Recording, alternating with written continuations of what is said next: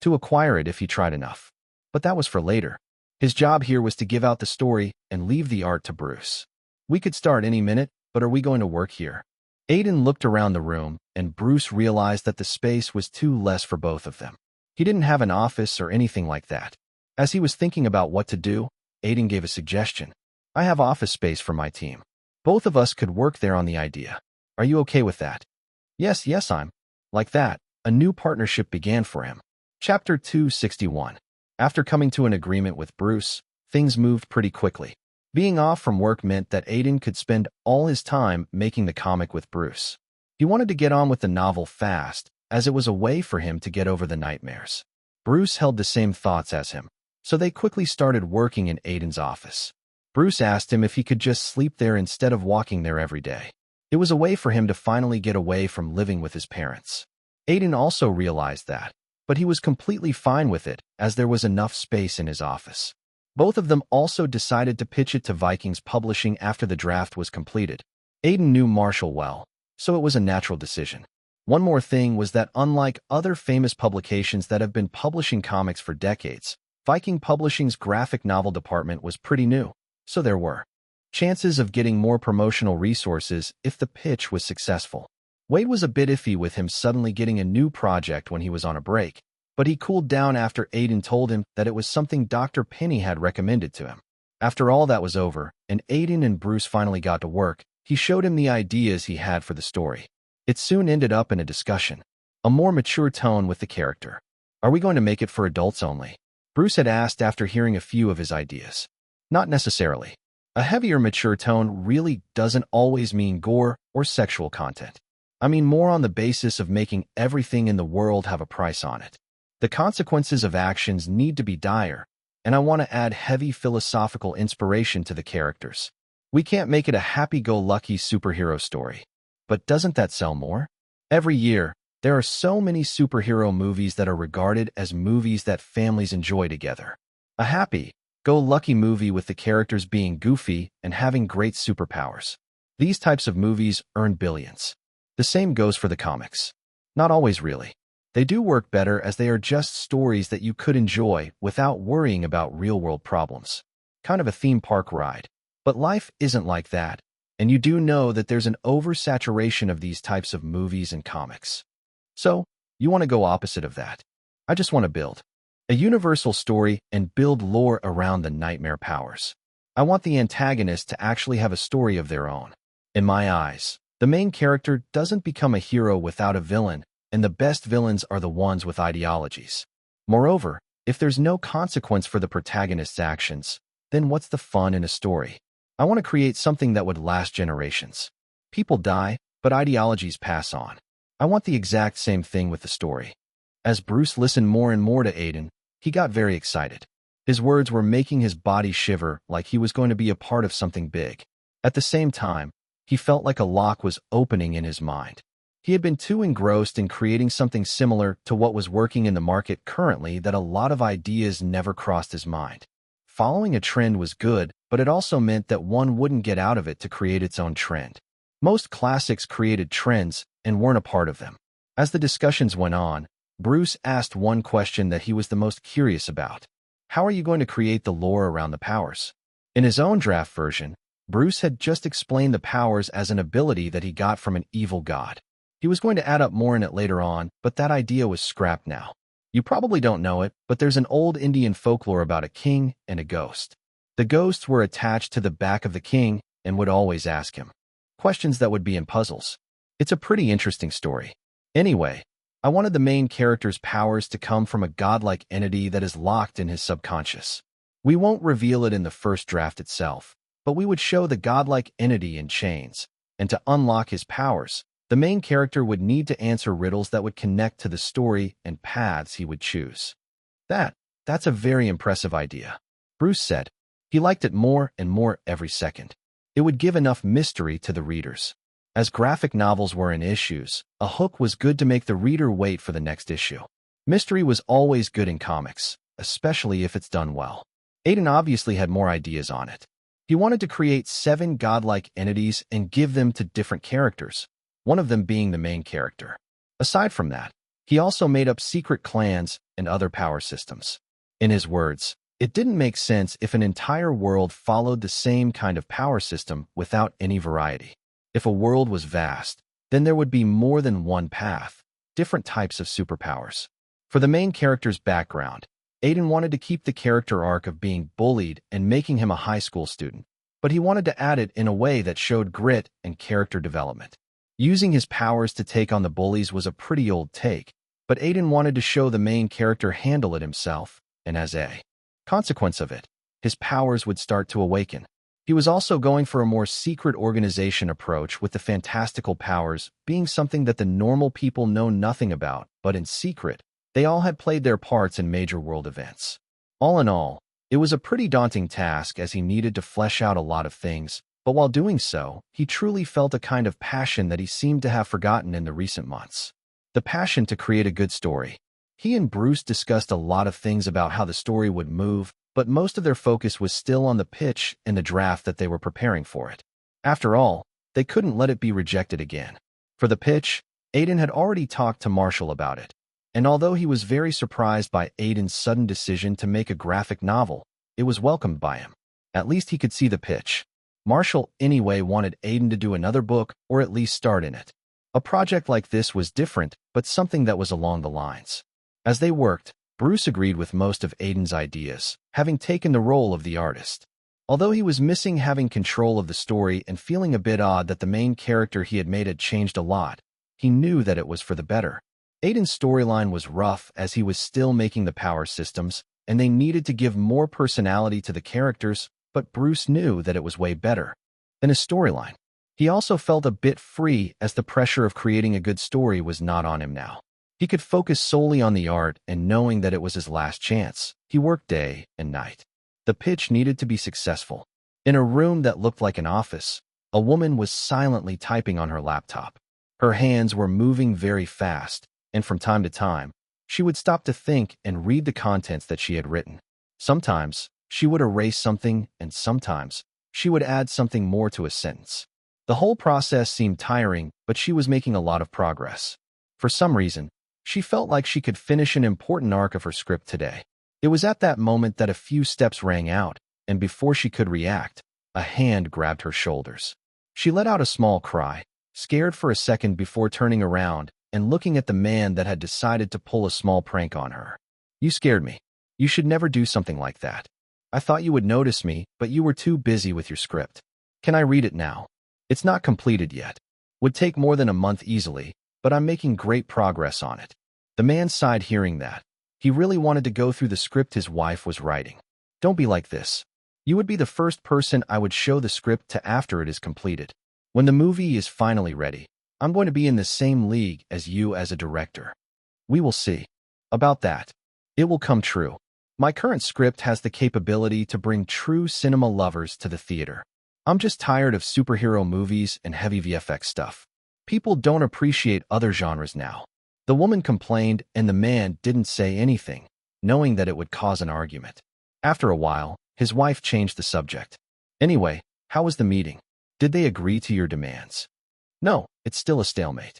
I want to do an original, but they want me to start working on the sequel of Black Saints." The man was actually Xavier Lamb, the director and writer of Black Saints, which was a super hit movie, and Aiden had played the role of Kai in it. His wife was also a director like him, named Florence Levine.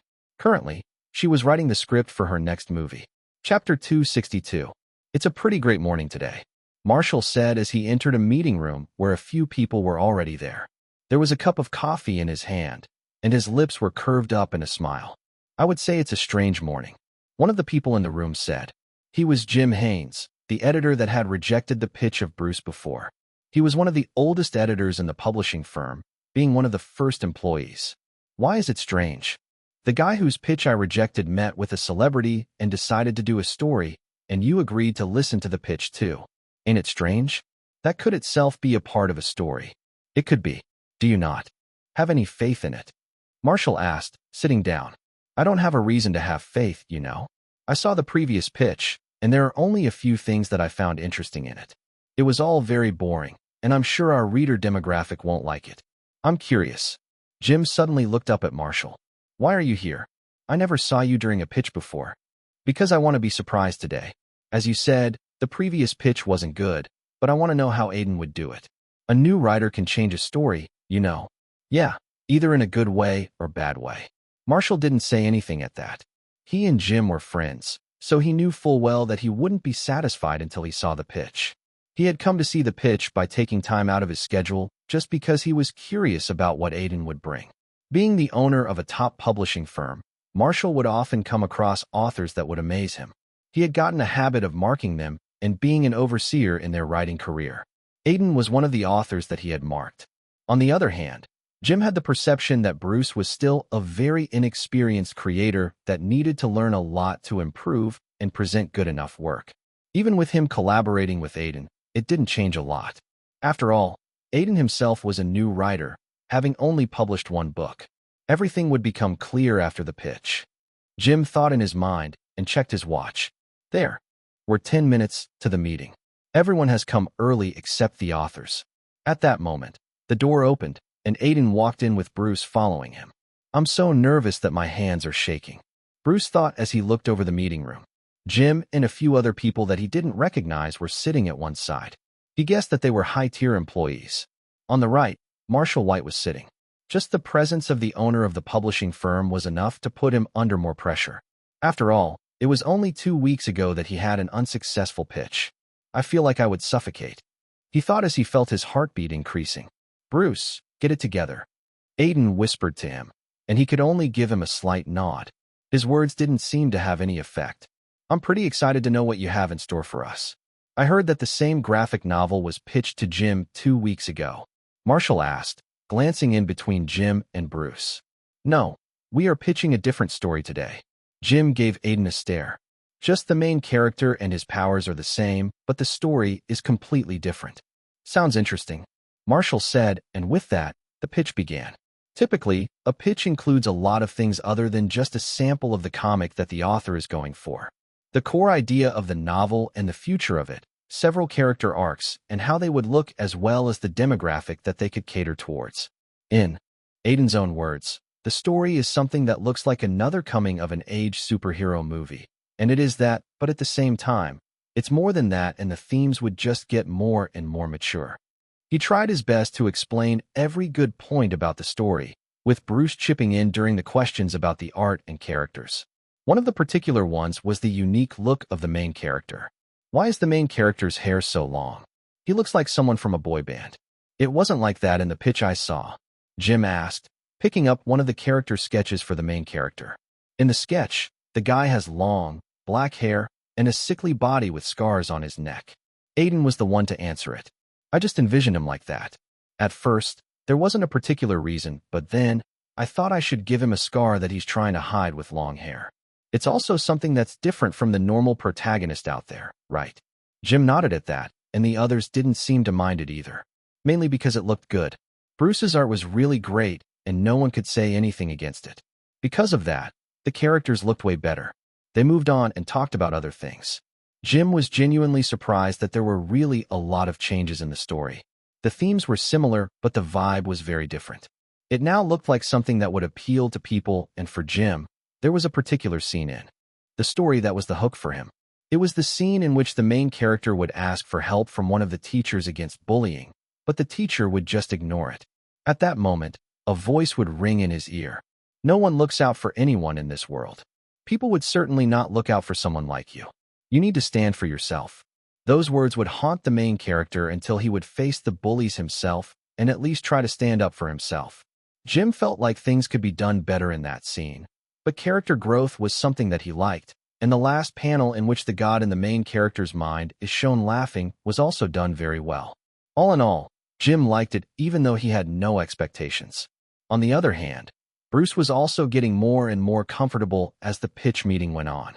It was his longest pitch meeting to date, and going by the expression in front of him, he could say one thing. They are liking it. No, I can't be sure of it yet. At least it looked like they didn't dislike it. After a while, Aiden had already said most things that he had prepared, and now, it was on to the editor. It's surely a very good pitch. The story is something very unique and breaks out of the usual superhero formula quite seamlessly. I like it a lot. Good job, you two. Marshall said, looking through the pages presented to him. Yeah, I quite liked it. The art is beautiful, and a lot of people pick comics due to the art. Another person in the room praised, and Bruce couldn't seem to keep his smile to himself. It was only Jim who had yet to say anything. He opened his mouth after seeing that everyone was expecting him to speak. I liked it too. Aiden cheered inwardly hearing that. But Jim wasn't finished yet. Like everyone here already said, the comic has a lot of great things going on in it. At least, the start seems good, and you have a good enough idea of the direction of the story, but you said that more and more mature themes are going to come into play. Are you saying that because children buy our comics more? Marshall asked, and Jim nodded. It would mess it up with it. It's a big risk if we keep it in mind. Not like Viking has a great record in comic books. We weren't doing them until the late 2000s, so it would be like going for a swim in a sea full of sharks that are already dominating the market. Publishers are always concerned about what type of consumers they are getting. Someone with comics that mostly children read won't go out of their way to publish adult ones until they are trying to take a big leap to attract a different kind of demographic. Even Aiden knew that adults and college students would like the series more with the early themes of martial arts and later themes into a lot of complex stuff that would be too much for children. Jim is right, you too. Your graphic novel is good, but it's not what we sell. Bruce's face froze when Marshall said that. It almost felt like he was being rejected again. But Aiden had already prepared for questions like this. Take a risk. As simple as that. His confident tone surprised people in the room. I know that the comic isn't for children, but at the same time, there's not a lot of mature-themed superhero novels in the market. It could be something new, and you could just publish the first few chapters and see the reactions. You will know if it's worth it. His words were precise, with each of them well thought out. Bruce almost got a heart attack seeing Aiden talk back to the owner of Vikings Publishing like that. But Aiden was able to do it because he wasn't an employee in the company. He was an author and celebrity who was fairly successful, and he knew that Marshall had a good impression of him. The novel quality was there anyway, so he could speak without worry. Thankfully, Marshall didn't seem to take any offense to it. You seem confident. Well, okay. Let's publish the first issue and see the reaction. If it's good, we will go ahead with it. I don't think we should shy away from exploring different demographics. Chapter 263. After Aiden and Bruce's pitch was successful, and it was finalized that Vikings Publishing was going to issue the first chapter to critics and the audience, things went pretty quickly. Bruce was almost unable to believe that his comic was going to be published. He had already given up on it. But Aiden told him to keep his legs on the ground for now. The fate of the series was going to be decided by the readers and reception. They had only gotten the pass to participate in the race. They had not won it yet. Bruce understood his advice and didn't show a lot of emotions, using them to create better work. At the same time, as the project was under Vikings Publishing, they quickly made a contract for Aiden while Bruce became an employee of the publishing company. Normally, writers in the company were asked to make characters or continue an ongoing one until one could get a chance to pitch their original comic. If the pitch was successful, it was common for that writer to join the company. But Aiden wasn't going to do that. He had no reason to. So, there was a separate contract for him to work on the project. Vikings Publishing also assigned a whole space for them to work in and brought in other employees to help in the project. Although there were 4 people other than Bruce and Aiden, it was a lot of help. These people had the job of a letterer, penciler, inker, and colorist. Making a comic took a lot of effort after all. With their help, the work moved forward in a very professional manner as the others, aside from Bruce and him, already had experience. Though, for a while, Aiden was scared that it would cause problems as the others might not think of Aiden and Bruce as much due to their age and inexperience. But his worries were for nothing. The others were very professional, and Jim, who was overseeing the project as the editor, was someone who let the writer and main artist work in their own ways and commanded a lot of respect. Just because of him, it was smooth sailing in terms of working together. For the first issue, they needed to add more to their draft and correct a few things according to the suggestion of Jim. While working on the comic, Aiden felt like he was learning a lot about how things worked in this industry. It was a completely new experience for him. As he worked on it, he also felt like he was getting a bit better. Maybe it was just because his attention was completely away from his nightmares now, or because the pills that Dr. Penny had given him were finally doing its job. He didn't know what was true, but while writing down the scripts, He was letting out the feelings that he would experience after waking from cold nightmares. It was an indescribable feeling for him. Other than that, Aiden was also discussing with Jim and Bruce a very important thing: the name of the graphic novel. Originally, the name was Simply, which was obviously something they couldn't use as it seemed like a children's novel like this. So, there was a lot of discussion about the name as the release of the first issue was coming close. All of them discussed a lot of names, including Night Warrior, Shadow Man, The Shadow Thing, Cage God's Disciple, and much more. But none of them clicked with the story. They either looked too simple or just plain. Some of them were also just names that a 13-year-old might come up with. In the end, Aiden decided to go with a title that he thought really suited the atmosphere of the graphic novel at its best. The name sounded similar to the name of a very cool vampire, but it had nothing to do with it. Aiden had chosen it because one of the titular gods in the comic has that as a nickname, and he was connected with the story in a lot more than one way. The main character was named Folk Victor alongside it. The release of was decided to be October 3rd, as generally, Vikings Publishing released their new issues every Tuesday. As soon as it was locked, Aiden was a bit anxious. He had complete confidence over his story, but he didn't know if it would reach the right audience. Unlike with his first novel where he was assured due to getting an award, a comic was very different, and new titles would take time to warm up to the readers as original ones were already running for decades. People prefer established ones better than new ones, and Vikings Publishing anyway didn't have too much dominance in the graphic novel industry. So, it was a risk for everyone involved. But by this point, Aiden knew that his every move was a risk. He could only endure being anxious till the results came out. While Aiden was recovering from his mental health issues and doing a comic, he had completely slipped from the eye of the media. The last big news about him was him winning $1 million in a game show, and then the news of him fainting on the set. After that, it was nothing, and the media soon lost interest, mainly because Aiden's personal life wasn't worth a lot currently. He wasn't an individual who would be seen in every other party and certainly wasn't someone who did questionable things, so his life was boring for the media. Obviously, with his popularity rising, that would change as even a small thing like who he was talking to would get into tabloids, but that was in the future. Currently, there was spicier news for the media, and as Aiden was also inactive in his social media accounts with his team, just sending out a few things from time to time, his fan group started wondering where he was exactly. At that time, a certain user posted a picture of him in Vikings Publishing office cafeteria, eating lunch with a few people. The photo was taken from a Skygram account. Seeing that photo, the inactive group suddenly came to life. Aiden's wife? Where is that? That seems like a cafeteria. Can someone tell me the address? I feel like wanting to eat some food from the cafeteria. Writer of Art of Yandere, your stalker side is showing. Remember the art of Yandere waifu. Never give away your innermost thoughts. You need to be innocent to the world and make them believe that the knife in your hand doesn't exist.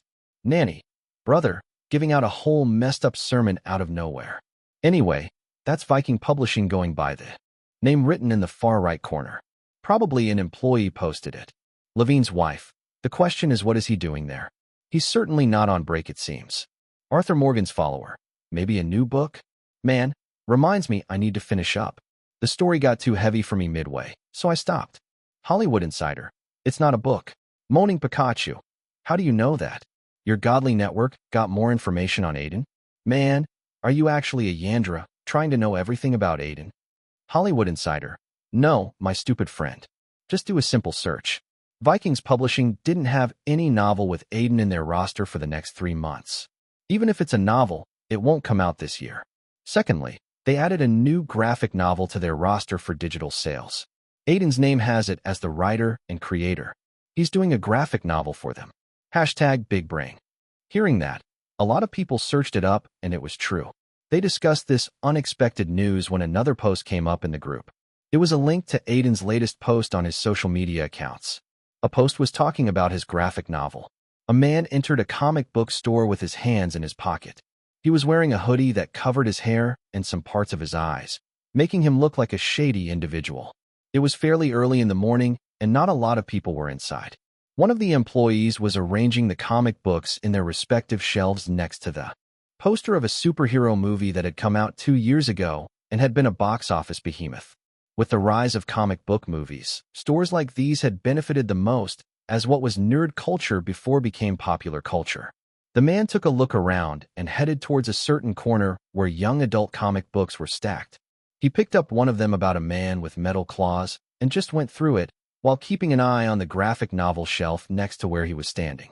At that moment, a few people who looked to be college students walked in and headed straight for the graphic novel shelf. Man, last month's issue of was amazing.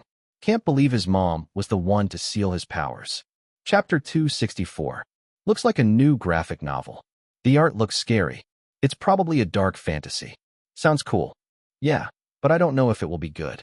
It's a completely new series, and you do know that there's not been a lot of good new characters or stories these days. This was one of the problems with New Age comics. None of their characters after a while had become iconic, and a majority of the sales were still from old and popular characters. A lot of reasons were there for this, but one of them was pretty vital: too much quantity in the superhero genre that nothing looked original. That's why the three college students were unsure about it. They didn't want to read something that didn't turn out to be good. One of them, who has extensive knowledge about comic book writers, took a look at the name of the writer and found no one significant.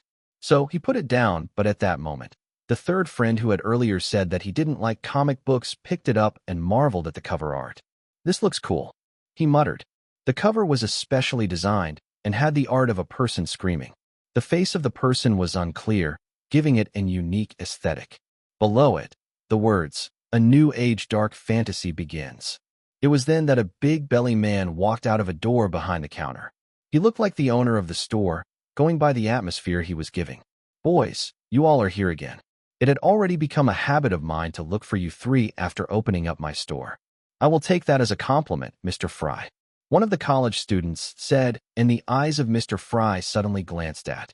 "Are you all buying that? It came yesterday. Have you read it?" The guy who was holding the comic asked. "Yeah, it's pretty good. Has a subtle dark tone to it, and there's just something attractive about it. Starts out cliché but ends up at a nice hook." Mr. Fry started, and he was quickly interrupted. "Don't tell me more." The guy said. "I will take it." "Are you sure?" one of his friends asked. "You are not the type to buy comic books. I like dark and mature stuff. I will try this out." Like that, the first issue got its first customer. Aiden, who saw all of it happening, smiled, thinking that a small step was achieved. The college students left after that, and Aiden stayed in the comic book store for a while longer. Actually, he stayed for over an hour. In the entire hour, 4 more copies of were sold.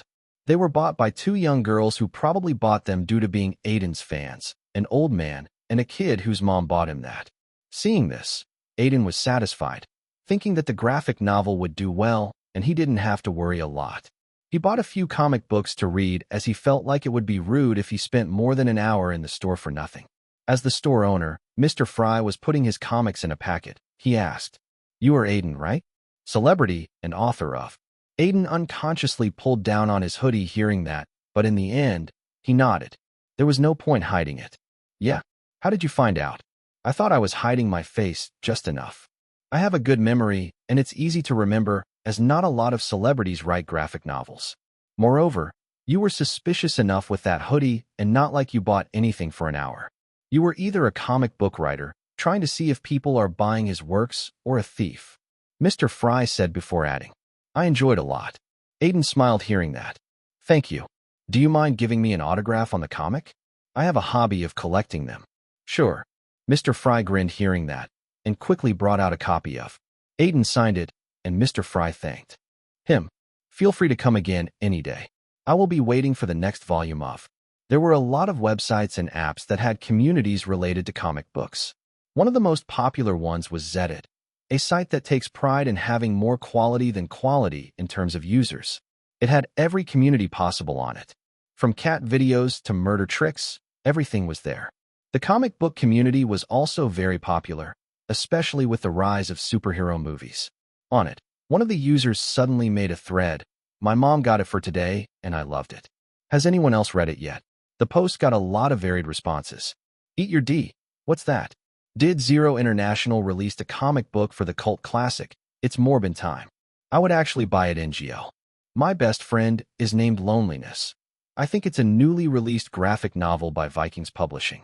They are trying to make something worthwhile in this industry, but no success yet. The art looks good from what I found online. Old Basement Dad. I'm actually glad that there are new characters still releasing. Comics need something revolutionary at the moment because I feel like giving up these days. The quantity is too much now. Owner of Only Grants. My boyfriend bought it for me today because I liked how the main character looked when I saw it. Really liked it and would be following it. Blue Cat with Gadgets. Looks interesting but would need to see. Can't expect a new title to do well these days unless it's really interesting. The first chapter was a mess in my opinion. GTA 6 Hacker. I liked it a lot, and it's by a celebrity Aiden Silvereye. I only found it out because his name was on the cover, and then I googled it. I feel like it would get good traction just because of that. Ani Sugar. I liked it a lot. I will be following it from now on. Like that, people talked about it, and although not a lot of people had heard of it, it was still getting good response from the ones that had. It was undoubtedly a good sign for a new title that would just strengthen itself with the following issues. The thing was that it was treated as something disposable if it didn't perform well, straight from the first issue. That was the condition that Marshall had made after Aiden had told him to take a risk. His stance was harsh, but according to him, it takes a lot to publish a graphic novel, and there was no point in waiting for it to get picked up if it failed to perform initially. Aiden and Bruce had agreed, having no other choice, and after a week of being out in the market, sales record and critical reviews were finally out. I feel like I would get a heart attack. Bruce thought as he sat in front of Jim. Aiden, who was beside him, looked far more composed than him. Bruce attributed it to him being a celebrity and knowing how to handle pressure situations. But for him, it was taxing. I could lose my job if it's not good, he thought, frowning. Inwardly, his days had been going pretty well these days with him doing the thing that he loved the most in the world, but there was a crippling anxiety about how the graphic novel would do. Aiden had told him not to think about it a lot, but currently, he couldn't help but do. After all, the results were going to be clear to him. Well, as you know, the sales report is out. It's only for the first week, but I felt like I should tell you too. There are also the critical reviews. Jim said, looking at the both of them. How are they? Aiden asked straight, and Jim took his time to answer it. Unexpected. Bruce's heart fell hearing that, but Jim wasn't finished yet. It sold 15,000 units in a week. As you know, it's not a small number. The average comic sold around 30 to 50,000 a month, so we are sure of getting at least that much. Ain't that good news? Yeah, it is. Though, it's clear that your following played a part in it, but it's just initial. The public review of the graphic novel is positive, and even the critics liked it. Look at these. Jim pushed forward a document with the critic reviews written on it. Bruce placed his gaze on it and saw that most of them were praising the graphic novel. A review called the art beautiful and the ending perfect for a monthly issued comic as it's a great hook. Another said that it's a solid start and the second and third issue would determine the faith of the comic. Bruce wasn't able to believe it for a second. So was the risk worth it? Aiden asked, smiling. He already had a feeling that the graphic novel would do well and was keeping a track on the online reactions to the comic. Yeah, it is worth it. We are going to continue it at least till the third issue, as things would be much more clearer then. Anyway, for now, you two did a great job. Chapter 265. You two did a great job. Hearing those words, Bruce wasn't able to control his already rampant emotions. He took a deep breath to calm himself down. He was very emotional at that moment. But Jim wasn't finished yet. He also noticed that Bruce was having a moment, but he needed to give him more surprises. There were special things to show. Well, with that, these come for you too. Saying that, he pulled up a box that was filled with letters that seemed to be handwritten. Aiden understood what they were as soon as they saw them. Even with the rise of digital comics where the readers could just leave a comment of appreciation, fan letters were still a thing, and they felt much more sincere. These letters are for us, he asked, looking at Jim. Bruce's eyes also froze at him as he nodded. Yeah, people wrote them for you too. The company normally collects them every month for the artists. These came for you too yesterday. Go through them slowly. As Jim completed his words, Bruce picked one of them up. His hand was shaking a little. Opening it up, he read every word carefully, and after reading it once, he read it again and again. The letter was written by a female fan who appreciated the art style a lot and felt like it would become one of the best graphic novels. Bruce rubbed his eyes as he was unable to believe it. He was still in doubt whether it was a reality or not. In the next moment, he broke down into tears.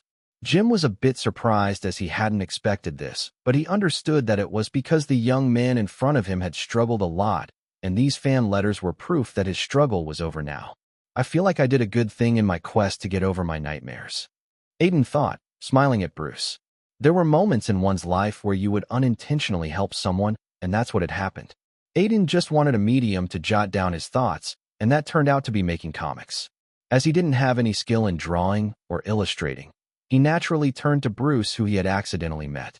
He did all this for his reasons, but while doing that, Bruce reached the position he always wanted to reach. It was accidental, but Aiden was glad Bruce got his due. Thank you. Really thank you. Bruce turned to Aiden and said. One of his hands was wiping up at his eyes, trying to control the tears. You deserved it. Still, if you hadn't come to my home that day, I wouldn't have gotten here. I'm really grateful to you. If you are really that grateful, then let's make a big hit, Aiden said, and Bruce rigorously nodded his head. At that moment, Aiden opened up his system to look at Bruce's status. Surprisingly, he noticed that he had just gotten a skill level. Bruce Morse, 27 years. Drawing level, level 7. Special skill, none. Bruce's skill was on level 6 till now, but right now, it had leveled up out of nowhere. Aiden could only think that he reached a breakthrough after seeing the letters from the fans of. After realizing that his work was good enough to be liked by people, he had decided to give his everything, and that had helped him level up. Aiden felt like him leveling up would help the graphic novel more. Anyway, he had a feeling that was going to do better and better. Like Aiden thought, the next few days were great for. The sales kept on increasing. Although the hard copy sales weren't something to brag about, the digital ones were exploding. The graphic novel was blowing up on digital platforms, and it attracted a lot of readers. Surprisingly, a strange data came up related to.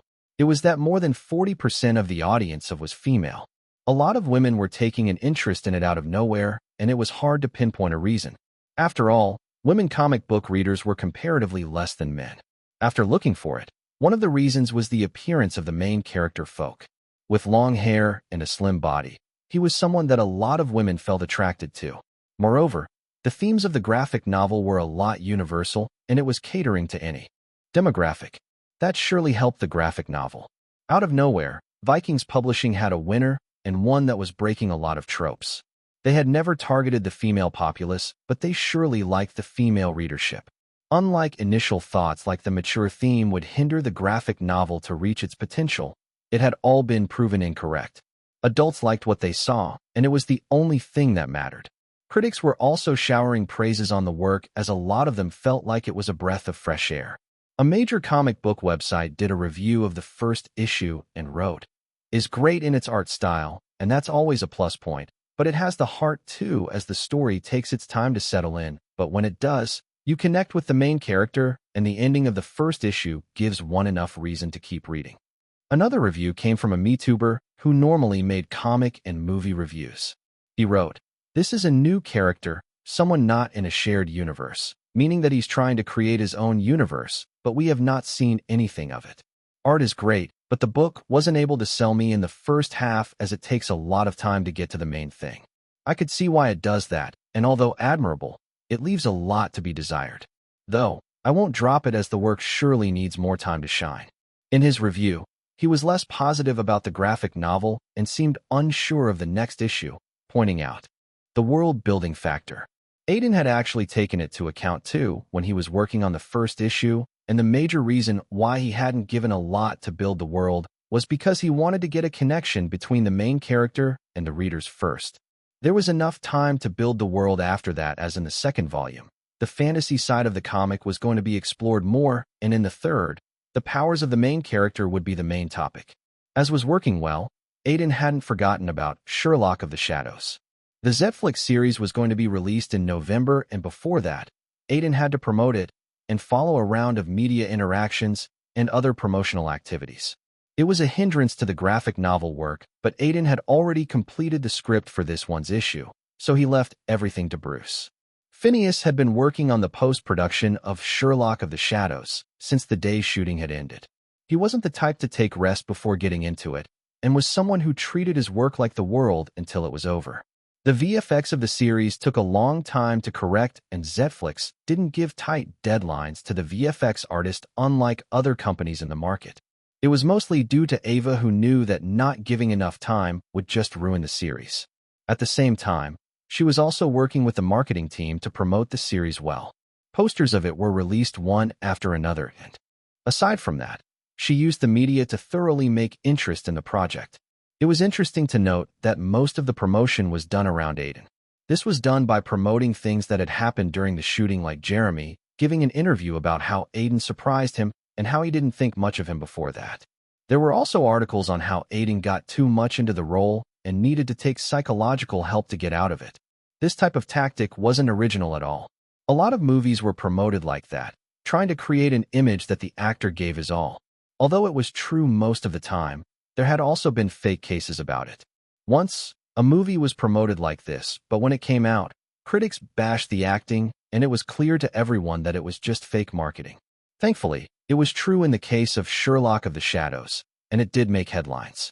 Media was interested as Netflix was making the supernatural detective series its main project for the winter. Ava had obviously asked Aiden before using it in marketing material, not wanting to do anything rash in their newly formed mutual relationship. He had agreed with it after a little thought, being fine with it until it was helping the series. He knew very well that making a good series was just basic. If it didn't reach the audience, it was going to become a forgotten work. At a media event, the trailer of Sherlock of the Shadows was released with the press being present there, and after that, a premiere was held to showcase the first episode of the series. Chapter 266. TV shows premiere were nothing new. Though in the past, only movie premieres would be given importance. But as time went by, the TV shows had gotten a lot of following, and some of them were even more popular than blockbuster movies.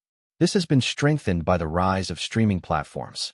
The idea of binge-watching a whole series was a great one, and unlike shows on television, they don't have to wait a week for new episodes. Due to this, it had gotten a lot of popularity. Even then, there was a lot of difference in premieres. Small series won't get one as the media won't be interested until it has gotten a lot of buzz from the audience. Thankfully, Sherlock of the Shadows was the opposite of it. It was Netflix's main series at the end of the world, and they wanted it to be big, so everything was grand.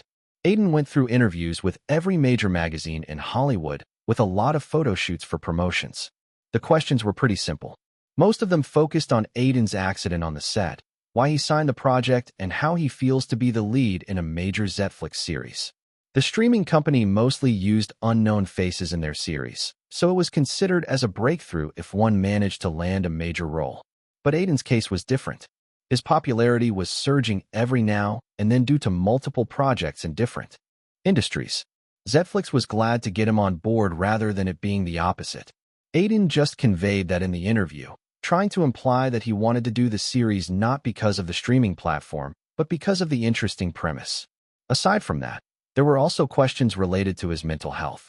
Apparently, a paparazzi had found out that he was taking psychological help and had leaked it to media companies. Aiden tackled it with a sense of humor. Well, it was a new experience for me. Playing a character who could see ghosts made me paranoid, and my personality changed a bit to Finn Wheeler. There were bad things and a few good things. I got the number of a lot of girls because my character is a playboy in nature. The answer was met with a chuckle, and Aiden just repeated it in all his interviews. After all, it was tough to come up with new answers for the same question. It was annoying, but something that a celebrity needs to deal with. After the interviews ended, Aiden flew to Los Angeles for the premiere of his series, which was happening in the Chinese Theater, one of the most prestigious halls in Hollywood. Netflix had called several reporters, celebrities, and other people for the event. It was not like they were doing this because they wanted to make the hype. It was also because they were very confident in the series. It was liked by most authoritative figures in the company, and hence, they were proudly showing it to the world. Damn, there's so many celebrities here. It's basically a field day for us. Wow, who's that model? She looks gorgeous. Jeremy Hill is here. It looks like the star case is finally appearing. Netflix is really making an example to show that they are still the #1 platform despite others trying to one-up them. Outside the Chinese theater, it looked like a mess with so many reporters, celebrities, and other people. The lanes were divided in 2 parts for people to walk in. Suddenly, A car came up on the red carpet, and Aiden and Wade walked out of it. Tom, who was driving the car, took it towards the parking lot as the media attention turned towards Aiden. Like vultures seeing their prey, their eyes shone with a glint as they rushed towards Aiden. It was fair to say that it was a situation that Aiden both loved and hated. He felt a bit uncomfortable seeing so many reporters swarming him, but he needed to get used to it. Unlike other events, the attention was going to be only on him for this one. He moved forward as Wade patted his back. Aiden, what are your thoughts about the premiere? Do you think it will be able to get good ratings? Netflix's other series are flopping left and right. In that environment, do you think your series would hold on? How did you attempt this role? Did you do something special to get into the mindset of your character? Aiden answered all these questions one by one, trying to stay calm and only answer one thing at a time. The tactic worked as reporters keenly listened to his words, and a few of them wrote them down even while others were recording with their cameras. The problem was that Aiden didn't know how to get out of here. Every time he would try to move forward, a question would come up. As he wanted to answer as much he could about the show, he couldn't just leave. It was then that someone approached him. Aiden, there are a lot of people who want to talk to you. Let's go. He turned around to see Ava wearing a red dress. He nodded before waving to the reporters. I need to go now. Saying that, he started walking with Ava. Cameras still followed them, but at least he could breathe now. Thanks, Aiden said, looking towards her as she smiled. No problem, and I did have people to introduce you to. I think you know one of them. Ava's words made him curious as they walked through a crowd of people. A few of them came to talk to Aiden, just congratulating him on the show and introducing themselves. It's hard to remember every name I hear, but it's more important to know someone than to not. He thought in his mind. He had gotten into the habit of making mental notes on every person he meets that looked even a little important. Here they are. Ava muttered, and Aiden looked ahead, noticing two people that looked like a couple. He recognized one of them. Xavier, it's been a long time. The man was wearing glasses and his hair was dyed white. He was Xavier Lamb with a changed look from the time they have worked on Black Saints. It's really been a while, man. I am hearing a lot about you. I still remember the shooting of Black Saints. It has been 2 years. Yeah, you haven't directed anything after that, right? I heard you acted as a screenwriter on a movie, but nothing apart from that. Xavier had taken a long break after a commercial hit, Black Saints. Aiden had read that a lot of people felt like it was a pity because they considered him the next big commercial blockbuster director. But he lost all momentum. Yeah, I got married and wanted to spend more time with my kids, Xavier said, pointing towards the woman standing next to her. She was a blonde woman who looked to be in her mid-30s. Aiden recalled seeing her on the set once or twice. It looked like they were dating for a long time. Florence Levine. I have watched your performances a lot. You are a good actor, Florence said with a fox-like gaze. Thanks. He simply said that as Ava talked about how Florence was a director herself and had directed a few movies in the past. Though, Aiden could only nod as he hadn't watched them.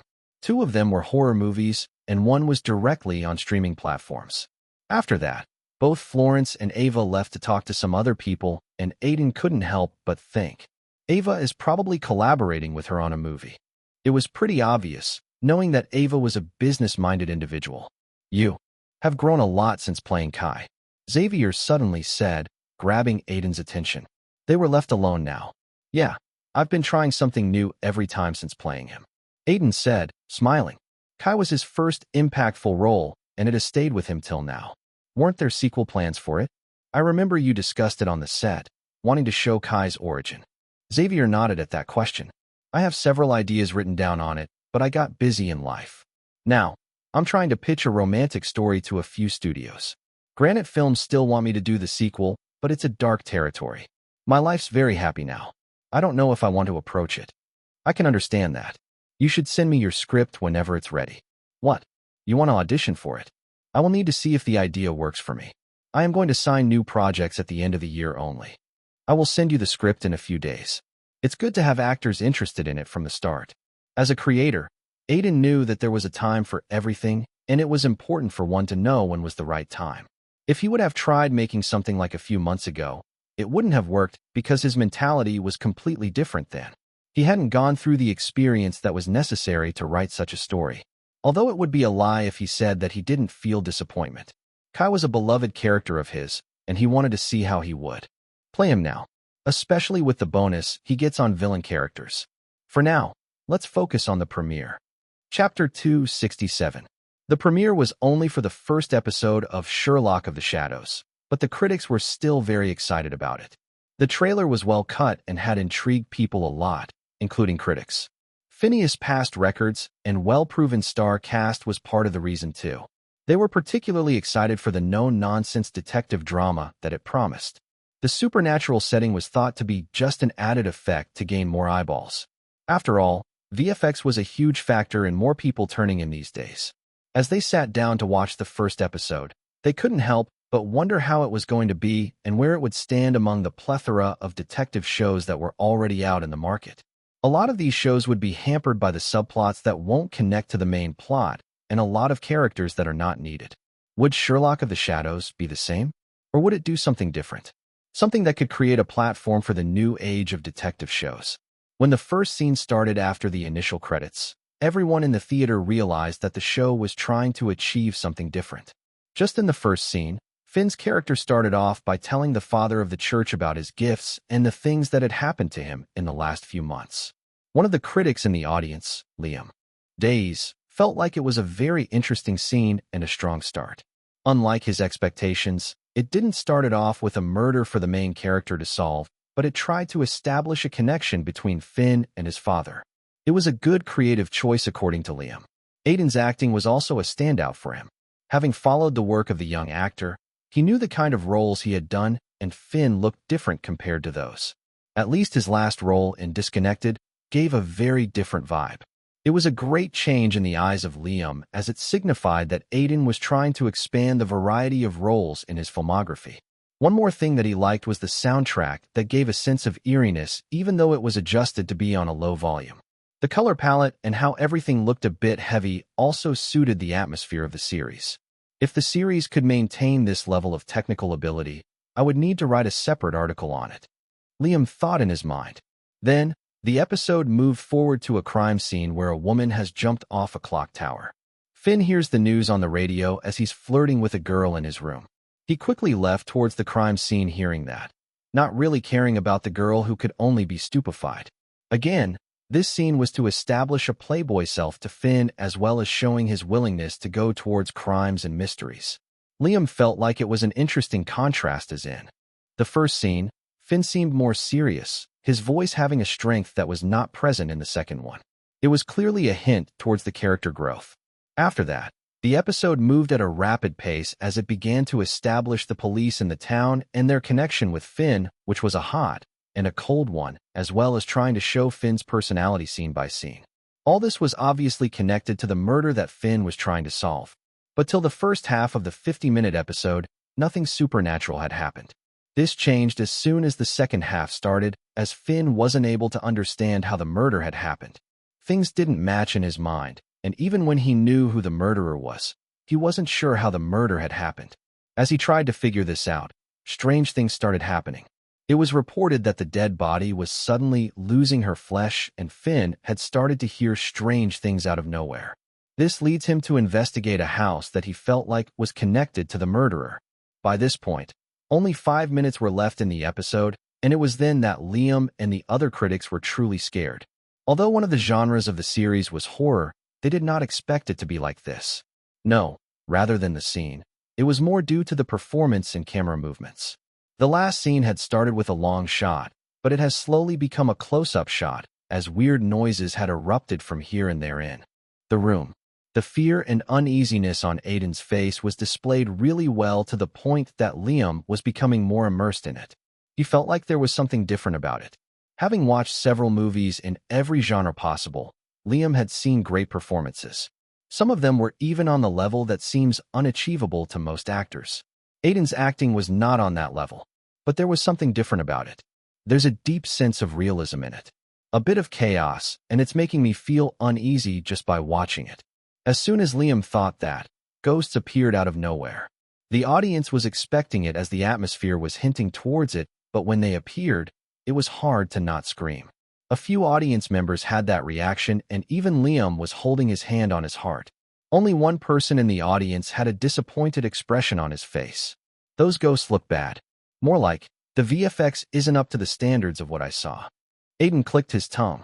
His immersion had created real ghosts, but the VFX company wasn't able to match them. What he had seen was not comparable to the ghosts on the screen. Due to this, he even felt like his expressions were a bit exaggerated. Obviously, he understood that it was not the fault of the VFX company. It was just that his immersion was too real and VFX ghosts didn't look that scary to him now. It seemed like only he thought that as the others looked very scared as Finn ran for his life as the ghosts tried to grab his leg. The episode ended after that on a cliff as Finn struggled for his life. Phineas had deliberately done it as he wanted each episode to make the excitement about the next. Soon, the sound of clapping and cheering came from the audience. The critics, reporters, and the invited celebrities all looked like they enjoyed and liked it, as there was a look of admiration on their faces. A lot of people gathered towards Phineas to congratulate him. Ava seemed to be talking to a few executives from Titan Studios, and even Aiden got surrounded soon. It was a great episode. I thoroughly enjoyed it. I feel like Aiden is going to get his first Emmy nomination this year. The acting was superb, and we didn't even see a glimpse of Jeremy Hill's character in the first episode. I can't wait for the second one now. People praised the series, particularly Aiden. It was clear from the first episode that the show was going to focus a lot on his characters, and that means good acting is a big necessity. Aiden had hit the ball out of the park in that regard. While all this was going on, a gaze followed Aiden with interest. He's a much better actor than I initially thought. Ava was right. Florence Levine thought as she started walking towards Aiden. After the premiere, critics posted a lot of reviews online, and the first episode got a lot of positive feedback. It was good news for the people who have liked the trailer. The reviews floating around just ensured that the series won't disappoint them. Fortunately, no big series was going to air in November, so Sherlock of Shadows couldn't get a better time to air. There is only one famous series that has its second season coming at the end of November, but it won't hinder Sherlock of the Shadows. Surprisingly, a lot of people were still unsure whether all the positive talk about the series was actually coming from a good place. Netflix mediocrity had made people doubt them, and a few of them were just tired of dark and gritty series. With all these factors mixed in, it was very interesting to see whether the series would be able to make an impact on the audience. The novel will be updated first on this website. Come back and continue reading tomorrow, everyone. Chapter 268.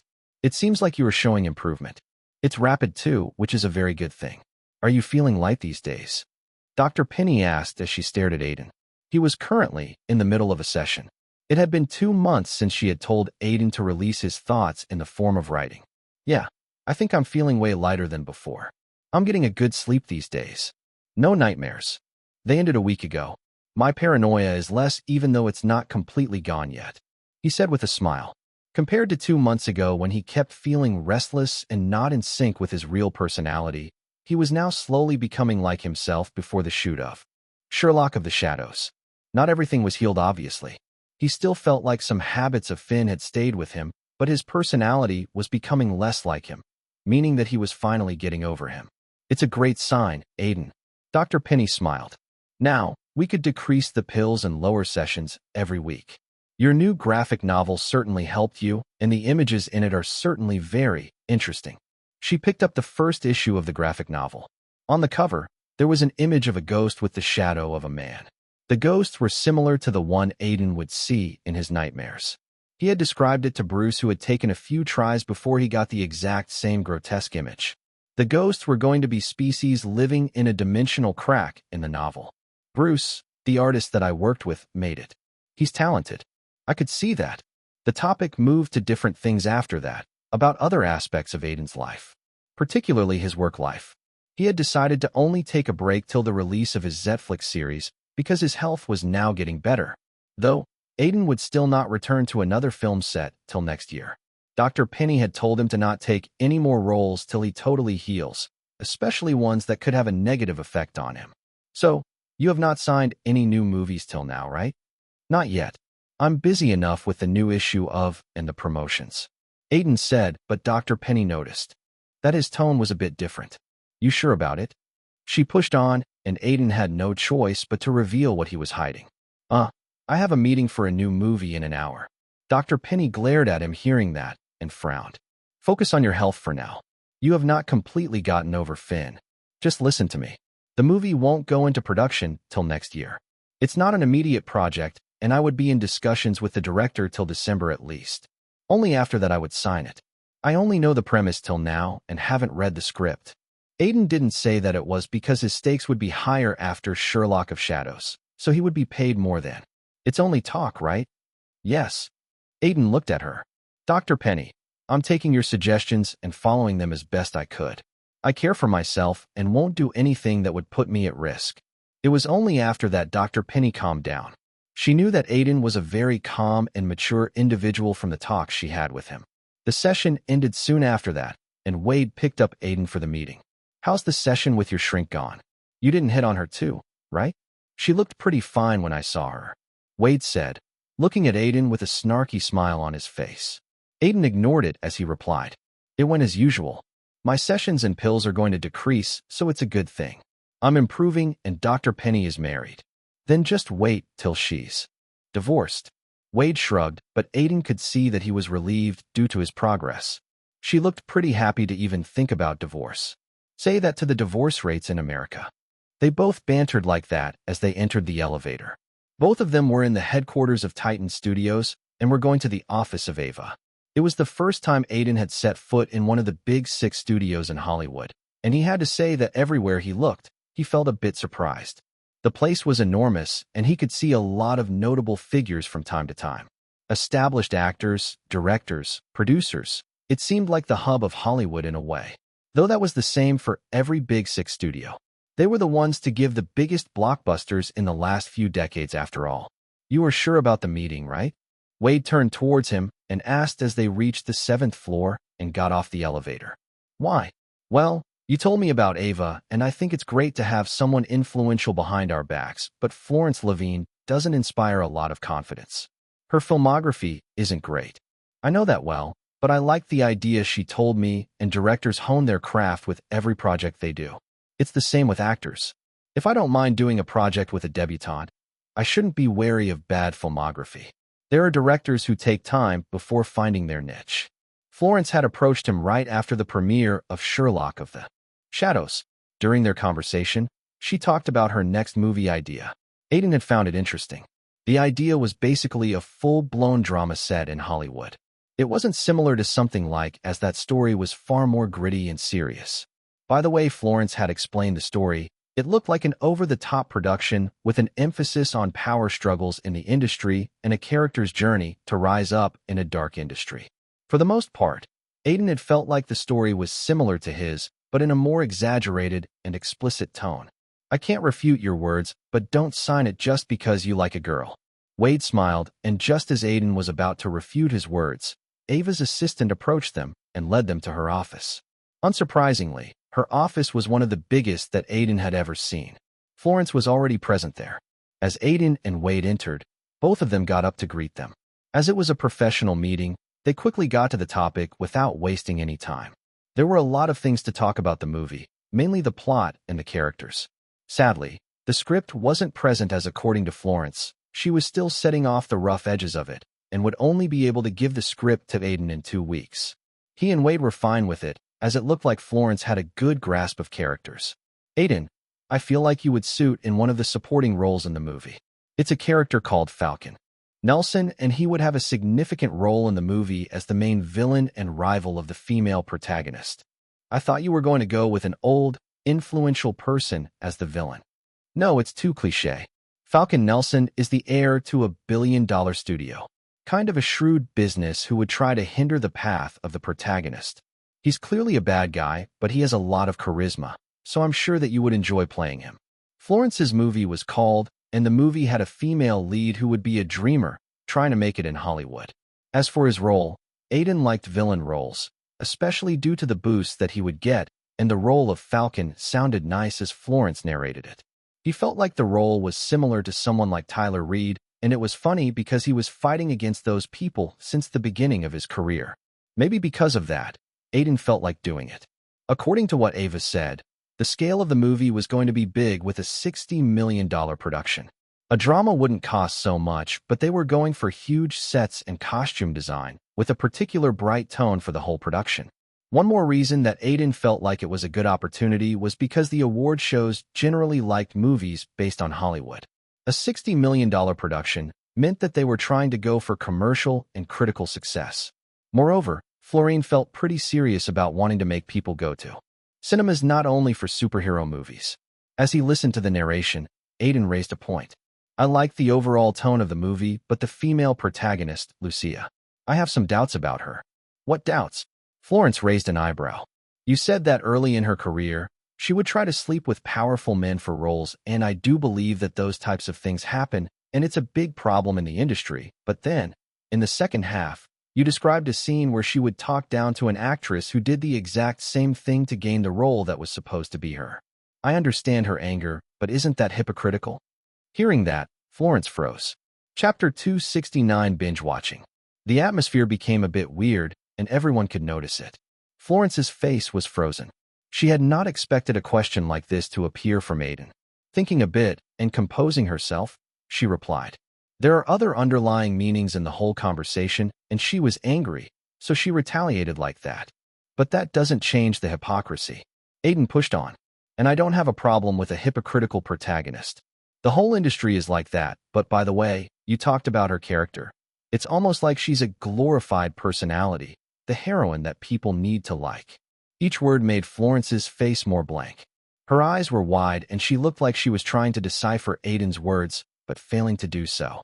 Besides her, Ava just watched this with a smile, having no intentions to interfere in the conversation. Wade was the same.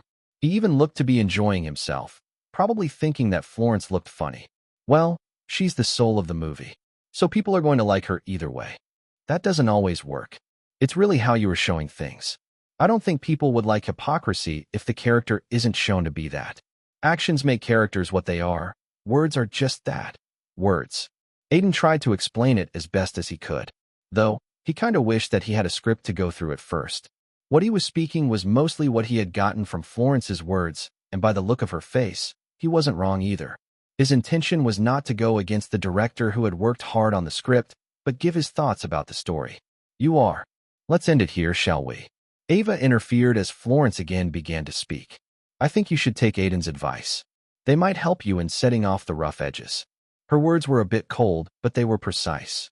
Wade almost wanted to whistle seeing this. Producer backing is really something. He thought in his mind, trying hard to not show any expressions. Florence hesitated to speak hearing that, contemplating a few things in her mind, but she ultimately nodded her head. I think we should get back to talking about Aiden's character.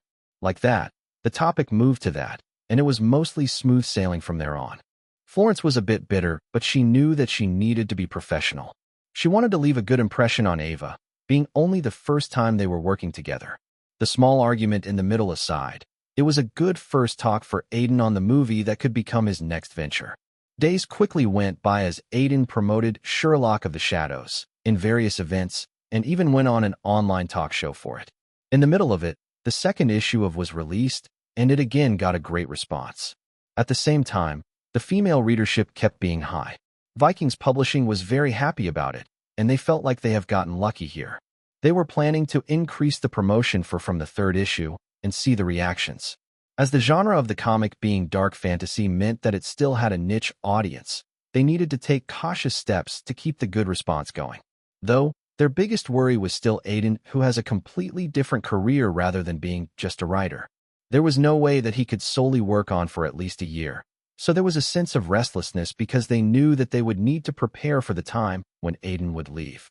When Marshall discussed it with Aiden, he told him that he wasn't going to let another author write his world. Even with him giving the pointers for the upcoming arc, it would be extremely hard to write something that you didn't originally make with the same quality. Aiden had no intention of damaging with that, and he assured Marshall that he would not leave the project in the middle. Though he knew that he won't be able to give every bit of his time to it, and hence, the release rate of the issues would probably become one every 2 months, but it was still better than lowering the quality of the project. Aiden was creating the graphic novel as a way of getting better, so he wasn't going to give it up just like that. It was a nice side project for him. After the discussions on his much-awaited series, Sherlock of the Shadows, was finally released on November 13th. Just on the first day, a lot of viewers tuned in. In an online blog community about movie discussions and reviews, the admins created a thread about Sherlock of Shadows. As soon as it was released, and just 2 hours after it, it had more than 268 comments. With Netflix promoting the series a lot and the release date being Saturday night, a lot of people tuned it just to know if the hype was worth it. Harry Saliva. I just finished the first episode of it, and I have to say it was pretty good. Felt like it could have been tighter, but I don't think it stayed off from what the critics' review said about the first episode. Wild Screams. Is the episode scary? I'm scared to watch it because horror is listed as one of the themes. Sherlock in a Frock. Only the last bits of the episode were scary, and if I'm honest, it was a pretty great twist. I feel like the show is following more of a superhero origin story plotline, mixed with mystery and an overall serious and gritty tone. Deep with the deep. I loved it. I wish superhero movies were like this instead of characters making a joke about seeing their friend dying. Though, the Playboy trait of Finn felt cliché and something the show should have avoided. That's what he said. I just finished the second episode, and till now, the show had been above average to brilliant in a few scenes. Like how Aiden's character is trying to check his powers and get mastery over them. I have 69 wives. Didn't like the first episode. Not because of the plot or something, but these types of shows don't appeal to me. I'm so sick of a gritty life that I don't want to watch it in a series. Netflix, give me 30-year-olds playing as teenage dudes. What color is your Bugatti? I think this will surely become a huge hit. I love the first 3 episodes. With Sherlock of the Shadows having a lot of hype, it opened up at number 7 on the top 10 series list on Netflix, but just in 2 hours, it was at number 5. People were rapidly binge-watching the whole series, loving every minute of it. It was the same for the critics who have only watched the first episode of the premiere. They also started watching from the second episode, having the job to write a fully detailed article on it. They also have a lot of questions and doubts in their minds. The first episode was undoubtedly great. But will it continue? Or was it going to fizzle out? It could also be that only some episodes were good and the others won't be of the same quality. There were various thoughts in the mind of critics, but after they had completed the series, they only had praises left to say. One of them wrote in his Sparrow handle, Sherlock of the Shadows is a rebranding of a detective genre that shows how it could become much more. With most things already tried in the world, it feels like a breath of fresh air with solid characters. Like that, there were more detailed reviews on the great aspects of the show. Particularly, Aiden's acting, especially in the scenes involving heavy VFX, was praised a lot. Jeremy Hill was the actor who got the most applause after him. Though, at this point, it was no big deal for him to give out a great performance as everyone knew how good of an actor he was. Other aspects like the pacing, setting, atmosphere, and soundtrack were also praised. With these things, some negatives were bound to come as no project is perfect. One of the critics mentioned them in her review of the series. The show mainly walks a thin line between above average and spectacular, depending on different people. It's in no way a bad show, but it does suffer from the mystery plotlines being predictable and the reveal of the villain looking lackluster. Probably to keep interested in the next season of the series, but it does hamper the quality, as it leaves an ending that leaves much to be desired. A few characters are also needed, and they just appear to fill in the world, but could easily seem unnecessary. Although what she said was mostly true, it didn't affect the show in any way because the good reviews were way more than the bad ones. Either way, a lot of the audience didn't even seem to care about reviews. They just wanted a good series, and Sherlock of the Shadows was just that. It was what it promised, and in this age, that was rare. Because of that, the next day, it was at the top position in the top 10 series in America, as well as trending in over 50 countries all over the world. The novel will be updated first on this website. Come back and continue reading tomorrow, everyone. Chapter 271, Savage Aiden 2. What an awful way to start the day with. Aiden thought in his mind as he moved along the hallway of US Weekly with Wade. They were moving to the room where the shooting of the interview would take place. For some reason, Aiden had become more sensitive after constantly being in Hollywood for 3 years now. It was like his senses had become trained. People like Tyler Reed and Aaron Hart would give him a very similar feeling, one of disgust. Probably because he knew that if he made one mistake, they would pounce on him. No, even if he didn't do anything, they would do the same. Leona Main gave him a bit of the same feeling, but it was mild compared to someone like Tyler. I really hope the fourth actor participating in the round table isn't like that, or I might lose my mind. He walked in the room thinking that. 5 minutes later, Aiden took a sigh of relief. I'm a huge fan of your work. These days, it's hard to find someone who could juggle between professions like you, and Kai became one of my favorite villains just because of your chilling performance. A blonde-haired man said as he shook hands with Aiden. Rather than a man, it was better to call him a kid as he was only 16-year-old. A prodigy actor that people are already terming as the future of Hollywood. Micah Madison. Thanks. I actually watched one of your theater performances once with my uncle. It was a few years before, but you were brilliant. Is that so? Micah widened his eyes hearing that. I have actually missed theater since I came to movies. My parents wanted me to always do movies, so I took the Zetflix project when it came. Aiden nodded hearing that. He had some knowledge of his family. Unlike him, Micah was similar to Tyler as his roots were in Hollywood with a lot of people in his family working here in the film business. Even the reason he got into theater was because his grandfather had ties to it.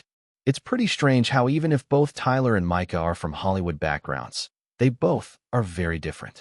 Well, I don't know a lot of Micah yet, but the kid seems like a good enough person. As he thought that, a middle-aged man wearing a suit approached them. He had an articulate air about him. He was Robert Locke, the senior reporter that was going to oversee the interview. We are starting in 5 minutes. I was hoping you two could take your seats. Sure. Both of them said at the same time. And don't be nervous of the others, even if they seem more experienced than you. Robert said that, looking at Mike. We have a younger cast today because we wanted to show the side of how the younger generation of actors approach their roles. And please, don't look at the cameras. He pointed at the camera crew with all their equipment that were standing on the side. In front of them, a big table was laid where they were going to sit.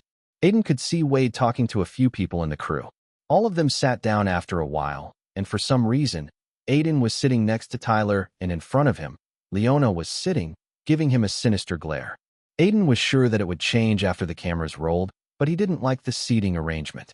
The interview started pretty quickly after that, and Aiden was glad that Robert knew how to handle celebrities and only asked the questions that were important. US Weekly had thought a lot before selecting him for the interview, it seemed. They weren't any gossip questions that celebrities are often asked about. It was mostly about acting and their respective movies. You all have started your career in the last 5 years. Your first major role. How hard was it to get it? How did you approach the audition, and after getting the role, do you have any thoughts of whether you should do this role or not as it's going to be your first role? After all, first impressions are a big thing. Robert asked and pointed at Micah, who looked a bit nervous, but after thinking for a bit, he replied, I did not think it was hard for me, actually. A friend of my father offered me the role as he thought I suited the atmosphere of the character. Micah tried hard to remember how it all had happened. There was a small audition, and I was selected. I think the major problem came during the shooting because I needed to be taught the camera movements and how to act in front of one. I don't think you will get a good enough answer from me. Micah said, scratching his head. It was an honest answer from him without trying to act like he had gone through a lot. An honest approach was always better. Robert appreciated it and moved on to Leona. Surprisingly, she had the complete opposite story to Micah, where she needed to meet a director in a party and he liked her. So after a few meetings, she got an audition, and even after that, she needed to do 3 of them before she was finalized in a supporting role. Aiden didn't feel like she was lying. He also knew what few meetings entailed in this industry, but it was also disguised as something normal even if it wasn't. Ambitious people and those who want to prey on them. Hollywood didn't have any completely white people for a reason. Even the good ones are gray. Maybe the reason she is chummy with Tyler is to get ahead in her career. Not a bad strategy because he does meet a lot of top brass people on a daily basis. Aiden thought in his mind. Robert moved to Tyler after that, and as Aiden expected, he tried to exaggerate his struggles. What about you, Tyler? Like Micah, you have Hollywood connections too. Was it easy for you? No. Actually, I feel like being the godson of someone like Owen Wilson just backfired on me because people got a lot of expectations. I won't say it helped me in getting any roles. If it was that easy, I would be the lead of the next big blockbuster right now. He blabbered on for quite a while about it, and Aiden barely stopped himself from laughing out loud. He needed to learn how to lie so effortlessly from Tyler. He doesn't give as much time to his acting, but he has perfected his two-faced nature. I can't even tell if he's a genius who doesn't want to work or just a sociopath." Aiden shook his head, thinking that as the conversation moved to him. "What about you, Aiden? Did you go through a lot of projects before signing your first movie? Did you want it to be the perfect debut for you?" "No, I didn't have that sort of privilege," Aiden said straightforwardly. "I didn't have audition offers from a lot of projects. There was only one, and if I had not been selected in it, I would maybe still be struggling out there. I think that's the same for most of us." Tyler suddenly interjected into the conversation, and Aiden looked towards him with curious eyes. "What do you mean? I didn't have any more than one audition offer either, and I'm what you might call privileged." Hearing that, Aiden could only smile to himself. Thinking of something, he quickly asked, "How was your audition process exactly?" Micah and Leona just looked on as Tyler composed his words in his mind. Robert kept a blank face, but was smiling inwardly. This is what he was looking for. Some good spicy material. "I met with the director in his house. We went through the script together, and then the audition happened. I impressed him and got the role." "Thank you for explaining it yourself. You saved me the trouble." Aiden smirked, but Tyler just looked in confusion. "What? Didn't you hear your own words? You went through the script with the director in his home? I didn't even know who the director was or what the movie was about before reaching the audition place. I wasn't given any information to prepare for a role because I didn't know what role I was doing until I got the role. Rules were pretty different from both of us, and that's a privilege." Aiden didn't stop there as he continued his words while the others looked dumbstruck. "One more thing is that Owen Wilson was one of the producers for your debut movie." "That don't mean." "It does," Aiden sharply said. "Maybe you went through the audition process in the right way, but everyone working on the movie knows who you are. No one wants to offend the godson of the producer. You may not like it, but that's just human nature. The name and who you associate yourself with follows you everywhere." Aiden finished his words there, and as expected, Tyler didn't have any words to say in objection. What could he even say? Aiden's words were borderline disrespectful, but extremely truthful. With the logic before everyone's eyes, Tyler's words would only look meaningless. Recognizing that the atmosphere was turning weird, Robert quickly moved the topic forward. But from now, Tyler was certainly not going to say anything towards Aiden during the interview. Chapter 272 Controversy. As the interview moved forward, Tyler kept to himself. From time to time, he would glance at Aiden, giving off a bad vibe, but other than that, he didn't do anything else. Aiden was glad for that, as he could focus more on giving better answers than a useless struggle with Tyler. Though, everything wasn't easy enough for him. After Aiden roasted Tyler, Leona seemed to want to get back at him, probably to impress Tyler, but it was just a futile attempt. All she did was to interfere whenever Robert would ask something of Aiden. It was not a good behavior, and everyone realized it, but it didn't seem like Leona seemed to care. She's just hurting her favorable ratings in front of the audience by doing this. US Weekly is known to edit things too much. She knows it, but it doesn't seem like she cares a lot. For it, Aiden made an assessment of Leona in his mind.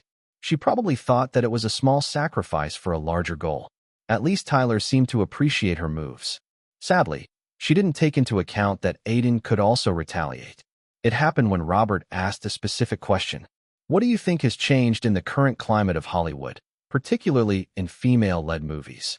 We have seen a lot of them every year compared to before. Do you think the audience has been receptive to it?" It was very clear for everyone to see that Hollywood has a habit of going with what is popular, and as America has seen a lot of feminist movements, it had motivated filmmakers to do more female-based stories. Leona didn't think about the question a lot, and quickly replied, "I think it's a great thing. We need more female-led movies, and there are great stories to be told by them, but no, I don't think the audience has been receptive to them." Aiden raised an eyebrow at that, and listened. "Why do you think that's the case?" Robert asked, and Leona curtly replied, "Simply because I feel like a lot of people don't want to see female-led movies. It's a pretty sick environment if I'm being honest. Take my movie, Criminal Attorney, that was released last year, or even my Netflix show, Agents of Doom. Both of them were bashed because people can't stand strong female characters. I feel like that's the most ridiculous thing I have heard in the interview." Aiden thought, his mind moving to the two shows that Leona mentioned. Criminal Attorney was something that Aiden had watched, and it was an indie movie with Leona as the protagonist, and although he only had 2 episodes of Agents of Doom, he knew why the show was criticized a lot. and it had nothing to do with what Leona had mentioned. Taking a look around, Leona was still blabbering. Micah looked like he wanted to say something, but didn't have the courage to while Tyler just listened. Finally, Robert turned towards the three male guests to ask their opinions about it. What do you think about it? Aiden was the one to answer as the two don't seem to respond. I don't think it's anything to do with people unable to stand certain types of characters. Leona squinted her eyes at that. If a movie doesn't get good reviews, both from the audience and critics, then the problem lies in the product. I think it's very simple. I don't think you know what you are talking about. If what you said is true, so many female-led movies won't. It has nothing to do with the lead of the movie, but everything to do with the story. The atmosphere turned a bit hostile as Aiden said that. A feeling that he was walking on landmines came, but he tried his best to keep composed. Watching all of it, Wade almost seemed to be sweating. Aiden was suddenly talking about something very sensitive in today's world. One wrong move, and a lot of things would go wrong. Can you elaborate, Aiden? Robert asked, knowing that he had something that would be controversial. Controversy meant more people talking about the interview. Just take the two examples that Leona gave. Criminal attorney is about the justice system, but in a lot of court scenes, the procedures aren't done in the correct order. That's a basic technical fault, and I think that's the reason the movie failed. Leona was about to open her mouth, but Aiden continued without any hesitation. Let's move to Agents of Doom. It's a superhero show, but the major criticism I have seen is bad writing. I watched the first 2 episodes and the series just fails to make a connection with the protagonist, and if people look into her character, she's not really the hero type. So, the criticism is justified. That's not true. It's not justified. Leona almost shouted, glaring at Aiden, but he didn't lose his composure. It is. You can't hide bad writing by using ideologies as a shield. That won't work. In the first place, movies are not to appease people, and if someone is doing that, then the product won't turn out well. Aiden finished there, and no matter what Leona said, her words sounded dumb. She was trying to defend something that can't be defended. This was something that Aiden didn't like in modern-day Hollywood. As a writer himself, he wasn't going to blame the audience if what he wrote was bad. He knew that there are extreme individuals, but the majority watches shows for entertainment. If you can't provide a good story, the product is bad. After the roundtable interview, Aiden felt a bit refreshed. Maybe because he had really talked about the things that he believed in. Although he knew that his conversation with Leona was going to be controversial, he didn't feel like he had something that would make people oppose him. Wade also felt like he had said what needed to be said without touching upon the more sensitive side of things. Tyler and Leona had left straight after the interview had ended, though they both were giving him murderous glares while leaving. Aiden had wondered if Tyler was going to do anything towards him again, but it didn't seem like it. Even if he tried, Aiden knew that he was a ticking time bomb who Aiden could end any time. Time moves quickly after that as Aiden basked in the success of Sherlock of the Shadows. The series which he had worked so hard on was receiving worldwide praise. Working with a streaming platform meant that it was easy to touch down upon people living in different parts of the world. Both Disconnected and Sherlock of the Shadows helped him in doing that. It was a positive thing early on in his career.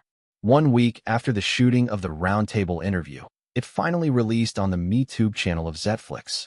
It was easy to say that it didn't take a long time before the video blew up, thanks to the topic that was being discussed on the show. Viral clips of the interview were everywhere, and a lot of people who have watched it couldn't help but feel like Aiden was just face-slapping Tyler and Leona. The part where Aiden educated Tyler about the differences between them due to the privilege he had was appreciated by everyone. Due to Aiden acting very calm in the clip, many people just saw him as the outsider fighting against what was nepotism. Only Tyler's fans tried to bash Aiden on it, claiming that he was being disrespectful, but no one listened to their opinions. The clip that got more controversial was the one where Aiden talked about movies that are made to appease people. Anyone could tell that it was a landmine, but surprisingly, Aiden got a lot of support on his stances.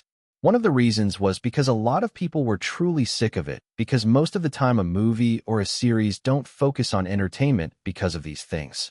At the same time, Leona also didn't have a lot of fans to defend her. Even her superhero series fans didn't like her character, so they felt no need to defend her. Even to a neutral person, just the calm composure of Aiden made them feel like he was right. On the other hand, Leona just seemed loud and crass, and someone who didn't have a lot of knowledge on movies. An older actor commented on his Sparrow handle. These are extremely true words said by Aiden. Art should be kept separate from things like appeasement. Hollywood needs to learn how to tell good stories instead of ideologies.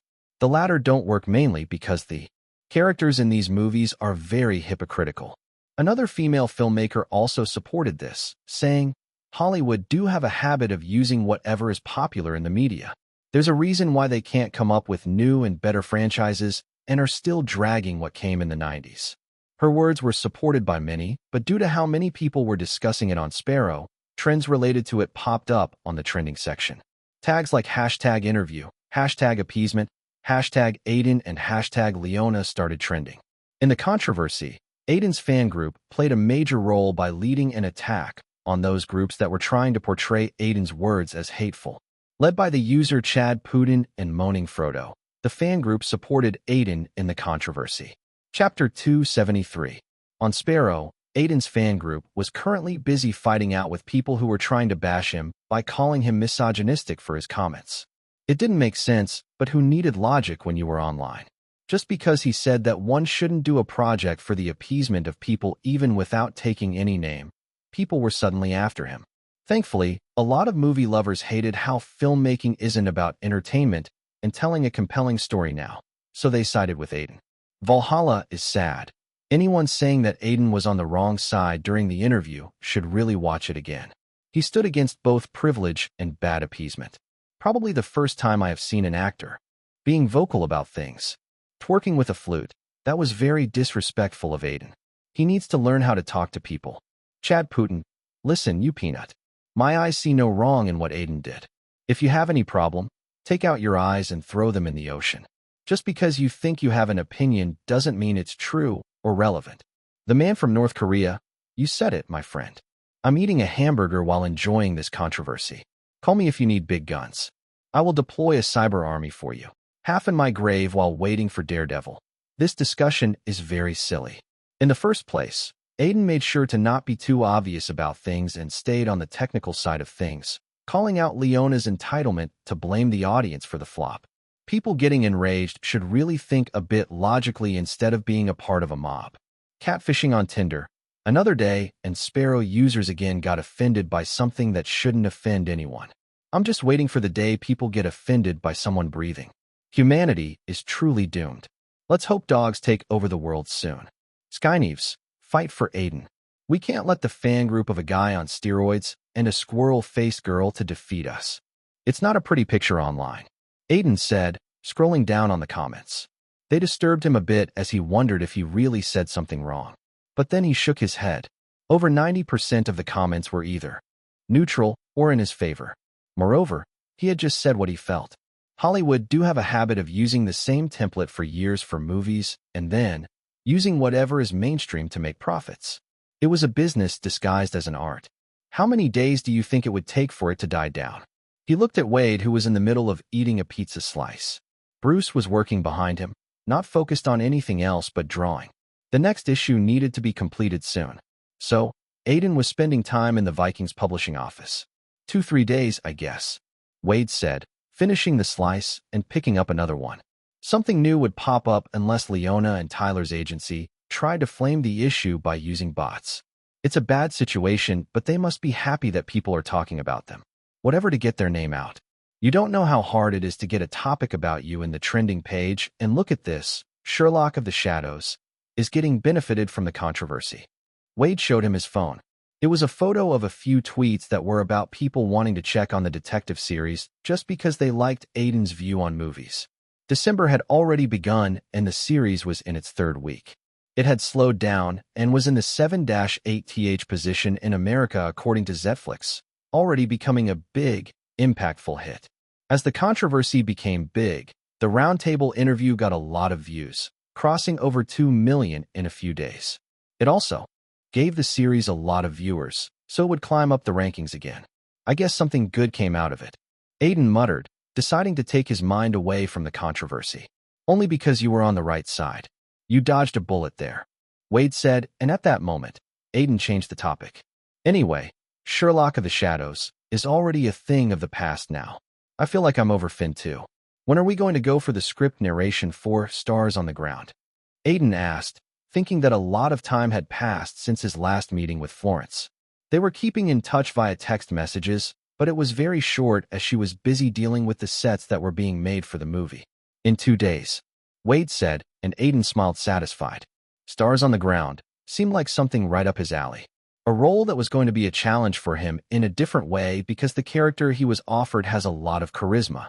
As Wade and Aiden talked, Bruce suddenly looked up to them and opened his mouth. Hey, Aiden, if you were done discussing it, can you help me out a bit? Ah, yeah, sure. Like that, he started focusing on the graphic novel for the time being. 2 days later, Aiden went to Florence's office to get the narration of the script and discuss the characters. Although Florence wasn't a famous director and was still waiting for that one movie to change her career around, she still owned a pretty good office. As Aiden walked through the entrance of it, he couldn't help but think that the office was pretty big and looked well-staffed. From what he knew, Florence had actually bought it instead of paying rent. Is it because of her acting work? She has also acted in a lot of TV shows. I don't think the movie she directed gave her a lot of money. He looked around as he walked. From time to time, a few staff members would pass by. In the lobby, a few people who looked like struggling actors were sitting. Wade had left to attend a few important endorsement negotiations after dropping him here. He talked to Florence's assistant who told him that she was in the middle of a meeting and would only be free after a while. He was fine with it and sat down in the lobby, a few eyes directed towards him, but he was already used to it. Time passed as he waited, and suddenly, someone sat down next to him. He was a bearded man who looked a bit rough, but had a good ambience. He had brown hair, and his body was fit, like he spent hours in the gym daily. For some reason, he looked pissed about something. Finding him a bit familiar, Aiden glanced at him. Aren't you Hank Page? Aiden asked, and the bearded man nodded, turning towards him. Ah, yeah, I'm. He stared at Aiden and recognized him at first glance. You are Aiden Silvereye. I loved your work, man. I didn't know I would meet you here today. Thanks. That's a big praise. I love your work too.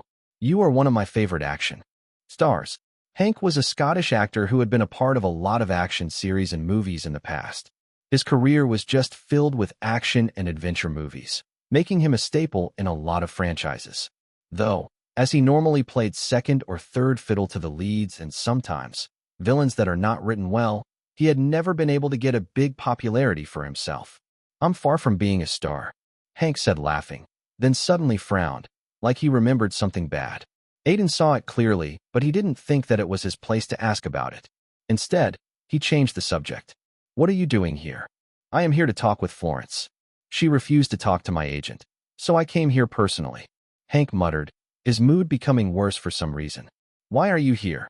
I have a script narration for Stars on the Ground. I have not signed the movie yet, but I'm pretty close to doing it. Hank widened his eyes hearing that. He blinked, thinking of something. After hesitating for a while, he took a look around to ensure that no one was hearing their conversations and whispered, It's better if you don't sign the movie. What? What? Aiden raised his eyebrow, hearing that strange sentence. Why shouldn't he sign the movie? Was something hidden from him? Hank clearly didn't look like he was joking around with him. In the first place, he was known to be very serious in his interviews, appealing to a lot of men because of his manly nature and type of movies. Just trust me. That woman, Florence, is a hypocrite who doesn't know how to act professionally. She's the worst type of director you could work with. Originally, I was supposed to play the role of the boyfriend of the main character, but things went south pretty soon, just because Florence thought I was too manly looking for the role, or something which is obviously a bullshit reason. Hank said, and started talking about what had transpired with him over the past few months. It was a tale that was pretty hard to believe for Aiden as Florence had acted pretty good with him, but it seemed like things were never as they seemed. Chapter 274. Apparently, Florence has talked about Stars on the Ground with Hank way before she did with Aiden. He was also interested in the project, having heard the basic premise of it. Both of them were on board after a few meetings, and Hank was really excited as it was his chance to move away from the image of an action star. The role he was given was pretty comedic, so it was a great chance for him to flex his comic timing. But one day suddenly, Florence called his agent and told him that she had found someone better for the role. Hank was surprised and enraged, wanting answers. According to him, the role was his, and only the contract needed to be signed. If a director goes as far as to tell you that she can't imagine someone else in the role other than you, then it was a big confidence boost for the actor. So when Florence suddenly found someone else, it felt like a big betrayal to him. His agent went to talk to her, to at least know who he was replaced with. Being an experienced actor, it would rarely happen with Hank. There, he found out that the person who replaced Hank was called Liam Wilde. Isn't he a UK-based singer? More like a superstar, according to Florence, but yeah, he has tons of young female fans. Can he even act? Aiden raised an eyebrow, having a lot of questions regarding what Hank had told him. He never did before. Probably another singer who wants to venture into movies because that's where the big bucks are. I am damn sure he never even attended an acting lesson. No offense, by the way. Hank looked at Aiden, who was a singer who got into acting. Although that was not the case in entirety, Aiden didn't mind it. None taken. He said, "Why will she take someone who has never acted before in what she assumes is going to be a masterpiece? God knows. She just said that Liam is more likely to fill more seats instead of me, and aside from that rude comment, she even forbade my agent from meeting her. I'm only here because I want to hear her reasons for myself." Aiden wasn't able to talk for a while after hearing that. It was just a lot of shocking information at once. Has Florence actually done something like that? It was very unprofessional. Aiden would have understood if Hank was replaced with a big star and a proven actor. But replacing him with a singer? That didn't make a lot of sense unless Liam was some sort of acting prodigy who accidentally ventured into singing. Even the method of replacing was something that was bound to ruin the relationship. I'm just advising you. Take it however you want. Doing the film would harm you more than anything, as Florence is just not a professional filmmaker. In the end, Hank only said that as Florence finally got free to meet him. During the script narration, Aiden's mind was focused on what Hank had said. It was something that he was unable to get out of his mind because of how shocking it was. He had to force himself to focus on the narration. The script was pretty tight when Florence narrated it, having a lot of ingredients that would make people interested in the movie. At the same time, Aiden also noticed flaws that were very apparent. From some plot holes that didn't make sense to dialogues being weird at parts, there was an abundance of them. He just pointed them out one by one and didn't think much of it, because every script has plot holes. A lot of scripts are also modified directly on the set, so it wasn't a big problem. All in all, the narration was pretty good, and Aiden decided to look more into the script after going home, but the question about Liam Wilde was still roaming his mind. His conversation with Hank had given him a pretty bad feeling, and before leaving, Aiden decided to hear Florence's side of the story. "Florence, can I ask you something?" he asked, and Florence raised an eyebrow. "Go on. You have already asked a lot of questions about the script. Why are you asking now?" "No, it's different this time. I want to ask about something else." She tilted her head hearing that. "I met Hank Page back in the lobby." She widened her eyes after hearing that. An expression of hatred appeared on her face as she frowned. Her atmosphere changed in a second. "What did that bastard tell you?" "He said that Liam Wilde was cast in his place, and he wasn't even given a proper explanation. I was curious to know what exactly happened." "It's nothing. Hank doesn't have a great reputation in the industry, if you don't know. We have differences in ideologies, and that's why he was replaced. Nothing more than that. He's just bitter about it." Florence didn't seem like she wanted to talk about it.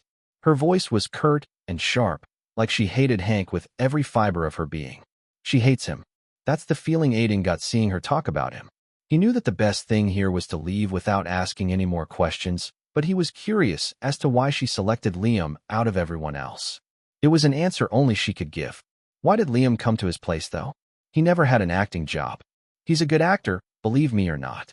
He's been studying it since the last 2 years, and he passed the audition. Florence sighed as she answered, like she was upset, but her voice was a bit weird, almost like she wasn't confident in what she was saying. "Don't ask too many questions. You are not the producer, you know." In the end, she said that, and knowing that he won't get his answers here, Aiden left. "I'm not the producer, but I want to be careful as to what type of movies I do. I can't afford something like Disconnected, which failed at the box office." Aiden thought later that day, thinking of his eventful day. For him, Disconnected was a pretty lucky movie. After failing terribly at the box office, it got rave reviews on the director's cut version on Netflix and had become sort of a cult classic. Those types of movies do help an actor's career. But if he hadn't done anything back then, it would have just become a dark spot in his career. And it had solely happened because of who he was working with. Seth Douglas and Frank Ole. Both of them were responsible for what had happened. Back then, he didn't have a choice, but he had not signed Stars on the Ground yet, so he had a chance to get to the bottom of what was going on. After listening to both Hank and Florence's side of story, he had gotten a very bad feeling. Something complex was going on that could potentially affect the movie. He had felt that. Replacing actors in projects was common, but Florence's reaction was very weird, and the hatred in her eyes made Aiden feel like she had removed Hank due to a personal reason. Though, what she had told about Hank also needed to be verified. You asked about information on Hank Page and Florence Levine, right? Well, I got stuff for you, Sasha said as she smiled. They were currently sitting in the office with Wade and Tom sitting on the side. The burly agent looked like he was in some sort of thought, while Tom's eyes were shining for some reason. What did you find? Aiden asked, leaning towards her. Don't expect too much. I didn't have a lot of time, and what I found is just a mix of what is on the internet and from some friends of mine, Sasha said, and Wade couldn't help but interfere. Do you really think we need to do a background check? What you told me is shady, but it's Hollywood. People are always shady in one way or another. If something even happened between Hank and Florence, I don't think it would affect the movie. I just have a bad feeling. Don't want to take a risk that could be avoided. Saying that, he turned towards Sasha, who started telling about what she had found. Well, Hank does have a bad reputation in the industry. Lack of opportunities isn't the only reason he's not a leading man in Hollywood. He had fights with a lot of his co-stars and directors, and is known to be a heavy drinker. What's his relationship with Florence like? They have been friends since long ago. To be honest, it's very weird to think that Florence replaced Hank in her movie. He's been a part of her every project. Aiden put a finger on his chin hearing that. Even Wade looked very confused, remembering the eyes full of hatred. Aiden wondered what had happened that their relationship had broken so badly. What about Florence? She's known more for her vocal ideological views and her relationship with Xavier that is said to be one of the best ones in Hollywood. Her acting was almost mediocre in her movies too, so don't really have a lot. And there's nothing about why she replaced Hank with someone like Liam? No, not even a thing.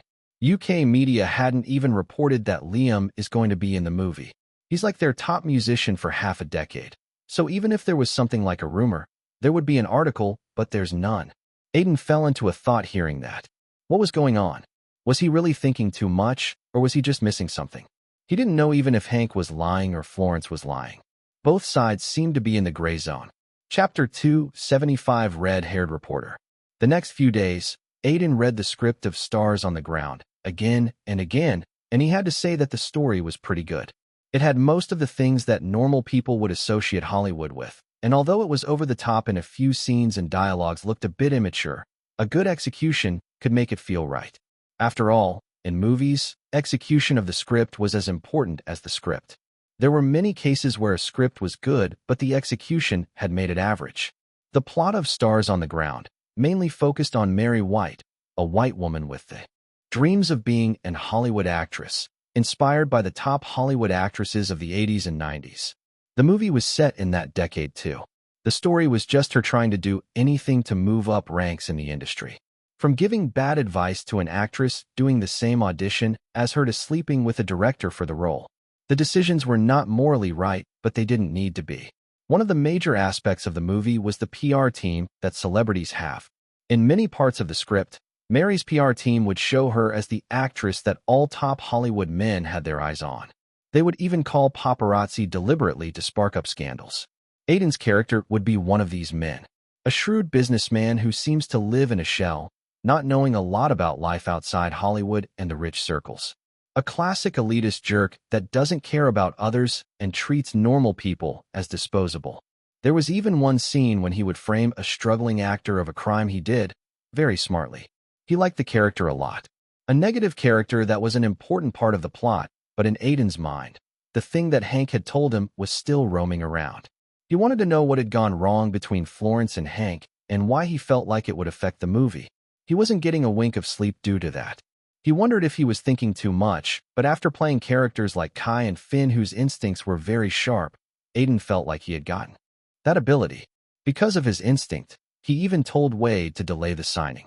He was reluctant about it, not wanting to create issues because of Aiden's instincts, but he still did it, making some sort of excuse. To satisfy his curiosity, Aiden asked Sasha to look for more information about Hank and Florence. Even if they found nothing, Aiden would at least feel relieved. Sasha, Leah, and even Tom tried to use their contacts to know more about Hank and Florence. Aiden also asked his celebrity friends, but they found nothing that wasn't already on the internet. Hank was a heavy drinker and didn't have a good relationship with a lot of people in the industry. Florence had come out snobbish in some of her interviews, but she was a woman who was very ambitious and calculative and had a lot of contacts. There was a reason why she was able to make the shift into directing so easily. Other than that, there were only a few rumors that didn't seem related to what Aiden was looking for. The last time something like this had happened with Tyler where Aiden was in need of information, Uncle Sam had helped him out. He still had a lot of his contacts, but he has also told him that it would only be for once. Last time, he has already done a big favor, so Aiden didn't bother him. Day by day, the worry made him more and more uneasy with no solution in sight. There are rumors that next project is going to be with Florence Levine and Titan Studios. Is it true? Well, I can't say anything about it. By that tone of voice, it's easy to say that it's true. I hope the project goes well for you, and there's no trouble. No, I'm sensing trouble every day. Aiden wanted to reply to the reporter in front of him, but he didn't.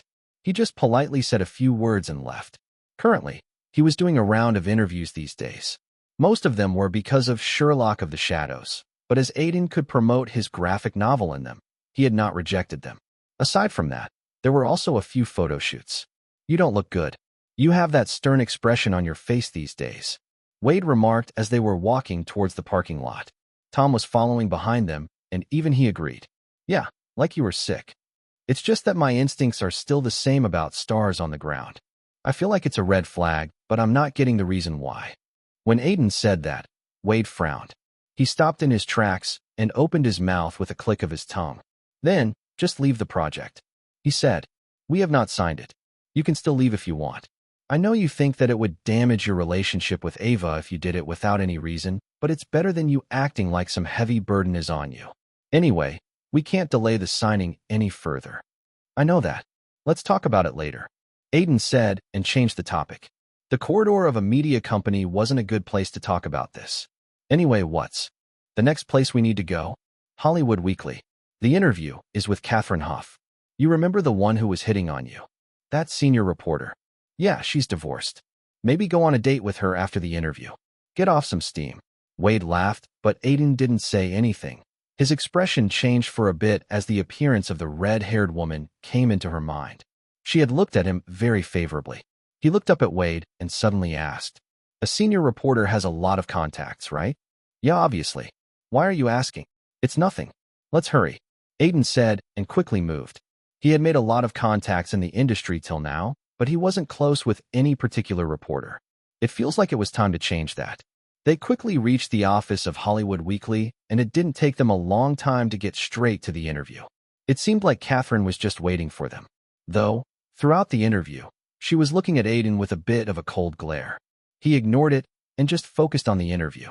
The interview was pretty simple, and it didn't take a long time for it to be over. There was no photo shoot, so that saved time. He only had to talk about the recent things that happened with him, the controversy, and his successful series. Aiden had already talked about it so many times that his mouth moved on its own. After the interview was over, he got to the topic at hand. Can we talk in private? There was something I wanted to talk to you about. Hearing that, Catherine was a bit surprised. Looking around, she saw that a few staff members were still lurking around and asked, what's it about? I need to ask a favor. She eventually nodded hearing that, interested to know what Aiden was onto about. Let's go to my office. Aiden told Tom and Wade that he would meet them in the parking lot and followed Catherine. Walking upstairs, they reached her office that was pretty big and sophisticated, indicating her status in the company. She didn't waste any time and quickly got to the topic. What favor you were talking about? She said in a particular cold voice, and Aiden couldn't help but ask a question back in response. Are you still upset that I didn't call you? Yeah, she said directly. I was hoping you would, but I guess the rumors are true that you are asexual. No, I'm not. I just got busy, and I'm not really interested in having any relations at this point in my career. That sounds like something an asexual guy would say. They went back and forth like that for a while, but Catherine's expression cooled down soon. She let out a deep breath and smiled. Well, it's fine. I was just hoping for a while, but I understand. Anyway, I got a boyfriend now. So what's the favor you want? Like he had thought.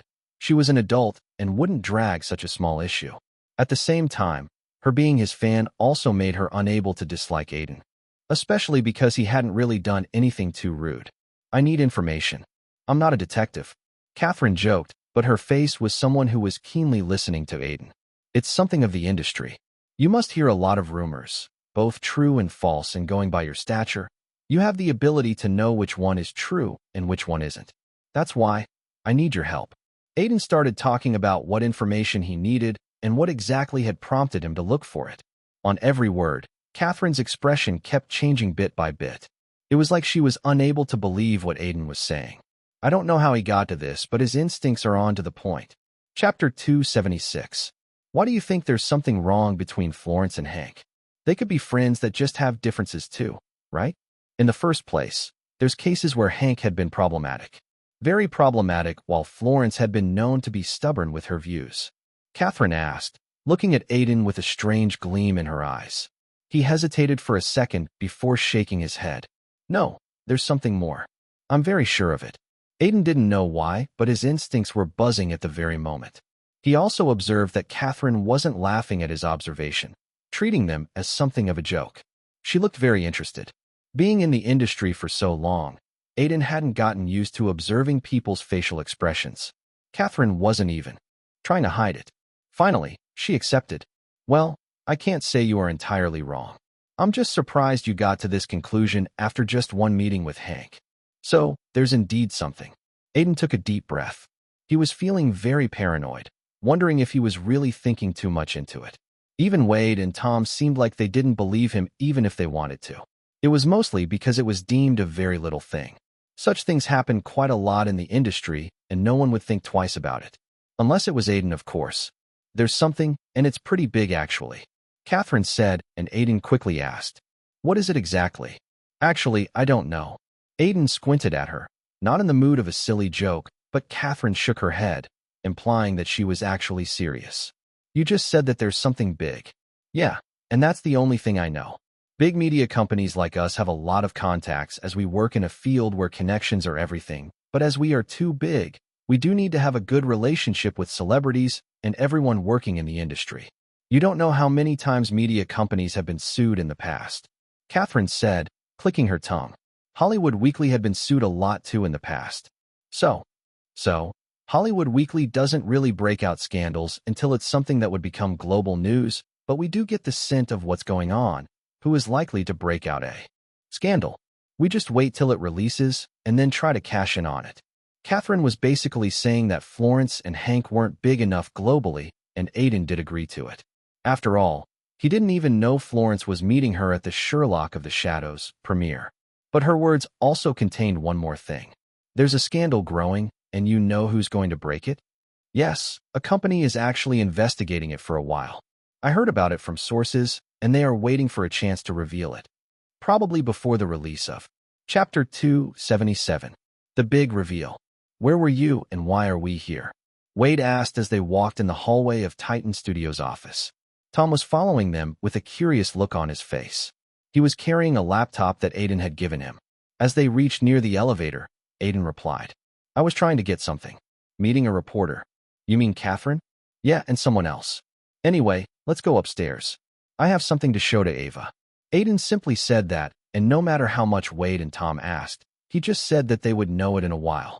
As Aiden had disappeared suddenly after the interview at Hollywood Weekly, both of them were worried. He had suddenly asked them to meet him at Titan Studios' office.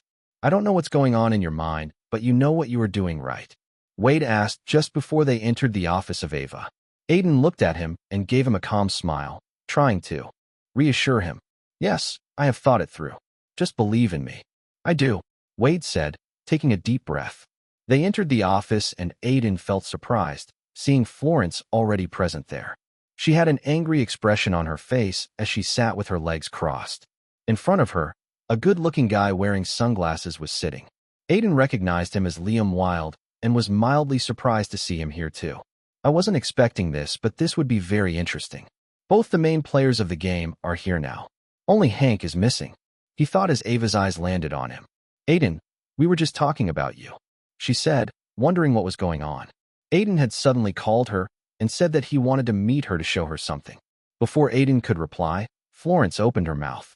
You are finally showing your face after avoiding any calls from us even after you received the contract.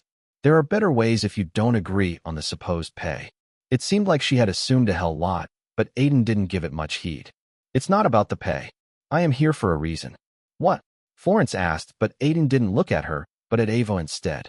She raised her head at him, her eyes gleaming a bit, obviously knowing that whatever Aiden was here for wasn't simple enough. I have something to show you. Aiden glanced at Tom. Show her the laptop. Tom nodded and put it down on Ava's desk. He walked towards it and took out a pen drive and plugged it in. Ava glanced alternatively between Aiden and the drive before whispering. What are you doing? You are ruining your impression on Florence. She will give you a hard time on set, you know. It doesn't matter. As to what I'm doing, I'm saving you, I guess. Aiden said with clarity in his eyes. Ava wanted to say something, but she didn't and instead stared at the laptop screen.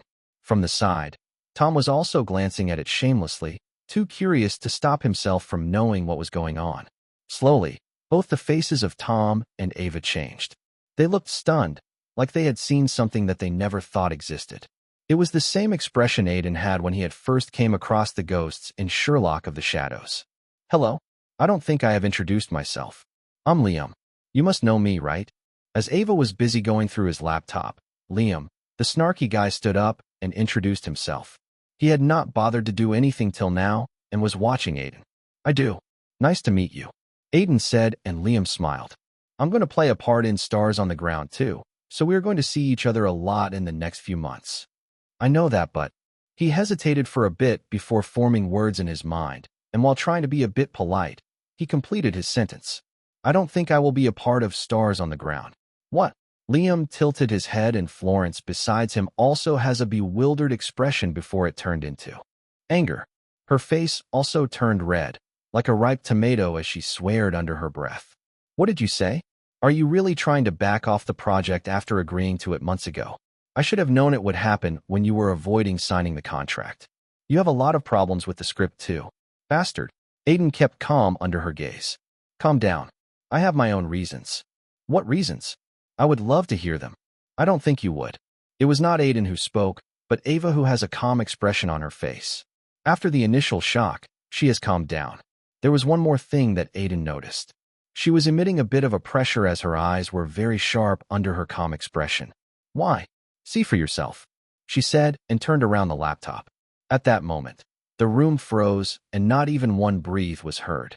It was like time had froze. Everyone's gaze was locked to the laptop screen.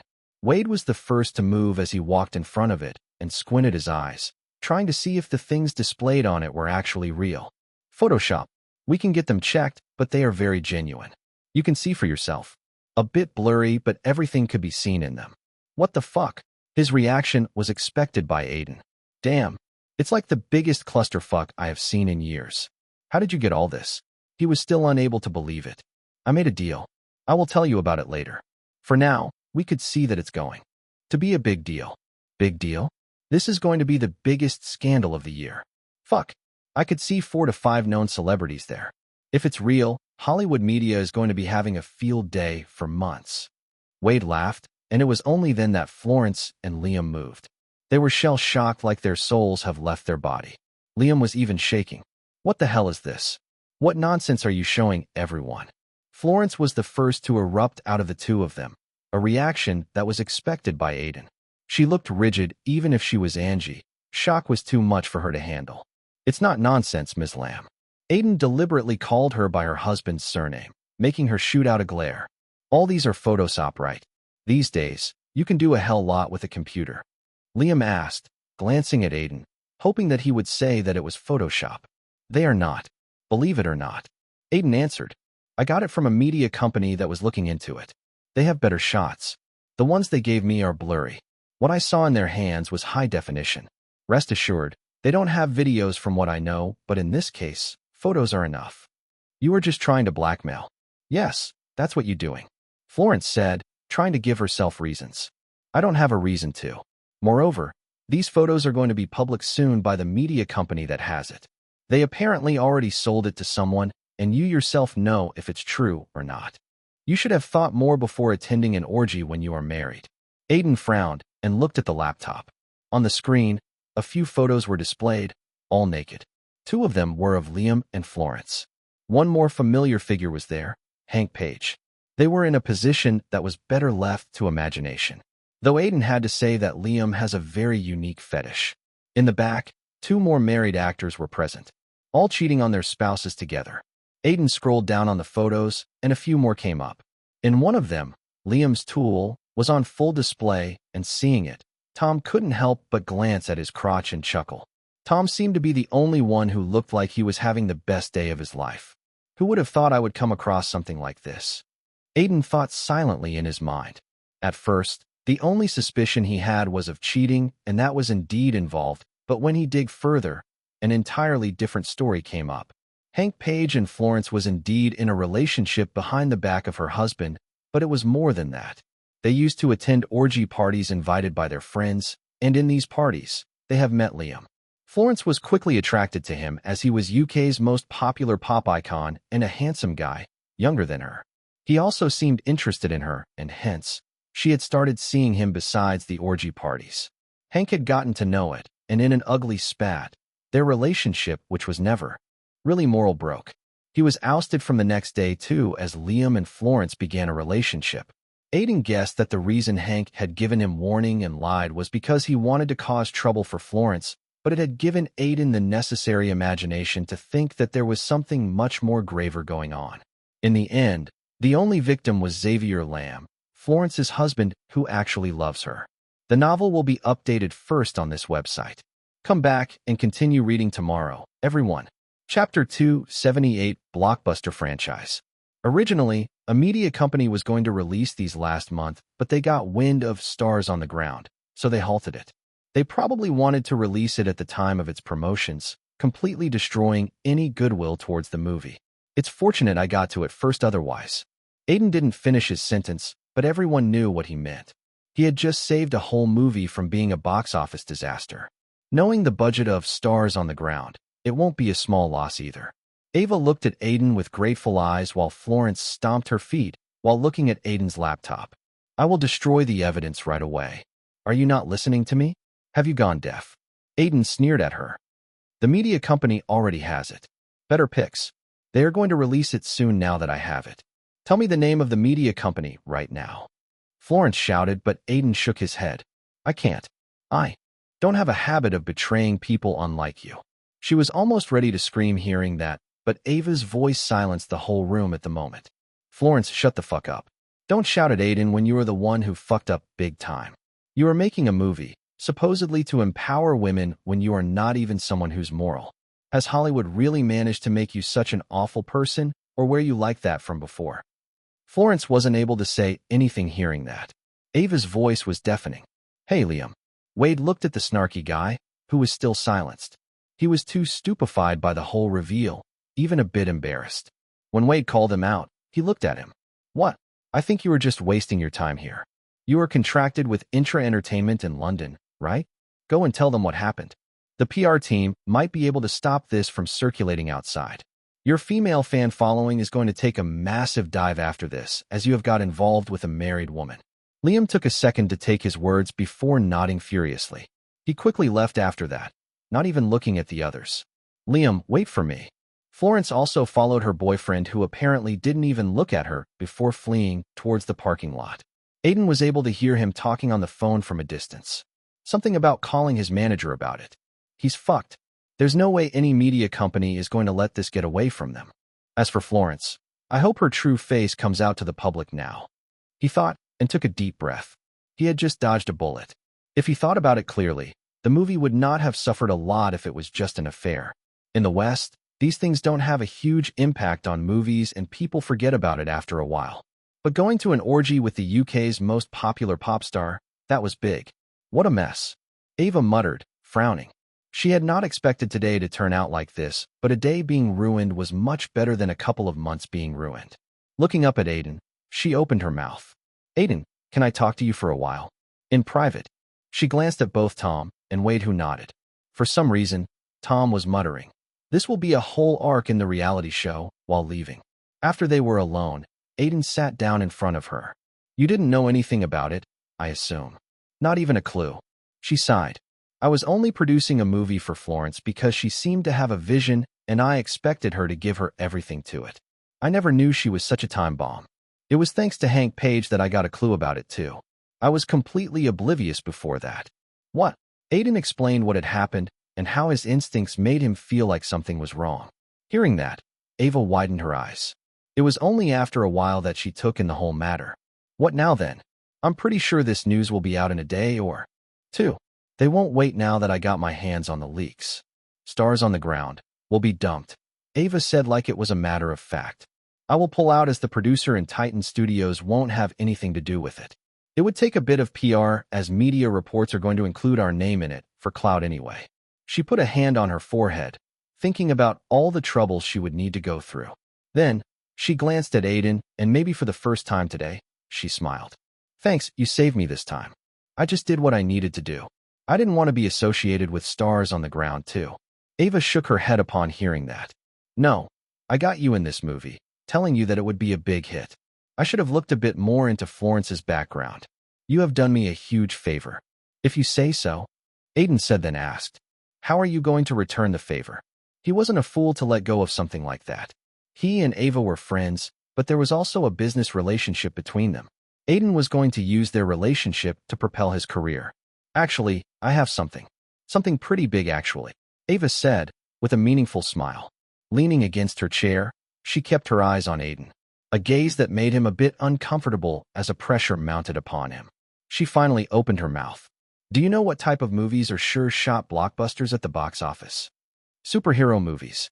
Generally, anything to do with heavy VFX and big franchises, Aiden said without thinking. It was very simple, as the box office has changed a lot since the 2010s. It was the era of big-budget studio movies that encompassed the entire franchise. It wasn't about the story but the experience now. This has even engulfed niche genres like rom-coms.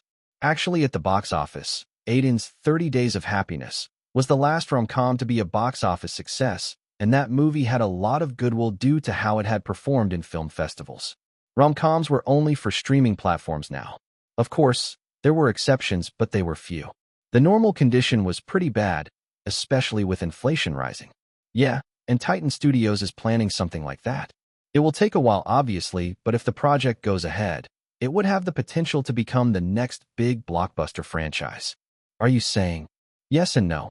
I will give you the main role in it, but you would need to increase your filmography and make it so that the others don't object when I give your name for the movie. Ava finished her words, and Aiden felt shivers down his spine. A lead role in a big movie. That was like a dream come true for many actors. There were reservations as committing to a franchise meant going the commercial way and binding yourself for years. But at the same time, it was a challenge. A way for him to get his name across the globe. A way for him to become a direct A-lister in Hollywood. I will do my best. Splash. Splash. Aiden splashed water on his face as he looked at the mirror in front of him. The conversation with Ava was going in his mind continuously, like a song on loop. The chance to lead a movie and eventually a whole franchise. It was something that seemed very far away, but suddenly, it was a few steps away from him. Aiden couldn't help but feel excited about the prospect. I need to prove myself before it. Aiden thought in his mind. It was a funny thing for him to prove himself every time, but this time, it was necessary. After all, such a big role would attract every actor in America and the world. He was without any agency too, so he understood where Ava was coming from. He needed to do more movies before that, to make his name bigger so that the studio wouldn't hesitate for him to become the image of the franchise. At the same time, there was an inherent skepticism about it. There were many actors who got rich and famous through superhero roles, but none of their other projects worked after that, because people preferred them more as the character that they had been playing for years. At the same time, these types of actors also wouldn't work well in art movies and hence, awards would be out of their range. No actor in the world could perfectly balance the artsy and commercial space. I need to perfectly plan my next movies. Do roles that are larger than life, but at the same time, I need to have a mix of the ground reality, with movies that would stretch the art of filmmaking. He thought in his mind and left the bathroom. He wouldn't be working in Stars on the Ground now, but a whole new world was open to him suddenly. And he was going to make sure that all his hard work would be worth it. Chapter 279: The Wild Scandal. UK's biggest news. Pop sensation and ex-boy band member Liam Wilde's photos from an orgy with his married girlfriend out in public. Both of them have gone underground after the photos leaked and the scandal came forward. There were rumors that Liam was going to work on his girlfriend's next movie. Hollywood news. Both Liam Wilde and Florence Levine tried hard to stop the photos from leaking to the public. Liam's agency even offered more than a couple $1,000,000, but the news publication that Artery Media had sold the news to didn't agree. The next day, the leak engulfed most of the UK, and tremors were even heard in Hollywood. Surprisingly, only Liam and Florence's photos had come out from the orgy, and others were left out of it. Maybe because the publication wanted to sell those to earn money too. Hank Page would probably pay millions for his name not to come into the scandal. But in the end, both Florence and Liam were at the center of it. Ava quickly broke off any ties she had with Florence, and Stars on the Ground was scrapped like it never existed. On Sparrow, hashtags like #leaks, #orgy, #small, #scandal, #Liam, and #cheating were trending, taking the top spots. Literally, every user was tweeting about it, not wanting to miss out on such a piece of massive news. Dancing to get famous. Whoa. Is this true? Am I really waking up to a photo of Liam Wilde and Florence Levine with another guy in between them? My day is ruined, and my disappointment is immeasurable. That mean guy. So, apparently, Florence Levine was cheating on her husband with a young pop star. Okay, I understand that. But what in the 9 realms were they doing in an orgy? I would love to have a Netflix documentary on it. Fighting for equality. Man, Florence Levine really went down hard. Her marriage is doomed. Her career is probably over, and she ruined her image. Try Guys founder. This is some wild news. Never thought those conspiracy theories on MeTube about celebrity orgies would come out true. Emma watch all the drama with popcorn. Hollywood Insider. Liam truly followed the Tao of if there's a hole, there's a goal. He even got other people to contribute to this mighty Tao. #Insider Monk. Aiden's wife. Wasn't Aiden doing a movie with her? I think I heard rumors. Wait, does that mean he was also in these parties? I'm conflicted about it, but ahem, I guess I could do a bit of research. Need to make sure he's not there. Dark Arts Master. Hollywood's really going crazy these days. I am pretty sure Liam's 25-year-old fans are soon going to start acting like teenagers and defend him, saying it's photoshopped. Some are going to blame it directly on Florence. Did you hear the news? I heard the media is going crazy in London, trying to get even a line from Liam Wilde about it. He can't even say it's fake. It's very clear that it's him. There were proofs, and his relationship with Florence Levine is also completely exposed. Must be hell for him. Well, he deserved it. Florence Levine is anyway getting bashed harder. Aiden looked at the couple of girls who were talking about the Wilde scandal. Yes, that was what the media was calling it. He didn't stand there for a long time and walked. He was currently in a cafe, moving past a few more tables and making sure he didn't attract too much attention to himself. He sat down at a table and looked at the man in front of him. He was Reese Scaler, the paparazzi from Artery Media who Aiden had made a deal with. Congratulations. You must have earned a lot with the controversy. It's the company who did it. I'm just an employee, happy with the bonuses we will get. Reese said at Aiden's words. There was a smile on his face, which almost looked cunning due to his facial features. You looked into what I said? Aiden asked, and Reese smiled. You do know that the information you gave me about Seth Douglas wasn't at the level which I gave you. Reese sighed, then said, well, it was true. He's really a big trash. Sadly, SGA has abandoned him, or this would be bigger. I gave you the information in exchange for the photos, but it didn't have any impact on your plans. It just got out early. Aiden muttered. In exchange for the photos, Aiden had just told Reese about Seth Douglas, the stuff he had heard on set about him, and at the same time, he had confirmed the fight between Jesse Ross and Seth. Aiden himself didn't know if most of the information he had given would be true or not, but it seemed like this gamble had paid off. True. It's just fascinating that you got the scent of this news. I was lucky. Aiden simply shrugged, and Reese tried to talk about a few other things, some related to the scandal and some other stuff, and Aiden listened keenly to each of his words. It was not like he was interested in what he was saying, But he knew that Reese was just trying to engage him in conversation to get more information out of him for free. I guess it won't work on him, Reese thought, and then took a look at his watch. Frowning, he looked up at Aiden. I would love to talk more, but I need to leave now. A lot happens after such a scandal, you see. It's okay, Aiden said, sipping on his coffee. He had only decided to meet Reese to know how everything was going after the scandal broke out. Before leaving, Reese looked up at Aiden. Well, this was a good deal. My senior said that the thing about Seth Douglas might be useful later on. If you need me again for a deal, call me. You are expensive, you know. Aiden joked, and Reese just shrugged. The business is like that. Information is always expensive. The last few days have been very entertaining, but the plans for your next project got completely ruined, Wade said, looking at Aiden. They were currently in the office of Uncle Sam. After meeting with Reese, Aiden was craving some food, so he had Wade drive him to his uncle's restaurant. After eating the food, Aiden was playing video games with Uncle Sam. On the big screen, a samurai warrior was attacking another with sparks flying all around. I know, but it's for the better. Anyway, there isn't any scarcity of projects, right? Aiden glanced at Wade from the corner of his eye. Most of his focus was on video games.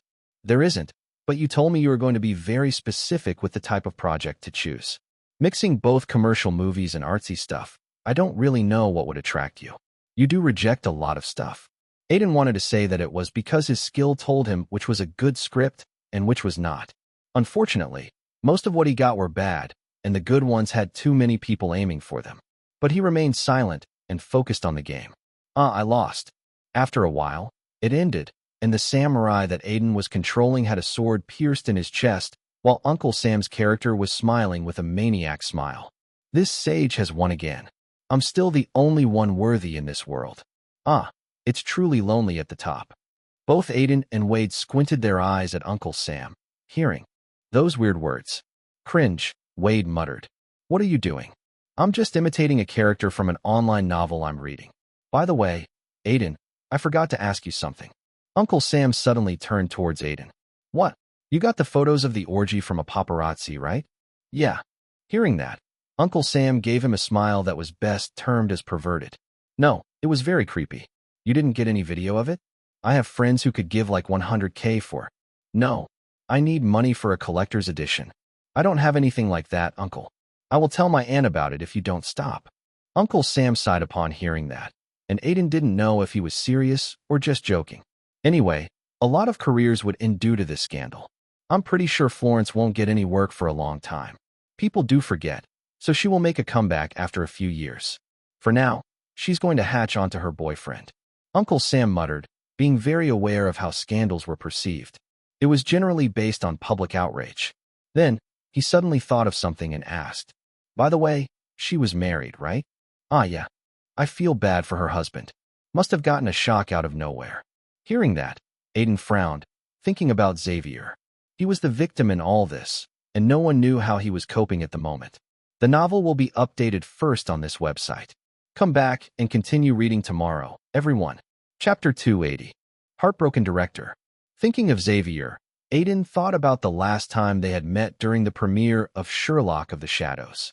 He had looked pretty happy back then and had even talked about how he had taken a back seat in his career because of his family. This news must have broken him. Aiden had never experienced such a big betrayal, so he didn't know how it would feel, but it wasn't something that he wanted to go through in the future. Thinking of it, he berated Florence more. She didn't seem like the type who even cared about her marriage, knowing how she had multiple affairs. I wonder how he's taking it, Wade muttered. I heard that he was preparing for his next movie, and it completely stopped after he heard the news. Florence is in London, from what I know, and the media is trying to get to Xavier to get some comments for a headline. The media is the worst in these types of things. Uncle Sam muttered, clicking his tongue. Yeah, but he needs to wait for them to lose interest, and that won't happen easily. People even go into depression due to such things. Aiden just listened as Uncle Sam and Wade talked. His mind was thinking of Xavier, the director who had given him his most iconic role till now. They were not friends, but they definitely had a good working relationship. He would even say that Xavier was a good acquaintance of his. I should give him a visit. As he thought that, Wade called him out. Aiden, are you listening to me? Huh? What?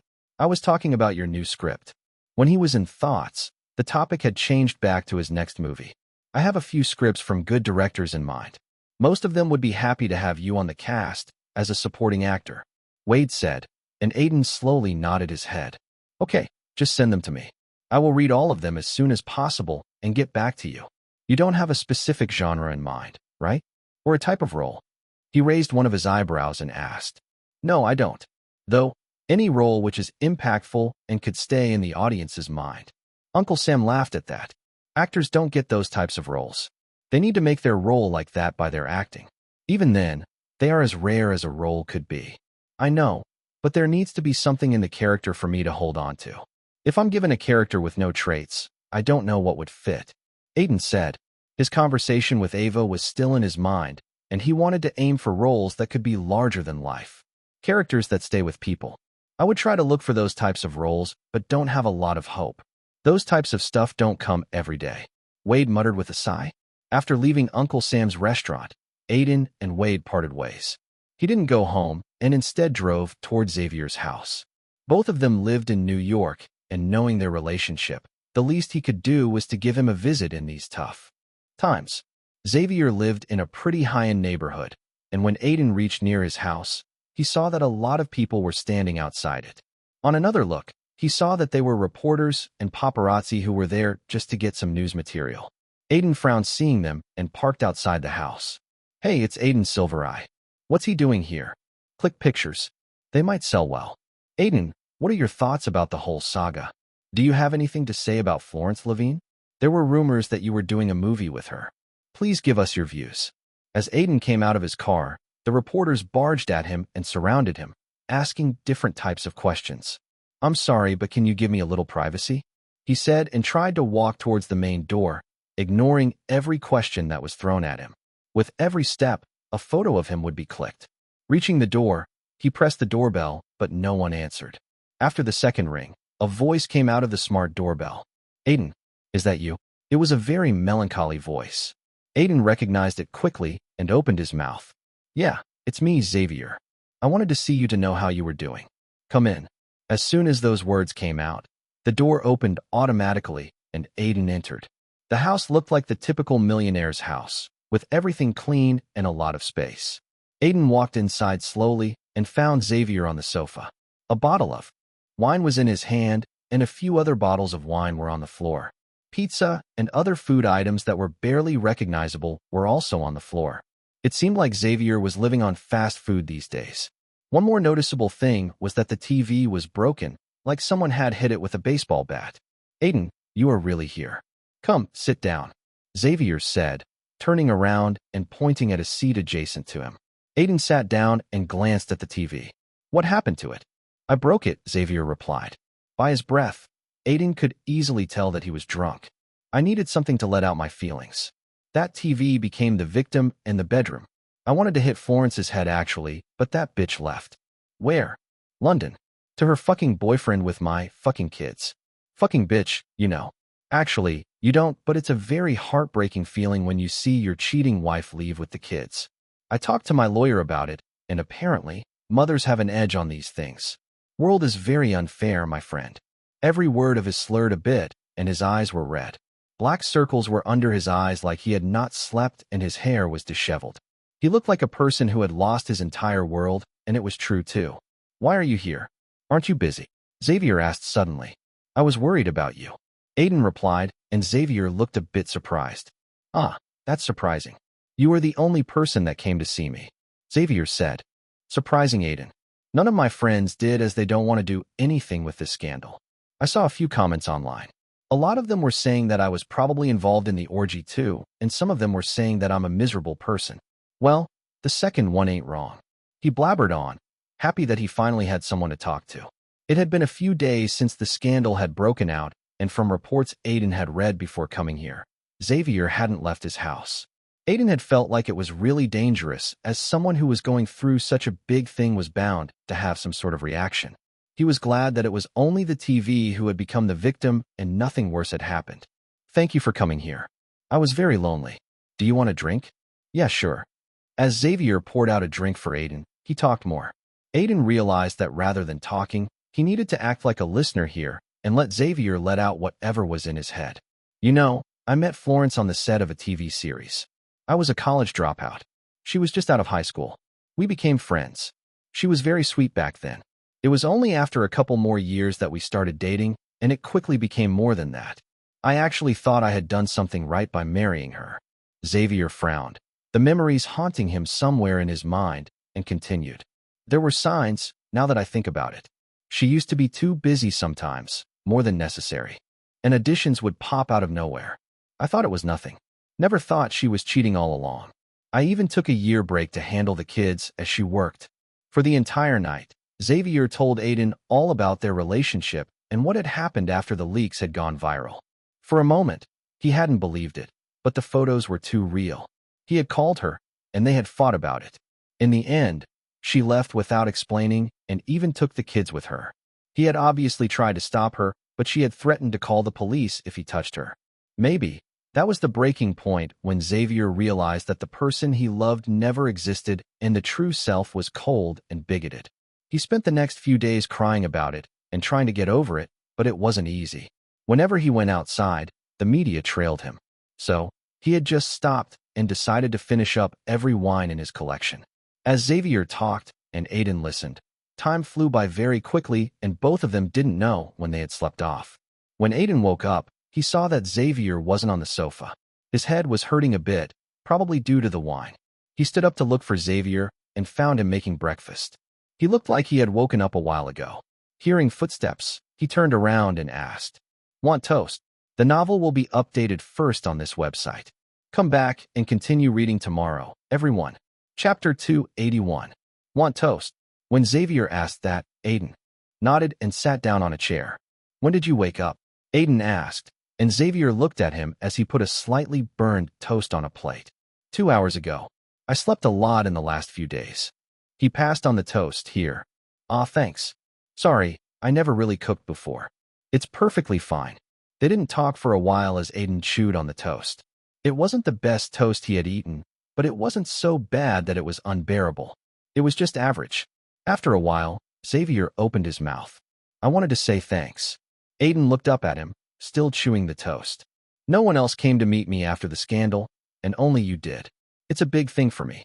I feel much better after letting out everything going on in my mind. Last night, Aiden had heard every bit of detail of Xavier and Florence's marriage unwillingly. From how they had met to every single fight of theirs to even things that were better not said out loud. Xavier had even told him about him wanting to murder Florence in 100 different ways. Yes, he had actually talked about that. The only reason he hadn't gone ahead with it was that he still had sanity left. At one point, Aiden was even scared of his thoughts and wanted to advise him to do a horror movie with the extraordinary imagination he had.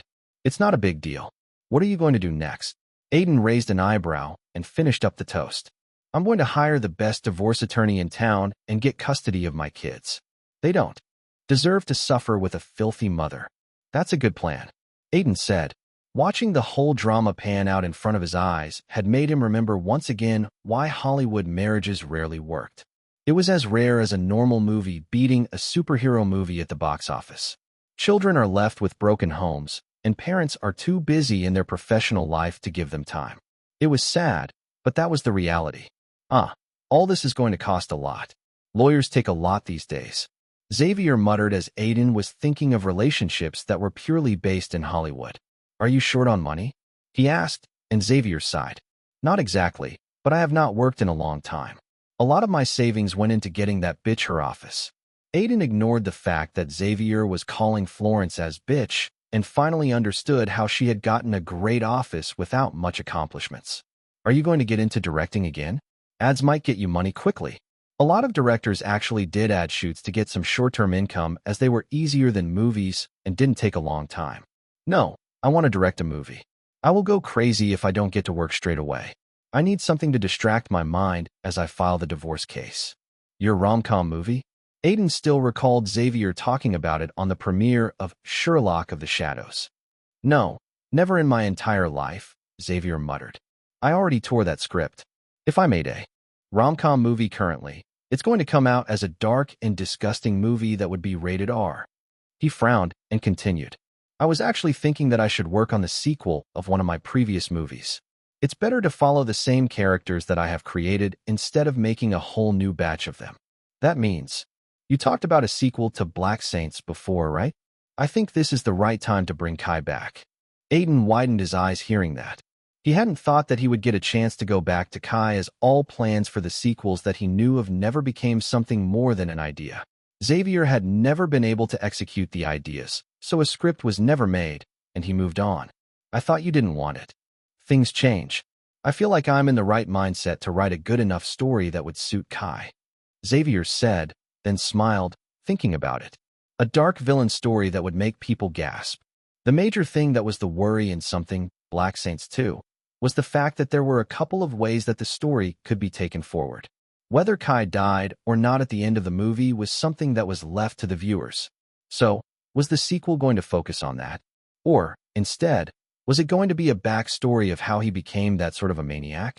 Prequels like that have rarely worked in the industry, as they were mostly badly executed and it was hard for people to connect with them. One of the reasons was also that people were bored of origin stories. But maybe the origin story of someone like Kai would work? Both Xavier and Aiden didn't know, but they discussed a few ideas. Xavier showed Aiden the various ideas he had written for Kai back when Black Saints emerged as a big hit. They were interesting, to say the least. There was even one idea that showed Kai as a middle-aged man with kids after he had gone underground. It was an idea that was discarded in a second, as that just didn't suit Kai. Aiden felt like Kai would never be in a relationship simply because love for him was a weakness. He would kill the girl he would fall in love with. After all, Kai was the epitome of anarchy. In the end, it was not something that they could work on straight away. Just the scripting was going to take a couple of months, and then they would need to start on the pre-production. Xavier asked Aiden whether he was able to help him out in fleshing out the ideas, and Aiden agreed without thinking for a second. He was the one who was the most excited about Kai making a return. Even though Kai was a crazy guy, Aiden had a connection with him that was hard to emulate in any of his other characters. Maybe it was just because he loved playing villains. At the same time, Aiden was very excited to finally be able to use the boost he had received on villain characters. After Black Saints, he had never played any villains, so he wanted to see what would happen if he played one. With the boost, he was bound to max out the character affinity. In a room, a song was playing. His melodies danced around, creating a mesmerizing atmosphere. It was a ballad song with a voice that held a lot of melancholy, and the lyrics were as pure as they could be. An old man had his eyes closed as he listened to the music. A thin smile was on his face, reminiscing about the day he had first heard the song. Since that day, he had been playing it every single day, no matter what. It was his favorite song, and at the same time, it was linked to one of the most painful memories that haunted his mind. Suddenly, the song stopped, and the old man opened his eyes with a deep sigh. If only I have called you that night, the old man thought, and at that moment, a man entered the room. He was a young man with intricate features, and confidence was evident in the way he carried himself. Following him was a square-shaped face, a short man with a bit of a belly. "Grandpa, Mr. Price is here to meet you." The young man was actually Cameron, and the old man was Joseph Bryce, his grandfather, and a famous composer. "Come sit. You should have called me if you were coming to my place," Joseph said as the man named Mr. Price took his seat. "It was a bit urgent. I didn't think a lot, and just wanted to meet you." "About what?" "Agnes." Joseph widened his eyes hearing that. He hadn't expected the topic to come up so suddenly. Cameron just stood on the side, hearing that, but even his expression was a bit more serious after hearing that name. A name that most people in America and most of the West would know of. "What about it?" Joseph asked. "We got into an agreement with the family members. They agreed for us to go on with the project, and they won't interfere in it. They didn't have any problem after we reimbursed them properly and told them that the world needs to get the story of what exactly went on." "Really?" "Yeah, the project is on." Standing on the side, Cameron couldn't help but smile hearing that. The full name of the short man was actually Theodore Price, and he was one of the producers from Zero International, one of the big 6 studios in Hollywood.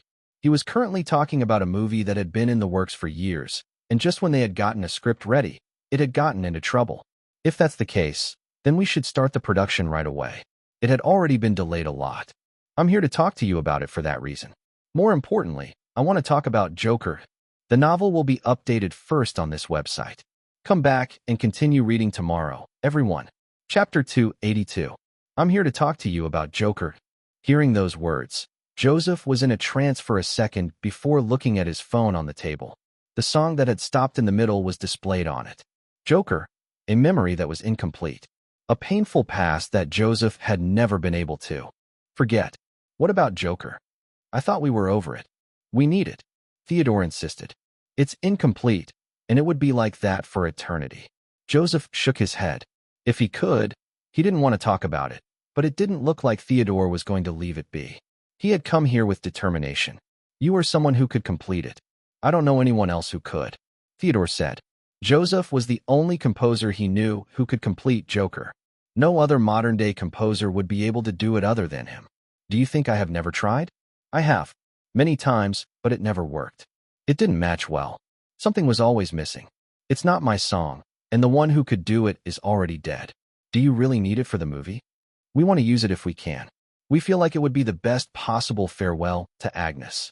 Joseph sighed, hearing that, and looked up at Theodore. Have you talked to other composers? There's more than just me. I sent it to a lot of people. Some think it's cursed. Theodore shrugged, frowning. Others tried their hands on it. But it didn't work out. The emotional range needed to do the song is not something easy to find. Moreover, you were the one to work the most with Agnes. If you can't do it, no one can. Joseph closed his eyes upon hearing that. His memories took him to the days when he was still young. The young musician Agnes, the true superstar that ruled an entire era. He had done so many songs with him, and his life was of legends. Something that most people could only dream of. But there was just so much that was not revealed to the public. In the end, Agnes overdosed while trying to complete a song called Joker. A song that was never revealed to the public and something that was even considered a curse now due to it being involved with the death of Agnes. Grandpa, can you really not do it? You are the best composer I know of. Cameron, who had been silent until now, asked. Joseph shook his head in rejection. No, I already said I can't. Some things are just better left incomplete in this world. Yeah, that's better, I guess. Theodore leaned against his seat. The director wanted to use it in the movie, but I guess it would need to be removed now. By the way, Joseph, can you be there during the auditions? You know Agnes better than anyone else, and your character would be in the movie too, so it's better for us if you are more involved. Joseph nodded with a smile. For the record, he had helped out as a consultant for the script for years, as he genuinely wanted the world to see the real story of Agnes. Yeah, I will be there. At that moment, Cameron suddenly opened his mouth. Mr. Price, can I audition for the role? Which role? Theodore raised an eyebrow, and even Joseph looked at his grandson with a strange eye. He was never interested in acting before. For Agnes, I want to give it a shot. Black Saints 2, you said? 1. Entirely focused on Kai. Wade asked, how did you get a new project when you went to see how he was doing? Was that your plan all along? No. Do you think of me as some sort of mastermind, with every small move of mine hinting towards a grand plan? You do give that vibe. I won't be surprised if you are. Sasha and Jody burst out in laughter at the exchange between Wade and Aiden. George just snickered while Leah and Tom focused on the food. Aiden was currently in a restaurant, having lunch with his entire team. As he didn't have any schedule today, he came out to eat together with his team. Are you sure the sequel would be focused on Kai? Black Saints is Ray Hardy's biggest hit in the last 3 years. He won't like it if his character isn't featured a lot in the sequel. Jody asked, and before Aiden could reply, Wade chipped in. I don't think Ray is the type to care about the box office. His character arc was completed too, and Kai was the most popular character. Aside from him, the movie was nothing new. I'm pretty sure Xavier would be cursed if he went for a sequel without Kai. A lot wanted him as the main face anyway. Aiden took a bite from his burger and nodded. Yeah, although the scripting would take time, so I don't know when it would go into pre-production, but going by what Xavier said, the project is definitely on. If we are lucky, it will roll around the end of the second half, Tom replied, already feeling excited about the movie. A lot of my friends love Kai. Going by the character's individual popularity, it would definitely be a big hit if the script is good enough. Sasha replied. There was something in Kai that attracted common people to him and made them like him. Maybe it was because of his unpredictability or it was because of something else, but it was undeniable that he was charismatic. There would be a wide gap if your next project is Black Saints 2. Almost a year. Are you going to do another movie till then? Wade asked, and Aiden thought for a bit before replying. Yeah, obviously. Then, go through the scripts in your home. You have not talked back to me about them. Well, I'm just busy in Morpheus. It's getting a lot of traction with each issue, so I'm trying to keep up with the expectations. Keeping up with readers was a very hard thing, and Aiden kept feeling like people would be disappointed if he did something wrong. That was the challenge of a serialized series, and both he and Bruce knew it well. Vikings Publishing was already happy enough with a hit series, and they were letting Aiden do what he wanted. It was certainly tiring, but he felt like his writing skills were improving. Take your time. We are going to go through Christmas first. Work would only begin after the new year. Wade muttered, already feeling excited. The year was finally ending, and the whole country was in a festive mood due to Christmas. Aiden had gotten used to snow after coming to America, and he had even started to enjoy it. Like every year, he celebrated it with Uncle Sam and his family. At the same time, Aiden couldn't help but feel like this year was truly something that had taught him a lot. It had not been as good as he had hoped. Although his album was received really well, with songs reaching hundreds of millions of views, his acting career got its first flop. Though, Disconnected did become a unique movie and was a hit on Netflix. Sherlock of the Shadows ensured that his acting career was gradually improving, and his filmography was becoming better and better with each project. A role like that improved his acting credentials in the industry by a lot, and after reading the scripts he got, he noticed that a lot of the roles that he was asked to audition for were written very well, and they had a lot of personality. It was a good change from the past, where he needed to reject a lot of projects just because the role had nothing in it. It was cardboard with no significance in the story. Now, Aiden was treated as one of the young stars in the industry with a bright future. His unique style was what made him stand out too. Not like he had multiple talents, but he was also continuously doing well in them. Even writing, something that he wasn't much famous for, was working really well. His first graphic novel had reached the top 10 bestsellers in December, in the middle of a lot of superhero comics. But Aiden didn't feel satisfied with what he had achieved till now. He wanted to stand far higher than where he was standing right now, and even though he knew that it would take time, he was a bit impatient. It wasn't a quality that he often displayed. Maybe it had something to do with what Ava had told him, a chance to lead a whole original superhero universe. He didn't have any idea about what it would be, but it was a chance for him to stand at the top of the commercial zone in Hollywood. Several actors had knocked down a list just by appearing in superhero flicks. At the same time, Aiden needed to establish himself in movies that were more likely to work in film festivals. It might seem weird as Aiden's goal was to become the top actor in Hollywood, a superstar. The star culture in Hollywood was dead, but even before, the true superstars would mostly star in commercial flicks that would get hundreds of millions at the box office. But Aiden wanted to keep a mix of that. He really wondered if he would be one step closer to his goal in this new year. What type of projects would he do? And what type of fields would he get involved in? Will he write another book? There were just so many things left. Chapter 283. A chilly wind blew by. On the streets, people have been tucked into warm clothes and were covered from top to bottom. Most of them were walking quickly, wanting to escape the cold weather by going into their homes. Cars were as usual, and the traffic was minimal. LA is pretty good in winter. The atmosphere is certainly something different than the summers. Aiden remarked, looking at the man next to him. From the last time he had seen him, the man seemed to have gained some weight, and his eyes were a bit sunken. He was Leo, the director of 30 Days of Happiness, and one of Aiden's friends. Yeah, it's one of the hottest cities in the US in the summer. See, that's your holding. Leo suddenly stopped in his tracks and pointed at one of the holdings. It was one of Spirit, the energy drink company that Aiden was signed with. You must be earning in millions with just that, Leo remarked. It's not that much. Are you trying to look humble? Aiden shook his head without saying anything and walked ahead. It was January, and Aiden was in LA for an ad shoot for a clothing brand. Wade had negotiated with the brand in December and had gotten a good deal out of it. Here, he had come across Leo, who has apparently moved to LA, as most of the big studios are situated here. They were just having lunch together. So, are you working on any scripts at the moment? Aiden asked as they walked. From time to time, A few people turned to Aiden, but seeing celebrities wasn't that big a deal in LA, especially in the streets where a lot of studios are located. Not really. You do know how my last movie went. It was good though. Heard it past the break-even point. It was a great achievement as rom-coms hardly work these days.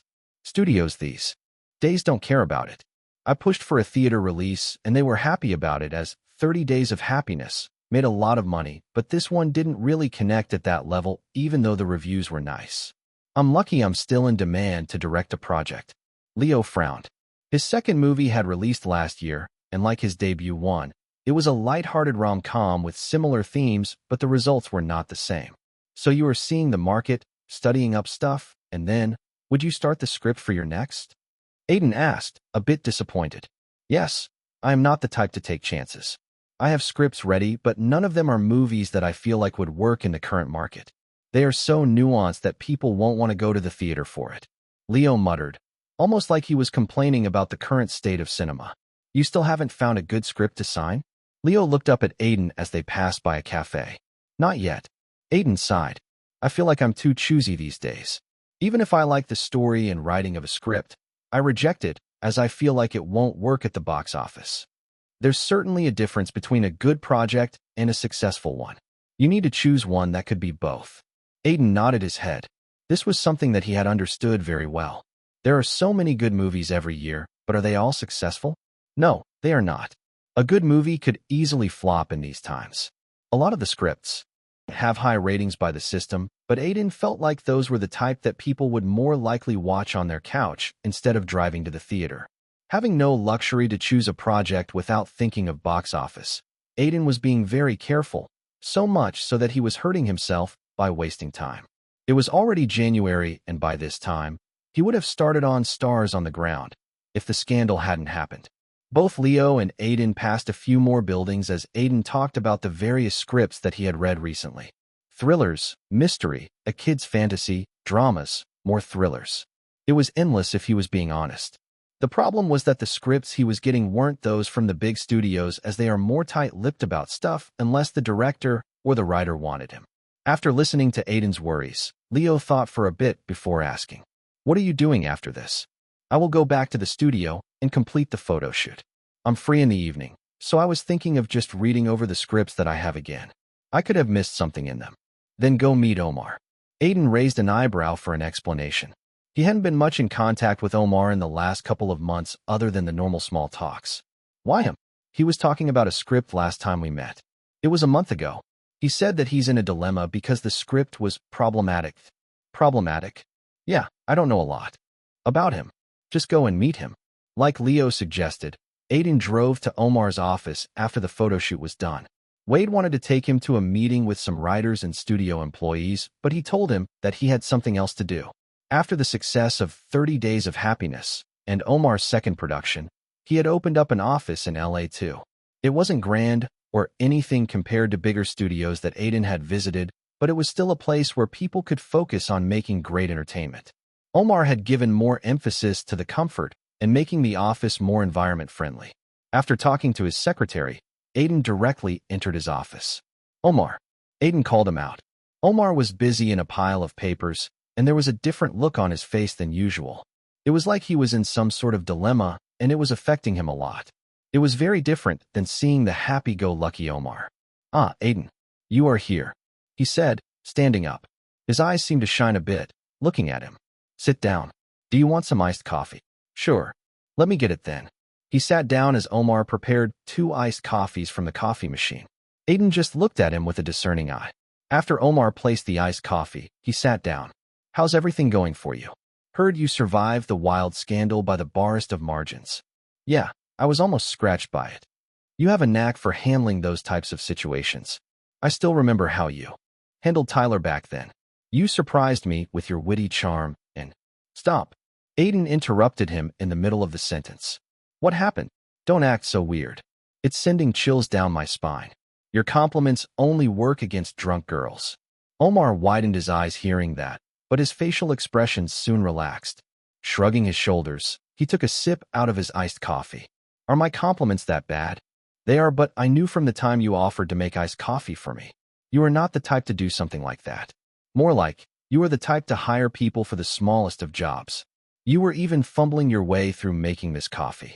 Aiden took a sip. He was observant, a trait that had benefited him a lot. Omar was a privileged guy who always had people doing things for him. You sometimes feel like a superhero with those weird skills of yours. Omar remarked, acting like he was in awe of his skills. Leave all that. Why were you acting so nice with me? What do you want? Well, it's a long story. I have time. Okay. Well, I heard you were looking for a script from Leo. So, this might help you too. Omar said and pointed at the wall on the side. It had 2 posters on it.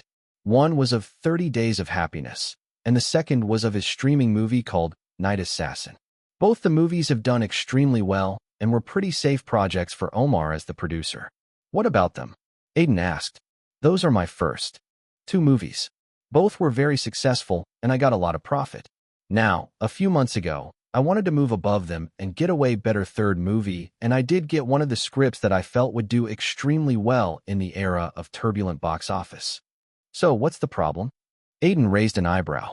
It's going to be very risky. You just said you were confident of it doing well at the box office. Now risky?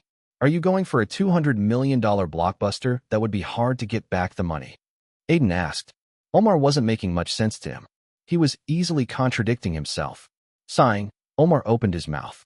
It won't take a lot of money. The risk is that the movie is very problematic. At least, I'm very sure the media would try to portray it as that. How exactly? Aiden was very curious by this point. A problematic movie in Hollywood? Unlike other industries like in his home country, Hollywood wasn't very strict. In a few movies, even nudity is allowed, and in a few R-rated movies, there were scenes that were full of gore. Chapter 284. Well, for starters, the movie is just a series of fights. The director who showed me the script literally named it Ballads of Fights. It goes from one cool scene from another with a story coming in the middle. So an action movie? Something like a slick spy movie. No, it's a teenage gang movie. A bloody one at that. Aiden blinked his eyes in confusion hearing that. A teenage gang movie? With bloody scenes. Aiden had never seen something like this in Hollywood before. Whatever teenage stuff he has seen was either a rom-com, a comedy, or something in the superhero genre. Those things were often very family-friendly. It at least looks new and different. Aiden thought in his mind. What's the story exactly? Well, if I have to give a short summary, it's about a gang that rules the student body in a boys' high school and a guy challenging it. The director who wrote it is a huge fan of Hong Kong action movies and took a lot of influence from it. You know Asano Mercer? I feel like I have watched a few of his movies. He's a veteran, right? Aiden asked, and Omar nodded. From what he remembered, Asano Mercer was a Japanese-origin director that had started his career doing Asian family dramas. He had a show on IBM channel called Crazy Rich People. Aiden's roommate used to watch it a lot back in the day. Yeah, actually his last 2 movies flopped because he was trying to show a very slow but emotional story. The movies were liked by the critics, but the audience just said that the movie wasn't able to hold their attention for a long time. He was missing the entertainment element. So he decided to do his next movie entirely on cool moments and one good fight scene after another. I have seen his work and preparations for this movie, and it's very brilliant. Omar explained in an excited tone. It was very easy for Aiden to see that he genuinely was interested in this movie.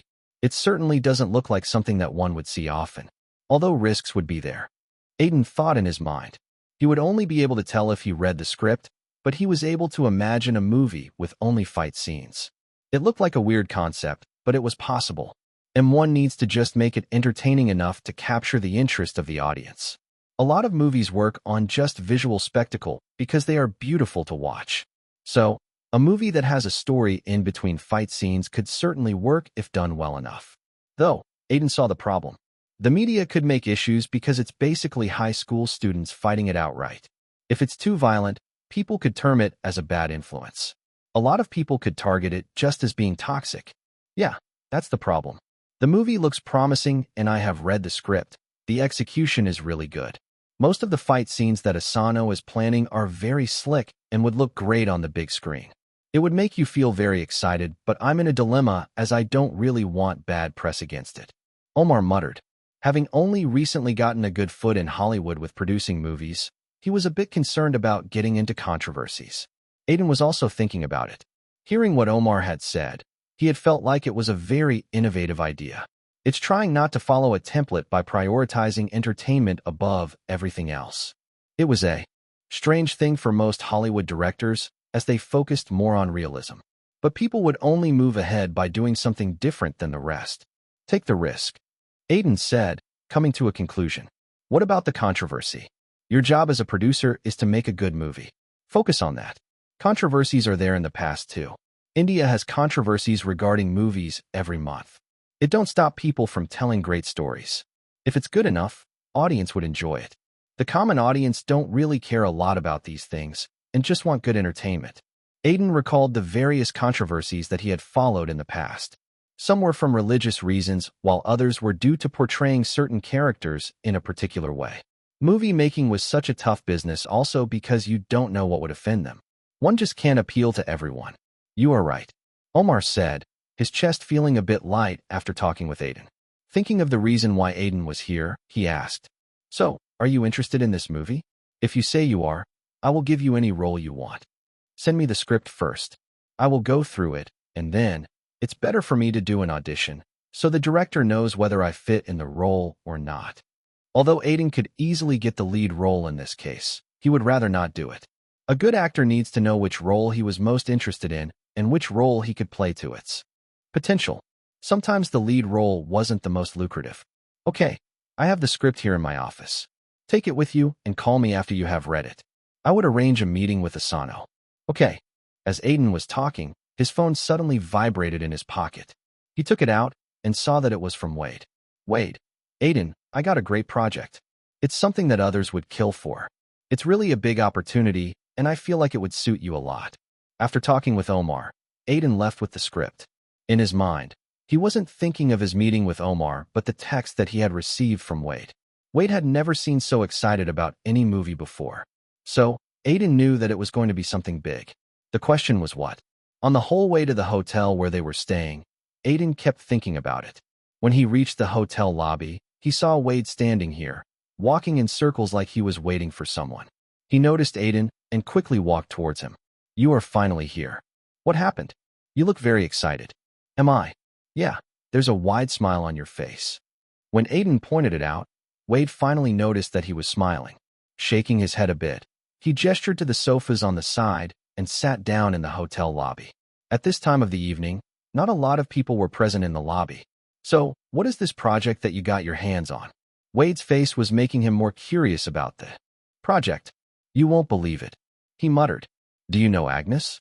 I think everyone in America would know of him. You were talking about the pop icon, right? Yes. Aiden grew silent for a while. Agnes was a name that he was very familiar with as he was one of the first global icons. He was the first Western artist to perform in many countries that Hollywood used to ignore back then. At the same time, his confidence and charm were one of dreams, with each of his songs becoming national sensations. Aiden had listened to his music a lot. What about him? He asked, wondering why Wade was suddenly talking about him. He was heard only in whispers in the current generation, as most young people have gotten new pop icons. Only the old people truly remembered him. There's a movie going to be made on him. It's been in planning for a long time, and it only got confirmed a few days ago. It's made by Zero International, and they have started the audition process for the movie. I didn't hear about it. Aiden made a confused expression. If such a movie was in the works, there would be a lot of media covering it, just because Agnes was a cultural phenomenon. It was a tight-lipped project. Only a few people in Zero International knew of it, as they didn't know if it would go through. Agnes' family members didn't want to get a movie on him, and they only recently got the full rights. And you got me an audition for the role of Agnes? Aiden asked, his voice becoming a hit. Excited. His eyes were shining a bit, knowing full well that it was a very big opportunity for him. In a BIPOC like Agnes, it didn't matter which actor was playing him until he played it well. So, Aiden was also eligible for the role. They are looking through a few actors, preferably those who can sing, and your name came up due to that. I was just in a meeting with one of the people that is working on the movie, and they want you to audition for it. That's great. I would love to do it. Aiden stopped in the middle of the sentence. He glanced down to the script that was beside him. I just told Omar that if I liked the script, I would do the movie. Now, the audition for Agnes. Both of them look very enticing. Aiden thought in his mind and asked, when are they going for the shooting? Like they have a date in mind. Around April. What? Nothing. Just I met Omar today. Aiden started telling Wade about his conversation with Omar and the script that he had gotten. Chapter 285. When Wade heard about the movie that Omar was producing, he had a thoughtful expression on his face. The movie seemed interesting enough for him to not outright tell Aiden to focus more on acquiring the Agnes BIPOC. For the time being, Wade told Aiden to go through the script to see if the storyline was good enough. And Aiden did just that. He went through the whole script, and he had to say that the movie was certainly very unique in the stances that it tries to take. At a glance, it was about a teenage guy entering a school that is meant to educate children to fit into society. Certainly not a nice place, and it's ruled by characters that you won't find in the outer world. Then, a conquest for the top position in school starts with one fight after another. In the script, there was every type of action scene that would be possible in such a setting. There was even one particular scene which was just a brawler in a classroom. By just this, the script looked like something that you found on top of the pile of rejected scripts that aren't good enough to become movies. But the subtle themes were very clear when Aiden read it a second time. One of them was about how society expects people to fill in a role when the true nature of a man was much different, making one oppressed by just living in the man-made jungle. This was made clear just in the opening of the script where the main character enters the school and another character tells him that the rules of the outside world don't apply here and he won't survive if he tries to fit in. Like that, there were several subtle themes throughout the script, all in between fights that you would rarely see in the market of oversaturated action movies where nothing was original and everything looked repetitive. I like it. I want to do it. That was the first thought in Aiden's mind after going through the script. It felt like the script was perfect for his next movie, the story that he was looking to do. Something different. Something fresh. Something that no one has tried before. He did understand the risk, but Aiden knew how to play with fire after constantly being on the edge in Hollywood. One might even call him an adrenaline junkie. After finally getting a stable place in Hollywood, he was taking a risk, ignoring so many projects that were right up in his comfort zone. But that was the way forward for Aiden. A career that has something different at every step until he achieves his goal. Cinema was known to have big boundaries, but there would always be people who would try to push on those boundaries to make it even bigger. So, just on the next day, Wade talked to Omar and scheduled a meeting with the director and other important people related to the project. He looks very shabby. That was the first impression of Aiden when he saw Asano Mercer, a Japanese-American director. He had seen his photos in a few events before, and compared to that, he looked like he hadn't even taken a bath before coming here. Wade was also surprised, but he didn't show anything on his face. Long, messy hair and glasses, those attributes were sticking out. Asano Mercer, I have heard a lot about you, young man. Asano said in an American accent, his eyes scanning Aiden from top to bottom. Aiden Silvereye, I'm a big fan of your work. You should be. Asano smiled in an arrogant tone, but Aiden didn't mind. Directors lived and died with ego. Omar introduced him to other people. A few of them were employees of his production company, Green Movies. General manager, production assistant, and people like that. There were also people from the crew that had worked in every movie that Asano had directed. After getting a hang of everyone's name, the meeting started, and just the first statement by Asano was something that stupefied Aiden. You do know that starring in a movie like this might mean a lot of outage? It's a movie that would get a lot of hate for a lot of reasons. People would call it toxic, would say that it's glorifying delinquents, and it's something that would create a lot of conversations around it. You know that, right? I'm aware. Aiden said, and Asano couldn't keep the smile away from his face. Then I'm curious. Why did you select it? Actors are always conscious about what type of movie they are into. This movie was actually rejected by two actors that are very well known just because they didn't want to get into any controversy. Why did he select it? There was no complicated answer to it. Aiden knew about the chance of a controversy. This was a movie better made in the 2000s when there was less internet. Back then, people weren't able to be too vocal about anything until it was something big. Now, everything was just blown out of proportion because a lot of people didn't have anything better to do. I selected it because I felt like it's a good movie. People would enjoy it when they watch it. Just because of that. I don't think it's trying to show something that's not true. Asano seemed satisfied by that answer as he nodded his head. But the discussion hadn't ended yet. Aiden expected that Asano was going to ask him more about the character and his analysis of it. But every question about him was very different. Rather than asking about Aiden's analysis of the character and the plot, Asano focused more on asking about whether he smoked or whether he knew any martial arts. At the same time, he also asked if Aiden was comfortable in action scenes. It seemed like he was expecting the main lead to do every action scene himself. As the talk went on, there were various things that were discussed, but the topic of Aiden's character or the plot never came up. It was certain by this point that Asano had a unique way of working. By the way, we have a request. Wade looked for an opportunity when everything was going well. Omar looked at him and asked, if it's possible, we were hoping that the shooting could end as soon as possible. Probably in a month and a half. We have our reasons. He was saying that due to the movie on Agnes, the audition for it was already locked and Aiden had been given a small part of the script to prepare. It was going to happen in 3 weeks as the crew was looking through other actors and also casting for the supporting roles.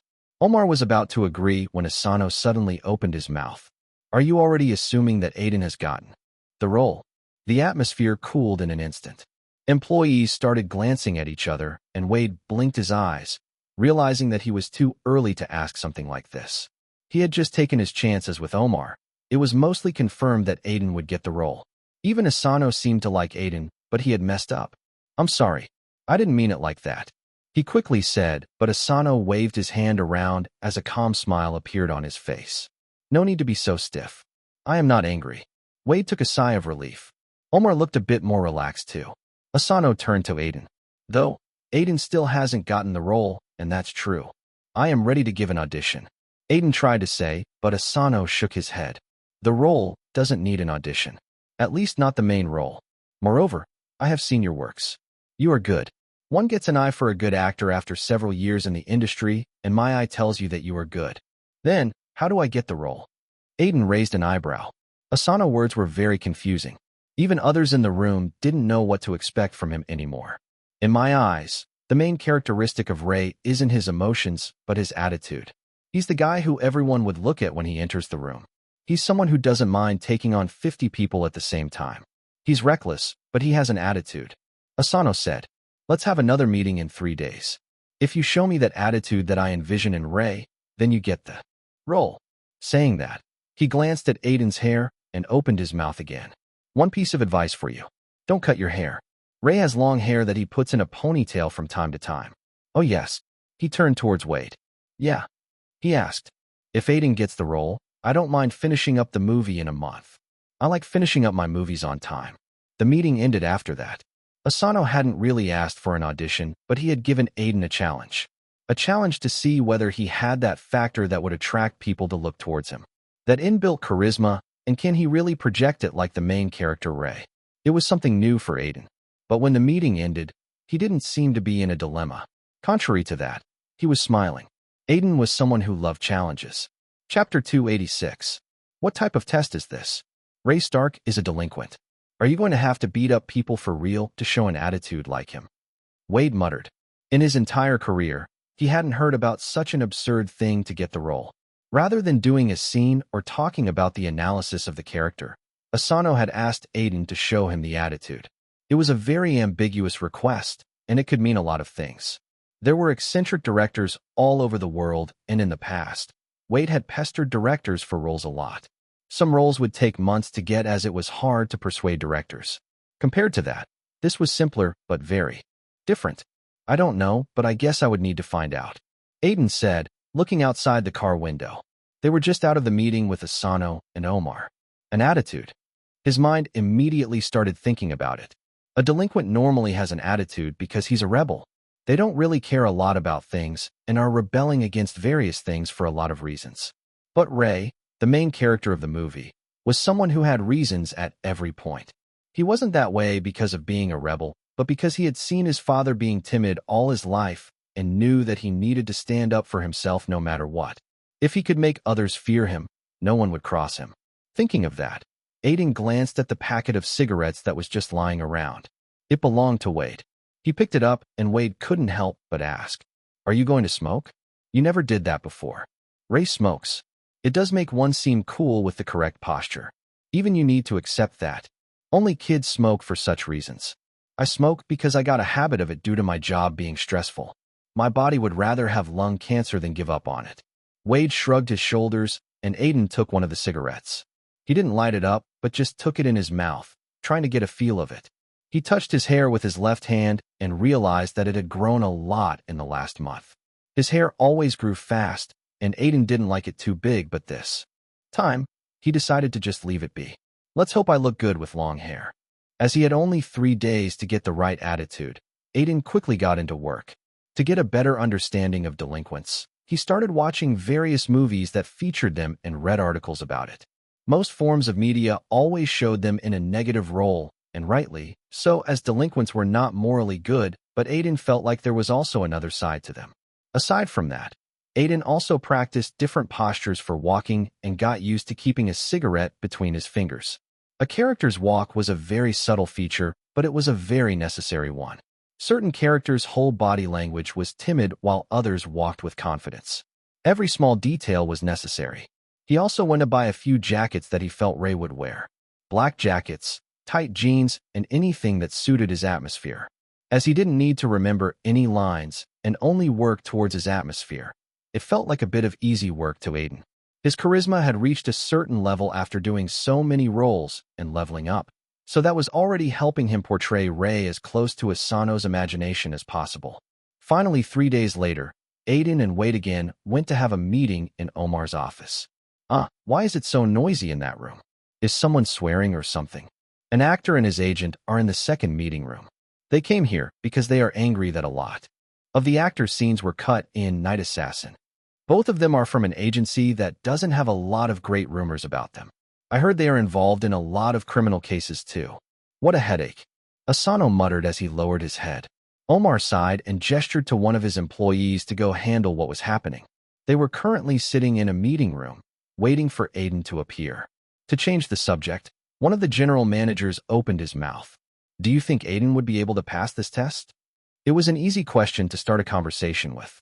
Asano looked at him with interested eyes, but didn't interfere in the conversation. He looks the part if we go by age. He can pass off as an 18-year-old with a clean face. I don't know about the right atmosphere, though. An employee said, and another added. He just played a teen in his Netflix series, so he obviously looks the part of one, but I seriously think one don't see him and think that he's a badass. You know that type of character which you know is dangerous. He has a calm demeanor about him and looks more suited to do gentleman-type roles. Maybe, but he did play the villain nicely in Black Saints. It's been 2 years since that movie. He's only doing morally good roles after that. He's been in a few rom-coms too. The employees talked like that, but the general consensus was that Aiden was not suited well for the movie. Perception was something that was formed with each movie, and only veterans are accepted to play any roles with no difficulty. There was a quote that an actor is only as good as his previous movie, and that fits perfectly with Aiden. The public was somehow seeing him as more of a rom-com actor due to his teenage roles. He had already played a playboy character twice in 2 years, and even if they were very different, one won't remember every detail until they are a big fan. You guys are underestimating Aiden a lot. He's a much better actor than most think, and I have never seen fail in anything, Omar said, shaking his hand, and at that moment, the door to the room suddenly opened. Eyes went towards the 2 people that entered, and a few gasps came out in shock. Wade and Aiden were standing there. Rather than Wade, everyone's eyes went towards Aiden, who was wearing a black jacket, and his hair was tied up in a ponytail. His face didn't show any expressions, but he gave off a menacing feeling. There was something very different about him than the meeting that had happened 3 days ago. It was like they were 2 different people with 2 completely opposite atmospheres. Aiden was normally who people would feel like approaching, but currently, he was giving more of a feeling where people would rather avoid him. With Wade standing behind him, both of them gave the impression that they were from a street gang. Due to his scary face and big stature, Wade could easily pass off as one without even trying to do something different. It seems like you have given heed to what I said. Asano was the first to open his mouth, and Aiden looked towards him. Yeah, I tried incorporating it into what I understood of Ray's character, Aiden said, and sat down without anyone telling him to. Wade stood next to him, and for a while, Asano kept staring at him, like he was trying to see if every feature of Aiden matched with the imagination of Ray in his mind. The silence was not broken by someone in the room, but the voice that came from the meeting room next to it. Aiden glanced at the wall, then looked up at Omar. He looked angry. Other people also seemed anxious. What is going on? Some actor and his agent are causing a scene because his scenes were cut in my last movie. That actor was in a hit movie last time, so he became arrogant. My employees are dealing with it, but it seems like it's not enough. Omar sat up and walked out of the room. He was constantly frowning because this was just a case of hooliganism. Aiden and Wade followed him. Asano guessed that something interesting was going to happen and did the same. They walked up to the meeting room and saw a tall man pinning down an employee against a wall. There were tattoos all over his arm, and he looked very scary. Two employees were shivering in the corner while a man was sitting, relaxed like he was in a cafe. Aiden was able to see an arrogant smirk on his face. The man was handsome, and seeing what was going on, he took out a cigarette packet and a lighter from his pocket. I told you that I need to see your CEO. Do you really think it's a small matter? We were promised almost 30 minutes of screen time, but it was reduced to half. Don't you realize how unprofessional it is? The tattooed man was speaking in a threatening tone, acting like those terms were written in the contract. I told you the director edited it out. Those scenes were making the movie look too long. Are you saying that my client did a bad job? The tattooed man shouted, and Aiden opened his mouth. I don't think you understand English, as that's not what that person is trying to tell you, and going by how you are acting, I'm pretty sure that the director cut out those scenes just to give a middle finger to your client. Chapter 287. What did you just say? The tattooed man turned around hearing Aiden's words. His eyes looked at Omar, Wade, Asano, and a few more employees that had followed them before landing on Aiden. You have some problems in your ear? I don't, but I feel like you have a problem with your mouth. You shouldn't just say anything, especially when it's against people you shouldn't cross. The tattooed man frowned. For some reason, he looked like how Aiden imagined Wade to be in high school if he was a delinquent. Aiden scanned the room with his eyes before replying.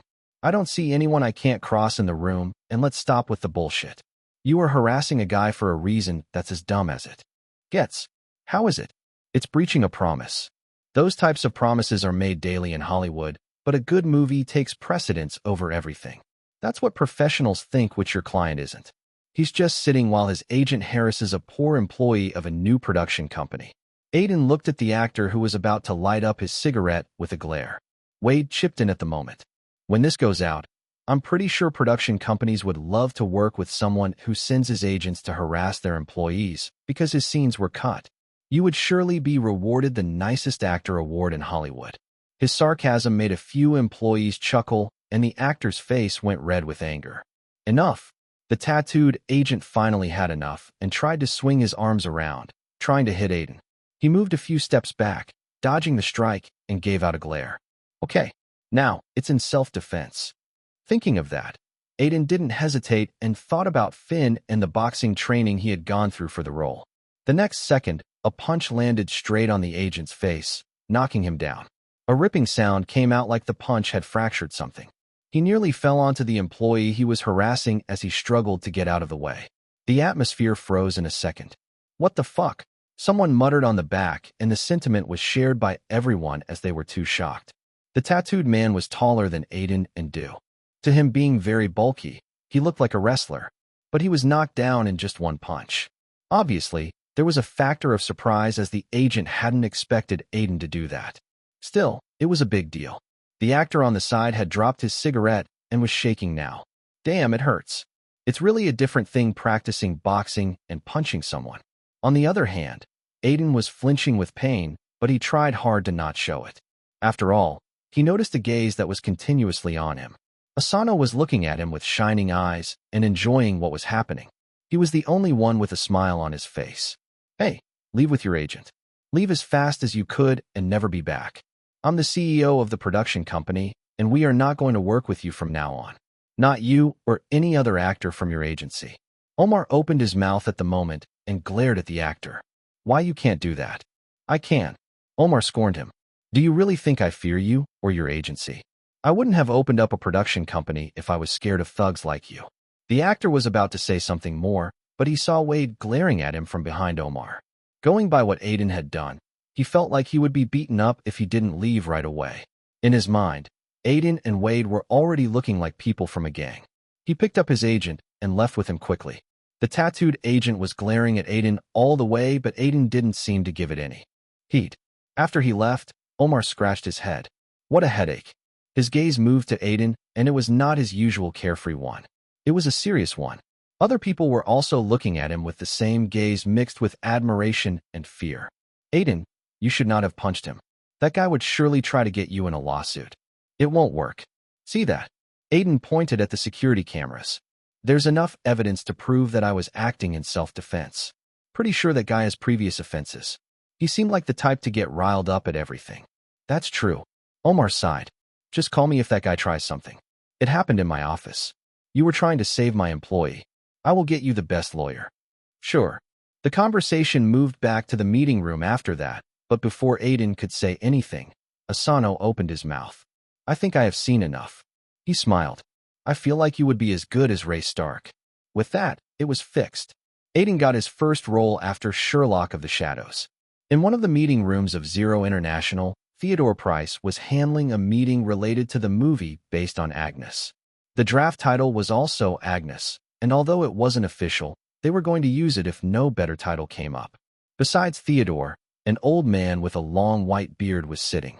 He had a kind of expression that you would expect from an old king in a medieval TV series.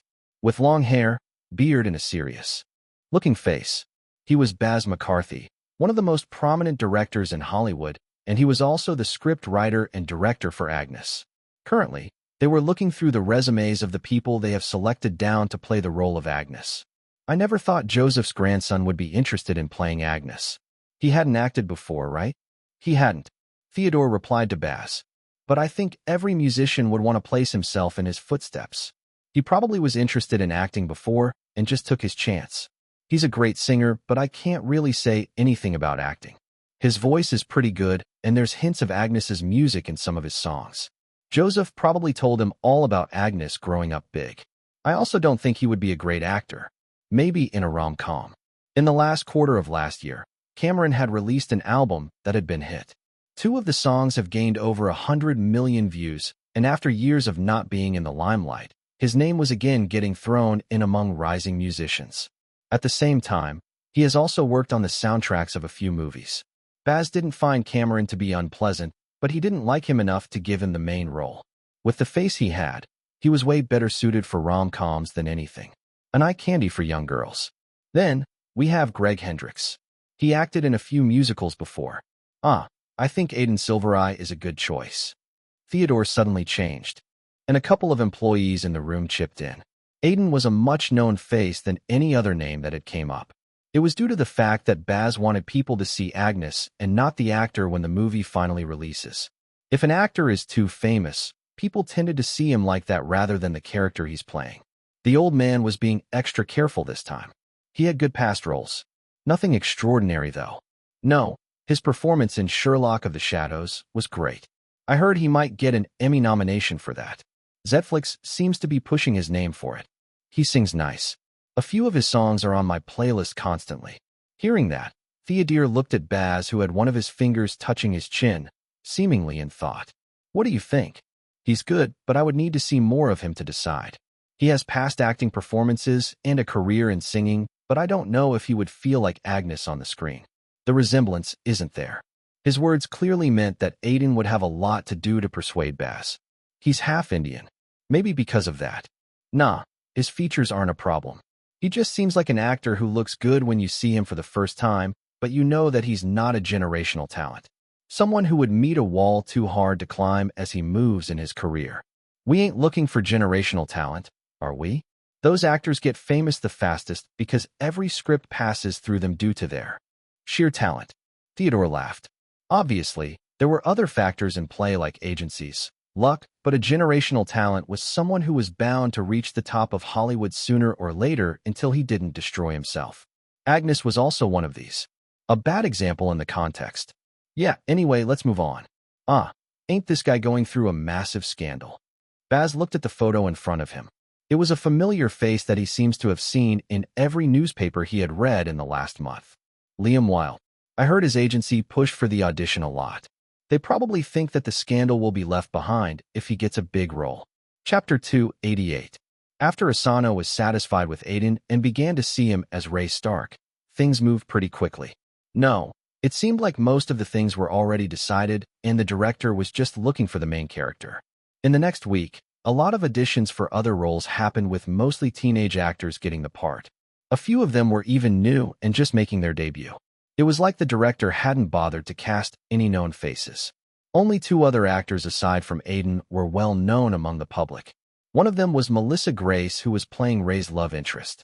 Being a known figure on TV shows, she was touted to be a future top actress. The other was an old actor who has prominently played middle-aged characters in his career, Ned Dweller. He was even nominated for Oscars once in the supporting category. According to what Omar told him, Asano didn't care about star power for this project and was just going with what he felt suited the character. Him working with Omar was also one of the reasons behind it, as Omar didn't mind giving Asano complete freedom over casting. Other than that, Aiden also officially signed the contract. The film's budget was decided to only be $9 million, which wasn't a lot, but it was a safe bet, considering the project was a very different type of teen action movie that people won't see often in Hollywood. Aiden signed the movie for only $300K, which wasn't much by his standards, but he didn't want the movie to increase in budget due to him. One of the first pieces of advice he had gotten from Uncle Sam was that some movies are flops just because the budget goes to the actor's pocket instead of the things that are more important. As Omar was his friend, and he didn't want his fees to be a reason for the film to increase in budget, he didn't even negotiate much. Omar obviously appreciated it a lot. They also decided on the official title for the movie. The draft title was Ballad of Fights, which wasn't really something that would make people attracted to the movie. So, after brainstorming for a while, Asano came up with the title Action Hero. It looked like an odd title that one would usually see in a B-grade movie, but according to Asano, it perfectly fit the soul of the movie. Ray Stark was just an action hero, going from one fight to another. The title perfectly summarized him. Aiden also liked it, and felt like it was something unique. Pre-production started like that, and the shooting was going to start in the first week of March and end by April. Before that, Aiden had another audition, which was for the role of Agnes in his biopic. As the biopic was only going to start shooting in May, Aiden was pretty safe in terms of date if he indeed got the role. I heard that a lot of musical actors are auditioning for the main role. Yeah, I think even Chris Payne was interested in it. He had a big musical hit just last year, and he's a regular in Broadway shows. Wasn't he already 40? I don't think he will fit the role. Yeah, he was rejected without even getting a chance to audition. It's a role that everyone craves. Aiden stopped for a second to listen to the conversation between two employees that seemed like assistant directors. He was currently standing in a theater that was booked by Zero International for the auditions for the biopic. It seemed like the auditions were going to run for over 2 weeks for different roles. Aiden was already able to see a lot of prominent actors from various TV and movies he had watched in the past, sitting around with their agents and waiting for the chance to audition. It was a very weird scene, as most of the time, these actors are just given private auditions. I guess Agnes' biopic is so big that every actor wants to be in it. A role that's bound to get awards, and a movie that is destined to mint hundreds of millions of dollars at the box office. He thought in his mind, and made his way towards Wade, who pointed at one of the empty seats. Let's sit there until our turn comes. When would that be? I don't know. An assistant director told me that we would be informed when that happens. I guess we are here for the whole day until we are lucky. Wade muttered with a sigh. He gave Aiden more information about what was going on. It seemed like they were taking auditions for several roles, and even a few executives from Zero International and other important people were here. By every second, Aiden felt the gravitas of the movie increasing in his mind. You look a bit odd. Are you not interested in the project? Wade asked, noticing his strange reactions to every word he was saying. Compared to actors who were willing to do anything for this role, his attitude looked a bit lackluster. He was much more excited for Action Hero. It's not that. Aiden shook his head. I just didn't think the role would have so much importance. I wasn't born hearing Agnes's music like most of the people here. It was only when I was a teenager that I heard of him. Maybe because of that, this role looked like just another role to me. Moreover, Wade raised an eyebrow, and Aiden composed words in his mouth before continuing. I feel like even if the movie is a hit, it won't be a hit because of me, but because of Agnes. Wade smiled hearing that. Aiden had slowly started to feel like it was his responsibility to make sure his movies do well, especially in the ones he's playing a lead role in. It was a good attitude as it meant that he was very serious about whatever project he was getting into. I guess you were right. People don't care who's playing Agnes, as if presented well, the movie is bound to do great business. That's why you could get your mind off the box office and just focus on the acting. Wade shrugged his shoulders and added, after all, with the box office out of the way, people are going to examine your acting way more. I guess you were right, Aiden said and leaned against his seat. Maybe his attitude was really wrong about it, and he needed to focus more on playing Agnes as realistically as possible. After all, him being a musician was certainly going to help out in understanding Agnes's character. Thinking of that, Aiden lowered his head to look at the scene that was told to him to perform, but at the moment, a voice interrupted him. Aiden, I thought you would be here. Looking up, both Wade and Aiden saw Cameron walking towards them. He stood up from the seat and was a bit surprised to see him after so many months. Cameron, I thought you would be on some tour after your album was released. I was on one, but I came back due to the production of Agnes. What do you mean? Wade asked, tilted his head. What does Cameron have in common with Agnes? Was he working on the production? My grandfather used to work with Agnes back in the day. They made a lot of songs together. He helped out with the script, and he's also inside as the director wanted him at the auditions. So, you are here because of that? Aiden asked. In his mind, he was going through what he knew about Joseph Bryce, a famous composer and someone who was regarded as a pioneer of music back in the day. He has been retired for decades now. No. Cameron shook his head. I'm here to do an audition. For Agnes. Both Aiden and Wade were a bit surprised hearing that, as both of them hadn't taken Cameron to be the type to lean towards acting. There was no hint of it in any of their interactions. Don't get me wrong. I like singing, not acting. Just I always wanted to be in the shoes of Agnes. I felt like starring in his biopic was the best chance I would get. Cameron explained before Aiden could ask anything. He shut his mouth, noticing strange emotions on Cameron's face. It was probably some sort of backstory, as his grandfather was really close to Agnes. As they talked, the door to the room opened again and one more familiar face walked in. Aiden's gaze moved towards the man who had just entered. Actually, everyone in the room was looking at the man. It wasn't because he was famous. It was because he was the most infamous person currently. Liam Wilde. He's finally here. Aiden muttered. Wade had already gotten the news that Liam was going to be taking part in the audition and had informed Aiden. Why is he here? I thought he was hiding underground or was vacationing in some small European country. Man, I won't even be able to show my face to people if everyone saw me naked in an orgy. Aiden heard people whispering among each other and felt a bit bad about Liam. But he didn't seem to be affected by the whispers. Suddenly, he stopped in his tracks and his eyes turned towards Aiden. They became sharp for a second before he moved to take his seat. What's his problem? Aiden thought in his mind. Chapter 289. The next one is Aiden's silver eye. An employee said in a hushed tone as he looked at the resume of Aiden. The otters whispered among each other hearing his name. After a certain amount of fame, a celebrity was well known enough that he didn't need an introduction. Aiden was such a phase, and everyone in the room knew about him and his accomplishments. What do you think of him? Baz McCarthy, the director, as he stroked his long, white beard like he was some sage from a cultivation novel. He was looking at Joseph, who was present in the auditions. He's auditioning for the main role. Probably the hardest role in the movie. That's obvious. The whole movie is on Agnes. Yeah, but I'm interested in him. His music is pretty good, and I think some of his songs are good for this age. Baz felt a bit surprised hearing that.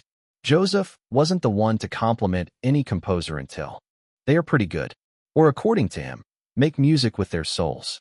It seems like he's going to be in our final pick, going by how you like him. Acting is different.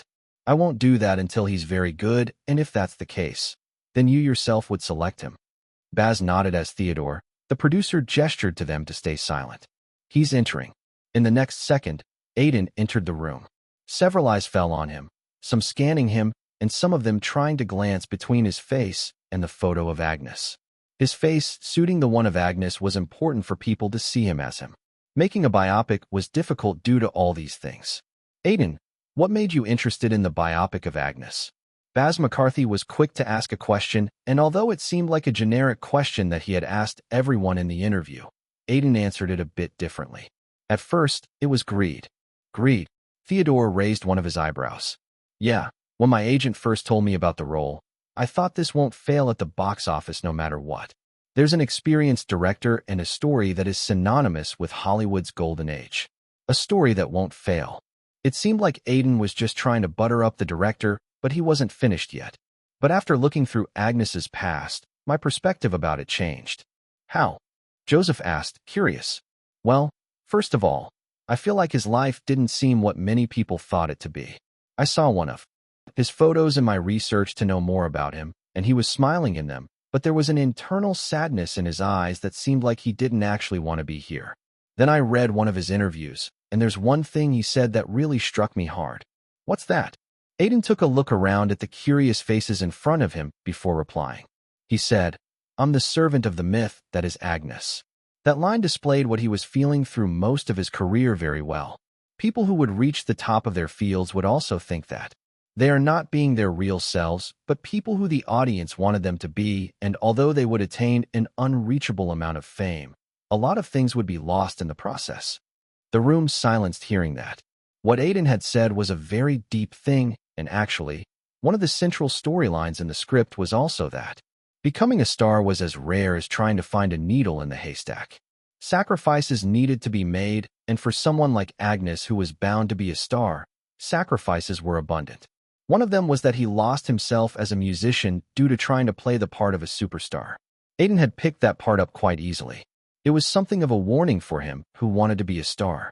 Was he also going to lose himself for his persona of a star? Or would he be able to stay the same?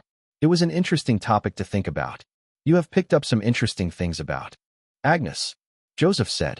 Other actors talked more about his charisma and his relationship with most people. You didn't focus on that. I did. I just felt like his inner thoughts were more interesting compared to anything else. After all, only someone who has reached the pinnacle of stardom could feel such things. Aiden talked a bit more about his analysis of Agnes's character. Both Baz and Joseph looked intrigued by his words and were listening closely. Only Theodore looked like he would come to a conclusion after seeing Aiden's acting. Okay, you can start your audition now, Baz said, and the audition started like that. I was able to give my best. Aiden thought, coming out of the audition room. The scene that he was asked to perform was a monologue of Agnes, which he used to do before each of his stage shows. He had practiced it a lot, and although by the expressions of people it was hard to say how it had gone, Aiden was still confident that he hadn't done bad. He had given a good performance, and now, everything was in the hands of the director. As he walked, his steps suddenly stopped as he saw who was walking towards him. The man also stopped and gave him a glare. The motion of him squinting his eyes was something he wasn't even trying to hide. Liam, what's your problem? Why are you glaring at me for no reason? Aiden asked. Even in the waiting room, Liam has glared at him from time to time. For some reason, he wasn't even trying to hide it. Are you really asking that? You nearly ruined my career. My respect is already gone. You don't know how it feels when every random person on the street knows how you look naked. They make fun of me behind my back. I even lost most of my teenage fans. Liam shouted, his arms shaking with anger, but he looked too thin to pose a threat to Aiden. Aiden suddenly remembered a few photos of Liam and Florence that Tom had shown him. In those photos, both of them were wearing masks to hide their faces like a pandemic was going on. You do realize that it wasn't my fault. I didn't ask the media company to spy on you, and I think it was common sense to know that one needs to have accountability for their actions. No. If you had not gotten those photos, my agency would have made a deal, so it would have never come out. Well, it did, and you are very naive if you think that it's my fault. Next time, think of your image before doing anything. Liam froze hearing that. He was clearly not used to taking accountability for his actions. That would happen when one experiences fame very early on in life and was always filled with people who agreed with him. Aiden moved after saying that, not wanting to have a verbal argument with him. It was simply a waste of time in his eyes. As he passed Liam, his voice came out. I will get the role of Agnes. Good luck, Aiden said and left. As Aiden was busy in auditions for his next role, his fan group was pretty silent with no activity.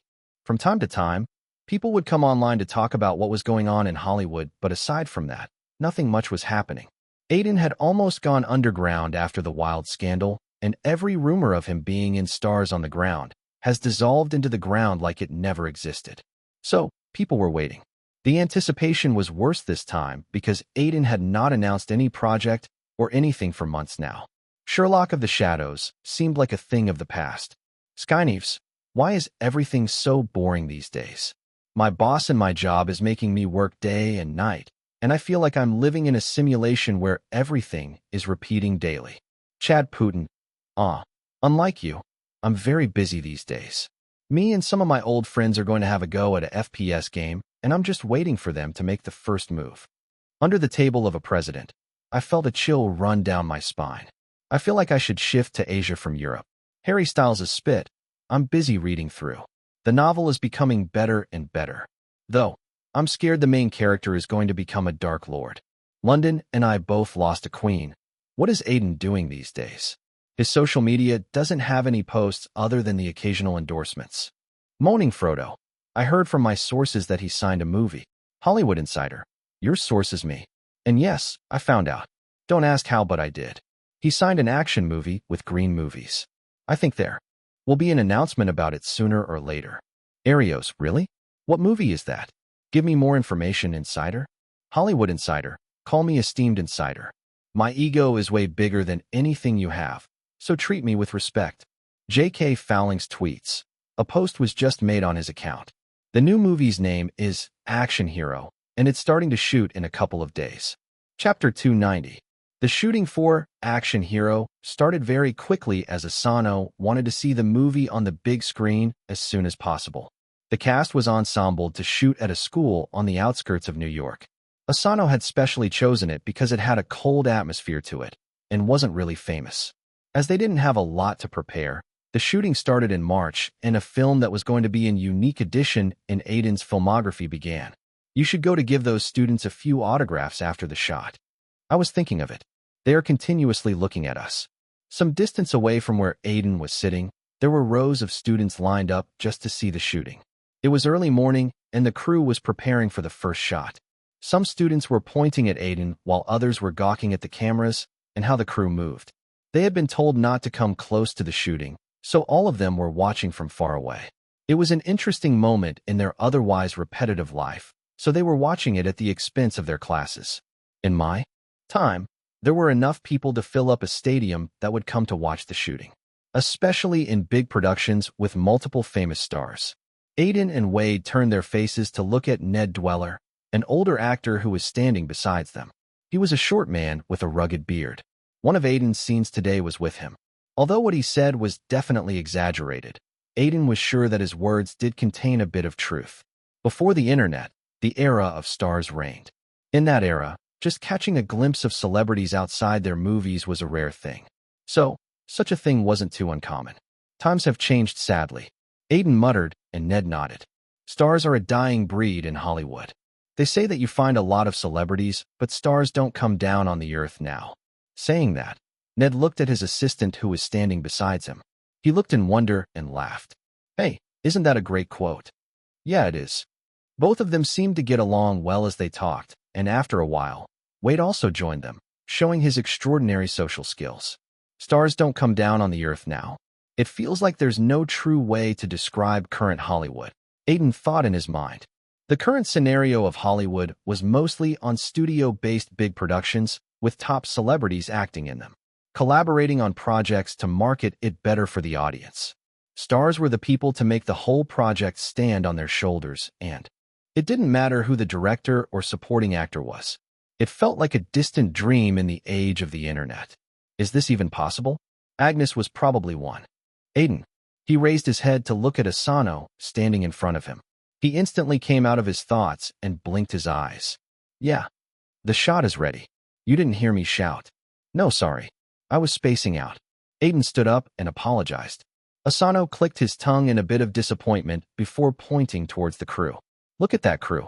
Do you know they are the true voices in our industry? True voices. Asano nodded, and his expression was like he was trying to give Aiden some sort of a lesson. After he had managed to impress him, the veteran director had started to treat him as some sort of a disciple. Yeah, rather than reporters and paparazzi that are not allowed on the set, the crew is there. They see you in your most vulnerable moments and in your moments of brilliance. Then, they go home, to the bar or anywhere and talk about it. It spreads. Things about you spread, and it's on you whether you want to be good or not. Then, his finger moved towards a bunch of supporting actors that were sitting around in one place. As Action Hero contained fight scenes with over 30 people at once. The cast was very big, and a lot of them were just young actors making their debut. Do you know how they see you? With admiration, Aiden muttered. It was clear as a sunny day. When he looked towards those actors, a lot of them were looking at him with sparkling eyes. He had heard a lot of them say that he was their inspiration. To make sure that everyone looked teenage, Asano had only casted in the age of 16 to 20 for the roles. Only Aiden was an exception. So, these people have seen Aiden's career growth in the last couple of years and probably wanted it to happen to them too. It was a heavy and great feeling to be admired. Yeah, so you can't be spaced out. Look, I'm not the type to talk in circles or be in my own delusions. When Asano said that, Aiden focused on him. His words seemed to have an effect on him that was hard to ignore. His voice was deep and calm. My last 2 movies failed. People say I'm washed up, and I realized why they failed after they have released. It's a weird thing. Going back to your movies and realizing you could do it better now, but Action Hero isn't like that. Why? I'm directing it thinking of how I would direct my last movie. There would be no going back and thinking I could have done it better if I can't do that in the first try. That's why. Act like it's your last movie. Like always, the shoot started with particularly easy scenes. The story of Action Hero was basic. A rebellious teen gets sent into a boys' school, a punishment for something he never did. Here, he realized that the school was completely different from what he would imagine. The first few shots that were shot were of Aiden, simply walking into the school and seeing tough-looking teenagers all around. A guy getting punched in the corner and a few guys glaring at him. It was a different atmosphere than a typical American school. But the world that Asano was creating was enough for the audience to forget the reality. They were about to submerge into a reality that was far more entertaining than theirs. According to the script, for the first 10 minutes of it, the story would be slow as the world is introduced. Ray will try to help out a student who is getting beaten up by a few students and get injured himself. The school janitor will find him, and here, a scene that would set the tone for the whole movie would happen. A scene which was one of the most impactful ones in the story. The scene in which the janitor played by Ned Dweller would tell Ray to toughen up if he wants to survive the school. The last scene of the first day was practically that, and after careful deliberation, Aiden had finally decided to do what Asano had said. Act like it was his final movie. Action Hero March 4th, 2018 Act 1 Scene 4 Take 1. Does it hurt? It stings. The janitor looked down on the wounds on the arm and legs of Ray. There was a bruise on his face too. He was a new student and one that had learned the reality of the school in a harsh way. You will get used to the pain. Everyone does, here. What is this place? There are delinquents all around. People who don't care what they are doing. With others, and no one intervenes. Ray asked, looking at the janitor. He had so many questions in his mind about the kind of place he had found himself in. It's a school. The janitor simply said. It doesn't seem like it. Yeah, because the worst students are sent here. Those with bad grades, and those who can't think too much into the future. The ones with troubled families, and those who simply were unlucky. A bunch of good for nothing in the end, and for years, this place has been like the devil's playground. A devil playground. Remembering what he had seen till now, Ray was sure that this word fit the place the best. But his questions haven't ended yet. Why is so much bullying happening? Only pushovers are bullied. The janitor said, then saw the frowning expression of Ray and laughed, almost like he was mocking him. What? You don't like people getting bullied? Are you a self-righteous person who believes that it's his duty to save those who are unfortunate? Ray looked up at the janitor hearing that. He hesitated before replying. Those guys look miserable. Yes, they are. The janitor agreed. But don't think that they are some good people. Everyone who finds themselves in here is someone who has done something wrong. Big enough to be sent here, and this place is completely different from society. Men are free here. Till they are here, they are free. They don't care about anything, and they get adrenaline with fights. It makes them feel alive. No one says anything, not even the authorities. They don't care. It's a boys' high school and the one where the delinquents are sent. If they try to contain them, they will be more rowdy. That's why no one says anything. Now leave. I have other work to do. The janitor showed Ray the gate. He walked up to it, each step filled with a stinging sensation that would take a while to go away. As he was about to leave, The janitor opened his mouth again. Stay out of trouble until you can. People are going to pick on you sooner or later. I hope they don't. They will, and you can't do anything about it. Just hope that your flesh gets used to punches. Ray shook his head hearing that. You misunderstood me. I'm hoping they don't do anything stupid because if they did, I don't know if I would be able to hold myself back. Although the janitor didn't know, Ray has a very short temper, resulting in him getting into fights since he was a kid. Chapter 291. The shooting for Action Hero happened in a very quick fashion, but it didn't mean Aiden was able to walk his way through the shooting. It was a hard job. Action movies are never easy to shoot. So, the stunt coordinator continuously rehearsed the scenes every day with his team. Aiden was also there when it was happening as he was doing most of the stunts himself. Obviously, the harder ones were left to the stunt doubles, and Aiden only insisted on doing a stunt when he felt like he would be able to do it. The movie had several fight scenes one after another, and the last half hour was just one big fight scene, containing a lot of people. From corridor fights to a stairway fight before eventually leading up to a rooftop battle with the main antagonist of the movie. Wade had called it one of the craziest things in movie history, as even in action movies, the climax contained way more than just fist fights.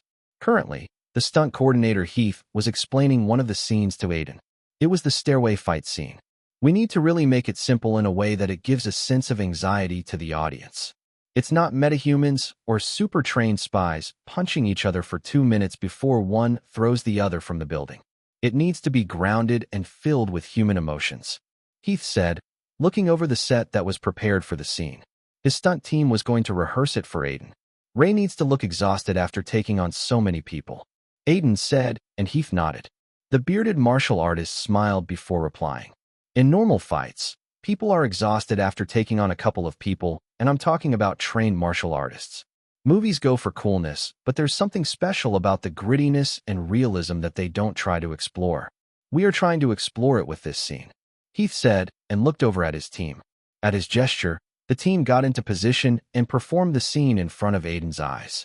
The person playing the role of Ray saw the stairway full of students who were ready to block his way. If he wanted to go upstairs, he needed to go through them. There were a total of 5 people.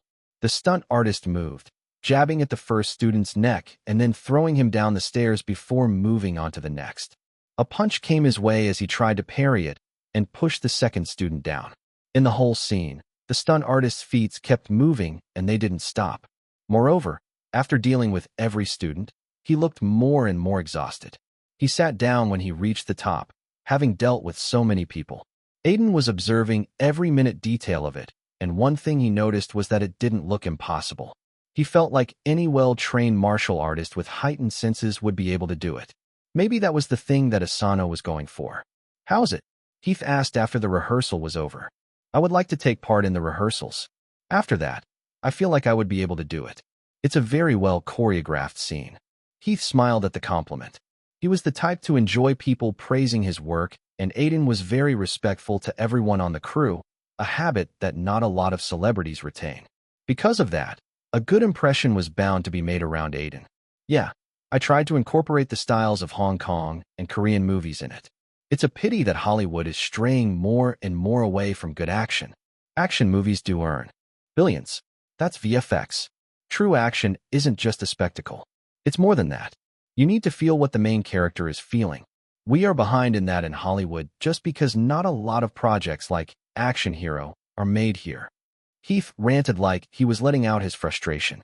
Aiden had heard from Asano that Heath was the one to approach him to work on him, only because he wanted to work on a grounded action movie that breaks the norm.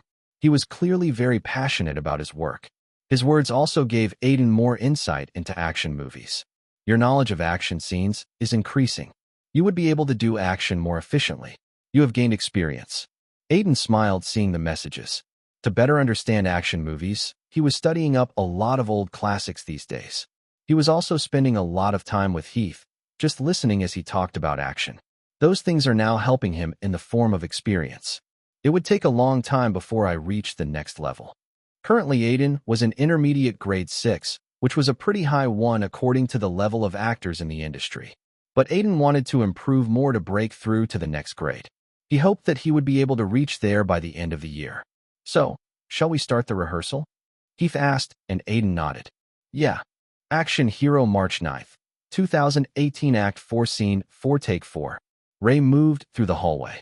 He had just finished up a fight in his battle against the delinquent gang that ruled the school. Now, he was moving onto the rooftop where the leader of the gang was present. His steps stopped as he was climbing the stairs. 5 students blocked the way, and they were looking down on him with a menacing smile on their faces. You are not going anywhere. Ray didn't say anything at that, and just took a deep breath. He moved as the 5 students prepared themselves. Punching the first guy, he knocked him down on the ground, his head hitting the edge of the stair. Then, he blocked the punch of the second guy as the third tried to push him down. He tried to move between them while keeping them at bay. Then, kicked at his knee, making him roll down on the ground. Someone grabbed him from behind and tried to suffocate him, but he bit his hand and hit his head with the knee while kicking the person in front of him. The person in front of him stopped his leg and slammed down on it. Then, punched his chest. Ray groaned in pain as he got himself out of the lock and threw the third student down the stairs. Then, he kicked the guy who had hit him, eventually defeating him after a couple of punches. His whole body felt like it was in pain. He had taken a lot of hits and his stamina was depleting. His face looked like he needed water and wouldn't be able to stand for long. The 5th student tried to take advantage of this, but letting out a low grunting sound. Ray held the last person by the collar, taking advantage of his height and slammed him on the wall, the body rolling down from the floor. He took a few steps to reach the top floor before submerging to the ground. His legs were given up and he was exhausted. He touched his lips. His lip had been torn due to the fight, and there was blood in his mouth. A taste he didn't particularly like. But there was a lot to do still. For now, Ray just wanted to take a break. Cut. Okay, this is a great take. Everyone did a phenomenal job. Asano's voice came out, ending the scene for good.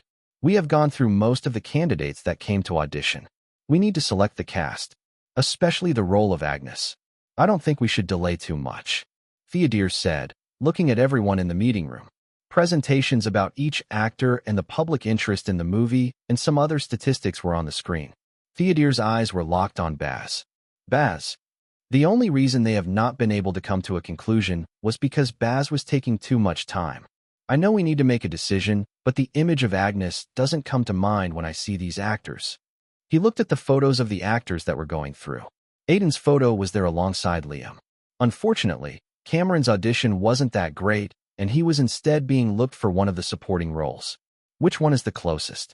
Aiden, Theodore asked, and a couple people in the room felt like it was a good choice. I saw his audition. It was one of the better ones. I feel like he understands Agnes better mentally. What he said about him holds true, and it was like he was able to relate with him. He's good-looking too. Baz didn't give those words much attention, and after thinking for a bit, he shook his head. He's good, but he just doesn't fit in my eyes. Moreover, we wanted to go for newer actors. I feel like I've been seeing him a lot everywhere for a few years. He rarely takes breaks and has been in some impactful movies. Maybe because of that. The eyes moved to the photo of Liam. He should have been rejected just on the basis of his scandal, but Liam's agency has pushed for him, and they have a good relationship with Zero International. Moreover, Baz wasn't someone who minded scandals. Unless someone was a murderer, he would work with them if they know how to act. So, should we go with Liam Wilde? Chapter 292. Action Hero March 17th, 2018 Act 6 Scene 2 Take 3. You again got into a fight? You are coming here every day now? This place ain't an infirmary. Do you see me as a doctor? The janitor looked at Ray, who was standing in front of him. His face was bruised again. The same kid who was beaten up 2 months ago had started going against the big gangs in the school. As a result, it was rare to see his face without bruises. At the same time, every day, Ray would come to his room to get himself fixed. I just like this place. It's calming, Ray said, sitting down and frowning. The janitor shook his head. You have started a war in the school, and it's getting dangerous. You do know that someone could die? It's not small things anymore. They are going to die if these gangs keep being the dominant forces anyway. Their members, all of them bully the people who can't fight.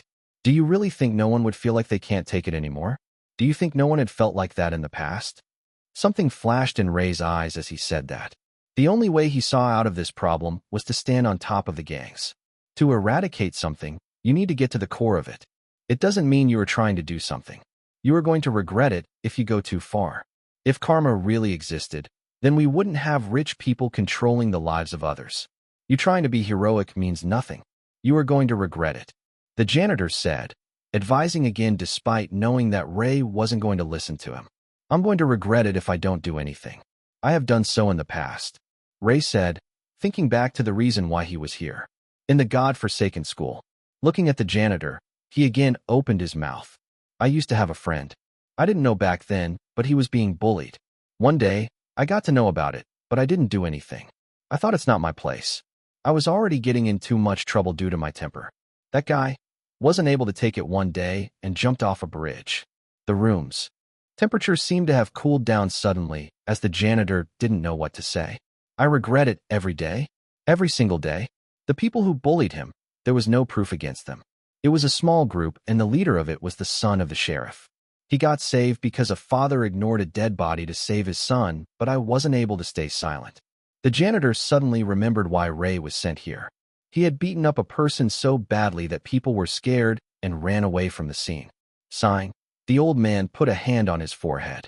Just remember, every fight has its end. Know when to end it. Okay, that was a good shot, Ned and Aiden. Let's take a small break. Asano said as Aiden and Ned walked out of the camera's field vision. The old actor gave him a few words of encouragement before going down to sit with his assistant. Everyone on the set looked busy. A few crew members were getting instructed by Asano on the next shot. There was excitement and tiredness on the faces of everyone. People say that a crew member was the best person to ask if a movie would be a hit or not, as no one liked working on a movie that they think won't do well. By their faces, it seemed like they were enjoying the process. Now, a few other fight scenes for today, and then, tomorrow, there's the classroom brawler scene. Aiden thought, flipping through his script and sitting on a chair. His back felt a bit sore as he had fallen down during an action scene, but it was a small injury. Something like this was very common on the set of an action movie. Aiden, as he was flipping through the script, Wade's voice made him look his way. Tom was following him. Something is wrong. Aiden thought, looking at their faces. It was like they had heard bad news. Their faces were dropped, and something they had feared had turned true. What happened? Check this article. Vanity magazine posted it an hour ago, and the internet is riled up about it. Wade showed him his phone, and just by reading the first half of the article, Aiden was able to understand what was going on. The article went on to quote an anonymous person who's working on Agnes, and he said, Liam was one of the best actors among everyone we auditioned. He surprised everyone and fit right in what we were looking for. His career as a singer would help him get in the skin of Agnes and show the side of himself that hasn't been revealed to the public yet. Aiden didn't know who this anonymous source was, but he hasn't mentioned anything about the scandal that had happened. Further reading, he realized that the article was praising the producer's decision and calling it a brave move that no one saw coming. It also states how the decision was also taken because the director wanted a complete fresh face. The article was treating what it called a rumor as a fact. It also talked about how the internet had taken this news, and the reaction was pretty mixed. After completing the article, he looked at Wade and Tom. What is this news? Is Zero International really going to get embroiled in a controversy? If he was being honest, he didn't know if Liam was a good actor as he never bothered to check his stats. Even if he was good, this decision seemed pretty weird. Agnes's biopic wasn't something that required controversy to be in the news. I can't say. I got no news about it until I saw the article. Wade muttered before clicking his tongue. But it seems like Intra Entertainment is behind it. For the record, Intra Entertainment was the UK's top agency and the one that Liam was contracted with. It's a type of force tactic. They leaked this and probably used their contacts in Vanity magazine to make the news sound as positive as possible. Wade explained, and Tom was quick to ask a question. Then, isn't it something we don't have to worry about? It's a rumor being passed as the real deal, but it's still a rumor. Zero International hasn't said anything about it. No. Aiden shook his head. Intra Entertainment won't do something like this until Liam actually is close to getting the role. These types of things are done at the very end. With so many people talking about it online, they're trying to show Zero International that this move would be enough to gain attention. Negative or positive don't matter here. One more thing was that Intra Entertainment wouldn't do this until they are actually confident about Liam's acting skills. It seemed like they wanted him to be the next big thing. A true global star. Yeah, a lot of people are bashing for obvious reasons. One just doesn't associate with someone who had a huge scandal a couple months ago, but a lot of his fangirls are defending it and saying that it's the best decision ever. Over-obsession with someone is a very fatal thing. Tom muttered. Even his obsession with Hollywood was not on the level where he would defend people who have done wrong things in the past. But Hollywood has a history of giving work to people with criminal cases going on. Some top stars are even accused of being in cults. But they still get work until it's something super serious.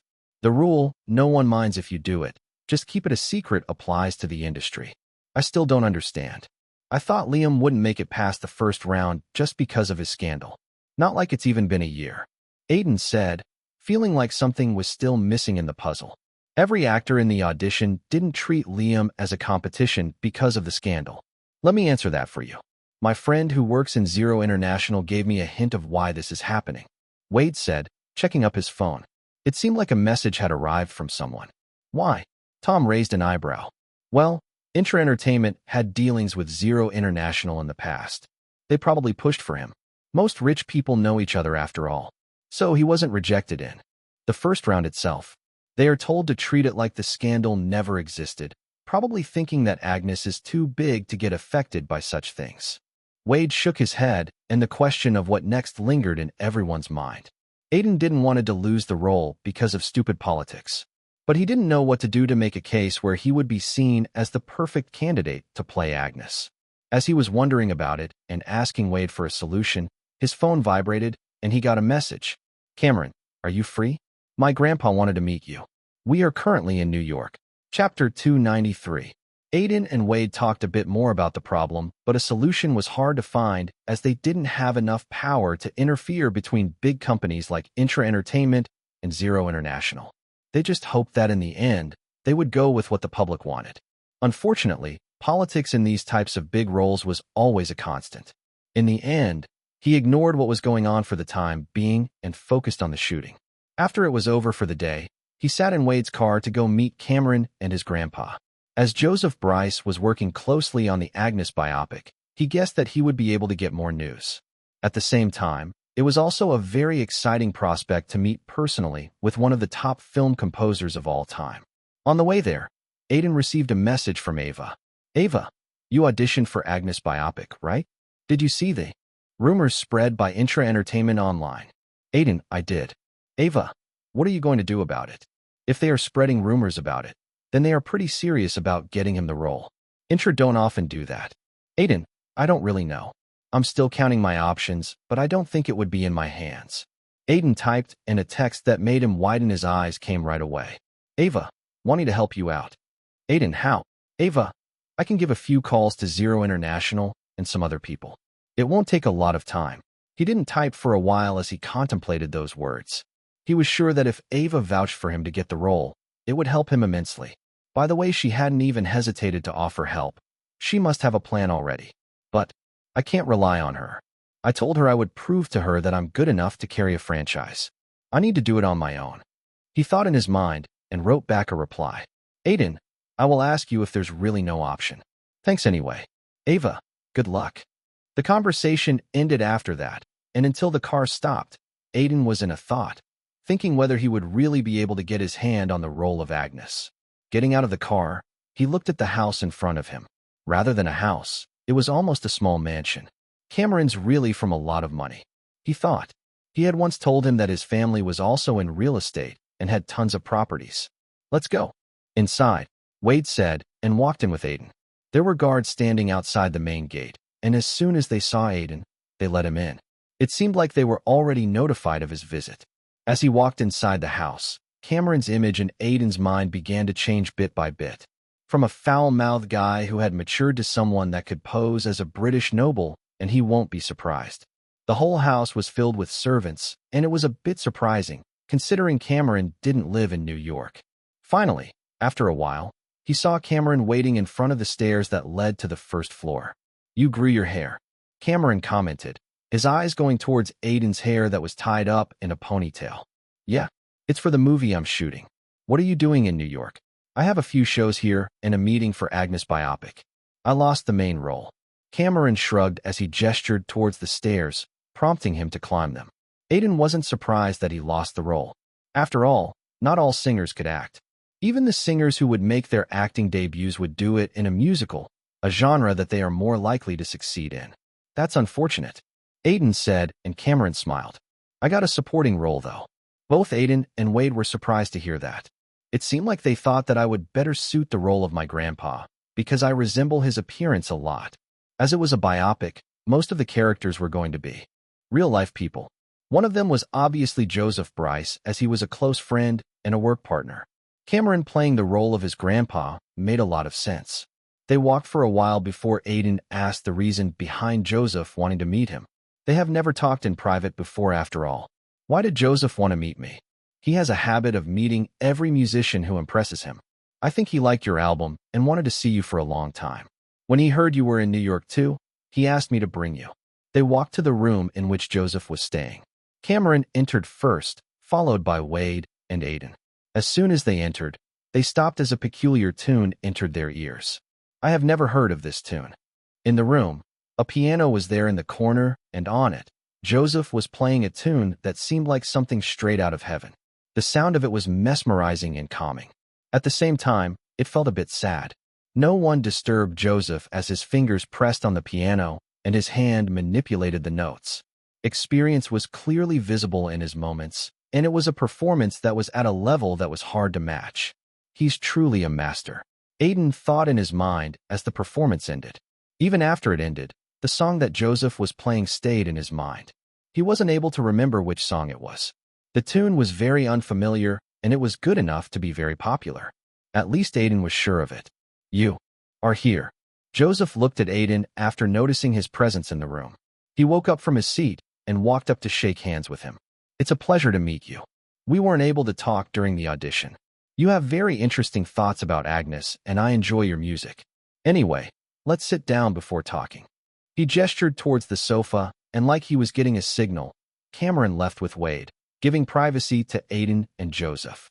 It seemed like the old composer wanted to talk to him alone. You know, it's very rare to find stories in music these days. Back then, every song used to contain a life story, and now, the environment is different. I won't say it's bad, but I do miss the old times, Joseph said as Aiden sat down. He guessed that he was hinting at pop music, which was an easier form of music compared to others, simply because musicians focus more on making it catchy than the core of it. That's why I was surprised when I heard your songs. Although a few of them didn't impress me, some did. You are a good storyteller. How did you come up with Lost in the Sky? Joseph asked. That was his favorite song from Aiden and the one that had made him notice him. It was a song for a movie, so it was more or less the thoughts of the main character of that movie. I related to him, obviously, and I wanted to explore topics like the reason for existence and if things actually matter in this world. Aiden explained, and he and Joseph went on to talk in detail about the song. In the first place, Lost in the Sky was very subtle in what it wanted to portray. It was more than a love song and the personification of thoughts of a person about the world that a lot of people would connect with. Joseph asked more questions from Aiden and even asked about his journey. He was able to see that the old man was a good listener and was genuinely interested in his story. He also talked about how his career started back in the 60s and 70s, how he was discovered by a manager from a record label in a cheap pub, and how midway through his third album, he shifted completely to making scores for movies. It was because he felt like he would be able to tell more stories like that and seem more interesting. Finally, the conversation shifted to the Agnes biopic. I'm pretty sure you have heard of the rumors circulating on social media? Joseph asked, and Aiden nodded. Yeah, is it confirmed? Not yet. The studio is still deliberating about who to cast as Agnes. In the end, the call is on the head of Baz. What do you want, though? Is Liam a good choice in your eyes? Aiden asked, being very curious about it. Joseph was someone who was one of the closest people to Agnes, so he would know if Liam suited the role. Joseph took a while to answer the question. I don't know, to be honest. I don't really enjoy his music. He has a good voice, but I don't know if he would be able to do justice to his songs. As for acting, it's not my profession. Though, I would know for sure if I heard him sing Joker. Joker? Aiden raised an eyebrow. Was it a song? Yeah, it was the tune I was playing when you came into the room. The last song of Agnes. Chapter 294. The tune he was playing. Aiden's mind immediately went to the tune he had heard. The music was on the back of his mind throughout the conversation with Joseph.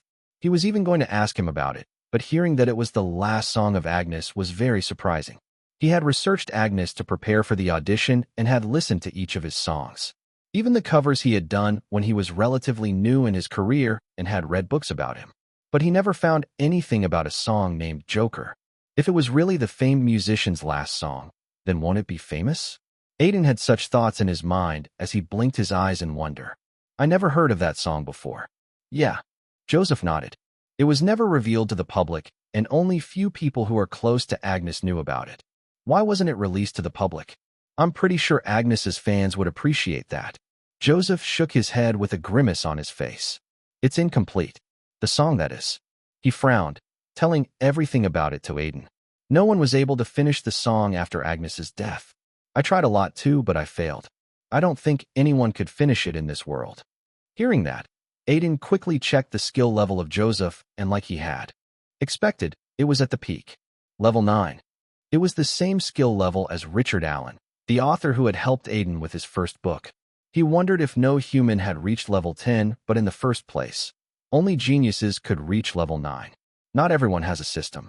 At the same time, he wondered about Agnes's skill levels. He was said to be at the pinnacle of what humans could achieve. That song? Can I hear it? Aiden asked, very curious about hearing the original version, and thankfully, Joseph nodded his head. Sure. He took out his phone and opened up an audio file on it. It was titled Joker, and then with a tap of his finger, he played it. For the next 1 minute, Aiden felt like he was experiencing something that was magical. Hard to describe. The pain and melancholy in each note was hard to ignore, and Agnes's voice was revealing what he had concealed inside of him for so long. In the pursuit of stardom, he had become a joker, the employee of his own myth who was overworked and just wanted to leave his job. The incomplete song revealed all of it, and Aiden felt it with every fiber of his being. I understand why Joseph said he would know for sure if Liam sang it. It was hard to emulate the feeling of the song until one was in a certain emotional range, and if Liam mastered it, even Aiden wouldn't mind him doing the role. It took a while for him to gather his thoughts. Joseph enjoyed his reaction and asked, "How was it?" "It's really hard to describe it. Most people say that." Joseph laughed. It was always a sight to see when people would hear Joker for the first time. It had feelings that would make people want to bawl their eyes out. Anyway, I won't hold you for too long. I heard you were busy shooting a movie. You must be very tired. He changed the subject to better the mood, but Aiden suddenly asked a strange question. Can I keep a copy of the song? He asked, knowing that the song was something very precious and could help him get inspiration. Yeah, I can send you a copy. But you can't share it with anyone. I won't. Aiden spent a bit of time with Cameron before leaving. He and Wade parted ways after that, as the latter was heading straight to the office to know more about the situation with the casting for the biopic.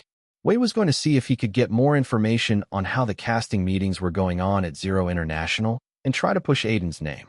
At least, there was a small chance since Aiden was one of the few candidates that had reached the final selection. As for Aiden, he went straight to his home. The shooting for Action Hero was daunting on his body, so he needed to sleep on time to give his body ample rest. But no matter how much he tried, he was unable to sleep. It was because his mind kept going to Joker, the song that truly captivated him and made him unable to focus on anything else.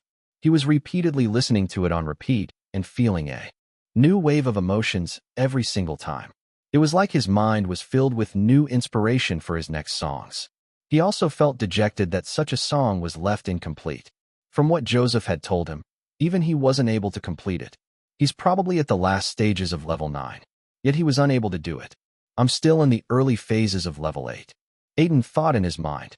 Even then, when he had leveled up way back when his album had been released, the system had notified him that it would be extremely hard for him to level up again. Level 8 was already a stage that most composers aren't able to touch. I don't think I would be able to complete it even if I tried. As Aiden thought about it, his phone suddenly started ringing. Do. It was Wade. Aiden quickly picked it up. Aiden, I thought you would be sleeping. Never mind. It's good you are awake.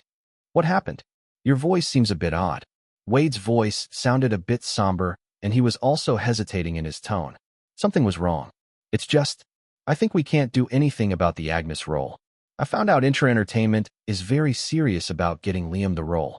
The CEO of Intra met with Zero International CEO in the evening. The issue is out of our hands now, I think. It's hard to stand against corporations, you know.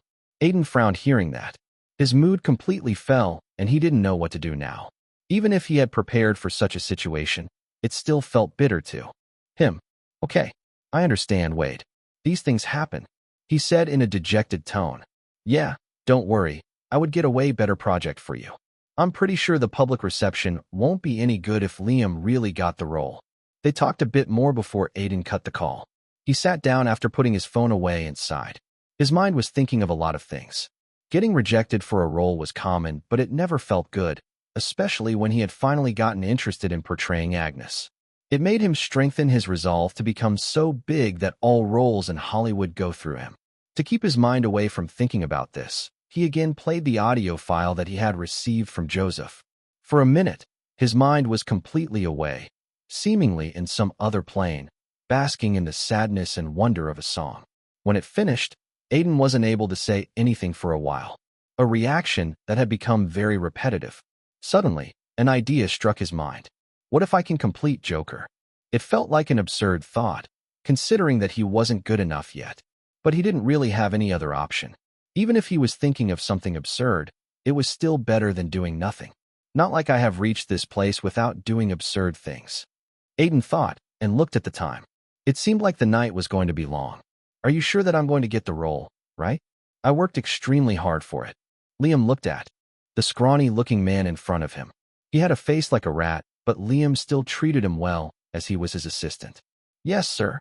I tried to get information about it, and it seemed like the CEO met with Zero International executives to ask for a favor for you. There's no way they are going to reject you now. Good. A smile plastered on Liam's face hearing that. Agnes was his idol since childhood, and it was an extreme honor for him to play him in the biopic. Suddenly, a woman snuggled up to Liam and hugged his arm. She was Florence Levine. Surprisingly, they were still together after the scandal. Babe, don't worry. The role will be yours no matter what. As a director, I could tell that you are the best actor I have seen. She complimented, almost in a honeyed manner. Then, her smile became a bit vicious. I would love to see Aiden's face after he lost out on the role. Because of him, my career nearly finished. Are you sure I need to focus on him? I thought about stuff, and it didn't seem like. Yes, you need to. You are naive, Liam. In this industry, you need to completely crush anyone who stands against you, or it will be a problem for a long term. You don't want that, right? Aiden is an arrogant guy who's high on his success, and he won't hesitate to go against you. If you say so, Liam said as Florence snuggled closer to him. Watching all this, the rat-faced assistant was finding it hard to keep his poker face. In his mind, his expressions had already become ugly. Bitch. Chapter 295. Since deciding to complete Joker, Aiden felt like he was going crazy. No matter what he tried or how he tried, nothing was working. He wasn't even close to finding the right inspiration to complete the song.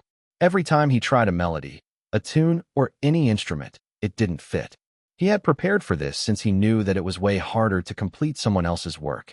For example, he had once heard about a writer who had passed away while writing a novel series, and his son had completed it, but his son was never able to reach the level of his father, and the last part of the novel was disliked by readers and critics.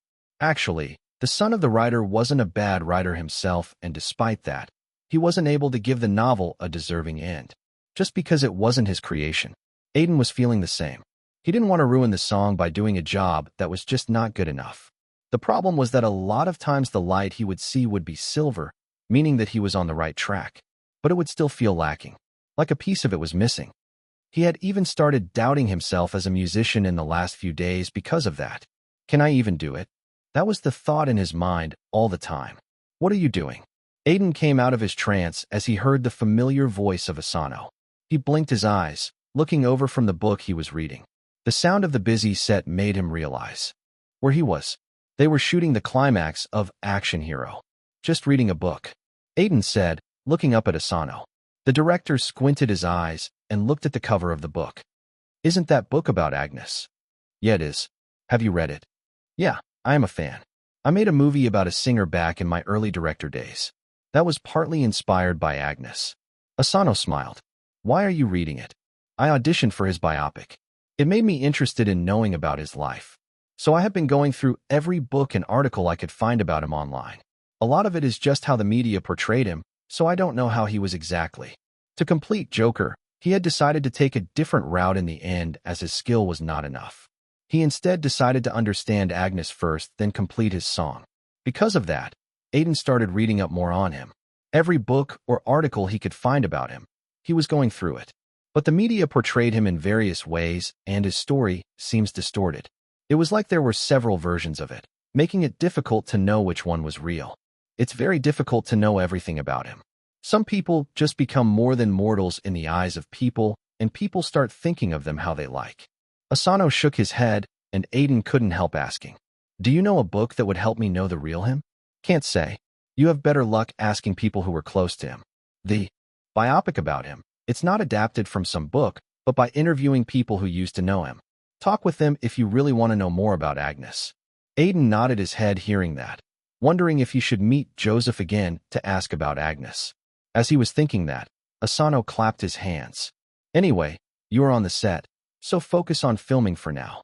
The shooting for Action Hero was now at the end.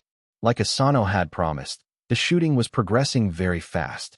Normally, it was better to take your time with the shooting. But Asano felt like it was fine to finish fast if there's enough preparations and people are invested in the project. He had been planning this movie for a year now, and as it was a different movie with more emphasis on action than anything else, they didn't have to follow what's normal. Speaking of action, Aiden was feeling more and more confident that the action scenes were going to be well liked by the viewers.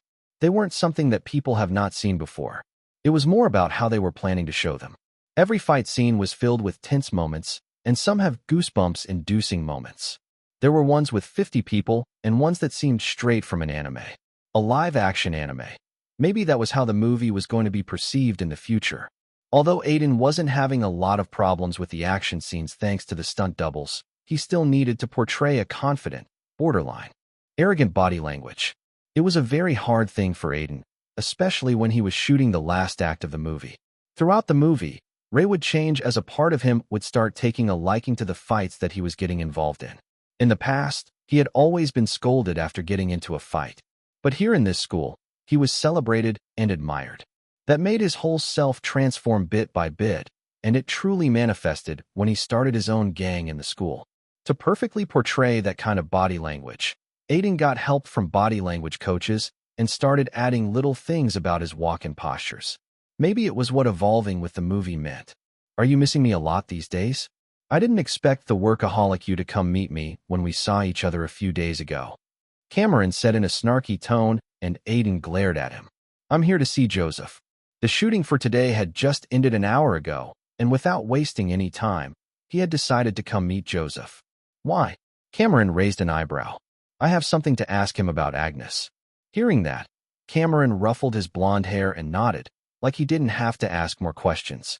He accompanied Aiden to his grandpa's room, and along the way, he just talked about how he was getting action lessons for the biopic and would be staying in New York for a while. My grandpa's pretty free, so just go in. He would appreciate some company. Okay. Aiden entered the room without knocking and saw that Joseph was sitting on the sofa, reading what looked like a tragic romance by the cover. Hearing footsteps, he turned his head, surprised but pleased to see Aiden. Aiden, I didn't expect to see you today. Come, sit here. Joseph, I came to see you because I wanted to ask you something. More like, about someone. Aiden said, sitting down and getting straight to the point. Who? Agnes, I really wanted to know more about him. I read books and articles about him, but I think you would be able to tell me more about him. Aiden, I think you should do that after you sign the role. Aiden shook his head, interrupting Joseph. Hesitating a bit, he told him about how he's trying to complete Joker, and because of that, he wanted to know more about him. Joseph's reaction was not out of ordinary when he heard that. He simply gave Aiden an advice that he had given to a lot of musicians before. You know, Aiden, a lot of musicians, some Grammy winners even, had tried to complete it after listening to it. They weren't able to do it. It's simply akin to walking on the ground filled with landmines. I understand that, but I still want to try. I feel like I would be able to do it. If I can't, then I just join the list of musicians who have tried to do the same. Whatever fits you. Joseph shrugged, knowing by Aiden's eyes that he won't give up. So what do you want to know? Everything you can tell me, especially the last few years of his life. I wanted to know what type of mindset he was in while making Joker. Aiden asked. He wondered if it was too much to ask of Joseph, but the old man didn't seem like he would reject him. That's hard to say. His personal life was in shambles with a lot of tragic incidents happening. We were always worried about him. Maybe not enough, or he wouldn't have. His voice turned somber as he sighed. Aiden wondered if he was making Joseph remember bad memories by asking such questions, but the old man shook his head. Thinking of something, he opened his mouth again. You know what? I think you would know more if I just show you the letters he used to send me. Letters? Aiden asked, tilting his head. Agnes used to send me letters. He liked writing letters, so he would always send them to me if he was touring or if I was touring. He did that to a lot of other people too. You can read them. Won't they be something very private? Aiden asked. He felt like he would breaching a boundary if he really read the letters. Joseph simply smiled. I'm in my last few years. I don't have anything to hide, and who knows, you might actually be able to complete Joker. It would be the best thing in the world for me if you can. He said it like he himself didn't believe that Aiden would be able to do it as he stood up to take out the letters. Chapter 296. Joseph looked at the young man in front of him with wonder. Aiden was someone who reminded him a lot of all the great musicians he had met. He had qualities that are common in a lot of great musicians. A sense of music and a curiosity for stories.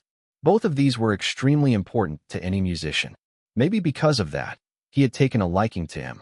It also helped that Aiden was a good friend of his grandson. Cameron had told him a bit about him, and that was enough for Joseph to make a good impression of Aiden. But maybe due to his age, Aiden was a bit reckless. It wasn't a bad thing, but Joseph was sure that he won't be able to complete Joker. More experienced composers, including him, had tried before.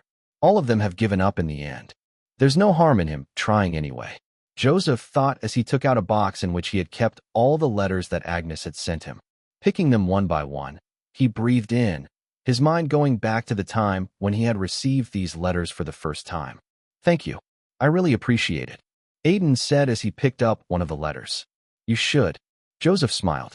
They are precious to me. You can read them here. Okay.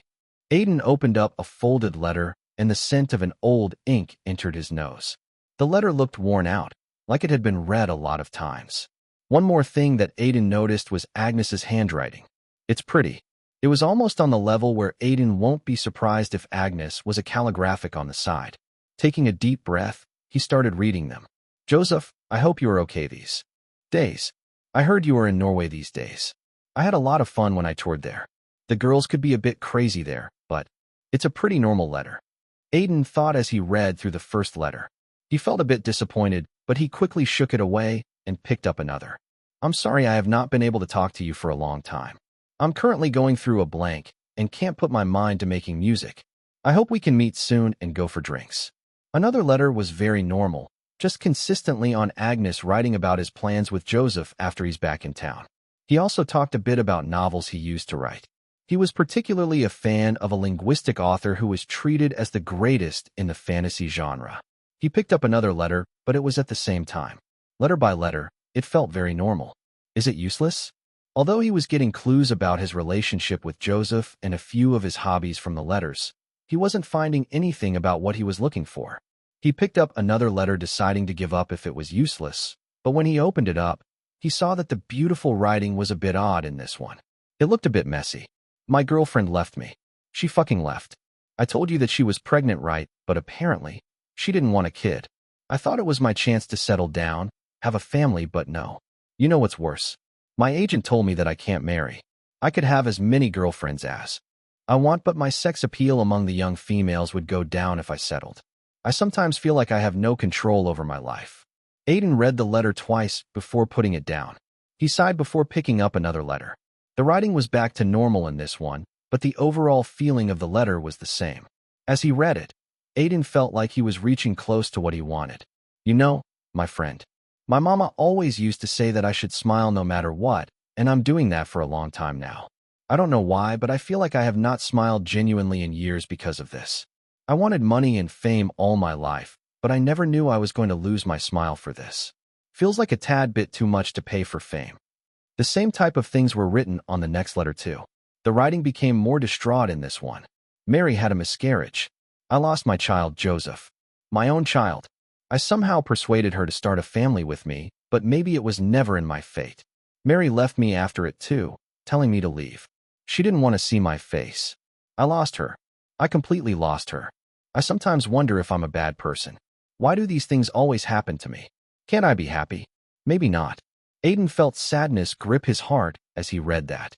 He had known about the miscarriage part that the letter was talking about, but he had known that Agnes didn't like Mary and it was just a one-night stand. Apparently, it was different. Now, there was only one more letter left, and with a heavy heart, he opened it up and went through the content. I don't know if I feel like myself now. Someone told me that I have everything in the world today. I wanted to tell them otherwise, but maybe it's true.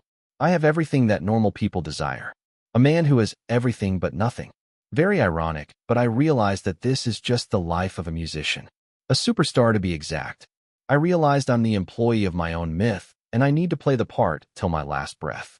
After all, a good artist finishes his performance even if his performance is his own life. The show must go on. As soon as Aiden read through the letter, an image formed in his mind. The doubts he had about Agnes cleared as the clouds over his judgment moved away. He felt like Agnes was his worst future. Becoming so big that your life doesn't remain yours. It won't happen to normal celebrities, but a superstar's life was just not his. It belonged to every fan who supports him. Even if there was a lot of distance between the fan and the star, they can't exist without each other. Joker is just the deepest feelings of Agnes. It perfectly describes his life. A joker who was told to always smile even when his heart was broken. Smile on the stage and sing no matter what's going on. The show must go on.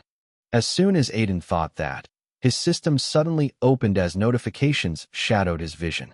You have managed to gain an affinity of over 70% with the character called Agnes. Agnes was one of the level 10 musicians in the world. You have achieved a rare feat that no one was able to do before. By connecting to a master musician, you have gained the skill Connect. A lot of experience has been given. You have advanced to intermediate grade 5 from intermediate grade 4 in your singing skill. Congratulations. Reading through the notifications, Aiden widened his eyes. He felt like it was one of those moments where he was benefiting from accidentally combining his acting and singing skills. For a while, he was in a trance, and it was only after Joseph shook his shoulder that Aiden came out from his trance. Aiden, are you okay? You suddenly froze. Yeah? I'm sorry, I just zoned out. He looked at the old man. Joseph, thank you for letting me read through the letters. I feel like I would be able to complete Joker now. Really? Yeah. Thank you very much. I will leave now. Saying that, Aiden didn't stay for long and left. His mind was chaotic with what had just happened. He felt like he had grown closer to finishing up Joker. At the same time, he was excited to use Connect and see what exactly it does. He's a weird kid. Joseph muttered after Aiden left. He didn't feel like he would be able to complete the song, but if he did, that would mean that he could die without regrets. The old man looked at the letters once before sighing. In a room, a man was typing on his keyboard with frantic speed. His beard was rough, and he was constantly licking his lips and smiling like he had been struck with an inspiration that was going to create something magical. If anyone saw him like this, he would be termed as a madman, and maybe it was true as only a madman could create something like Black Saints. He was Xavier Lamb, who was currently writing down the script of Black Saints 2. For the sequel, he was going to give Kai the best story arc of all time and something that the audience would be shocked by. I can't wait for the audience to see it on the big screen. He stopped and muttered, his eyes going over to a particular scene. The dialogues in this scene was something that was his favorite, and it was something that Kai constantly talks about. And it was the most truthful thing about his character. There's a freedom in chaos, Xavier said as he imagined Aiden saying the line on the big screen. Chapter 297. Upon reaching home, Aiden locked himself in his room. There were few messages on his phone, mainly from Wade and his mother, but he ignored them for the time being and opened up his system. Connect. He wanted to know what type of skill it was, as he had gotten it by accidentally mixing both his acting and singing skills at the same time. He felt like it would be something special. Anyway, every skill from his system was special. The ability to connect with a master from any profession that you have a good affinity with. It could only Be used once a year.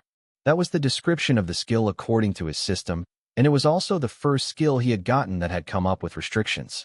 But if the skill was really like that, then the restrictions were understandable.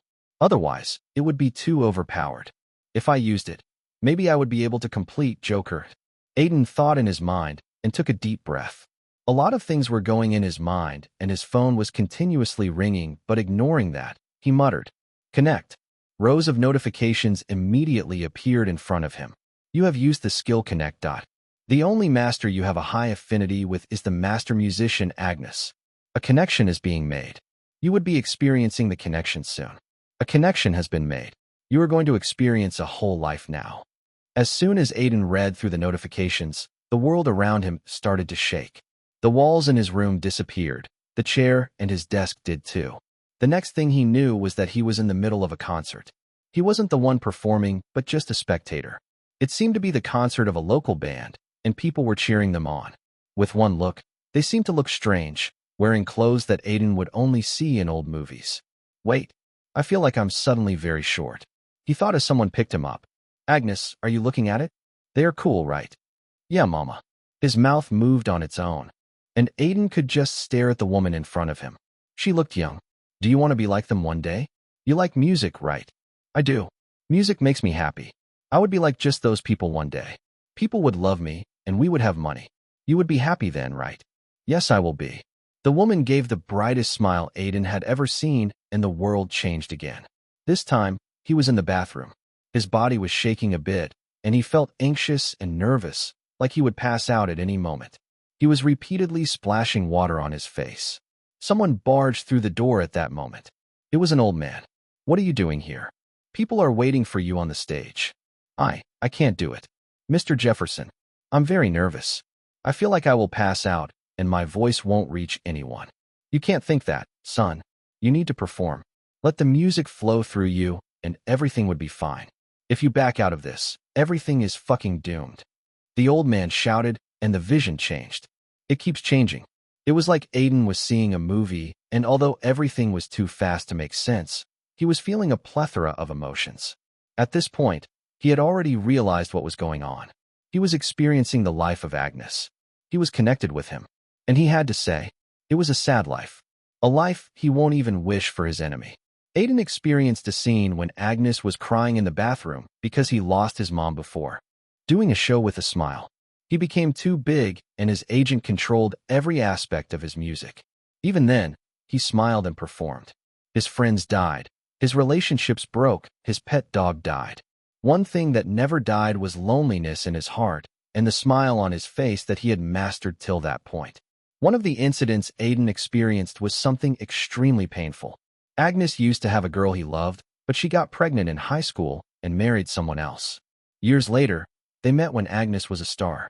She still treated him the same, and he hoped to keep at least a friendship this time, having matured. But the next day, a newspaper published a scandal about them. The girl's husband was angered and left her, believing that scandal, and she bashed Agnes, telling him that him being a star is a curse. Even when he was not at fault, he kept experiencing bad things. It was like this was a sacrifice for achieving most of the materialistic things in life. He kept blaming himself on every part of his life. Finally, Aiden's vision changed for the final time. Where am I now? He thought, and saw that it was a room. His vision was a bit blurry this time, but he was holding a guitar. His hands moved on his own and played a tune. Time seemed to stop for a moment as the tune resounded in the room. Joker? Is this the time when Agnes made the song? He thought as Agnes played the tune for a while until he suddenly threw his guitar on a wall. It was so sudden that Aiden was shocked. The guitar broke and Agnes stood up from the sofa and walked up to the big mirror on the side of the room. The next words Agnes spoke froze Aiden. Hey, are you still alive inside of me? Aiden wondered if he knew that he was there. A part of me that genuinely smiles and enjoys music. Is it still alive? That calmed him down, and Aiden gave all his attention to what was happening. I don't think so. Why do I feel so dead every time I make music? I don't even know if I could smile anymore. Saying that, Agnes smiled in front of the mirror, but it was a distorted one. For the next 5 minutes, he kept practicing different types of smiles, but none of them looked good. It was fake. Agnes realized it himself and let out a small laugh. I guess I lost it. the ability to be happy. A tear dropped. Aiden suddenly realized that Agnes was crying, and for the first time in his life, he realized the price of stardom. The next second, the mirror broke and the vision ended. Aiden found himself back in his room. The walls, the chair, the desk, everything was back, but Aiden was sweating. His temperature seemed to have dropped, and his back was drenched. For a while, he found it hard to breathe. Suddenly, a tear dropped. He looked down on the carpet where the tear had dropped, and then touched his own face. Aiden was crying. "Where's Aiden? You know I don't like it. He's not been on the shooting for 2 days. We won't be able to finish in time if he's like this. I thought he was a very disciplined person," Asano said as he tapped his leg repeatedly on the back seat of a car. There was annoyance on his face. "I understand how you are feeling. I don't know what's going on with Aiden either. He's never been like this before. Wade, do you know anything?" Omar looked at Wade, who was driving. As Aiden was not responding to calls or anything, all of them were going to his house. Wade had tried before, but he had rejected him, saying that he was busy with something. "I don't know. That's why I'm worried. I don't think anything major happened, nor did he look weird. The suddenness of it makes me more worried," Wade said, making the other two wonder what was really going on with Aiden. He had never acted like that on the set and had a rule of not drinking during shooting as to not miss his schedule due to oversleeping. That type of person was missing from the shooting for 2 days now. "You sure nothing happened on the set?" Omar asked. He had not been on the set a lot. "No, nothing happened. He was enjoying it and would talk a lot with younger actors." "Yeah, it's strange then," Omar muttered, and soon, the car stopped at Aiden's apartment. All of them got out and made their way up to the floor he used to live on. "I have keys," Wade said when they reached the apartment. He opened up the door and entered inside. Taking a few steps, he saw that there were boxes of pizza besides the sink. "At least he's eating," he thought, moving towards his room. "Aiden, are you here?" Omar shouted up. "He must be in his room. He said he's working on something." Wade walked up to his bedroom and opened up the door. With a glance, his eyes landed on Aiden, but he stopped his mouth from saying anything. It was like he had seen something that shouldn't be disturbed. Both Asano and Omar were the same. In the room, Aiden was holding up his guitar. He wasn't playing anything, but he looked so focused that no one wanted to disturb him. Moreover, his eyes looked very different, almost like he had seen every grief in this world. What happened to him? Chapter 298. Vanity magazine was one of the top magazines in America, read by millions around the world, and a distance away from where it was situated, a cafe was located. It was a high-class cafe that was frequented a lot by the employees working there. Today, 2 of the reporters from the entertainment department were drinking coffee after having lunch. Their topic of discussion was varied, but it soon came to the most talked-about topic in Hollywood lately: the casting for Agnes biopic. It was discussed and bashed a lot online when initial rumors spread about Liam Wilde playing Agnes, mostly from the musicians' fans who were waiting for a movie to honor their idol for a long time. If this was even a few months ago, it would have been fine and a decision that people would even like, as Liam himself was a great musician, but after his scandal, everyone felt that it was better for Liam to lie down for a year or 2. The public felt that it was a disgrace for Liam to play Agnes. In the end, it was brushed off as a rumor by Zero International for the time being. But the people working in Hollywood, especially reporters, knew the real picture. "So, is the information you got true? Is it really confirmed?" A female reporter asked as she squinted her eyes at her male colleague, like she was warning him to not lie. "It's the real deal," he said. "Liam Wilde is 90% confirmed. Only signing the contract is left. I really don't know why they are going with this decision. They don't seem to care about Agnes's legacy. It's Hollywood. They probably are making this knowing how much money they could mint. And I'm pretty sure a few of Zero International executives would themselves be a part of the orgy. Only the director and the crew seemed to be genuinely interested in the project." The woman laughed hearing that. By the man's expression, she knew that it was not even a joke. Hollywood biggies were capable of doing worse things. Anyway, could nothing happen? My mom's a huge Agnes fan, and I want someone with a bit better image to be playing him. If I watch Liam as Agnes on the big screen, I will keep thinking about his orgy pics. You stared at them too much? Okay. Stop glaring at me, and I'm not an executive. I just got this information from a contact. Both of them talked a bit more about the topic, particularly what the male reporter had heard about Liam's acting skills and other things from the biopic, and which director they want the story to go to. There was a simple thing for biopics. A lot of the time they were more of biopics, which meant that certain things are changed to make the story more interesting to the audience. After all, the audience needed some spice in the story even if it hadn't happened in reality. At the end of their discussion, the female colleague just muttered, "I don't really know how the reaction is going to be when it's officially announced." Zero International would have their cyber army ready to tackle it. Then, Liam would just need to give a convincing performance, and it's all good when the movie is released. The male colleague said, then added, "Though, I still hope that someone else is chosen. Liam doesn't seem like the right choice for some reason. That would need a miracle. Okay, the cameras are ready. Check everything. It's going to be the last scene, so we need to finish on top. You don't have to worry, director. It's just a small scene. It still needs to be perfect, so we leave on a high note." Asano said and looked at Aiden, and for a second, the emotions in his eyes changed. Just a few days ago, when he had seen his eyes, they looked so empty, but now, they looked different. More like Ray, the main character for Action Hero. He's really an actor. Asano thought in his mind as he gestured to the slate to drop. The scene started then. Action Hero, April 2nd, 2018, Act 10, Scene 6, Take 1. Ray looked at himself in the mirror. Blood was streaking down his head, an injury he had gotten in a fight. His hands were bandaged, a relic of another fight a few days ago, and his face seemed like it had been through some rough pounding. He frowned as he opened up the tap. Water started coming down from it as he splashed it on his face. "I was never going to start fighting mindlessly again, but people are monsters here. I can understand it. They are frustrated, but it doesn't mean giving up their sanity." Thinking of that, he thought back to the scenes he had seen since he had come here. A conversation with a bullied guy particularly came to his mind. "You know, I have thought a lot about suicide." "What are you saying?" "Don't worry, I'm not going to do that. I tried. Was too tired.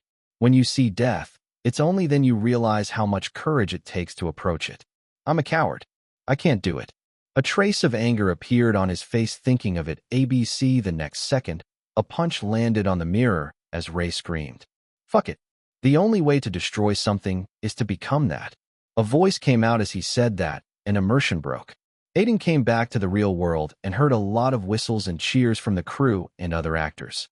Everyone looked happy as they had finally finished what seemed like an important movie of all of their careers. It had also only taken a bit more than a month. They have given it there, and it was evident in their voices. "Let's go to a bar and celebrate. It's still afternoon, so we should all go out for lunch. I'm pretty sure the director won't be stingy today." Then, after that, the bar. "Hey, I have a family unlike you."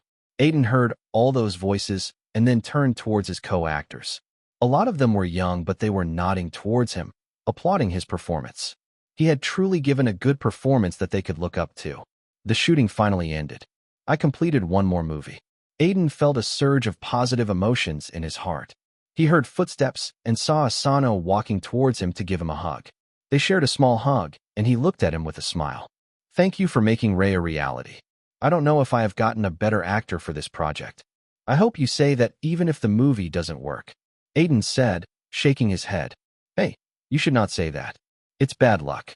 I don't think luck would affect it. I won't say something like this until I'm sure that the movie will do well regardless of anything." Aiden said, and they talked a bit more about the shooting and how Asano was planning to lock himself in a room to edit the movie. "So, you are coming to the feast I'm holding. You already booked a restaurant?" Aiden raised an eyebrow. "Obviously. I do it every time with my crew. Need to treat them for the good work, or those bastards would just work with someone else when I have a movie coming. Anyway, let's go." "No, I can't come." Aiden stopped Asano in his tracks. "It would be odd if the lead wasn't there. I have a meeting. You know the track I sang when you came to my house?" Asano slowly nodded his head, his mind going to the music he had heard. The only thing he could say about it was that he was still desperately waiting for it to release officially every day. It's a track that was originally going to be used for Agnes' movie. "I'm going to a meeting for the movie." Oh, Asano understood what was going on. Although it didn't have every single piece of information, he knew that Aiden had auditioned for it. "Good luck with it. I know it could be a huge opportunity for you." "Thanks," Aiden said and walked out of the set while thanking everyone and promising to have a drink with them in the future. Outside, Wade and Tom were already waiting in the car. "Let's go. I don't think we should make them wait for long," Aiden said, sitting in the car. Don't worry, it's close by, Wade said and started the car. Through the drive, Tom couldn't help but ask a question that was running in his mind. He was very worried about Aiden in the last week when he had locked himself in his house to work on something, but looking at him now, it seemed like he was perfectly fine. How did you actually get a meeting with them? I heard Wade tried before and he failed. I got a friend to help me. Aiden smiled. Anyway, we don't have the meeting with the producer, but directly with the director. What do you plan to say in it? I'm going to persuade the director to cast me as Agnes, Aiden said and looked outside the car's window. These days, all he was thinking of was Agnes and his life, and if he didn't got this role, he was going to regret it for life. At this point, I'm sure nobody could play this better than me. He thought in his mind and hummed the Joker tune throughout the ride. Chapter 299. In the Zero International New York office, a lot of people were gathered around in a conference room. Since the higher-ups already had their talks, I don't think there's any suspense that you were selected as the lead to play Agnes. There will be a lot of talks online, but we are prepared to handle it now that we are in the same boat. I would rather say we are on a cruise with Liam as the lead. If his fangirls stormed the theaters the same way they do during his concerts, then we would be looking for over $40 million opening. That would be like a dream come true. Theodore didn't say anything as the people in the room talked. Being the main producer in the biopic, he needed to have a good relationship with the main lead. He hadn't liked that the decision wasn't on merit, but then again, which decision was in Hollywood? There's always these things involved. And he had gotten used to it. Going against something the CEO had decided would be a fool's errand. Only director Baz could do it, and he didn't even mind having Liam on board. His acting skills are surprisingly good, Theodore thought, and took a look around. A few producers and the project manager were talking amiably with Liam, who was sitting in the center. He was here to talk with Baz and sign the contract today. Then, the official announcement would happen tomorrow. A rat-faced guy who was Liam's assistant and a tall guy who was a senior agent from Intra Entertainment were here too. The latter was here to make sure that everything went well. They were hyping up Liam at every chance they got. Suddenly, the senior agent looked at Theodore and asked, "Theo, you ain't talking much today. I'm more of the type to observe, you know that. I'm waiting for Baz to come here." Theodore quickly replied with a smile. "Where is Director Baz?" Liam looked at him, and Theodore glanced back to the door. He said someone was going to meet him, so he's in a small meeting area. He will be back soon. Who is he meeting? Don't know. Just said he's meeting someone due to a friend and doesn't know what the meeting would be about. Baz McCarthy was a very experienced director, one of the best in business. A famous magazine called Morbs has even called him one of the pioneers in modern cinema. It also meant that he had connections all over Hollywood, and any production company would want to work with him. At the same time, he had seen so many wild things in his life that he could write a book named Top 100 Unbelievable Experiences a Director Goes Through. Even then, he had never expected an actor to be so blatant while talking to him. "So, let me go over what you said. You said you want to play Agnes in his biopic, and there's no one better than you to play it." "There might be, but I have never come across them." Baz slammed the table and blinked his eyes at Aiden. Besides him, a burly man who was his agent was sitting. After calming down a bit, Baz let out a sigh and looked at Aiden, who was not even blinking. He looked as serious as a person could get. "You saw the shiny black Lamborghini in the parking lot." "Yeah, it looked good," Wade said. "Liam Wilde owns it. He's in the other room currently, waiting to sign the contract to play Agnes. We are going to announce it and release the posters after his look for the movie is finalized. Do you still think that you stand a chance here?" Baz had thought that Aiden didn't know about the situation with Liam, but instead of backing out, Aiden nodded his head. "I know about what you said. I obviously did my research before coming here." The CEO of Intra Entertainment and Zero International made a verbal deal. It would take something big to remove Liam from the movie. Then why? Baz frowned and wiped the sweat off his forehead. He was surely going to write this incident in his biography when he decided to make one. "Because I heard about an incident," Aiden muttered. "It was your third movie.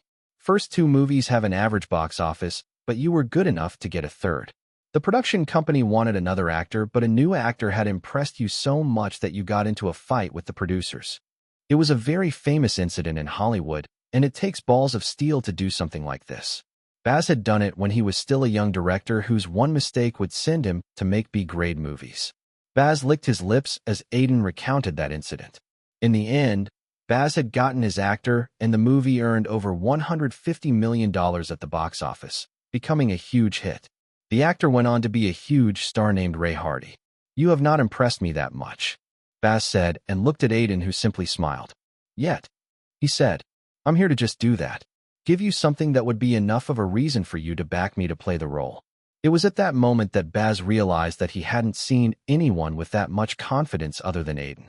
There were confident people he had met, but a lot of them got overconfident and ruined their careers. With Aiden, there was something very clear in his eyes. A plan. "What is that? Listen to this," Aiden said, and took out his phone. Then he played Joker in the small meeting room. 10 minutes later, when Baz had heard it twice and was dumbstruck, he said, "Let's go to the conference room. It won't be something easy to solve, but I guess it's enough of a reason." Aiden smiled hearing that. "Ah, Director Baz, you are finally here." The senior agent from Intra Entertainment stood up from his chair when the door opened to reveal the director. A few other people did the same, including Liam. But they froze when they saw who was behind him. "What is Aiden and his agent doing here?" Liam muttered, and everyone wondered what was going on. Knowing that something interesting was going on, Theodore asked, "Director, was it Aiden who you were having a meeting with?" "Yes. It was quite an interesting meeting," Baz said under his breath, in a low voice, then looked up at everyone in the room. His eyes glanced at Liam for a second, but it was just that. A glance. "Director, I'm pretty sure the meeting was interesting, but can we focus more on Liam signing the contract? I have other appointments later on in the day." The senior agent looked at the director with a smile, but Baz shook his head. "I'm sorry, but that won't happen now." "What?" "Aiden here had managed to convince me that there's no one better than him to play Agnes, and I also felt that. So, Liam, I'm very sorry, but I want Aiden to play the lead role. It's a hard decision, but I hope you can understand it." "What the fuck?" Liam's assistant, the rat-faced guy, muttered. Liam's face was the personification of those lines, and a few other people were now giving Aiden weird looks. They were stunned too. Everyone was. "What a headache." Theodore put a hand on his head, but there was a smile on his face. "It was interesting. Things were interesting." The senior agent seemed to think it was a joke and laughed. "Director Baz, your sense of humor is good. A little dark for my taste, but let's be a bit serious." "I'm serious," Baz said, and someone let out a deep breath that they were holding back. "Director, on what basis you are saying this? The CEO had already decided everything, and I don't think you have the right to decide who could play the lead now. You yourself said Liam would be fine. That was before, and the CEO had given me the right to final decision if you don't know." Director Baz glared at the senior agent, not liking his tone. "As for why, I'm saying this suddenly. There's a big reason for this." Baz glanced at Aiden saying it. That was the signal for him to open his mouth, but Aiden looked a little lost. "Why they are not here yet?" He thought in his mind, and turned to look at the door. As if he was commanding it, the door opened. Joseph and Cameron walked in. There was a look of confusion on their face, seeing all the people who were present in the room. They could tell that the atmosphere wasn't the most ideal. "Aiden, what is going on? You suddenly called me here. Why is Liam here?" Cameron pointed at Liam, who was standing shell-shocked. He wasn't even able to open his mouth, and looked like a lost child at a carnival. "He's here to sign his contract, but I kind of ruined it. Anyway, I will explain it later. It's a pretty complex situation." Aiden muttered, scratching his hair. He actually didn't knew Liam was going to be here to sign the contract. It was very unexpected, but it had added to the situation. "I would be lucky if his agent or him don't try to punch me. Need to look out for shoes and phones flying out too." He thought in his mind, and looked at Joseph. "Joseph, I did it." "Did what?" The old man raised an eyebrow. "I completed Joker, Agnes' last song." Chapter 300. I completed Joker, Agnes' last song. As soon as those words were out of Aiden's mouth, he knew that the reactions were going to be something he had never seen before. Doubt was the first one out of all the emotions that Joseph was going to feel today. "What are you saying? You should not joke about anything like that." "It's not a joke. I won't lie about something like this. I know what it means to you." Joseph looked into Aiden's eyes. They were resolute, pure, truthful. Age had made his vision worse, but it had given him the ability to see the truth from the lies. He's not lying. But how could it be? No one, not even me, was able to complete it. "No. First let's see if the quality is intact. I need to hear it to know it." He thought in his mind, and the senior agent, who was already becoming impatient, shouted out, "What the hell is Joker? Are you calling us clowns? Theodore, what is this behavior? I thought you were a professional. What is this stupid guy in the director is saying? Fix this mess up. Hey, don't shout. Let me explain. Joker is Agnes' last song, and the reason why I even wanted to direct this biopic." Baz interrupted Theodore and completed his sentence. Then, he went on to talk about how the idea of the biopic had even come up. It had happened a long time ago when Baz had heard Joker due to Joseph and had been entranced. He had only listened and talked about the song for the next 3 days. In the end, he decided to make an Agnes biopic. The end of this biopic was actually going to be Joker. The song plays as the credits roll to the tragic death of Agnes, but no one was able to complete the song, and hence, another ending was used. But now, Aiden has managed to complete it. It was nothing short of a miracle. Is it really completed? Even Joseph wasn't able to do it, and he's arguably one of the best composers in the world. Theodore asked and glanced between Joseph and Aiden. He was not even 30 and did what a world-famous composer wasn't able to do. It was hard to believe. Yeah, I'm pretty sure he just made a mess of it and is now saying that he completed it. Liam, who was silent till now, finally opened his mouth. He had heard enough to know what was going on. Other people in the room were also thinking of the same thing as him. I heard it. At that moment, Baz opened his mouth, shutting everyone who was doubting Aiden's claims. Are you sure the quality is the same? Joseph asked. It gave me goosebumps. That was enough of an answer for everyone to turn towards Aiden. Standing next to him, Wade was suddenly feeling like Aiden's plan was working. He was proud of the actor he had chosen to represent. Tom was the same, and he looked like he was happy to be witnessing history happening in front of his eyes. This was going to be written in golden letters in the future. Aiden, can I hear it? Okay, Aiden said, taking out his phone and putting the volume to the loudest. Then, taking a deep breath, he played the song. Everyone went silent after that. If he was being honest, it was probably the hardest song for him to compose. And he didn't even know how he had done it. He was in such a state where he felt like he was living with a hole in his heart, and only completing the song was in his heart. He finally understood that to complete Joker, you needed to be in an emotional range that a few people in life would experience. That's the reason why no one was able to do it till now. His skill connect had helped him in that. After completing the song, he had written down lyrics on top of it, but even if there were no lyrics, the song was emotional enough to make people cry. Those lyrics were also written in a trance-like state which Aiden could only describe as feeling like you are in an endless grief. One more thing was that the song didn't have silver light. It's the first song for me to have a golden light. Yes, the whole room was covered in golden light as the song played. It was a very strong golden light, and although Aiden knew that rather than him, it was because of Agnes, he still felt like it was a big achievement for him. The effects it had on people were very clear too. Wade and Baz, who had heard the song before, looked a bit emotional, and a few people were already unable to stand and have sat down. Both Cameron and Liam, being singers, have realized what they were hearing, and it looked like they were having chills on their body. Finally, after 3 minutes, the song ended. With it, a tear dropped on the ground. It was Joseph. Grandpa, are you okay? Cameron quickly rushed to him, but Joseph shook his head, telling him that he was fine. His eyes were red, and he seemed to be taking deep breaths. I'm fine. I'm fine. It's just I never thought that I would be able to hear this in my entire life. I feel like my life has fulfilled its purpose now. Saying that, Joseph looked at Aiden and slowly walked towards him. Then he hugged him. Thank you. I underestimated you, but you gave me the best gift of my life. Aiden wasn't able to say anything and just hugged him back. This must mean a lot for him. He thought in his mind and closed his eyes for a bit. Theodore also looked a bit emotional, and now he was looking at Aiden with a different light. In fact, everyone was looking at Aiden in a different light. It was special. Okay, he completed the song. It's a good one. I agree, but can we come to the main topic now? I like the whole emotional scene, but Aiden still can't play Agnes. The whole atmosphere was broken by the senior agent, and Tom wondered for a second how much months he would need to spend in jail if he body slammed him a little. We can't do the movie without the song, Theodore said as everyone looked at him. If Aiden could compose the song, then it's fair to say that. That doesn't mean great acting.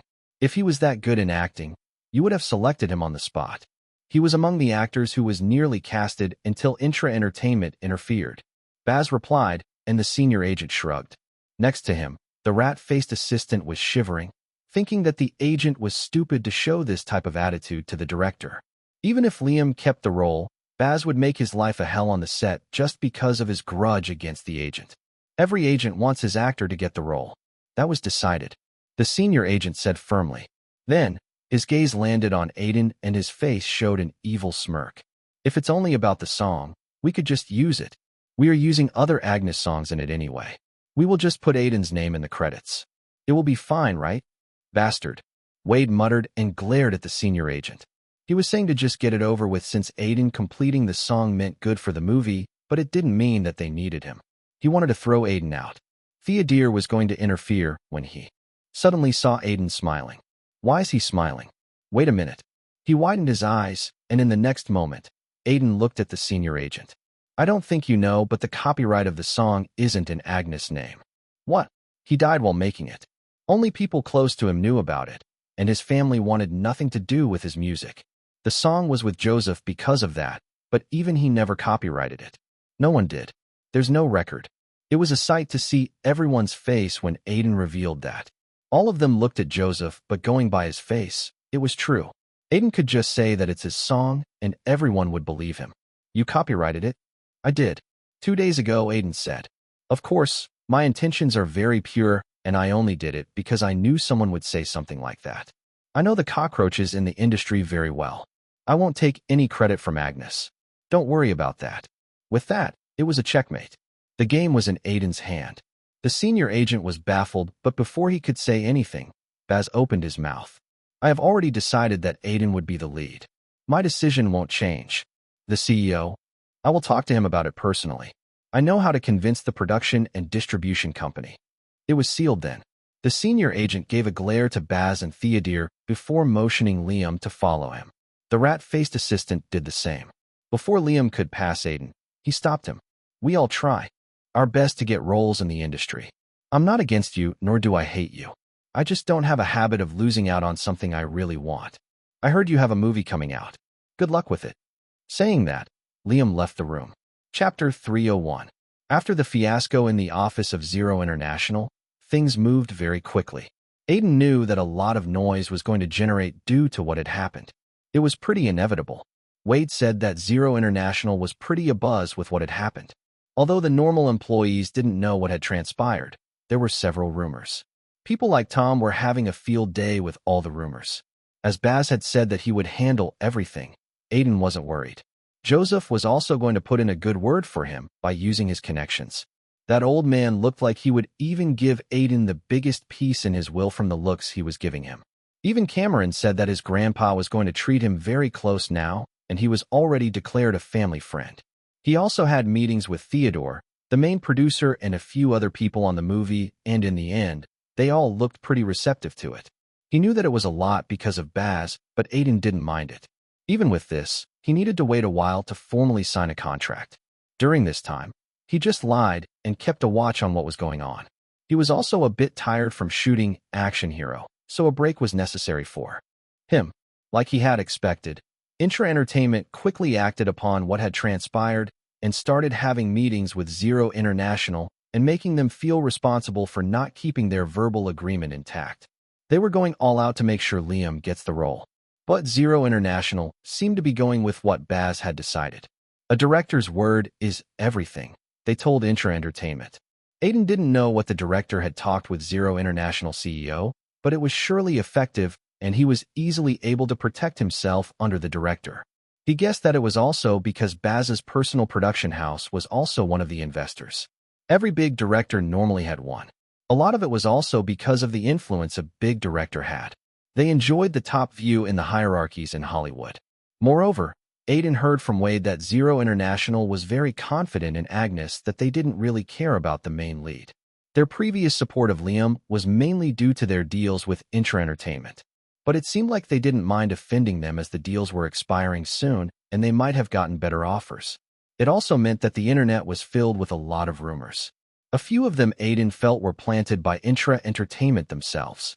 At least the articles seemed to be targeting him. Chapter 302. Outside the Comic-Con, a female reporter was standing with a cameraman, but there was an annoyed expression on her face. People were randomly brushing against her from time to time. People really don't have any manners, she muttered as an obsessed guy bumped her shoulder while passing. She stomped her feet in anger as the guy looked apologetically. Sorry. He fled with his friends after that, and the cameraman shook his head. There's too many people here already. Get used to it. I have never been to a Comic-Con. I didn't know. Well, now you know. The female reporter muttered something under her breath and took a deep breath and fixed her hair. Then she got ready. The cameraman started to roll the camera. Hello, I'm Liz Jones from ETV News, and we are here at Comic-Con that's being held in New York this year. As you can see behind me, a lot of people are roaming around. It's jam-packed. Let's go ask people what they are looking forward to the most at the Comic-Con. After the introduction, she looked around and went towards a blonde guy, but seeing her, he quickly walked away. A crack appeared on her face. Liz, this is normal. People are always rude. Get used to it. Thinking that, she approached another person, but it was only on her fourth person that someone agreed to give an interview. It was a young girl, probably a college student. There's going to be a few big reveals today. Among them, what are you excited to see here today? She asked, and without wasting any time, the girl replied, I'm here to get an autograph from the creators of... The reporter was confused, and even the cameraman showed a similar reaction. Yeah, it's a comic book. There's a book signing event here. So, I'm very excited about it. Moreover, Aiden Silvereye is supposed to be here too. I wanted to meet him and get a hug. You mean that actor? Yeah, he's the writer of the comic. Saying that, the girl showed the female reporter a few issues of the graphic novel. She talked a bit more about it before going on her way. Thinking that it was a good enough interview, the female reporter moved on to the next person. Then, the next person. The answers she got to her question were varied. I'm here to attend the event to see the reveals of the new superhero movies coming up. I'm a big fan. I really hope we get a strong female character movie. I'm attending for the gaming reveals. Heard that they are making another game for The Black Knight. The movies of it are the worst I have seen, but the games are one of the best. Hope they don't ruin the character. I'm just dragged here by my friends. Though, there's a lot of people in interesting costumes here. Aside from these, one thing the female reporter didn't expect was that a lot of people had come to get a signed copy of. The popularity was clearly a lot for a relatively new series. I am here for. I just love the series. The main character looks gorgeous, and the story is very interesting. Especially because he's more of an anti-hero. I think. The comic is more popular among females. They like elegant-looking male characters, and the story is very interesting. I got hooked after the first chapter, and when the main character lost his parents, that was heartbreaking. I just like art. It's a good series. Very dark for my tastes, but it makes up for it due to the story. The main reason was obviously that a lot of these people were just Aiden's fans, but a lot also genuinely loved the series. It was a true dark fantasy with a great main character. Everything that the more commercial media choose to avoid these days. After taking a few more interviews, the female reporter turned towards the cameraman. Do you think we should go check out what is this? Yeah, it looks interesting. Oka, stop bumping into me. The female reporter shouted as another person bumped into her. The line is very long. Aiden said as he looked outside the curtains. Their table already had a few people lining up for autographs. It was a good sign for sure. I'm going to mess up. I'm surely going to mess up. Next to him, Bruce was quivering, completely opposite to his attitude from before. A few staff members were giggling looking at him like that. Sighing, Aiden looked at him. Be a bit confident. It's going to be fine once you give your first autograph. Haven't you practiced it? I have. Bruce muttered. All night I practiced, but what if something goes wrong? What if someone said to my face that they don't like the comic? I'm going to cry on the spot. You are shaking like you are going to propose to your girlfriend. Aiden clicked his tongue. I feel like I would be better off proposing to her. I won't have a lot of fear as I have been rejected enough in life. Wade laughed out loud hearing that. Everyone else was also smiling. Stop thinking so much and go out and give autographs. Remember to shake hands and give hugs, especially if it's a girl. Hugs and handshakes depend on how pretty she is. Wade smirked and pushed Bruce outside. Aiden also walked out and sat down on the table. A few fans cheered him and quickly came to their table. I'm a big fan of yours. Please sign it. I never thought I would see you in the flesh. Please sign this and can I have a hug? Man, I loved your art. I'm an aspiring artist myself. People came up quickly, and for a second, Bruce felt overwhelmed until he heard the last comment. He somehow relaxed hearing that. A staff member quickly calmed the fans down. Please form a proper line, and don't try to get ahead of yourself. Please cooperate. Wade also stood next to Aiden just in case something happened. One by one, fans kept coming, and Aiden signed the copy of the issue of that they had bought with them. It was a very standard procedure. What made it interesting was the conversation of a minute he would have with the fans. At the same time, just seeing the smile on their face made him happy. It gave his work a sort of meaning. I'm a huge fan of yours. Please sign this. I was there when you made your debut during X-Star in the audience. I loved your comic too. You have been supporting me for so long. Thank you very much. I actually never thought I would enjoy so much. Even my girlfriend loves it. You are very talented. Thanks. Here's your signed copy. Aiden talked nicely with them as he signed autographs. A few people asked for handshakes and selfies alongside a few excited girls asking for hugs. Bruce also seemed to have relaxed down in his role. He had less people compared to Aiden, but he looked very happy with each conversation. He felt like he was finally in the place where he belonged. It's going to be tough work, Aiden thought, seeing that the line was just increasing and increasing. But it was good work. So you can't do it? No, we are already busy with a release. We have given a lot of the marketing budget to it, and we can't delay it. If you are not in a hurry, I can adjust it to release in 3 months. No, it's fine. Anyway, good luck with your movie. Omar finished his call with the CEO of Eternal Life Movies, the distributor which had distributed 30 Days of Happiness, and frowned. Even though the movie had been completed well, a strange problem had come up. The distribution company that Omar had gotten a deal with backed out at the last moment. They somehow had gotten into a sort of scam and had lost too much money, making them unable to distribute movies. It was a very messy situation on their part. So, suddenly, Action Hero was without any distributors. It was not a good situation for the movie. He had used his contacts, but it was hard to get a distributor. He even showed them an unedited version of the movie, but a lot of studios backed out just because of the theme. One even said that it was a good, stupid movie with too many fight scenes, and it would never work for the American audience who liked more cinematic experiences. His last option was Eternal Life Movies, but even they have other commitments. What can I do about this? Omar thought and frowned. He needed to find a good distributor quickly, or there's going to be trouble. Asano wanted to release it in the next 2 months. And if he waited for longer, then the Agnes biopic would be released. Knowing that Aiden was already casted in it, it wasn't a good idea to release 2 of his movies so close to each other. Action Hero was going to be the one at the losing end if that happens. Moreover, there was always a time for movies to release. Following a trend was one thing, but Omar looked more into it. People have gotten tired of artistic movies that promote realism in the expanse of entertainment. Superhero movies have also created an exhaustion. If not released currently, Omar might lose the right opportunity. I need to find a distributor as soon as possible. Chapter 303. Signing autographs was a very exhausting job for one's hand, especially when signing them nonstop. At one point, Aiden felt like the line was never going to end. Sometime during the signing, a lot of people realized that Aiden was there.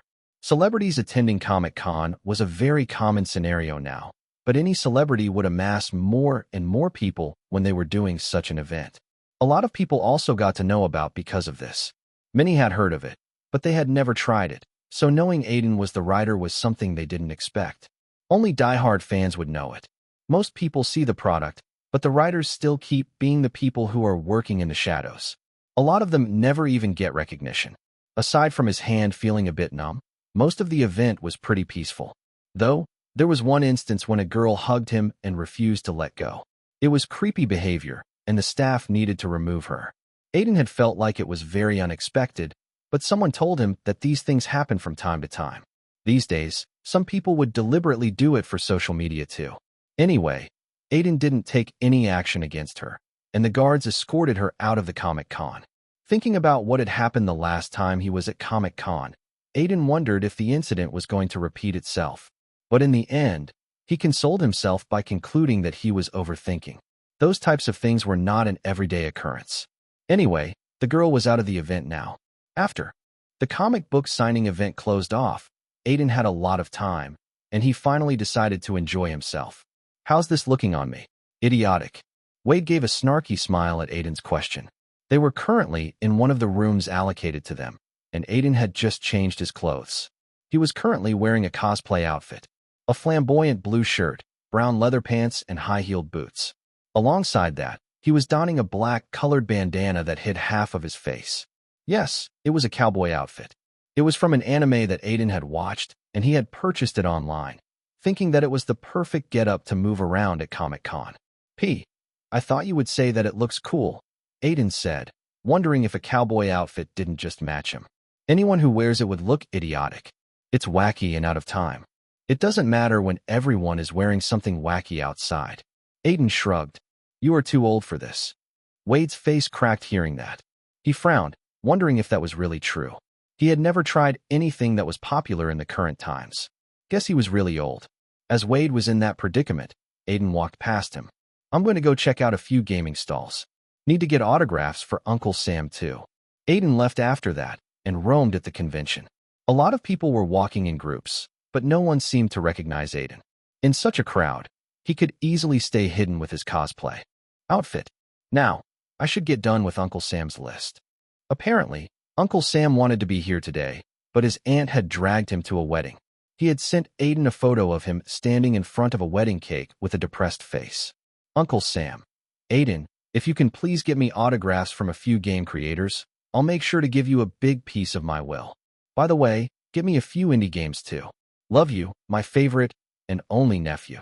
That was the text he had gotten with a long list of autographs and games his uncle wanted, saying something like a lot of it would be at cheap prices. Let's see. What kind of games does my uncle want? He thought, taking out his phone and looking at the list. Gangster Simulator 6, finally out after 23 years of wait. Please buy it as I want to play it before dying. Cybertron 3077, it's finally without bugs. Get it. Please ask if there are actual naked mods in it, or not just to make sure everything is fine. Pika Girl Fun, don't ask why I want it. It's surely a very complicated list, he thought, deciding to get them one by one. Quickly, he went towards different stalls to buy the things that Uncle Sam had requested. He also got the autographs he wanted, though it did take a bit of time as Aiden needed to stay in a long line. The good thing was that no one recognized him. After doing all this, Aiden was finally free to try something fun. He roamed around, checking out a few anime stalls and getting some merchandise for himself. He also bought some novels, including one from an author that he's been following for a long time. That author was a web novelist, and Aiden liked his web novel about a guy trying to make it in Hollywood. Though, his new novels were something different. In the end, his steps stopped once he came across a stall in the gaming area. There's a lot of people here, he thought, walking towards it and noticing the logo of Gamescom Studios, a company that was famous for its innovative open-world games and FPS shooters. Aiden had played quite a few of them. It seems like a showcase of their old games. Aiden muttered and saw that a lot of people were playing against each other in a multiplayer FPS mode. He recognized the game, which was called. It was a pretty old, almost a decade-old game, but its multiplayer was very famous back in the day. Aiden had grinded a lot on it. Should I try it? He muttered as he saw a character dying in the game. A seat was getting emptied. Taking his chance, he quickly walked up to a staff member and asked if he could try it. Can I try it? Yeah, it's a free showcase of our old games. There's no limit to players. Just go sit and play. Thanks. A bearded man looked over at the people playing the multiplayer mode of. They looked very serious about winning the game, yet they seemed like they were having a lot of fun. A lot of them also seemed to be lost in the game. Seeing this, the man couldn't help but smile. He felt happy that people were still enjoying the old games that he had once worked hard to create. The reception we have been getting is amazing. People really love these old games. An employee from Gamescom that he seemed to know suddenly came up to him to strike up a conversation. Yeah, they were the rage back in the day. It's already been over 10 years. Technology and graphics have improved a lot, but the vibes of the old games are still unmatched. True. I really wonder why there's rarely this type of rage for games these days. The employee muttered, and the bearded man laughed. It's because back in the day, companies focused on quality. There's no such thing as microtransactions and items people could buy with real-life money. They got greedy. Priorities changed. The game market makes more money than movies now due to this. Saying those words, the man clicked his tongue, having an annoyed expression on his face. The employee was going to say something when someone shouted in a shocked voice. Wow, that guy blew up the whole playing field. He defeated 24 people at the same time. More voices soon followed it. How was he able to do it? Is something like that really possible in multiplayer? Was it a hidden gimmick? Wow, I never knew about it. I did hear that certain playing fields in multiplayer have certain gimmicks one could use to kill a lot of people, but I never saw something like this. The bearded man looked at what was going on in the game. One player had taken advantage of a hidden gimmick that was present in the Nazi abandoned base field. It was a gimmick through which you could turn on a bomb that would kill everyone in a large range, but turning it on was a very hard thing to do. Almost impossible. One needed to make sure they tick a lot of boxes for the bomb to even appear, and a player had done it in front of his eyes. With just that, someone had won the game. Is he a professional? How did he know about this? The bearded man thought as he looked at the player who had won the match so quickly. He was a man wearing a cowboy outfit with a bandana covering his face. It was Aiden. Everyone was clapping and cheering for him. Excuse me, can you tell me how you found out about that gimmick? The bearded man approached Aiden. I found out about it when I was young. I used to play this game a lot and was very surprised by the world in the game. Everything looked very real, so I used to just explore different war sites during campaigns sometimes. It was very fun. I realized that the game was very close to reality then and found these gimmicks. Aiden said, surprising the bearded man, who gave out a smile. It's good to know that someone is exploring my game so much. I'm Corey Daniels, the creator of this game. Chapter 304. Aiden loved gaming. It was a hobby that he had gotten when he was very young. His uncle, who used to visit from time to time, was a major influence for him to like games. He had told him that games have the power to tell stories that movies can't. But rather than that, Aiden had focused more on the fun parts of a game rather than the narrative. Back in his adolescence, he finished up a lot of games, and at one point, he used to play games all night rather than to study. Sadly, with time, the habit had died. It was because gaming is expensive. Knowing that he had responsibilities and better things where he could spend money on, gaming had become something that he had started to ignore. Especially after he came to New York, he sometimes never even had money to pay rent. Then, he got more involved in movies and trying to grind different skills, making him only pick up games from time to time on his breaks. That's why he was excited when he saw the showcase. Though, he had never imagined that he would meet the creator of the game here. It's good to know that someone is exploring my game so much. I'm Corey Daniels, the creator of this game. I have heard so much about you. That was Aiden's first response, staring at the bearded man. His naturally black hair had started to gray out, and there were a few wrinkles on his face, telling a tale of his age. He was giving a wide, sunny smile. I'm happy to know that players still remember me. It's been a long time since I last made a game. Yeah, but your old ones are classics. Not all of them, but yeah. Corey Daniels seemed pleased at the praise. He had made a lot of games in his career, but lately, he had been sidelined. So, he was happy to know that fans still remembered him. Are you going to try more games? Corey asked, looking around. A lot of games were at display with people playing their hearts out. I don't think so. I wanted to explore more. I have gotten a day off after a long time, so I wanted to see what Comic-Con had to offer. Then, do you mind having a coffee with me? Corey suddenly asked, and at that strange request, Aiden raised an eyebrow. I don't mind, but why? I have been talking to a lot of players these days, asking them questions on video games for a project I am thinking of. It's just for that. Only if you don't mind talking to an old man for a while. Corey smiled as Aiden wondered what project he was talking about. A new game? Aiden sure hoped so. Well, it would be interesting to know a pioneer of video game development.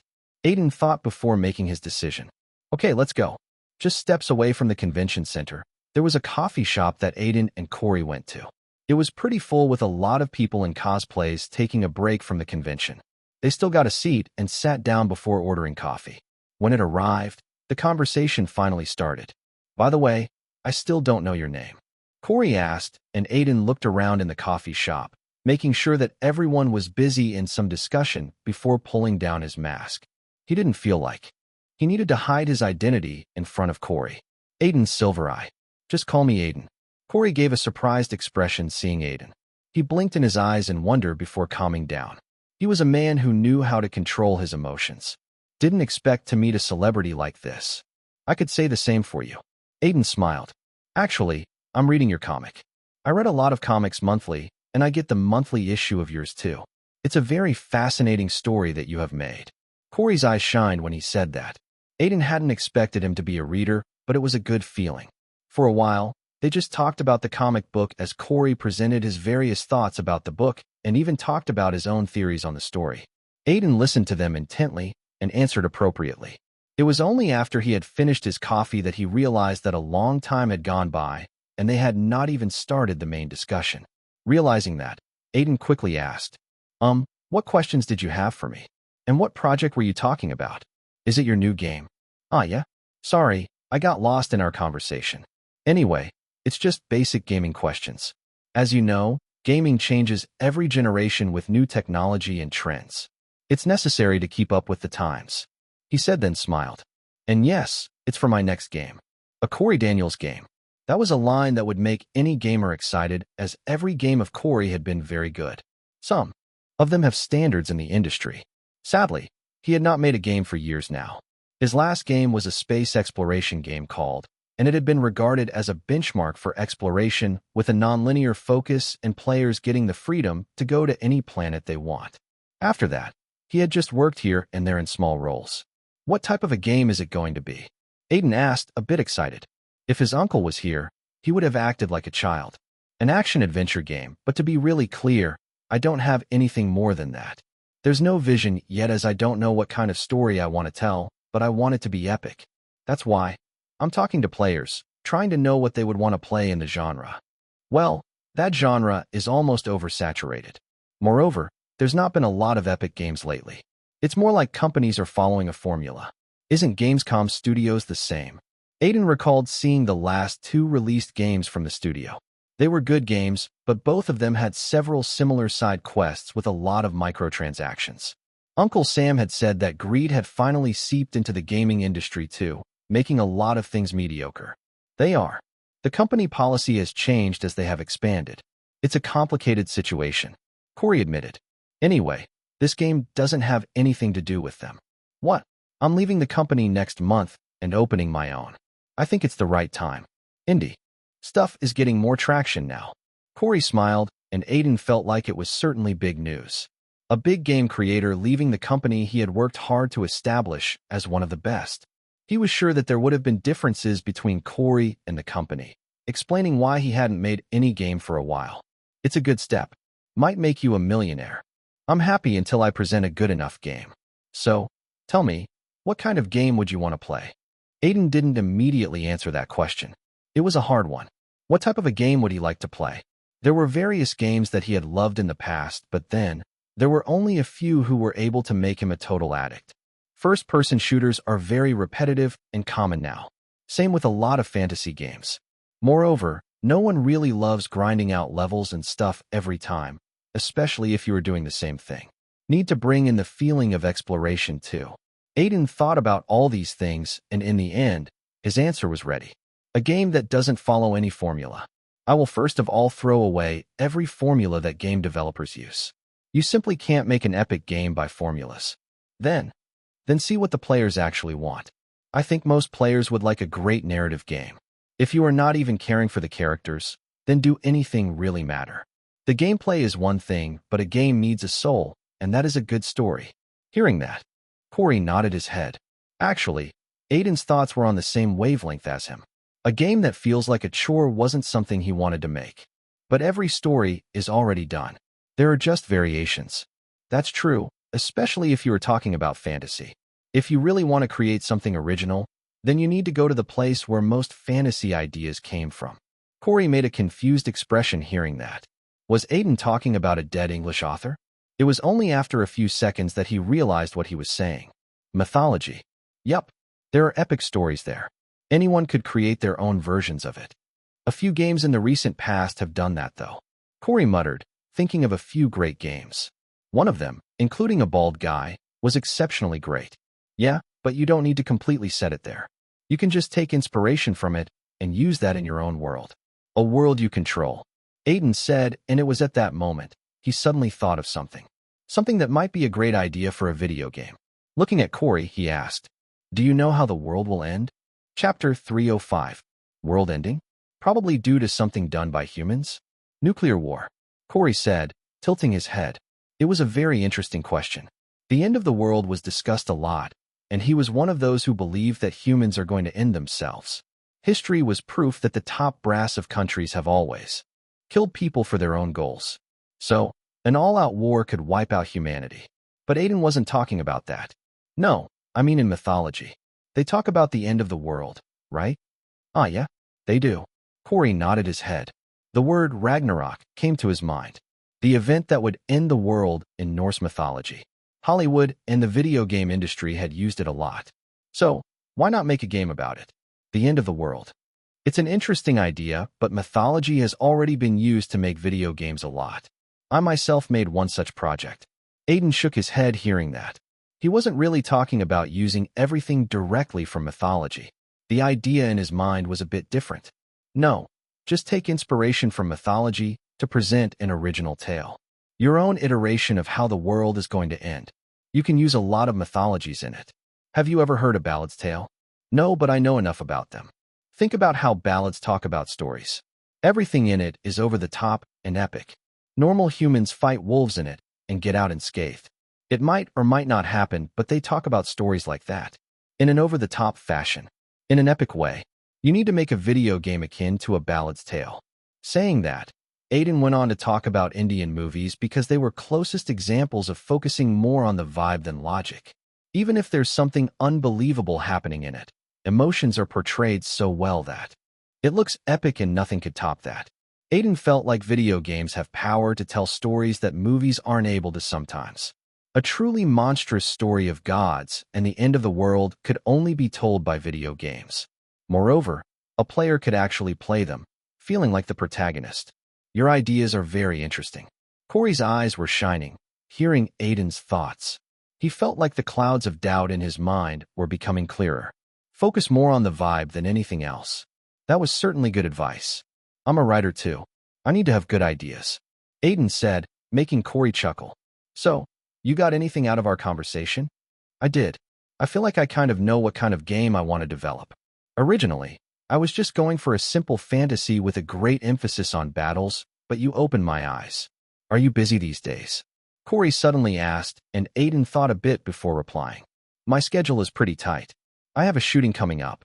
It will go for 2 to 3 months. That's unfortunate. Well, I can give you my number if you want. We can stay in contact. Aiden said, looking at Corey's depressed expression. The old man looked like he wanted to talk more about the game with Aiden. That would be great, Corey said, giving off a smile. They didn't talk much after that, as Aiden had to return. Corey also seemed to have other things to do. Before parting ways, both of them exchanged numbers. Aiden didn't know at that point that this meeting was going to be another chapter for him in his quest to stardom. Comic-Con was pretty eventful for Aiden as he met one of the most acclaimed video game developers. Aside from that, his meeting with fans turned out to be very relaxing too, and he saw for himself that was truly doing very well. Wade was also busy dealing with Zero International. They were finally on the stage of negotiating a contract for Aiden. As the movie was huge, there was no way Aiden wouldn't get a good amount out of it.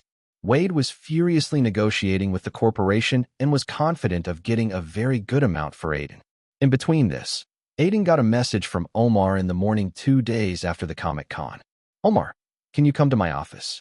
The text had come in the morning, and by the looks of it, it was something about action hero. So, Aiden and Wade made their way towards Omar's office. Why do you think Omar called to see us? Probably marketing. The last time, you gave good ideas, and because of you 30 Days of Happiness was able to get a good opening. Walking in the corridor of Omar's office, both of them talked. Aiden recalled the marketing meetings of 30 Days of Happiness very well, but he didn't feel like he would be able to create a good strategy for Action Hero.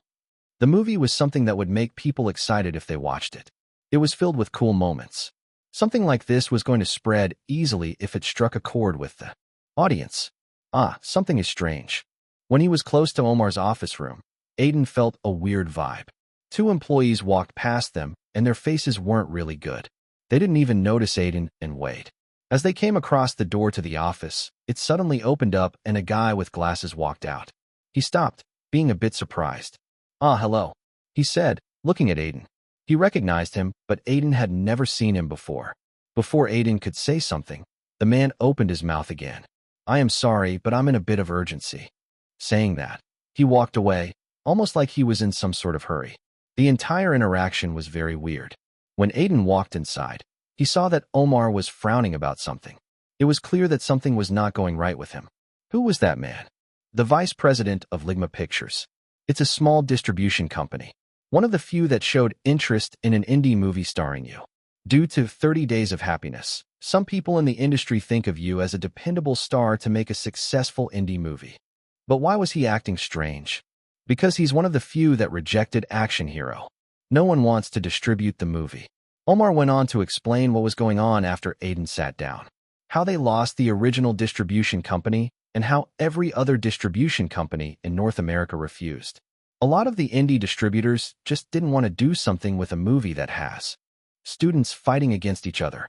They were trying to avoid any controversy. They are acting like there's no good messages in the movie. There's even a whole-ass monologue about bullying. Wade muttered after Omar finished. Yeah, Hollywood had worse movies over the years. Some of them have teens being nude, but they have a problem with this. Aiden said, and Omar also frowned. It was becoming a major issue for them, and time was just ticking away. Distribution companies have a lot of meetings on any movie.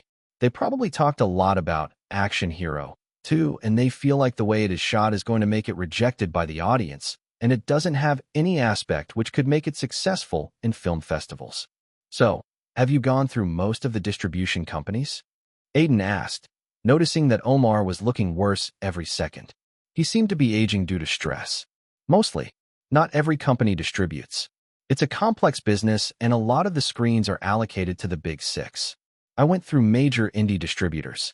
They are either already releasing a movie or just refuse to show Action Hero. What about the big six? You went to them? Aiden asked. Knowing Omar, he had a lot of connections in major film studios thanks to being an independent investor before starting his own production house. I tried to get some meetings with the distribution head in Dreamlight Pictures. They rejected it straight away. Same with Red Ant Studios. Both. The big six giants didn't like it, so I don't think others would be interested in it. He said, every word making Wade and Aiden feel the severity of this matter. Normally, any big six studio would have a line of movies for release every quarter of the year.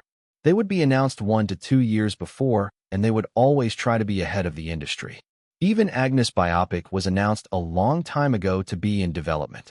There were very slim chances that any of them would accept Action Hero. In the first place, they would reject based on the fact that Asano had very bad releases in the last few years. What to do now? Aiden thought, and he felt that there was only one solution to the problem. There was only one distributor he was in good touch with, Titan Studios. I can at least get a meeting with Ava. He thought, and looked up at Omar. Omar, do you mind if I try to arrange a distributor? Do you know one? Omar raised an eyebrow at that, hope lingering on his face. Yeah, I do. I don't know how the movie would be received, but I'm sure I could arrange a screening of it. Chapter 306. Ms. Adler, your next appointment would be with Mr. Silvereye. Then, at night, you need to attend the party hosted by Zero International CEO. Okay. In her office room, Ava's assistant was currently going through her schedule for the day. She was an average-looking woman with dyed red hair. Ava simply nodded hearing that, but the assistant knew that she wasn't in a great mood. The corners of her mouth were a bit stiff. Ava didn't really like these parties. It was full of an old, cunning man talking about everything going on in Hollywood in a haughty manner. It wasn't a fun place for her, but it was her life. To change the subject, her assistant focused on something else. Ms. Alder, do you really think you should meet Mr. Silvereye? He's coming to talk about the distribution rights of his next movie. The studio doesn't really distribute indie movies. She asked, and Ava gave a small smile. I know, but we don't have any slots for the next 2 months. Stars on the Ground was going to be released, but we fell out. Anyway, we are in talks with more studios to get some movies out. Otherwise, we would need to release some movies from our backlog. You are not meeting others personally. Ava didn't answer the question straight away. Leaning a bit against her chair, she took time to think of an answer and smiled. He's special. Her assistant didn't know in what sense Ava was telling this. Although she knew that the equation between the two of them was quite good and there was some sort of partnership going on, she didn't know the true nature of their relationship. It made her mind form some strange scenarios in her head. You know, what are the components that make a good actor? Suddenly, Ava spoke and the assistant blinked her eyes before replying. Good acting? Looks? Charisma? These things do count, but one of the most important things is script sense. A good actor always chooses a good script, and it's one of the hardest things to master, as you would need to know what type of movie is more likely to succeed in the next 2 years. Obviously, you need to see your resources too. Ava explained. A thing that was often said for mediocre projects was that the script was bad, but the acting saved it. It also meant that the actors have not chosen that great of a script, but have given their all. Are you saying that Mr. Silvereye has a great script sense? Yeah, even with limited resources, every script of his has made an impact. He managed to get a rom-com to earn $100 million in this age, and his second project had him play an iconic character. He probably never had a choice in scripts, yet he got great ones. He's both lucky and talented. Ava didn't know about Aiden's skills. So, in her mind, it was all talent and luck. One more thing that she didn't tell her assistant was the conversation she had with Aiden some months ago. I will support you to be the face of a franchise. So, prove that you are good enough to lead one with your projects. She wanted to know if Action Hero would be one such project that would help him prove his mettle. His talents warrant me meeting him personally. With that, the conversation ended and the red-haired assistant bowed her head and left her office. As soon as the assistant walked out, she squinted her eyes and frowned. So it's really a business meeting. I was hoping for something way more than that, considering how chummy they were being. But well, I would actually be happy if she got together with Aiden. He's much better than that blonde idiot in that party last week who was hitting on everything that was moving. Anyway, I got something to update tonight. The red-haired assistant's name was Zaria Cook. She ran a secret gossip Hollywood sub named Xenia. Hey Aiden. Yeah. You know, the first time we met, you needed me to help you get Tyler Reed out of the movie so you can play a role. You remember how you called me, requesting a meeting. It didn't exactly happen like that. You were giving yourself too much credit. Still, from that one little guy lost in Hollywood, how do you suddenly have good relations with a top executive from Titan Studios? You called once and got us a meeting and a screening. Omar looked at Aiden with a strange look. He was walking here and there in Los Angeles and New York for a long time, trying to make good connections with the top brass. It took him 10 years to get somewhere. Now, the person in front of him had suddenly gotten a connection that was worth diamonds in just 2 years. Hey, wait. You are with him 24/7. How did he do it? Omar looked at Wade, who was driving the car. Sitting on the front seat, Tom was smiling and scribbling down something on his notebook while his ears were perked up. He sold his body. How else? Really? Can you tell me how? I can do the. Don't listen to his nonsense. Aiden quickly butted in the conversation as Wade and Tom laughed. Shaking his head, he looked at Omar. It was out of nowhere. I was at the right place at the right time. Ava likes me, especially because of Sherlock of the Shadows. I also helped her not invest in Florence's movie. Your relationship with her would help us get a deal with them. Omar smirked, already thinking of ways to impress everyone present in the screening. It was a golden opportunity for him to get close to Titan Studios' top brass. Just be professional, and it will be fine. I'm pretty sure Asano would be able to convince them. He's very passionate while talking about Action Hero, Aiden said, and after a while, the car stopped in the parking lot of Titan Studios. Asano and a few other crew members were going to meet them at the reception. Asano's car was already present in the parking lot. So, they headed straight to the reception. At the reception, they found Asano and were told that they needed to head to the screening room on the 7th floor. There, Ava was already present with a few other people. A lot of them just looked insignificant, but some of them have a different aura about them. They were important people. Aiden could tell. Nice to meet you. I'm Omar Aslake, the sole producer of the movie. You don't seem to be from America. My family is from Dubai. Omar quickly introduced himself and started chatting nicely with a few people. He was very good at social interactions, while Asano was relaxed. He was in the industry for a long time and didn't fear these types of situations. At his peak, he had seen enough executives. Aiden also relaxed seeing the two and just stayed in the background. As he was just the actor, he thought that Omar and Asano would handle this better. After the introduction, Ava opened her mouth. We think it's better to have any discussions after watching the movie. I think so too, Omar said in a confident tone, and they headed in. A theater room was installed in the building for these types of screenings. All of them sat down, and coincidentally, Aiden sat next to Ava. I wanted to say thanks for getting us this screening. All the other distributors canceled even before seeing it. The others were very suspicious too, but the director has good experience. Just if the movie is good and we deem it commercially viable, it's going to be okay. Aiden nodded his head hearing that. Before he could say anything else, the lights dimmed and the movie started. For the next 1.5 hours, no one said anything. Throughout the screening, Aiden felt like an audience member watched a random voice, and he had to say it was good. The sound design and the overall feel of the movie was top-notch. Some of the scenes were very hard to shoot, but they looked great on the big screen. Though, the characters weren't given a lot of background, with even good supporting characters not having a lot of information about them. A lot was cut out, and it was clear. Fortunately, the personalities were good enough to make up for it. The one thing that made Aiden pumped were the fight scenes. Each of them looked gorgeous and smooth. It was like he was watching a high-budget spy thriller, but it was just teenagers fighting it out. Several great action sets made it to the final edit, and some didn't. But what was shown was truly good enough. Though he did see the weak points. Some scenes looked like they needed better editing, while some dialogue seemed out of place and needed dubbing. The color palette was a bit darker for his taste, and there were other such small issues. He knew that the movie would be edited more, so it wasn't a problem.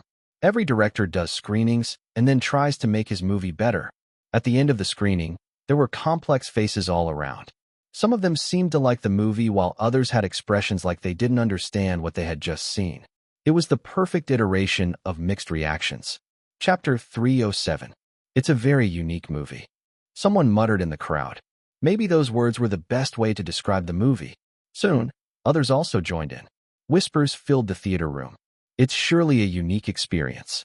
I never thought there would be a movie on such a topic. Well, it doesn't really have a lot of plot. Yeah, but it caught my attention.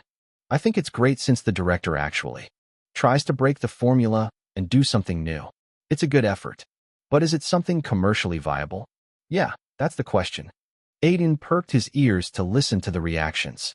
He wasn't really surprised seeing the mixed reaction. Action hero was always going to be perceived like this. Everyone in the room was from Hollywood, and rather than just an audience perspective, they were also seeing it from a business one. One thing was in everyone's mind. Movies like these either become classics or flop hard. There was no in-between, and the chances of the latter were always higher. Well, what matters is what Ava and other executives think. Aiden thought in his mind and looked at Ava. She didn't have any expressions on her face, but throughout the movie, she has a smile on her face, especially during action scenes. He felt like the movie had impressed her enough. Well, I don't know when was the last time I saw someone trying something new. I think it was a horror movie with a guy getting killed in a death loop by his girlfriend. Suddenly, a few people walked up to them. It was a big man with a pot belly. He looked like one of those people from a real estate advertisement. Before the screening, Ava had introduced him as the head of distribution department, Benny Cowan. Did you like it? Ava asked him. I'm very neutral about it. I loved every action set piece. I can see a lot of thought had gone into it, but I'm very apprehensive about there not being much of a great story. Aside from the action, a lot of it is very simple. Benny said, giving his own thoughts about the movie. Asano and Omar had walked up to them at the moment. Asano quickly butted in. My movie focuses more on the entertainment aspect. As you can see, it's certainly unique, and there's more emphasis on some things than the others. I wanted to make it worth the hour and a half. It was in that aspect, but still, we can't ignore the glaring weaknesses something like this movie have. The whole script has parts that seem lackluster, and so many action scenes seem like a tad bit too much. Another aspect that Benny mentioned was how critics were surely going to pan it down. A lot of the reviews would be bad as it goes against what is the normal formula of storytelling. Anyway, critics focused a lot more on how cinematic a movie is rather than how entertaining. Hearing the discussion between Benny and Asano, Aiden quickly spoke. Mr. Cowan, I'm pretty sure you know that the market has changed now. Benny looked at Aiden and nodded. I won't be in my position if I don't know that. The market changes every few years. No, I think in the past few years, a bigger evolution has happened. Streaming platforms have made movie viewing so easy that it killed a few genres. The emergence of superhero movies made it more difficult. People want a visual treat and adrenaline rush. I think studios need to move on from only doing movies that don't give the experience that. Benny raised an eyebrow at that. What do you mean by that? Well, take your last released movie, A Hint of Blood. It was a great thriller. I enjoyed it a lot. The investigation and everything was very professional, and it gave a great perspective, but it didn't even cross $10 million. It was a flop. Not because it's a bad movie, but because it didn't give any entertainment. What I'm saying is that studios need to focus more to entertain people. Superhero movies work just because of that. What Aiden was saying was something that any Hollywood analyst would know. It was time to move on from some genres until one could make it very exciting for the viewers. Technology was going to advance more and more. Hollywood needs to keep up with the changing times. Sadly, every other movie can't be a $150 million budget extravaganza. Aiden guessed that in future, with the emergence of better VR technology, people would be able to watch movies on them, feeling like they are right next to the characters and watching everything unfold. This would make horror and thrillers re-emerge. But currently, things are different. Your point is very interesting, Benny said, making a face that stated that he was very interested in what Aiden was saying. Maybe with changing times, something like action hero was the answer. But suddenly, a grumpy-looking man opened his mouth. He had bear-like features with sharp expressions. What bullshit, he said, looking at Aiden. Changing times don't mean a bad movie will work. This movie doesn't have anything going on for it other than action, and even in that, I felt like it was just okay. Nothing exceptional. Ava frowned, hearing that while Aiden struggled to control his emotions. Asano and Omar were also the same. Showing emotions here would be detrimental. I don't think it's a bad movie. It's quite good. It doesn't have much of a story. It's just teenagers fighting each other for no reason. There's already a lot of reporting of school violence. We don't want to promote it. That's a good point, Benny muttered, suddenly rethinking about the decision. The doubt in his mind was easily implanted by the bearded guy. Aiden recalled he was another executive named Alberto Dunley. Benny, I think it's better if you have meetings on it. From my side, I feel like this is a good project that would be something new. If it works, then we might be able to tell what people really want. No one knows which movie would be a hit, Alberto muttered. So, action hero could be a hit. By this point, Aiden had already realized that Ava and Alberto were against each other. Ava's decision of supporting action hero was strengthened by the fact that Alberto was against it. The final decision still was on Benny. Seeing the argument, he quickly interrupted them. I think it's better if we have more meetings on it. If the pros weigh the cons, then we would surely be interested in a distribution deal with you. We just want to see how much the movie could do at the box office. Everyone quieted down there. His words were good enough for Aiden, Omar, and Asano, as it meant that they weren't getting rejected straight away. Going by how Benny was cautiously impressed, there was a chance. Anyway, Aiden, I liked what you said. I do feel like we need to evolve the normal movies that aren't extravaganzas. Either they don't go to theaters, or they have enough of an audience pull. I will see you when we decide if we want a partnership in Action Hero. Saying that, Benny left. Alberto seemed a bit angry at his words, but he shrugged and was on his way. It looked like he was going to act like a thorn. Fortunately, Ava was supporting them to get a deal. The next few days were pretty great for Aiden. Although Titan Studios was still going over meetings to decide, Aiden was quickly getting closer and closer to officially play Agnes. He had a lot of meetings with Baz and Theodore. Both of them became more clearer about Aiden after each meeting. As he saw Agnes' life himself, he was able to get more in touch with his emotions. That showed in the meetings. He was very confident about playing a legend and had even started walking and talking like him to get into the character early on.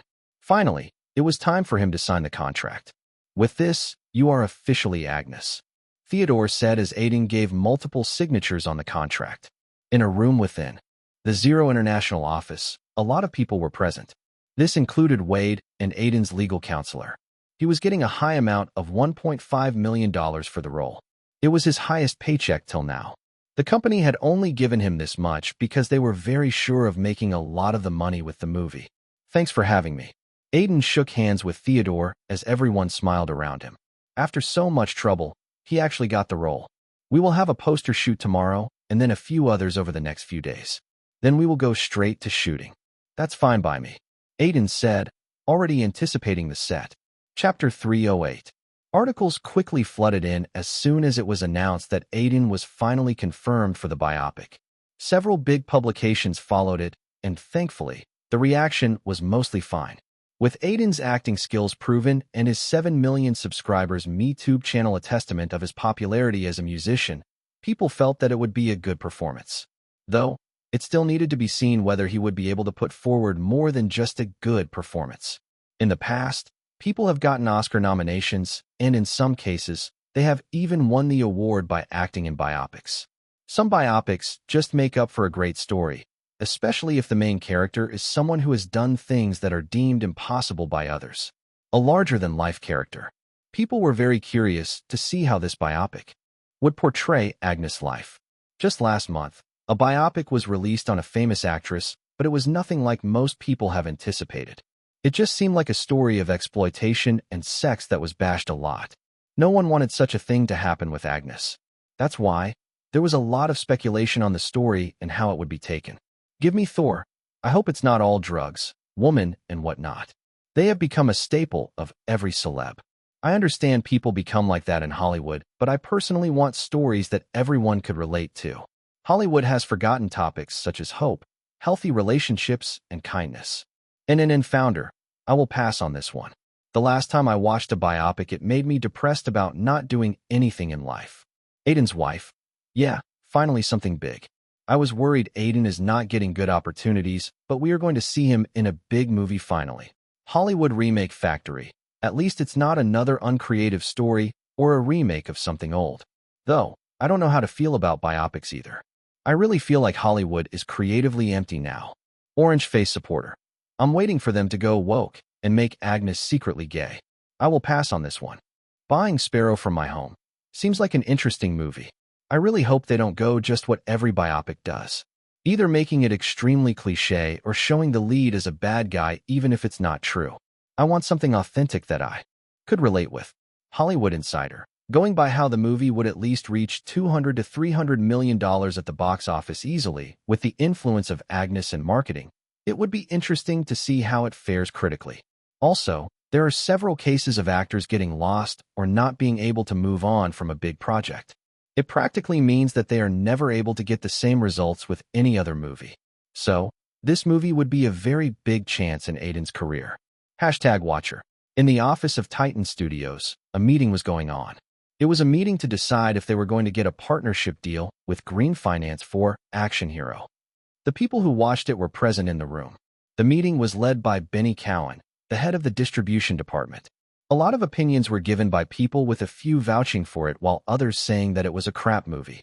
These sort of mixed reactions were very special as most of the time, it was easy for them to predict a movie's estimates. Most of the negative reaction was led by Alberto Dunley, who looked like he had some sort of feud with the director with how much he was opposing the movie. I really feel we would make a huge mistake by distributing this kind of movie. Other studios would say that our standards have lowered a lot. Compared to them, we are anyway struggling as every one of our big-budget movies didn't perform to expectations. Betting on a crap movie isn't going to get us out of that situation. Alberto sneered, but his words were quickly countered by Ava. So, what should we do according to you? Those big-budget movies you talked about, a few of them were under your supervision. If we don't try something different, innovating, we won't get anywhere. It don't mean we should bet on crap. It's not crap. It's a good movie. Ava frowned, then looked at Benny. It's made on a budget of $7 million. Pretty good, I would say, for the action scenes. We would approximately invest $5 million for the marketing and everything. I estimate that the movie would get around $30 million at least. Alberto snorted like he didn't know where Ava got such stats from. According to him, she was just a nuisance who didn't know what she was doing. With that face, she will do much better being a third-rate actress or a model. Alberto thought in his mind and opened his mouth again. It could also fall flat on the first day and just earn less than $1 million. A lot of movies are failing now anyway. People want to save money for superhero movies. Everything is very expensive. I think it's a risk worth taking. Aiden's record at the box office is good. His lead movie earned over $100 million, remember? Ava said, and stopped her arguments there. The decision was now in the hands of Benny, who had been listening to every word with very careful consideration. To be honest, what Ava said at last attracted his attention a lot. Aiden, made a rom-com earning over $100 million. He had heard that a lot of studios were fuming after that, especially those who have a choice to distribute the movie during the Toronto Film Festival. They wasted a golden chance. In the end, he took a deep breath before announcing his decision. So, you were saying that we get some hip-hop artist to get a music video based on Action Hero for promotion? Asano looked at Aiden, who nodded. They were currently sitting in Omar's office, just talking about Action Hero. As they were going to know the results from Titan Studios soon, they were all waiting for it. It's then that Aiden talked about a marketing strategy he had thought of. Will that really work? We have a great soundtrack that's catchy and gritty, but we need people in the theaters. I think something like a music video instead of a full-fledged trailer would be different, and if the music is catchy enough, we can promote it more. Obviously, we would release a trailer too eventually, but our movie is mostly action scenes. A trailer will just show that with music, it would be more enhanced. Isn't it better to release the soundtrack then? Omar raised an eyebrow. Aiden's idea was confusing to him, but he shook his head and quickly helped him understand. No, a music video is important. It would contain most of the action scenes and all the cool moments. The movie literally relies on it only. So, why not be upfront about it and say, look, we have a movie filled with tons of cool moments. Here's a music video to show a few of them. Aiden's idea was very simple. He wanted music to promote the movie. Hip-hop and catchy music was anyway rage, and it suited Action Hero a lot. Just thinking of the scene where his character was running up to fight 30 people in the rain was enough to make me interested in the movie, especially if it was enhanced by catchy music that suits the scene. It's a good idea. Why don't you become a marketing head, Aiden? Asano asked as he looked at Aiden with a smile. He shook his head. I already have a lot of professions under my belt. It's all good, but we don't even know if we will get a release. Let's talk about marketing after we have a release date. As soon as Omar said that, his phone rang. He looked at the caller and gestured to everyone to stay silent. It was Titan Studios. Omar talked for a few minutes. Most of it was just nodding and saying yes. In the end, he looked at Aiden and revealed a big smile. We got the deal. They agreed to distribute it. Omar felt like all the weight on him had been released after he heard the news. Asano also got a bit more comfortable on his seat, and Aiden smiled. The first step was completed. Now, he needed to make sure Action Hero earns good at the box office. Unfortunately for him, he didn't know that he was soon going to find himself in trouble. Chapter 309. Alberto was a big pain in the ass, but Benny decided to take a risk in the end. I enjoyed Alberto's fuming expression at the end. He was surely going to yell at someone these days. I like his expressions a lot. Ava's voice came through the phone in a ridiculing tone, and Aiden asked a question that was in his mind since he had first seen Alberto. Why is he so against you? He's an executive too and has a lot of power. He's against me due to politics and other stuff. He's smart, but in the end, he's another rich, egoistic guy. Aiden nodded his head hearing that. Now that he was finalized, he didn't feel Alberto could do anything. At most, he would sit back and hope that the movie flopped. Anyway, we are going to release it in the first week of June. We have a window open there with a marketing period of a month. That's good enough. Aiden said. What are Titan Studios' estimates about the project? I can't say a lot, but they are treating it as a risk. It's not an in-house production, and we normally don't deal with independent studios. So, everything is fine until we get back the cost. Though, I'm hoping it's a hit as I have pushed for it. The last sentence made Aiden think of the help Ava has given him. If the movie didn't work well, it was surely going to affect her in some way. But he can't think of that. As an actor, he needed to have faith in his project, and Action Hero was something that he believed would be a hit. Maybe it won't be taken well by the critics and some sections of society, but it's surely going to give young people great entertainment. I feel like it would be a big hit. Anyway, our budget ain't much. With the right amount of marketing and trailers, we could make it work. We need to, now that we are working together. After talking for a few seconds, Aiden cut the call. He breathed in as a voice called out to him. Aiden, we are ready. He raised his head to look at Baz and Theodore, who were standing with a few other people. One of them was a middle-aged woman who was the costume designer for Agnes. Today they were testing out the costumes that would be used in the movie. As the time period of the movie was 70s and 80s for the most part, the costumes needed to look right. At the same, makeup was very essential for Aiden to look as close to Agnes as possible. So, The production team had hired very experienced makeup artists and costume designers. "How are you feeling in these clothes?" Baz asked, looking at the white shirt and blue pants that Aiden was wearing. It was something that was very staple in the 70s. "It's kinda loose, but it fits well. I was more worried about my hair. I was going through photos of Agnes' childhood, and he didn't have this long of a hair." Aiden touched his hair. It was the same hairstyle he had in Action Hero, and he hadn't bothered to change it after the shooting. "Don't worry, we are going to cut it shorter." Agnes was known for his free-flowing hair back in the day. "We just want to see if the clothes look good right now." "Okay." Aiden nodded and stood in front of the green screen. A photographer clicked his photos and told him to pose according to his direction after every click. He changed shirts every 5 minutes and even tried on suits and a few jackets that Agnes was known to wear. To be appropriate, they were using the same brands that were popular back in the day. Some brands have ended as a lot of time has gone by since then, but the production team was going to use the help of designers to make costumes as accurate as possible. During the testing, Baz kept talking with Aiden. "How's your lessons with Joseph going on?" "Pretty hard." Agnes was too much of a beast when it came to singing. He was a great tenor and always had those high notes in his songs. His style of singing is a bit different from mine too, so I'm trying to adapt. Agnes was not just a biopic. It was also a musical with quite a lot of scenes having songs in them.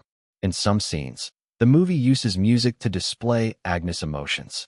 That's why the soundtrack was probably the most important part of the movie. To sing like Agnes, Aiden was working hard with Joseph. At the same time, they were also talking a lot about Joker, and Joseph was helping him in making it better and recording it. "You will be able to do it. I believe in your abilities." With Joker, "You have already proved that you understand Agnes' music a lot," Baz said and patted his back. The testing continued for a while, and after a while, Theodore asked for a break. Everyone scattered after that, and Aiden looked around for Wade. "It had been a while since I saw him and Tom." He found both of them outside the studio room, near a coffee machine. Both of them were looking at something on their phones with serious expression. "What happened?" Aiden asked, walking up to them. Wade looked at him with a frowning expression and shoved his phone in front of his face. "See this?" An article was displayed on the screen. "Florence, what's she on about?" Her movie wasn't shelved. Those were the first words that he spoke after going through the article. Yes, Florence Levine, the ex-wife of Xavier and the director of Stars on the Ground, which Aiden was about to do. The article was an interview from her controversy that had happened, her relationship with Liam Wilde, and her new movie Stars on the Ground, which for some reason wasn't shelved. It also mentioned that Liam and Florence were suing the media company that had leaked their images. Titan Studios backed outright. Aiden looked at Wade, who nodded. "Yeah, they did. Apparently, there were a lot of small investors, and they were going to back out too, but somehow, Florence got new investors from London. A new distribution company from there came up too, and the project was back on." Tom made an ugly expression, thinking how ridiculous it was. They probably just want to cash in on the negativity around Florence and Liam. Even that is a kind of publicity. Well, not everything went Florence's way. The budget of the movie is now just $30 million. Apparently, she made the investors believe that she could do a great movie on such a budget too. "Isn't that half of the previous budget?" Aiden asked, and Wade nodded. Knowing the script and just the sets and costumes that Florence had talked about, he wondered if it would even be the same movie with a reduced budget. At the same time, he recalled what Liam had been like the last time they had met. He looked angry, but it was internalized. He wasn't showing it on his face and had only told him good luck while showing. He was probably because he was shooting Stars on the Ground at that time. Thinking of that, he shook his head.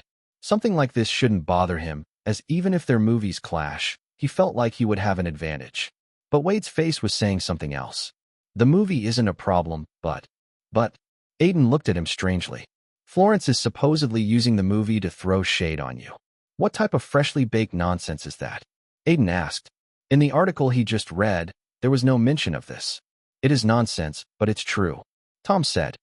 "You remember the character you were going to play? It was a negative role, right?" "Yeah, it was a good supporting role as one of the second antagonists." "Well, Florence apparently changed it to the main antagonist, and even changed the first name of the character Aiden. I'm pretty sure she will get some Indian connection too, although a white actor is playing the character." For a second, Aiden took in the news, wondering if someone was really so petty to do something like this. But again, this was Hollywood. Brains came second to ego. Thinking from Florence's perspective, she must have already made Aiden the most hated character in her biography. Why is she even coming after me like this? Is she dumb? No, I know she's dumb. Aiden frowned, thinking what kind of situation it was. He had never thought he would deal with idiots in Hollywood 5 years ago. She probably thought you wouldn't like it and did it just to spite you. She's clearly someone who holds grudges. Wade frowned, rubbing his forehead. Anyway, we need to do something about it. Can't we ignore it? Aiden asked and suddenly realized his mistake. Florence won't do something like this until it's for people to talk about it. A media article was soon going to come about the issue, and then people were going to talk about it. One way to sell the movie was to have people talk about it, no matter in a negative or a positive way. The question was what Aiden's reaction to this will be. What am I going to do? Chapter 310. Florence Levine had gone crazy. That was a thought that repeatedly rang in his mind as he went on with his days. Apparently, Stars on the Ground had already started their press marketing and were given a lot of interviews, so Florence's statements would keep popping up. As she was keeping Liam with him in every interview, and with the media seeing a controversy, she was truly getting a lot of attention. Something that she feeded on like a demon. She hadn't said anything controversial, but she was saying a lot indirectly. She had quoted a lot about how people betrayed her after the controversy and how it was a hard job making the movie after that. She even talked about how some actors got too egoistic and refused to work with her and how she would never work with them. There were a lot of other statements, too, that Aiden felt were more or less about him. As for her naming the villain of Stars on the Ground, Aiden, she just said that the name suited a villain. Her indirect statements didn't stop the media from directly talking about how the villain's name in the movie was due to Aiden and her having some differences. There were even reports that have ugly spats. But nothing came out of it as it was just rumors. One publication even went on to say that Aiden told Florence that her script was crap and he wouldn't have done it even without the scandal. It was obviously false, but it was the internet. Anything fake could grow here if enough people believe in it. Thankfully, Aiden had a team now to counter these things, and they quickly released a statement regarding the false rumors. Sadly, that didn't stop people and the media. Slowly, a narrative was formed around Florence and Liam fighting against Aiden.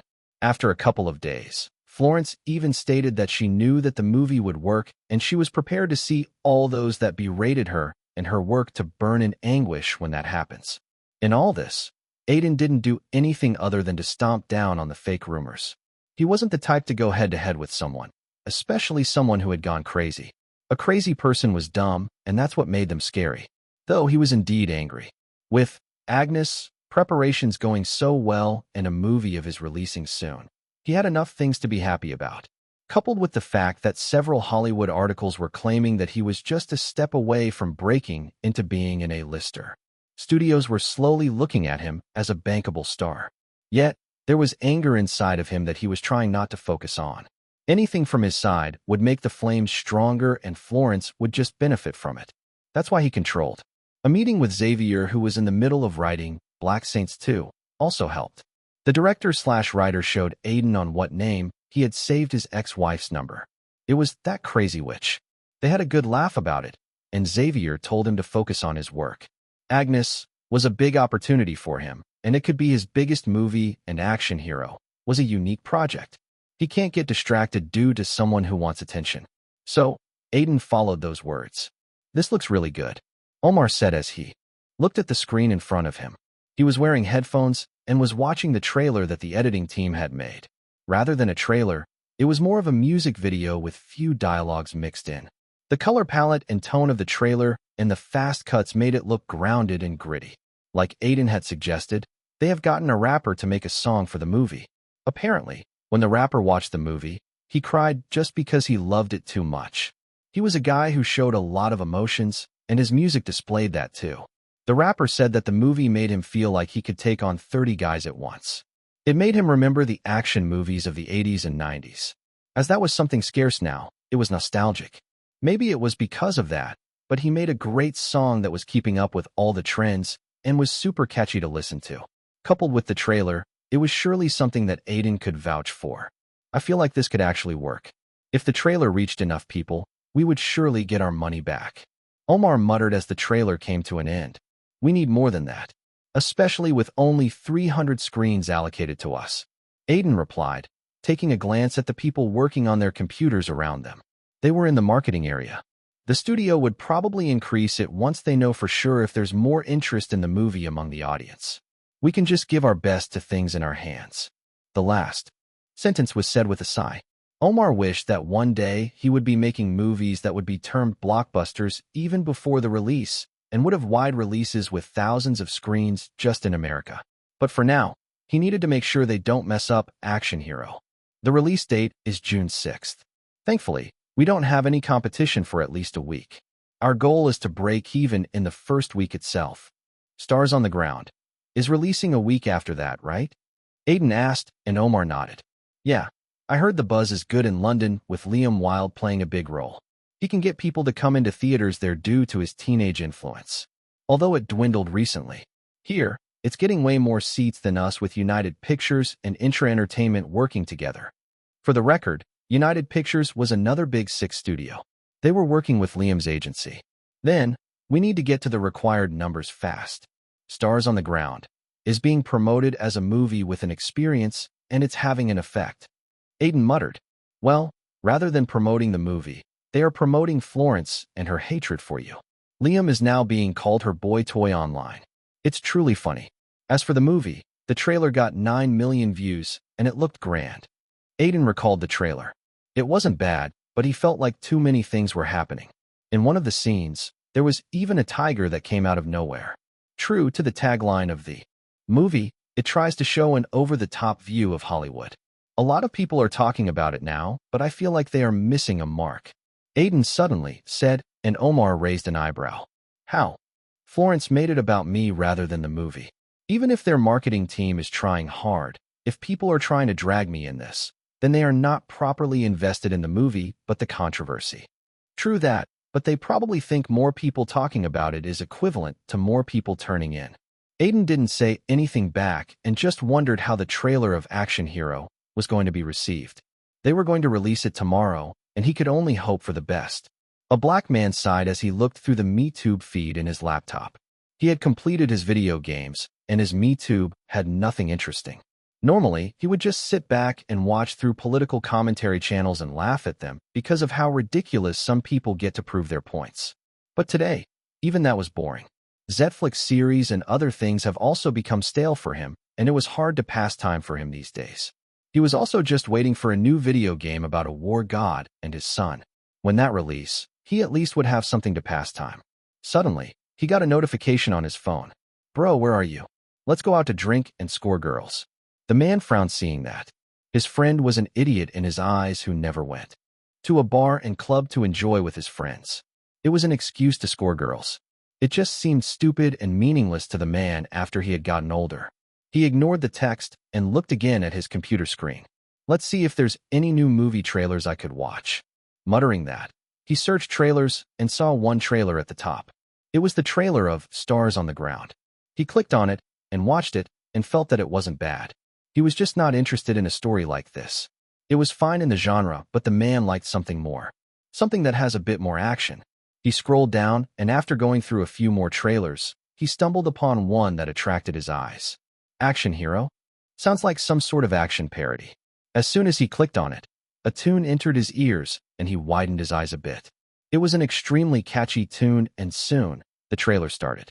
A guy's back was shown with rain falling. It looked like some sort of rooftop, and the guy was wearing a jacket. In front of him, a crowd was standing. Every one of them has menacing expressions. The music picked up pace as a close-up shot showed a smile, and the next second, the guy rushed towards the crowd. What the hell? That looked dope. The whole atmosphere and the shot. The man said as he watched the entire trailer with eyes that seemed to have come to life. Chapter 311. How's the reception for Action Hero trailer? Has it crossed 1 million views yet? Ava asked as she looked at her assistant. They were currently in a car, going to the airport to attend a meeting in San Francisco. She had told her assistant to keep an eye on the trailer. It should cross it by the end of the day. The views are increasing every hour, so it's a good sign. The marketing team for the movie is trying hard to get the music track to go viral by taking help from short video apps. It's catchy, so it's spreading well. The red-haired assistant notified, and Ava nodded her head. What about the comments? Are they positive? Mostly positive among the people who have watched it. They are saying that it's a film that they would want to watch with their friends. Feels like the plan to target a young audience is very successful. No industry person has talked about it yet, right? The assistant shook her head. Currently, Action Hero was being regarded as just another indie movie that people won't even know released. So, no critic or analyst would talk about it. But with Titan Studios already marketing it through their networks, it would soon change. For now, they need to keep it slow and hope that the positive reviews continue. Looking outside the window, Ava opened her mouth again. Do you think the movie would be a hit? It was not the tone of a boss speaking, and she just wanted her assistant to genuinely answer. The red-haired assistant also noticed this, and with some hesitation, she replied, "It's hard to say, but one thing is sure, it's not a sure hit. It's unconventional, and I think that's what would help it stand out. Personally, I watched it that day, and I liked it." She ended her words there, and silence loomed in the car. It was clearly hard to predict anything about Action Hero. They would need to fill up seats and hope that the word of mouth spreads. She truly wants it to succeed. The red-haired assistant thought, and thinking of something. She opened her phone and logged into her gossip website, Xenia. It was one of the most popular celebrity gossip websites around the world, and the assistant had been running it since her early college days. Even the niche Hollywood movie would have some sort of discussion here, and scrolling down a bit, she found a discussion on Action Hero. A few comments were there. Not a lot, but enough to make it feel like there was some interest in the movie. Give me Ragnarok. Did anyone see the trailer? It looked awesome. Made me feel like I'm back in the 80s and not in a bad way. Kanye's tweets. Yeah, I was talking with my girlfriend about it, telling her how it seems like a manly movie for once. Not some oversaturated genre of movie about a bald dude and his family fetish. Sadly, she refused to watch it with me. My homies agreed though. Least funny female comedian. I love the action. Can't say much about the story. Seems like just a flick that one would watch after shutting off the brain. Toxic superhero nerd. I think that's why it appealed to me. Seems like I could go in and just have an hour of fun. Though, I would have loved to watch it on the streaming platform on my couch. Gangster House Husband. Same. I don't know if the movie would give me a cinematic experience. I don't think it uses much VFX, and it's hard for any movie to do that without it. Playing a walking simulator. I'm going. Feels like I will get seats easily, and it seems like a movie I could watch with friends. Reading the tweets, the red-haired assistant felt like the response was positive. At least a few people were talking about going to the theaters to see it, but the post hadn't been seen by a lot of people. That's why she pinned it on the website, so that everyone would see it first thing. The website sometimes does that for anticipated big-budget movies, so people could discuss it at one place. But this time, she felt like she could do a secret favor to the movie. The atmosphere seems very heavy. A guy with drooping eyes as he looked around the room. Every gaze of his was slow, like he was afraid of disturbing anyone. It's always been heavy since we took this project. Some people told me that it's the worst project they have worked on by a mile. Their whole job has just become repetitive due to that crazy witch. The last word was said in almost a whisper by the female colleague sitting next to the man. It was like she was afraid of the witch hearing her. Both of them were employees from United Pictures. The female colleague was from the marketing team, and these days, she felt like they were living in hell. What's her problem anyway? The drooping-eyed guy asked. She's just salty. Apparently, she and Aiden Silvereye had some issues. I don't know what. No one knows, but as soon as she got funding and support due to her boyfriend, she made it her goal to take revenge. So, she's going off in every other interview, talking about Aiden indirectly. I heard she's on substance these days too, making her more crazy. She's ruining every single one of our marketing plans. Because of Florence, the marketing team was extremely busy trying to cover what she was spouting from her mouth. It was almost like she had lost herself. How many people threatened to resign? 3. One of the interns almost cried because that witch didn't like the coffee she made. I honestly feel bad for Aiden with all this. I don't even know what he did. The guy said, and the girl shook her head, not knowing what to say. Even if Aiden was really at fault here, she would still support him due to how horrible Florence acted. Suddenly, the door to the room opened and Florence walked in. The atmosphere froze like everyone had seen a ghost. A scary, bitchy ghost. Most people just kept their heads low and focused on their computers. With the corner of their eye, they kept a watch on Florence's expression. It didn't look good. Why did no one tell me that Action Hero is releasing a week before us? I thought we were releasing in an obsolete period. She shouted out, and the employees looked at each other.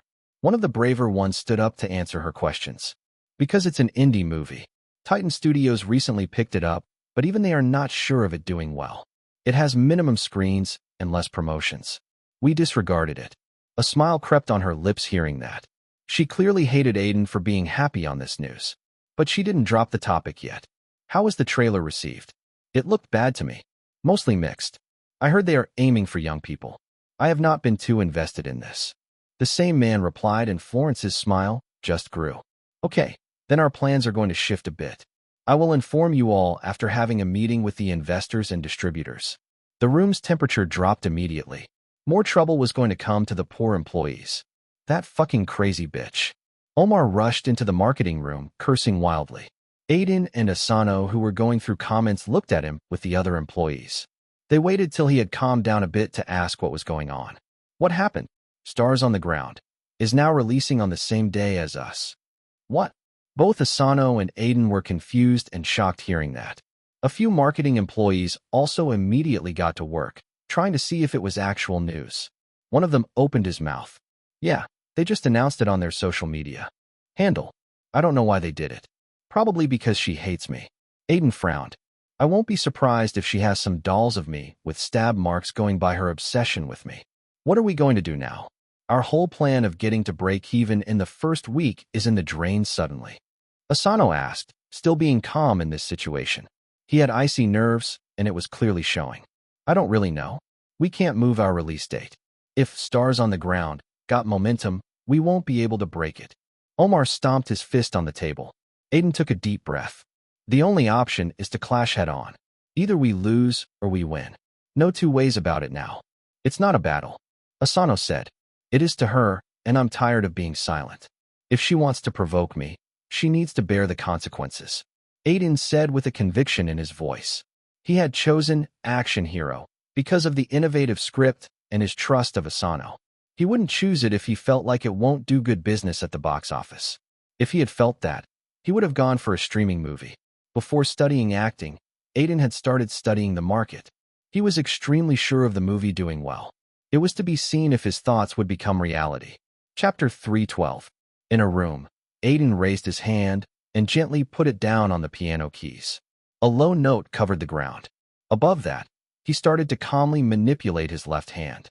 A lyrical main melody was in the forefront, and behind that, there was an endless continuation of another melody as the accompaniment. It was pushing the main one.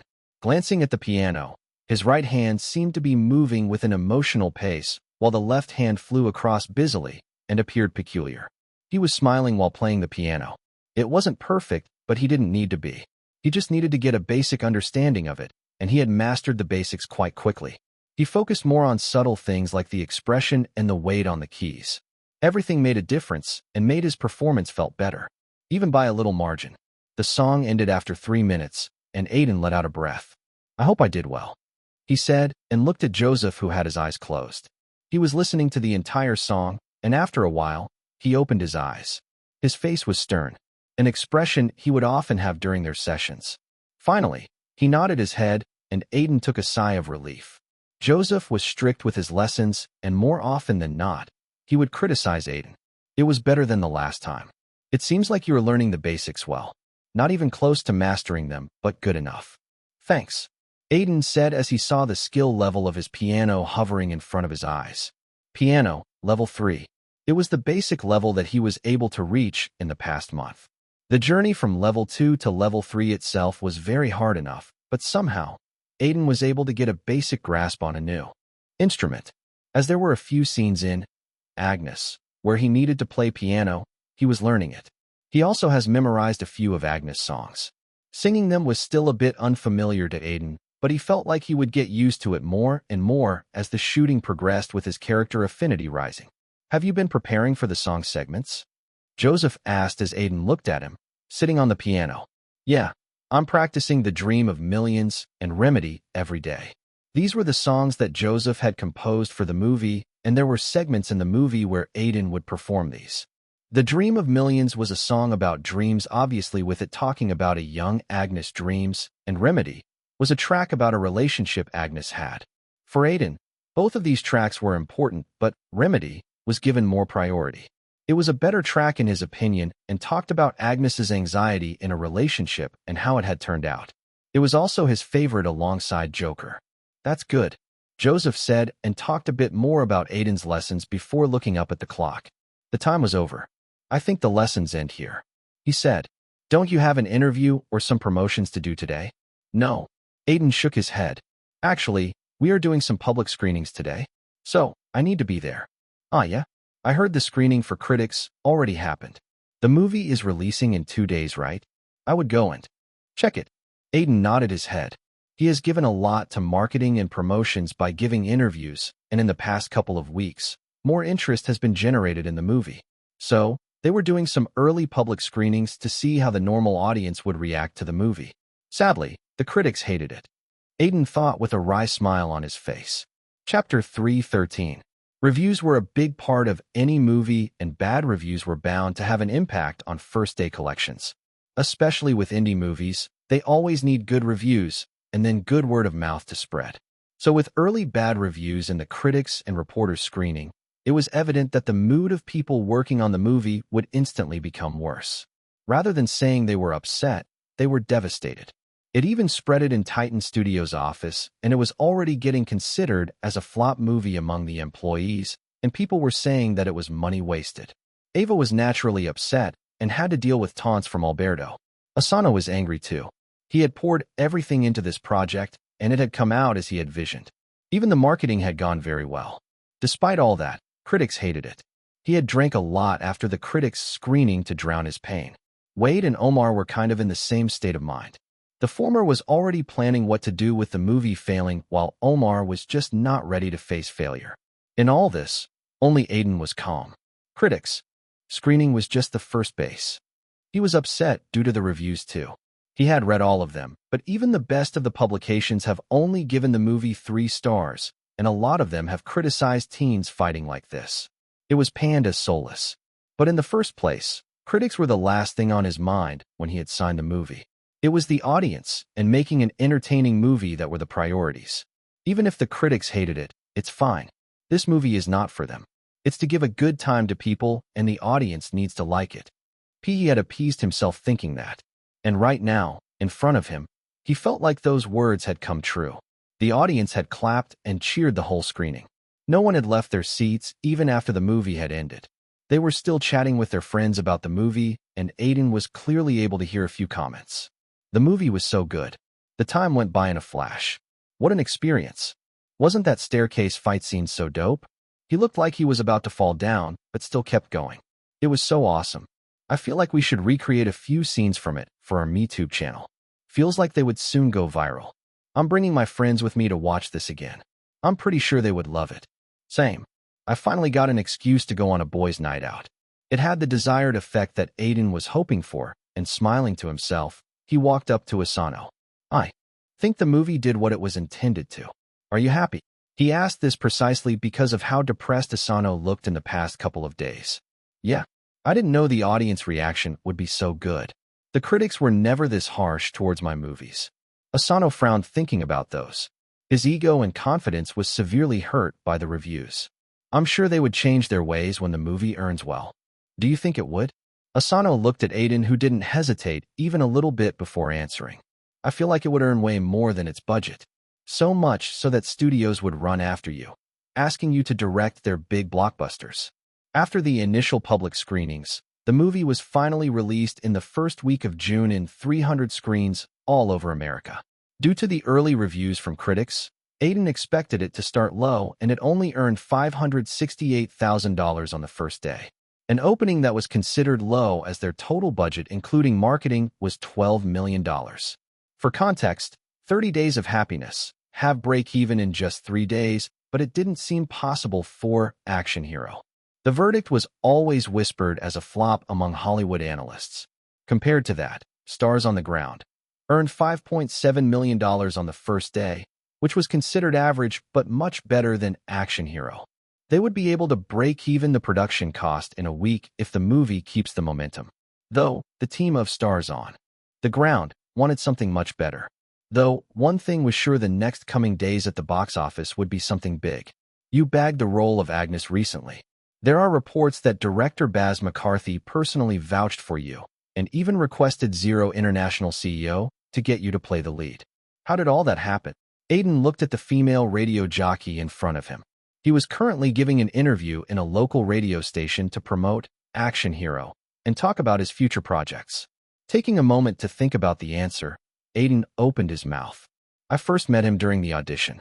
Later, I found out that my name was considered to play Agnes, although it wasn't confirmed yet. So, I went to have a meeting with Baz and was able to convince him somehow. How did you convince him? I can't talk about it in public. I could just say that our thoughts on the movie matched a lot, and we both saw Agnes' stardom in a similar way. Aiden answered in a way as to not talk about Joker. It was supposed to be a big secret until the movie release. The rest of the interview went smoothly as the focus shifted to Action Hero. Aiden had only agreed to the interview to promote his movie. After it was done, he thanked everyone and left the room. Wade and Tom are checking up on the theaters where Action Hero is screening. We need better occupancy rates today. I should call them. Aiden thought in his mind. It was still morning, but he hoped that the occupancy rate in the cinema would increase today. Otherwise, no one could save the movie. As he was walking, he suddenly stopped in his tracks. In the hallway, someone familiar was walking up to him. It was Florence Levine. What bad luck. Aiden cursed in his mind. A smile appeared on Florence's way as her eyes landed on him. A vixen-like smile. A smile that Aiden didn't like. I didn't expect to see you here, but it's a pleasant surprise, she said as she walked close to him. I hope meeting you makes your day better, going by how happy you look. It does. I am also here to give an interview regarding Stars on the Ground. I have one after this too, she said, like she wanted Aiden to know that she was in demand. Sadly for her, Aiden had gotten used to not holding back against people he didn't like. Everyone would want to interview you to get a hint on who was there with you at the party. Her face froze hearing that. It's for my movie, she blurted out. A movie that you rejected? No, you were the reason why it got so much trouble even releasing. You ruined so many of my plans only for my movie to crush yours. Aren't you regretting it now? Aiden thought that she really changed since the last time he saw her before replying. She was less unbearable before. Her face looked a lot older and sharp too. No, I'm not, and let me clarify a few things. Your movie was in trouble because of your own actions. You are lucky people don't berate you for cheating on your husband. Your ego can't accept that, so you blame me for it. Grow up, and anyway, your movie opened very average. The reviews are mixed at best. I'm pretty sure you should not laugh when the result isn't great for you. Ah, what nonsense. You are the egoistic one here, she shouted, attracting attention from people that were passing them. A few eyes landed on them, and she quickly quieted down. I don't think you should talk when your movie didn't even earn $1 million at the box office. The reviews are so bad it would be listed in the worst movies ever released. Aiden was about to reply to her when his phone suddenly rang. Taking it out, he saw that it was Wade. Wade, what's going? What? Aiden suddenly went blank, and Florence thought that something bad had happened. Probably his movie flopped harder on the second day. Did no one show up to watch your movie? I bet theater owners are taking out your movie from the cinema. No, it's actually quite the opposite, Aiden said. The occupancy rates are increasing significantly. Over 50% of the seats are filled just for the morning shows. Chapter 314. The look on Florence's face was something I should have taken a photo of. What a pity. She was shell-shocked when I told her that the morning shows were getting more and more people. Aiden thought as he drove his car. A grin was hanging from the corner of his mouth as he passed cars on the street. He was currently heading to the theater that Wade and Tom were at. He needed to see the occupancy rate for himself. Though, it would be a lie if he said that he hadn't expected this. Just he had not expected it to happen so soon. He thought that it would take at least 2 days, but it was faster than his predictions. Reaching the theater and parking his car, he quickly walked inside. For safety, he wore a cap and a mask. Finding Wade and Tom, he quickly asked, "Is it really true? Come, see for yourself," Wade said as he dragged Aiden to the theater room where Action Hero was screening. The whole room was almost half full with a lot of people sitting in groups. A lot of them looked like teens, friends who had come to watch the movie together. A huge cheer went up as Ray slammed a guy's head on the wall on the screen. It looks like they are enjoying it. Yeah, it looks like the marketing worked. A lot of high school and college students watched on the first day. They probably spread the word around their campus and hence, we got such a great occupancy rate. Is it only for the cinema? Or the others too? As soon as Aiden asked that, Wade's phone rang. He just said, okay, several times on the phone before cutting it. A smile was on his face signifying that it was good news. Just got the information. Others are not as good as this one, but they are getting more people. I saw a lot of posts online too. The movie is spreading. We could expect a good second day, and if this keeps momentum, we have another hit. Aiden completed his sentence and just stood there, looking at the crowd enjoying the movie. It was still the morning show, and the occupancy rate would just increase in the afternoon and evening shows. A hit. Finally, his last movie, Disconnected, was a flop at the box office, so action hero doing well felt nice. He felt ecstatic. He wouldn't feel like this even if Agnes became a huge hit. That movie and this movie was different. Stakes were different, and this really felt more important. No, it's just the start. I need to wait till it finally becomes a hit. Aiden thought in his mind and looked at Tom and Wade. Let's go check out other theaters too. I feel like we would be doing this the entire day today. Chapter 3:15. Action hero spreaded like a fire in a jungle among teens, and they filled the theaters to watch it. Some of them watched it a few times as it was a great experience to watch it with friends. One more thing was that Titan Studios made the tickets dirt cheap for teenagers, making it the ideal choice for them to watch this. This was Ava's plan, and it completely crushed Stars on the Ground. The movie had a below-average weekend, and having any hope of it even touching its budget was stretching too far. United Pictures was already frowning at the loss, especially at the hands of an indie movie which had become a rage out of nowhere. It should be noted that the original budget was over $60 million, so Aiden was glad he missed this train wreck. Though, when he was about to sign it, the situation was very different. If not for the miracle that was Action Hero, the movie would have actually managed to break even. The success of Action Hero was also special for Hollywood. It was a knowledge to everyone, even the audience, that Hollywood was in a very weird state. The industry has evolved always, with different things being the rage in different eras. In the past, especially the 80s and 90s, some indie movies have become huge hits only to become franchises. These movies made by young directors were solely successful on innovation and good stories. They worked because people gave them a chance by seeing them in theaters. But in the current scenario, it's been a long time since an indie movie has managed to become such a rage. It was almost non-existent now, as most of these would be taken up by streaming platforms and people would only see them on the screens in film festivals. Releasing an indie movie in the theaters was considered a lost move from the start. During this, an indie movie with extremely bad reviews was able to not only become a hit, it also became much more than that. It became a topic of research for a lot of people, especially the critics who have first bashed the movie. One of them was Greg Hendrickson from Hollywood Reporter, who gave it only 2 out of 5 stars. He wrote an extensive article on Action Hero on his blog. He wrote, "Just 2 weeks ago when I watched Action Hero, I felt like it was a movie that tries too hard to be something different, and for that, it gives up on a lot of things." My article still is available on the internet, where I told people to not go and watch it. But 2 weeks later, I find myself watching the movie for the 4th time in the theaters. My thoughts have obviously changed after that. Although I still believe Action Hero isn't your typical Hollywood indie movie, it prioritizes entertainment over everything, taking a lot of inspiration from Hong Kong cinema and making the audience feel excited. That's the reason for its success. It tries to be an entertaining movie, and it succeeds in that. There's nothing more, and maybe this is the answer other Hollywood studios, even the Big Six, should follow. His words were repeated by a lot of other critics. They also noted points like how Action Hero might not be a great movie for adults, but it fit right in with teenagers who wanted nothing but entertainment. Moreover, the movie was very aware of what it was trying to be. Asano said this a lot in the interviews that followed the success. Though, there were also some critics, reporters, and even actors who weren't able to take in the success of the movie. One of the critics from Vanity magazine wrote, "Action Hero might be a successful movie, but it's certainly among the worst movies made this year." There were a lot of other articles like this too, with even some actors not knowing how it became Such a success. Undoubtedly, it has become a case study for Hollywood that has forgotten how to entertain people without using VFX. It was also very hard to accept for celebrities that Aiden, someone with no connections, had made himself a star. There were even signs of him having great box office potential, something that most studios noted. The demand for him was never this much, especially because no other actors in his age group were creating the same impact he was creating.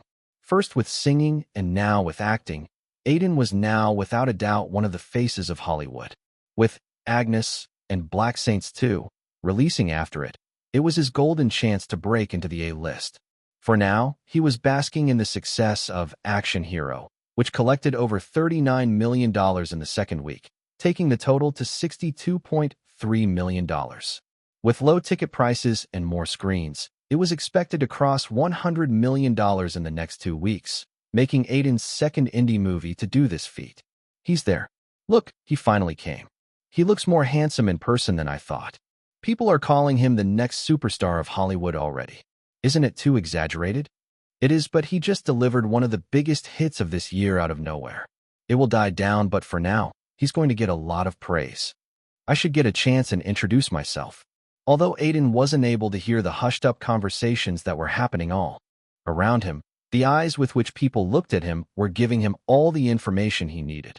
This is going to be one long night, Aiden thought as he tried to find Omar and Asano in the crowd of people. He was currently attending the success party of Action Hero that was hosted by Titan Studios. A lot of people have attended it from all around Hollywood, and he noticed a lot of familiar faces. As he avoided parties, people were not going to leave a chance to socialize with him. Hello, I'm Triple X from Triple X. It's a pleasure to meet you. I have worked on this and that. He heard this line a lot of times from the mouths of many people who approached him.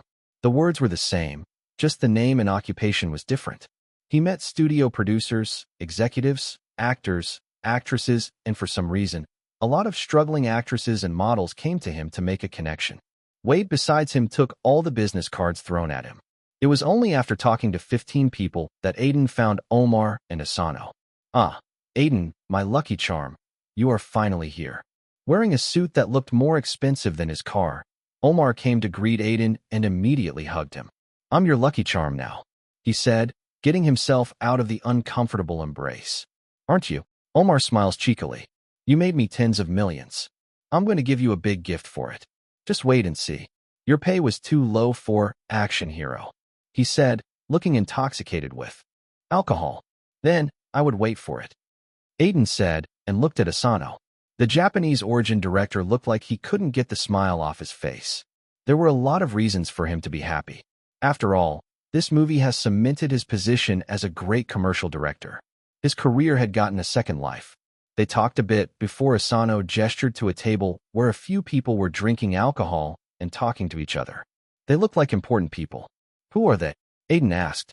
They are executives from Dreamlight Pictures. I have a meeting with them next week. For what? Aiden raised an eyebrow and Asano smiled before whispering.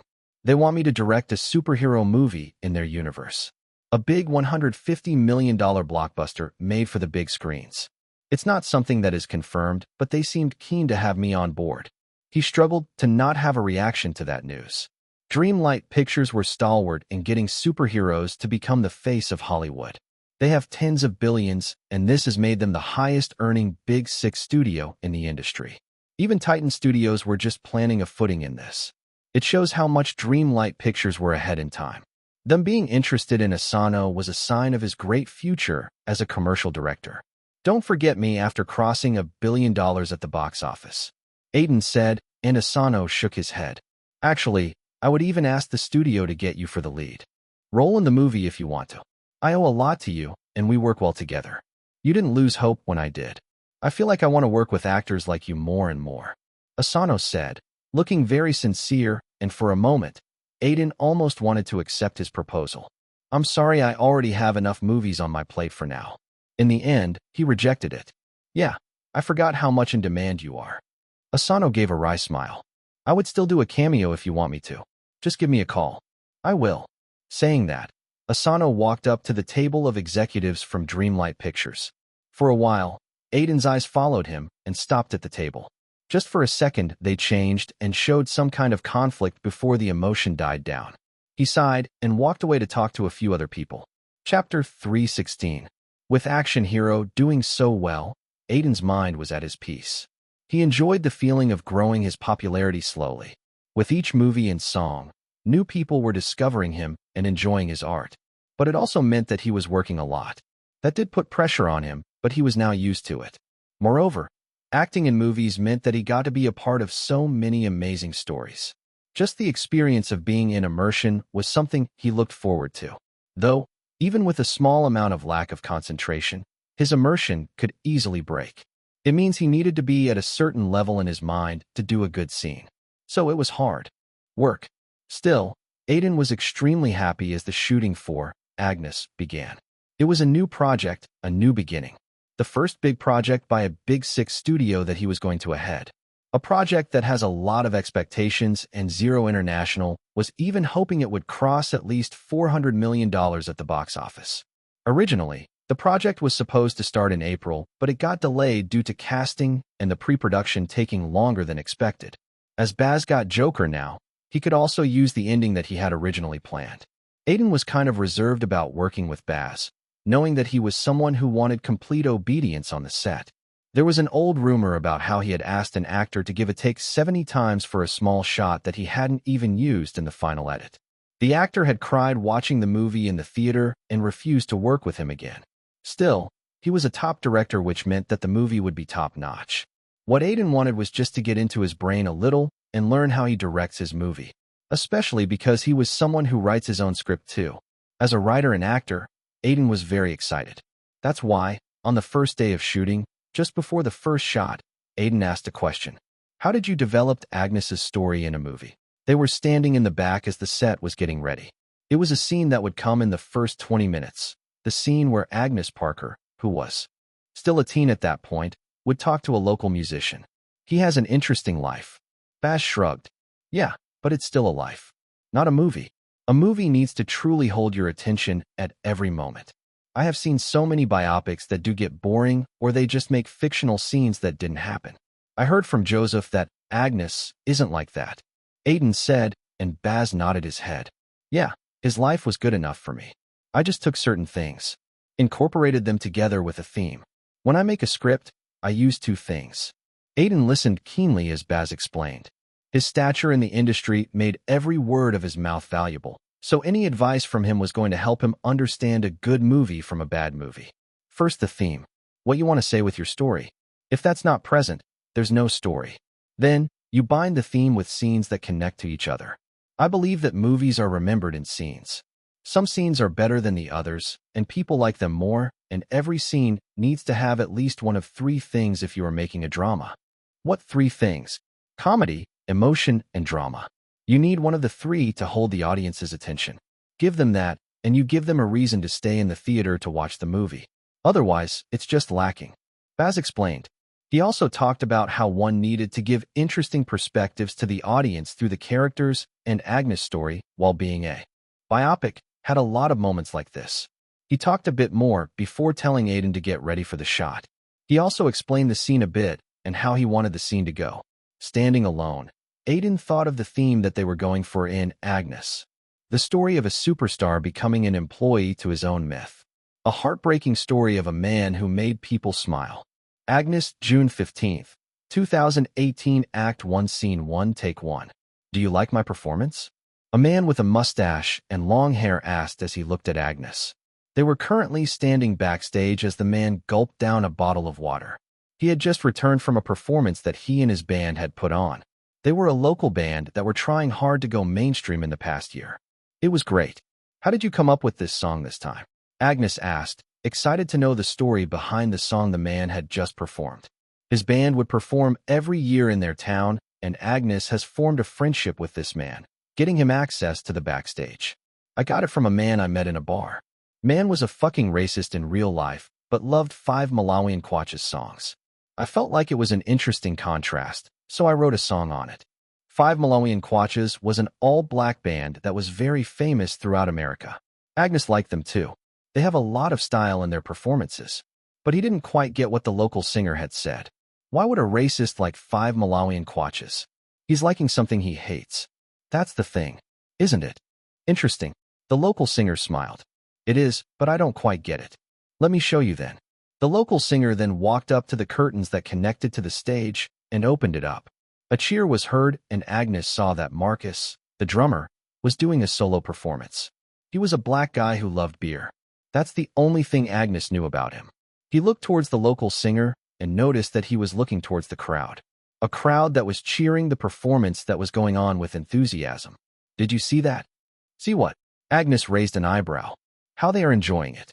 Tell me now, do you think no one in the crowd hates black people, homosexuals, other religions, countries? They do, Agnes said. He noticed a few people in the crowd who had used racist slurs, and he had witnessed it himself. They were currently enjoying the performance without any hatred. That's the thing about music, my friend. Agnes looked at the man. No one cares what you are and where you come from. If your music reaches people, they will like you. Art doesn't have boundaries. Only people do. Agnes took a moment to understand his words. At that moment, the voice of Baz came out. Cut. The scene was successful, and there was no need for any retake. At the same time, Aiden thought that it fit being the dramatic part of the 3 things that Baz had told him. As Aiden was working on Agnes in Los Angeles, a lot of activities were happening all over Hollywood. With action hero, success, too many eyes were on Aiden, so people were talking more and more about him. They were wondering about the future of his career and if he was someone worth befriending. In the office of SGA, one of the biggest talent agencies in Hollywood, a man was looking through the profile of Aiden. He has a weird atmosphere around him, and his snake-like eyes made him look a bit dangerous. He was Franco Lee, the agent that Aiden had previously crossed paths with. He was known as the star maker in the industry. Due to Aiden, Seth Douglas's career has ended. Franco Lee didn't know about it obviously, but that was the only memory of Aiden that he held. He was talked a lot about in Disconnected. The movie flopped, but became a cult classic. Blackline Cinema didn't go for an Oscar nomination despite a lot of people saying that Aiden's role deserved a nomination. His atmosphere was out of norm. Calm, reserved, special. Franco Lee thought in his mind. The resounding success of Action Hero had made him notice Aiden, and now, he's wondering if he had the quality that he was looking for. The X factor to be a star. Although Seth Douglas was cast aside immediately after the failure, it did make a dent in Franco Lee's reputation. That's why he was searching for an actor that would get him his reputation back. And Aiden fit the bill. He's not associated with any agency, right? He has his own team and agent. He's very independent. Franco Lee's assistant said as soon as he asked. Good. Compile every small detail about him in the last 5 years and give it to me. I would go meet him. Chapter 317. Agnes, June 16th, 2018, Act 1, Scene 18, Take 4. Agnes took a deep breath. His heart was beating fast. He had just finished a performance on the stage, and it was the first time he had sung in front of so many people. Although Agnes loved music, he was also scared to perform in front of so many people. But he had pushed himself today as an effort to earn some money for her mother's hospital bills. They found out that she had cancer early this year and needed money. A lot of money. Music is the only thing I know. I need to get over my anxiety to help my mother. He thought in his mind and calmed himself down. It was at that moment that the curtains opened up and 2 men walked in. One of them was wearing a cowboy hat and held a cigar in his mouth while the other was in a suit, prim and proper. Agnes, my boy, come here. Someone special is here to see you, the cowboy hat-wearing man said. He recognized him as the owner of the bar, Jim Button. His love for music and cowboy movies have made him open this bar in his retirement. I'm Gregory Jefferson. Nice to see you in person. The man in the suit introduced himself. Agnes Parker. You sing well. That song your original? Yeah. Agnes gave a short answer, and the man named Gregory smiled. He glanced towards Jim, who raised his hand with a smile and left, giving the 2 of them privacy. Now that they were alone, Gregory took a chair and sat down, gesturing to Agnes to do the same. So, are you doing this as a hobby or what? You look young.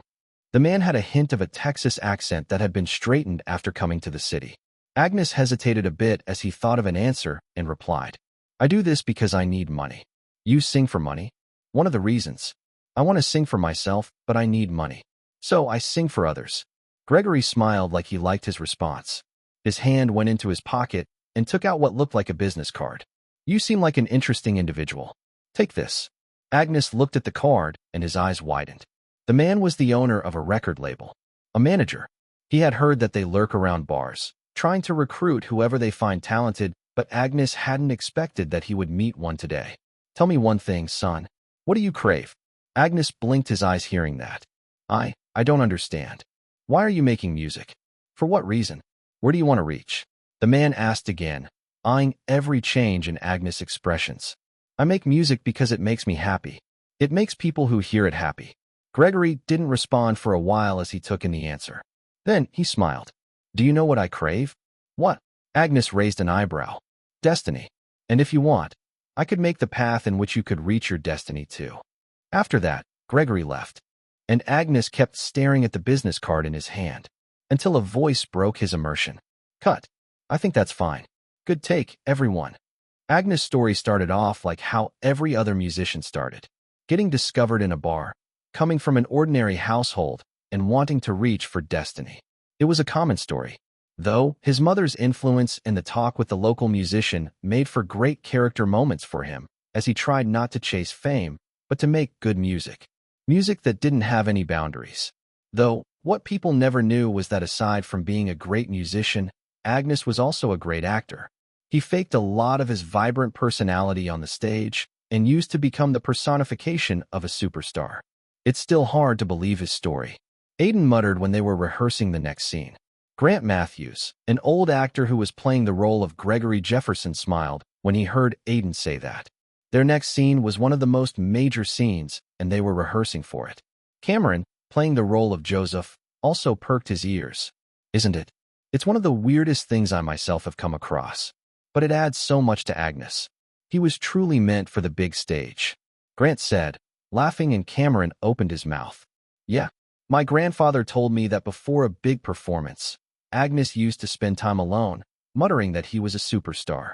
He made himself believe that he was one, so he was able to sing like one on stage even when he wasn't able to handle the pressure. He created an idea of a superstar in his mind and followed it, becoming one for real, but he lost himself in that ideal too. Aiden muttered and thought of something. When Agnes was on stage, it was almost like he was a superhero. He believed in an ideal and followed it rigorously even when in real life, he was a very different person. He lost himself in that, and in the end, that became the reason for his fall. That's why this scene was important. It was the scene in which Gregory would force Agnes to be on the stage despite him saying that he won't be able to do it. It was then he had thought of something his mother had told him. If a lie is told a lot of times, it becomes the truth. He thought and read through the scene again. It was something he had seen while he had been connected to Agnes too, so he felt like he would be able to bring out the same energy in it. Agnes, June 16, 2018, Act 1, Scene 18, Take 4. Splash. Splash. Water hit his face as Agnes felt his emotions cooling down. He berated himself for accepting Gregory Jefferson's offer of performing on a big stage. There were so many people out there, and he panicked seeing them. It was something that was not meant for him, but he accepted it. After all, he needed money. His mother needed money, and there was no other way. If he managed to impress Gregory today, he promised to make him big enough that he would be swimming in money. But his nerves have given in. Agnes, what are you doing here? You should be on the stage. Suddenly, the door burst open and Gregory Jefferson came in. Mr. Jefferson, I can't do it. What do you mean you can't? It's out of my range. The people, they are too many. My voice won't come out. I won't be able to perform. Agnes said in a slow voice, every word reeking of anxiousness. His face looked out of breath like he was sick. You need to do it. Gregory suddenly grabbed his shoulder, pushing Agnes back by a step. There's no option for you to refuse now. Look at me, son. The stage is set.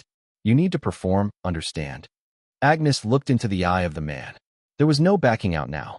He knew Gregory wouldn't understand him. If he didn't perform, the man was surely going to cause problems for him later on. Okay, he said, and Gregory sighed before patting his back. Have faith in you, son. The man left after that, telling Agnes to go on the stage in a minute. Agnes looked at the mirror in the bathroom. Wet black hair, a face that looked a bit sick, and eyes that weren't ready for a challenge. He blinked his eyes and let out a deep breath. I need to do it. There's no other way. I need to believe in myself. He muttered and got out of the bathroom. He took slow steps to the stage, each step feeling like a challenge of its own. It was hard with the weight of the guitar in his back, almost negligible. Lots of thoughts traveled his mind. He didn't know which one to focus on, but there was no time. Reaching the stage, he heard the announcer call out his name. Now, from a small town in Mississippi, we have a young singer with dreams. Give a wild welcome to Agnes Parker. Agnes looked down on the stage, and a lot of people were standing there, all looking like teenagers. He glanced on the side, and Gregory was standing there. The old man nodded at him, implying him to start. At least comb your hair properly, town boy. A voice came from the crowd. A blond guy made fun of him, and a small laugh went in the crowd. Agnes blinked again. Just this time, a sentence that his mother had told him came to his mind. When you sing, you are like a superstar. A superstar, Agnes muttered in his mind and took a deep breath. He suddenly took out his guitar, and his hand danced on the strings of it. The crowd silenced. Wet hair, a smile on his face, and the guitar in his hands. A legend began that day. Chapter 318. In Hollywood, stars were always the focus. Their lives, their upcoming projects, their relationships, and everything in between. The media focused on it so much that everything about a star would be in newspapers. Good and bad both. But one aspect that people always forget in the industry called Hollywood were agents. One might think of them as black suits wearing people who look menacing and have all sorts of contacts. It wasn't far off, but an agent's job requires a lot of travel, meaning that it was best to wear whatever was comfortable. After all, they're the people who are actually controlling a star's life and trying their best to only give selective information to the media so that their clients look good and have a good image. Though, sometimes it doesn't go as planned. That's why agents were also the best in damage control. You got caught with a married woman? Your agent will handle it. You assaulted someone? Your agent will hire a lawyer. Your last movie failed? Your agent will get you a better script. Because of this, most of the time agents were the ones to lay down the staircase of stardom. At the same time, a bad agent could easily destroy your career. There was one famous incident in Hollywood where a top actor changed 7 agents just to work with the director he wanted. He was unhappy with a lot of projects that he was being offered. There was another incident where a famous actress's career almost got destroyed because her agent hid scripts that were offered to her and only gave her the ones he liked. A lot of them failed, ending a career early. These things undoubtedly tell the importance of a good agent. And in Hollywood, only people who have passed the agent exam could work as one. A/N. Agent exam is fictional and something I came up with. It was mostly due to just me thinking that I could make a small story around agents in the future. It was an extremely difficult exam that only a few could do well in. Most people are happy to just barely pass it. And Wade was someone who topped this exam. Not only that, he also got recruited in Red Ant Agency, one of the top agencies in Hollywood, and there, he took his first step towards his dream, creating a superstar out of nowhere, becoming a star maker. As someone who admired kingmakers and fantasy novels, he felt like this was his calling. His skills certainly showed it. Just after entering the Red Ant Agency, he worked with 3 celebrities and took their career to the next level in a short time, selecting projects that the celebrities were comfortable in and showing excellent man management skills. In just 1 year, he was the talk of the agency and Hollywood. A lot of actors wanted to work with him, but he had a clash with one of the senior agents in Red Ant Agency, prompting him to leave it. The details were far and few, but there were a lot of rumors about how he wasn't able to adjust to the dark nature of Hollywood that is more visible as you go up on the ladder of success. After leaving Red Ant Agency, he got other offers, but he rejected them. At the same time, he was also going through a messy divorce, making him think back on the decisions of his life. It was only after that phase in his life that Wade decided to act independent. It was a hard decision, but he wanted to use his own ways instead of doing what the industry was doing. Despite it being a massive gamble, he was very successful. His connections during his early days helped him get valuable movies for his clients. They weren't big blockbusters, but they were good enough to establish themselves in the industry. It started off slow, but eventually, his actors got fame. They moved from one list to another, one indie movie to a commercial blockbuster, gaining more and more fame. But every single time, his clients changed. It was like fame has corrupted them. Money has made them lazy, and the ambition he had first seen was nowhere. It wasn't even a lot of fame, but celebrities tended to fall into narcissism. So he moved. from one actor to another. Every time, the same thing happened like time was in a loop. Just as Wade was giving up hope, he got called by an old friend. An old leecher, he called him. It was about his nephew who wanted Wade as his agent. At first he laughed at it. He felt that it would be a similar occurrence as the ones before. But he still met the person, as the surname Silvereye holds a history about it in Hollywood. He was curious. Would he be someone with a lot of potential or none of it? Someone who could handle fame and ambition. It's too much to ask for. Those were his thoughts before meeting Aiden, and he was fairly surprised. The first meeting wasn't bad. He showed ambition. A lot of it, and knowing that the person had talent and Wade was without any client, he had taken on the role, purely as a gamble. A few years later, he felt like it was the best gamble of his life. Aiden was climbing the stairs of Hollywood faster than anyone he had met.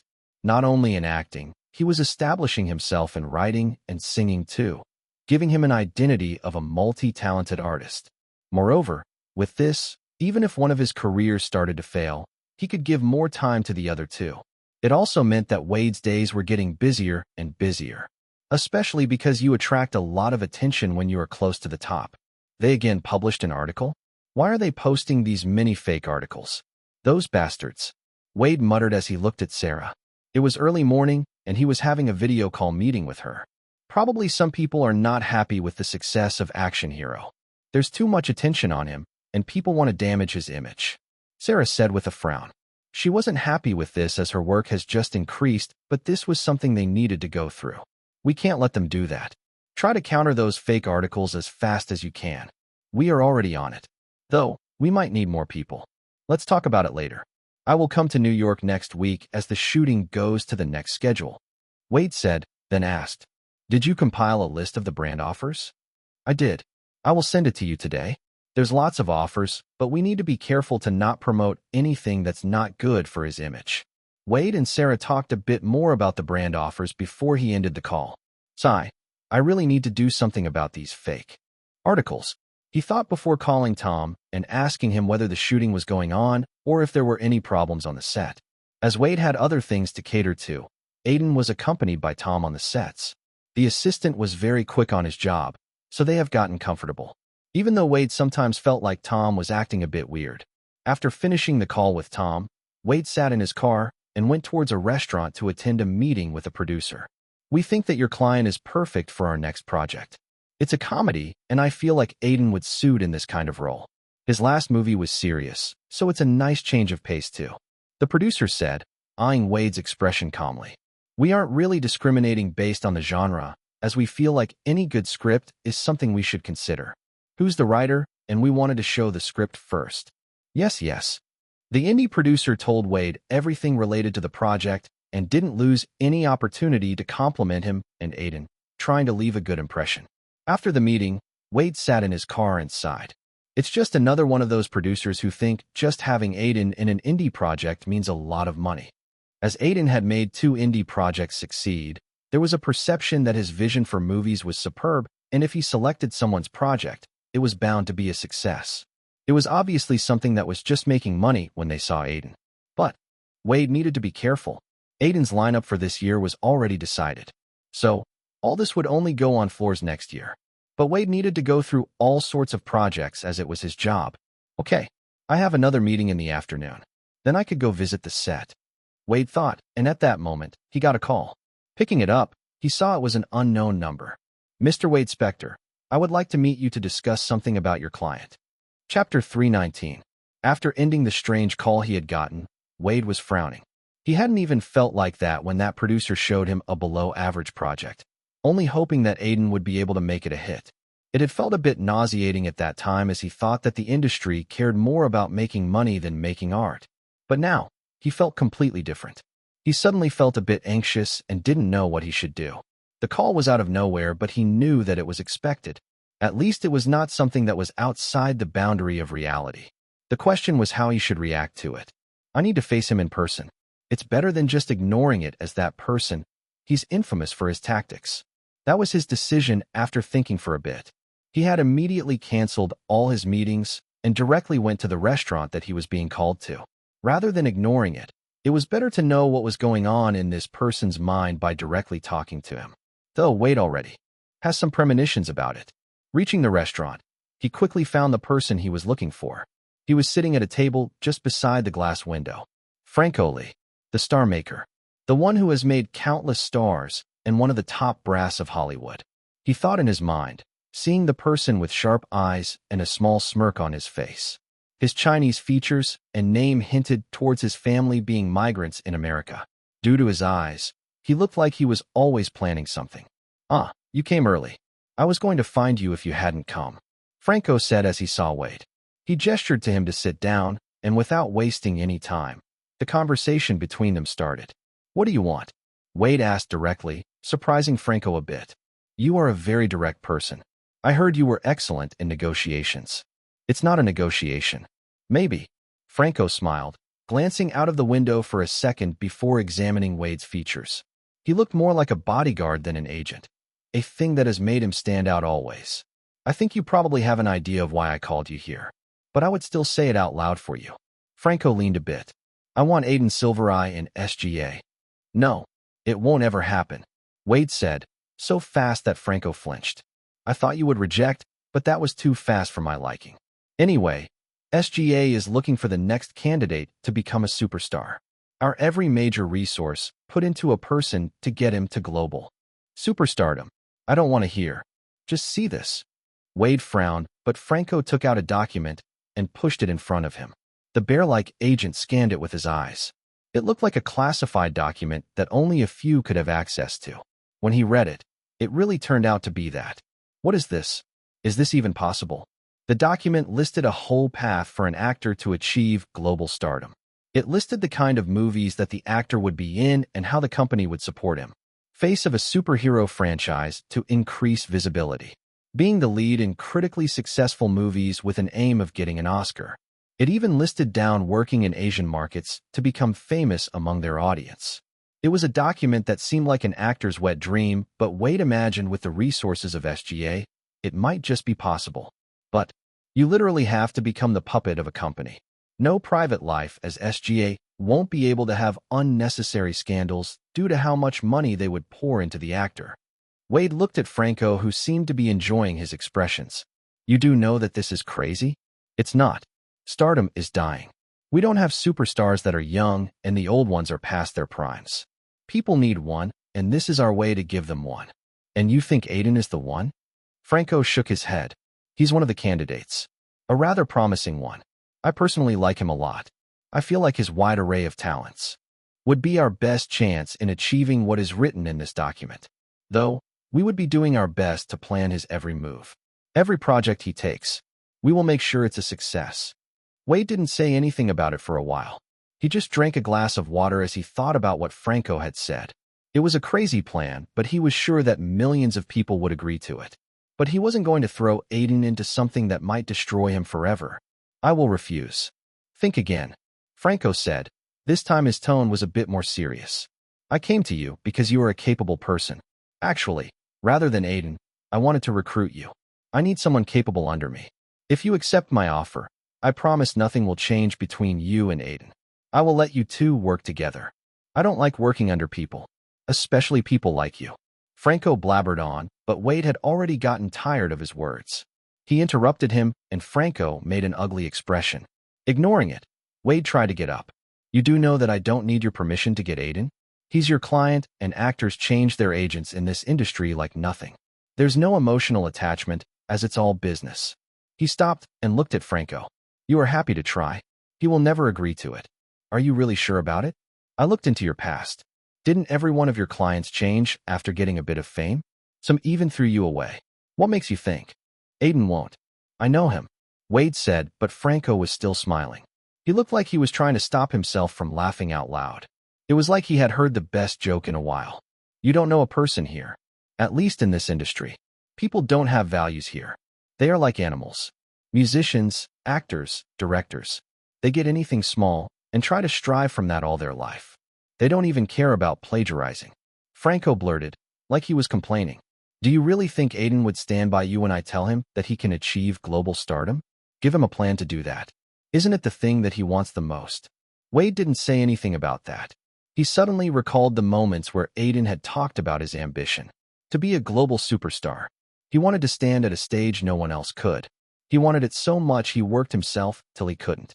He had become so disciplined that he didn't even try to get into relationships, saying that it was a distraction and won't last long. Although Wade had made fun of him a lot about it, he was impressed by his discipline. Maybe, no, he's not like that. He's different. He thought in his mind, but Franco already noticed the seed of doubt that he had managed to plant. I am telling you now. People say one thing then change it the next day in the industry. Do you really think Aiden would not join me after I told him about this plan? As soon as he accepts, he will be announced as the face of a superhero movie planned by Dreamlight Pictures. He won't.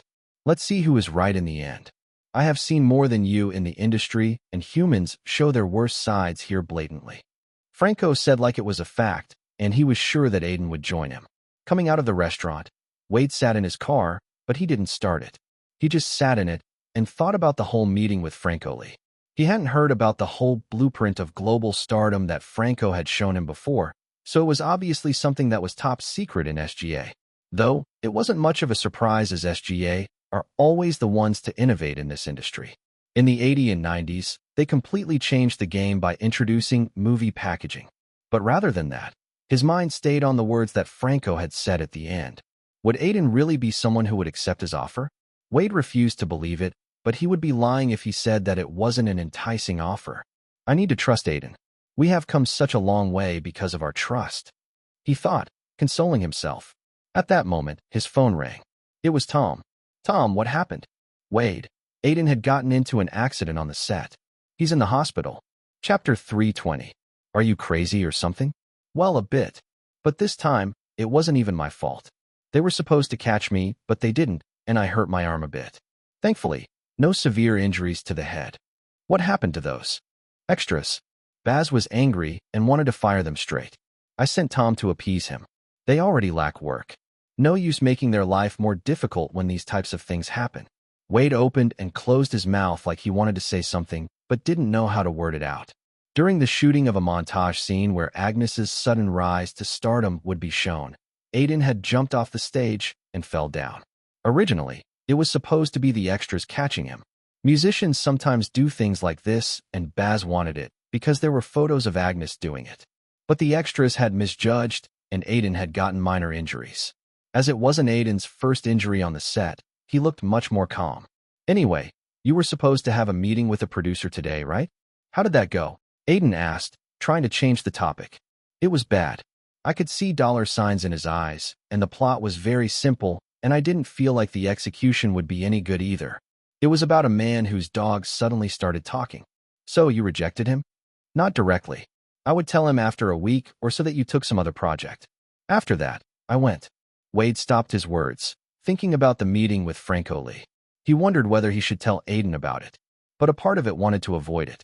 Though, he knew that Franco Lee was undoubtedly going to talk to Aiden sooner or later no matter if he liked it or not. That man was influential, and there was no denying that. Aiden, I need to. I talked to the director, and he didn't fire extras since you were fine. But he still looked like it would take a while for him to finally cool down. Tom suddenly barged right in and interrupted Wade. Aiden looked at his assistant and smiled. I think he's angry because he felt like the shooting would stop for a while, but the doctor said my arm would be fine in 2 days. They could shoot other scenes at that time easily. Hearing that, Wade clicked his tongue. You are too soft. Any other celebrity won't save those people's jobs. Agnes would have. Aiden said, looking at Wade. Since taking up on the role of Agnes, Aiden had read and thought a lot about him. He had realized one thing. Agnes wasn't a superstar just because of his stage persona. It was also because of how he treated people. Maybe because during his interactions with people, he was his real self. I think that it's better to be a bit kind. Helps in the long term because people remember you as a good person. Even if you become big, rather than being jealous, people are going to think that you deserve that position. Even if Agnes was hyped by the media and his record label in a playboy-type persona, the stories of his interactions with fans stayed and made him what he was. Aiden said, and for a second, Wade thought about the words that Franco had said and what Aiden was saying. The philosophy of both of them were very different. He kept pondering over it for a while. Get that camera position extremely right. We need to give it a unique shot.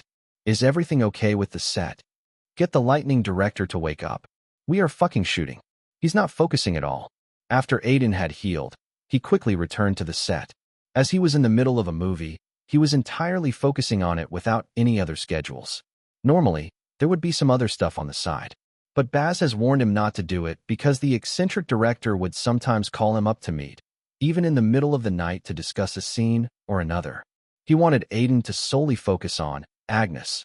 He had agreed to it because of how special the movie was to him. One more reason for it to be special was because he was working with Cameron. Although Cameron was someone who liked to be left alone, he was talking to Aiden a lot on the set, just because he was scared that Baz was going to scold him in front of the entire set if he made a big mistake. The director was very brutal when it comes to that. So, he was taking all the information about acting he could. He had gotten training in the recent months, but Aiden's advice was still valuable. How do you even know if you have done it right? Sometimes, I feel like the shot wasn't good enough even if Baz was okay with it. A lot of actors feel like they could do better in every shot. Established actors directly go and ask for another take if they are confident in giving a better take. Though, don't ask if you aren't confident to give a better shot. As for your question, I think you can rely on Baz to know if you have done a good job or not. Sometimes, you just have the feeling that you have done well from within you. It's different for different actors. Some actors, after getting established and famous, would even become lazy and not put much effort into acting. A lot of them also start playing themselves in different movies. It was good enough with Cameron wondering about how he could be better. Sometimes, I feel like the scene is going well, and then, I forget a line. Then, it gets ruined in an instant. Cameron frowned. It was hard for him to play a younger version of his grandfather, as he was very different from him. Dialogues are one thing. Don't focus on them a lot until they are really important. If you forget a line, just innovate and continue. Even if it's not good, you give a bad take and can redo. If it's good, then it's a better line than what was written. You do that. Cameron raised an eyebrow. It's a bit different for me. Aiden scratched his head. These types of things were already hard for him to answer. Dialogues have never been a problem for him because of the immersion. Even if he forgets a line, he feels like he's the character completely, so whatever he says looks pretty good. Sometimes, it's even better than the intended dialogue. How? I lose myself in the character, so it doesn't seem like I'm intentionally saying a line. It becomes natural. Natural. As Cameron thought about Aiden's words, one of the assistant directors walked up to them, telling them that the shot was ready. Today, they were shooting the scene in which Joseph and Agnes would meet for the first time. Agnes, June 23, 2018, Act 3, Scene 5, Take 1. So, you are the one who's going to make my first song? Name's Joseph Bryce. A young man in clothes that looked a bit too big for him said as he studied Agnes's eyes. After the performance that had made Gregory Jefferson believe that the young man was someone special, he had immediately signed him for an album. Currently, Agnes was in the studio of Phoenix Records, the company owned by Gregory. The old man has left him alone with Joseph to discuss music. They sat down together, and the discussion started. I listened to your singing before. Mr. Jefferson sent me samples. You have a unique voice. I have rarely heard something like that. So, is that a good thing or bad? Agnes asked, and Joseph smiled. That's the best thing. You know, different individuals have different voices, but yours is particularly unique. It sticks out a lot and is very melodious. I am quite excited to work on it, Joseph said, tapping his ears. Actually, he was one of the rare musicians who had perfect pitch, so his excitement was valid. Do you have any samples? Agnes asked, excited to start on it. I do, but you need to first show me a live performance. I'm very excited to hear it. Joseph passed him the guitar, and Agnes nodded. Holding the guitar, his fingers landed on the strings. As he began to strum them, a voice appeared. Cut. I feel like it could be a bit better. We need more chemistry between the two of you. Aiden looked at Baz as the immersion broke. The director was looking at the screen in which the scene they had just recorded was playing. By his expression, it was clear that he needed more from the two actors. Cameron looked a bit worried about the mistakes he had made. Aiden turned around and was going to say something to him when he noticed a strange thing. What's going on with Wade? Standing in some distance, Wade was looking at the scene with eyes that Aiden had never seen before. It was like he was deliberating on a decision. Chapter 321. As the shooting for Agnes was going on rapidly, Aiden didn't really give much thought to Wade. More like, he didn't have any time to think a lot about it. Every day, There were shots after shots. They were also traveling to different places for some scenes. Only Agnes and the shooting was in his mind. Though, he did notice that Wade was looking a bit more tired than usual. That's why, one night, when he knocked on his hotel door, he wasn't surprised to hear the words that came from his mouth. I think I need a break. At least for a week. I need to relax a bit as I'm not able to work properly these days. I know that it would be a problem. That's why. Take it. You don't have to explain much. Aiden said, looking up at Wade, who wasn't expecting Aiden to accept it without any questions. That was fast. I observe a lot, Wade. You look tired these days. Feel like you are aging fast. We have been working a lot for a long time now. Even my body feels like it needs a break. I would probably take one too after the shooting is over. Aiden said with a sigh. Movies are hard work when one is passionate about it. Aiden's style of work meant that the people working with him were also working nonstop. It obviously takes a toll. For a job like an agent where one needs to attend so many meetings and handle so many things, a lot of people become very stressed. So, a break was necessary. I hope he is refreshed after the break. Aiden thought in his mind. I will explain Sasha and Jody most of the work. I already talked to Tom. He is going to be with you all the time, so there won't be any problems. If there are, there won't be, and even if there are, I won't call you. Just enjoy yourself. Aiden said, and Wade smiled faintly. They talked a bit more before he left. As Wade walked off, Aiden didn't notice the complicated expression on his face. It was like he was in some sort of inner conflict. The break wasn't for him to relax, but for him to come to a decision on a question that he was trying to find the answer to these days. A very difficult question. This sounds pretty nice. A woman said, pressing headphones close to her ears. There was a sense of wonder in her eyes as she listened to the song that was playing. It was a tune created by Joseph, and it has a very happy feeling about it. One could easily make it into a children's song because of the nature. It took me a long time to get this tune right. The melody was incredibly hard to control, but the hardest part was the lyrics.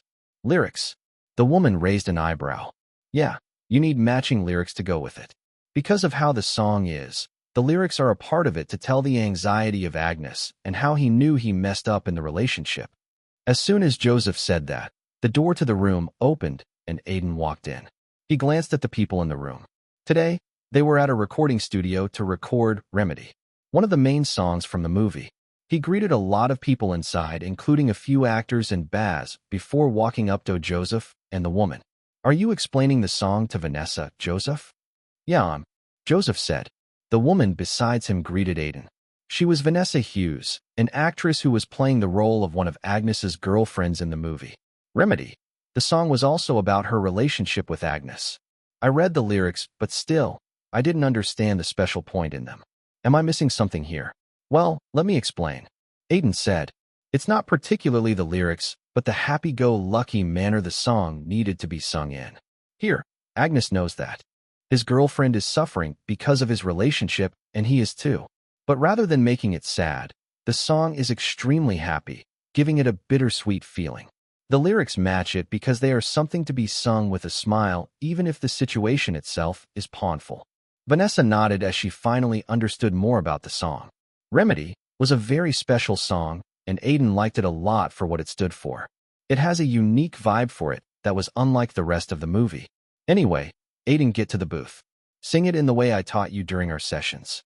Okay. Aiden entered the booth at Joseph's commands. Everyone else focused at him as he stood behind the mic. Let's do a few tries. Let your voice get used to it. Okay. Aiden took a deep breath and closed his eyes. He thought about Agnes and his relationships, how every one of them have broken one way or another, and how much pain it has caused him. All the feelings that have bothered and pained him. He had decided to tell them with a smile on his face. A bright smile, albeit a bit anxious. He opened his mouth with all the feelings.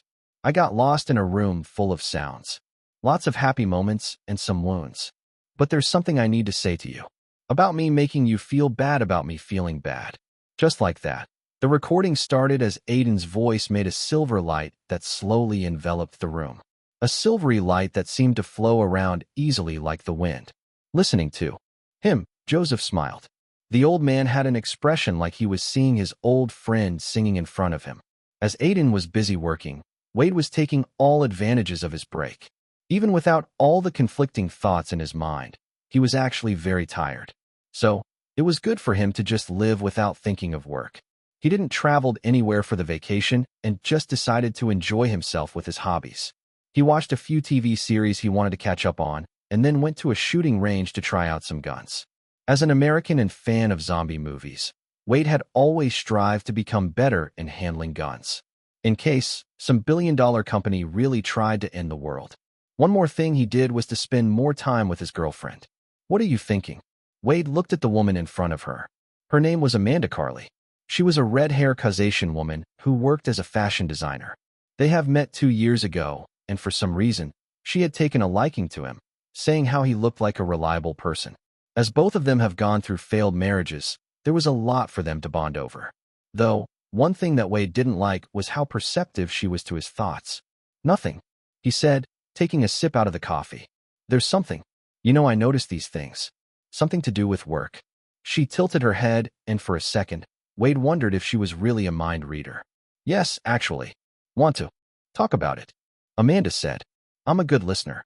Amanda smiled, and Wade hesitated for a second. It wasn't easy for him to talk about it as this was directly related to his insecurities, but he still decided to do so. I was just thinking about Aiden. He's became too big now. When Black Saints has just released, I thought it would take few years to solidify him as a good character actor, then go for main roles. But he achieved far more, and every role of his brought more fame to him. Now, I wonder if he even needs me. Why do you think he don't? Amanda asked, and Wade frowned. Because there are better agents. With more resources. Some that rate him high enough to cast him in any movie he wants. She curled her lips, understanding what was going on. Placing her hand on Wade's hands, she opened her mouth. Your worries are understandable, but I don't think Aiden would want to work with someone other than you, and you are good enough. Never think you are not. Maybe you don't have the resources you would like, but your skills are something that no one could take from you. Still, it's his decision. Amanda shook her head at that. Suddenly, she recalled something. I know it's his decision, and you need to let him make it. But you remember one thing that you told me once. What? Wade tilted her head. You said that a person's character is shown only after he achieves stardom in Hollywood. If a person forget those that knew him when he was nothing, then he's going to live a life of lies. She smiled. That's why. Believe in yourself and your dream. Let Aiden take the decision of who he wants his agent to be. Chapter 322. Agnes. As a movie had multiple schedules that panned over 3 months. The movie that started in June was shot over a dozen locations with built-in sets and a crew that was way larger than the previous movies that Aiden had been a part of. 0 international producers, including Theodore, would visit the set a lot to make sure that everything was going according to the studio's plans. Though, even with producers on the set, the final control was still in the hands of Baz, who presided over the set like a dictator and made sure that everything happened according to the vision in his mind. Finally, in the first week of September, Aiden got ready for the final scene. How does it feel? Baz asked as he looked at Aiden. They were standing in a corner. A bit empty if I'm being honest. Aiden replied, looking up at Baz. I feel this after every movie, but the feeling is strong with Agnes. It's almost like I will miss a part of myself after it's over. That's normal. Like Baz said, it was normal for actors to feel like the characters they are playing are a part of themselves. That's why, when they finish up a movie, they feel like they are missing a part of their soul. In some strong cases, an actor's personality gets influenced by the character he's playing. Agnes's case with Aiden was a bit similar as he had felt a change in his thinking due to this role too. Maybe because I connected with Agnes and actually saw his life, but it's a bit different. His life and stardom also changed a bit of my thinking. He thought as he noticed Baz patting his shoulders. You have done a good job in the movie. Take your time with the last scene, and let's go celebrate with a wrap party after that. Baz left after that, leaving Aiden to think about the scene alone. The last scene was actually also one of the last scenes in the movie. It was a scene from the last show that Agnes had done in which he had suddenly started crying while on stage. No one has given it much thought at that time as they have thought that he was just too engrossed in his music. A lot of singers feel such emotions during certain songs, but the reality was obviously very different. He was crying because even with so many cheers and fans, he felt cold and lonely. Even though he achieved what most couldn't, he lost something big. He thought and closed his eyes. Agnes, September 3rd, 2018, Act 9, Scene 7, Take 1. Agnes took a deep breath. He was standing in a position where he was very comfortable. Thousands of fans cheering his name all over the venue. Huge cutouts with his name written on them, and fans waving posters with his face around. The band behind him was enjoying the atmosphere and making sure that this was another hit show. Agnes had just finished one of the introduction songs that was supposed to be the starter. After that, he was supposed to sing more popular songs, something that he has in abundance. So many voices mixed in the air. Agnes noticed each of them. He should have already been pumped till now. Normally, that was the case. His anxiety has decreased a lot in recent years. More like, he had gotten used to acting as a superstar who always looked confident.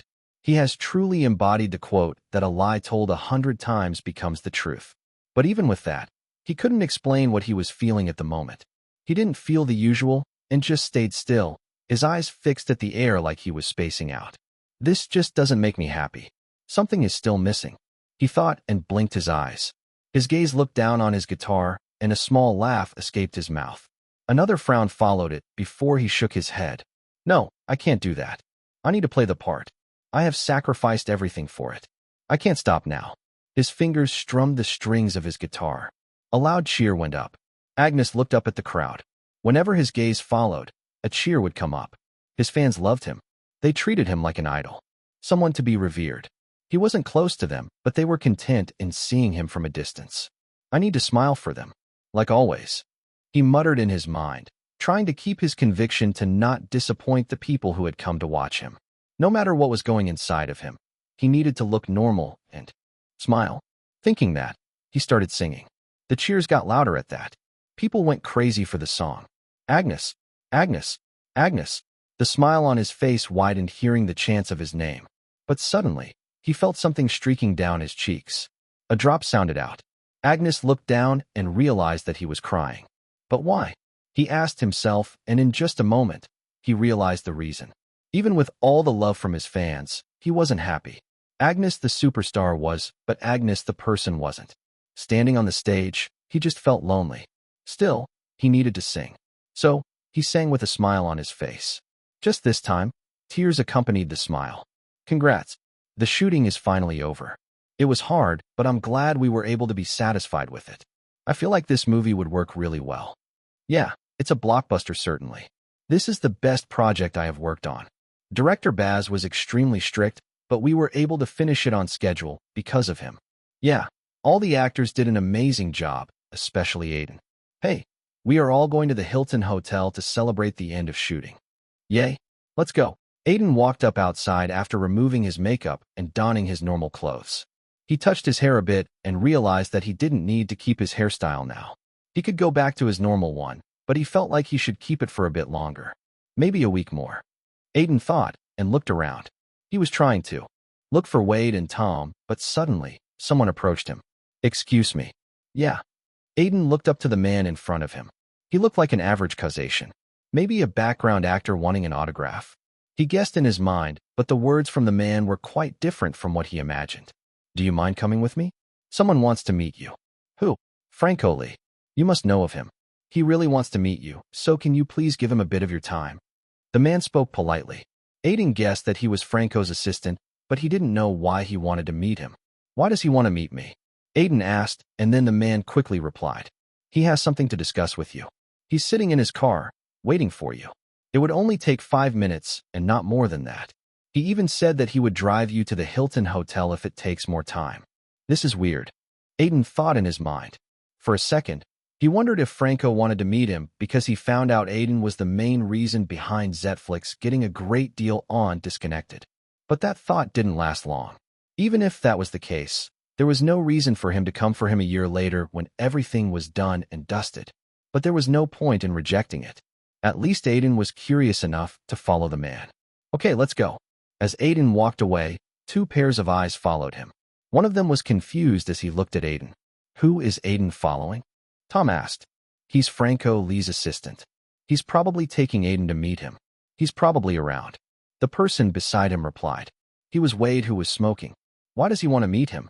Franco Lee rates Aiden highly. He wants to get him in SGA. He probably wants to offer Aiden a deal for him to move to SGA.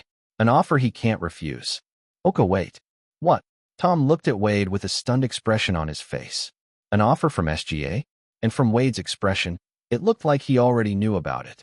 Isn't it better if you go with him? You are his agent. I know, but this time, I want Aiden to make his own decision. Wade said, puffing out a cloud of smoke. I just hope he makes one which is right for him. Chapter 323. Aiden entered the car and looked at Franco Lee, who smiled when he saw him. The car door closed as Aiden settled in. Why did you want to meet me? Aiden asked with a straight tone. Not even going to introduce yourself? Franco asked. I think both of us know each other. Just not in person. Correct. Franco's snake-like eyes looked over at Aiden. Knowing that he didn't want to waste time, he came to the main topic. There's not much reason other than the fact that I want to work with you. Aiden had expected this to a degree. What else would the star maker come for him other than wanting to recruit him? He didn't even have to think much about the answer. I'm sorry, Mr. Lee. That won't happen, and as my decision is fixed, I don't think anything would move me. So, please let me excuse myself. Aiden tried to open the door of the car. He was tired enough from the shooting that he didn't want to waste time here. But some words stopped him in place. I talked with Wade, your agent. You know, he was really like you in his stance at first. Franco Lee laughed at the end of his sentence. Aiden looked at him, but his face didn't look like he was lying. He was confident as usual. Why didn't Wade tell me about it? As he thought about this, Franco continued talking in a dubious manner. You know, after a while, that guy started doubting himself. It was clear on his face. I don't blame him. You grew more than he could handle. After a while, even he knows that a wall would appear in front of you if he keeps being your agent. He's very smart. I appreciate that about him. Aiden didn't know if Franco was insulting or complimenting Wade. That's still not your concern, right? Aiden looked at him. It is. After all, you are a talent.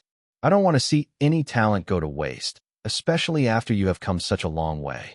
Franco looked at Aiden like he was genuinely worried for him. But Aiden didn't trust him. He was not a morally good person. If most of Hollywood was a lighter shade of black, Franco was a darker one. Unfortunately for him, Aiden liked to stay in the gray territory. I am thankful for your concern, but I'm going to handle my career myself. If a wall comes, I know how to leap over it. You don't know anything. Franco muttered, shaking his head. Compared yourself to any other celebrity with an agency to back themselves. See someone like Tristan Musk. He started 2 years ago, but he's already a heartthrob and is getting favors by top studio executives. Why do you think it is? Talent? No, obviously not. I know it's because of his agency. Aiden muttered. Tristan Musk was heavily backed by the Red Ant agency, already making to list in 2 years after his debut. It was because he was able to sign the best movies and he was promoted just the right way. The source of this content is novelbin.com. Don't you want something like that? Franco asked, raising an eyebrow. A crooked smile hung on his face. I'm happy with what I have for now. Don't be like that. Do you think I'm a greenhorn? Franco looked up at him. No actor is happy with what he has right now. You all are a breed that wants more. Always. Aiden wasn't able to refute it. Franco wasn't wrong here. As an actor, he would have liked to have better opportunities. Projects that only a select few could look through. I will do that on my own. He simply said that. No, you won't be able to. Do you really think your agent would be someone good enough to get you to be a top star? I asked him this when I met him. His answer has hesitation in it, and you can't afford that in this business. Franco came strongly at Aiden, and even he had to admit, his persuasion skills were top-notch. Aiden still sitting in his car was a proof of that. Seeing that Aiden was listening to him, Franco continued. I believe that every celebrity has decisions in his life when he decides how his future would look like. We work in an industry where people become irrelevant every year. In this kind of industry, longevity is just a miracle for any celebrity. Do you think you would experience that miracle or become irrelevant? I think it would be decided by the choices you make. Franco was clearly implying that being with Wade was going to make him irrelevant sooner than later. And only signing up with an agency was a way for him to change that. Aiden didn't say anything and just listened to him. You should see this. Franco took out a document suddenly and passed it to Aiden. Reading the title, he glanced at him. What's this? Something that would help you make a decision. At that moment, Aiden noticed something. The expression on Franco's face was something that he hadn't seen before. It was the expression that said that he was confident that Aiden would easily agree to join SGA after reading the document. He wasn't even thinking of a scenario where Aiden would reject him. Just what is in this document? He thought as he opened it. How could you even let Aiden go away? It's been so long. He hadn't returned yet, Tom said with a concerned expression on his face. He was looking at Wade, who had already chugged down too many glasses of alcohol that Tom had lost. The Count. His face looked a bit bloated already. I did what I thought was right. I told you that already. Wade shrugged, picking up another glass. They were at the wrap party at Hilton Hotel, and Tom was anxiously glancing at the entrance, hoping Aiden would come soon. He felt like there was a weight in his heart. So much so that he didn't even feel like going around talking to people to get more gossip. He was anxious about Aiden and Wade. Tell me one thing. What if Aiden actually agreed to Franco Lee's offer and joined SGA? What about you? And what of us? Tom asked as he bit his lips in frustration. Wade thought about it for a second before replying. Knowing him, he would take you all in. Wade chugged down another glass. As for me, I don't know. I'm not joining SGA. I don't want to work under Franco. So I will choose. Aiden's here, Tom suddenly said, prompting Wade to look back at the door. Aiden was walking in, looking around. Some people approached him, congratulating him on the wrap of the project while others called him to their table. But he rejected them and kept walking. He stopped once he reached their table. A serious expression dawned on his face as he looked down on the both of them. No, his eyes were fixated on Wade. I want to talk to you. Sit down then, Wade said and glanced at the third seat in the middle of both of theirs. Why didn't you tell me you met with Franco Lee? He asked straightforwardly after sitting down. I wanted to, but I didn't want to bother you with these things when you were so busy shooting, Wade said and tried to drink another glass, but Aiden held his hand and stopped him. Let's talk first. Okay. Wade looked at him, his atmosphere changing a bit. The moment he was dreading had finally come, and he had no other way than to face it. Franco showed me the documents. Told him about how SGA is planning to invest in a person with the sole goal of a global superstar. It was a very unbelievable but exciting prospect. I know, right? If they could really pull it off, then they would have a person to be the face of their largest projects. And they would easily get a lot of benefits for 30 to 40 years. Even in the past, agencies with superstars were the places where aspiring actors wanted to go, as they felt like the agency was much more efficient to help them reach their goals. Though, most of these superstars would get their own team later on as soon as they are out of contract. Hearing the conversation, only Tom seemed confused. What are you two talking about? He asked, and Aiden told him all about the plan that SGA has and how they are planning to execute it.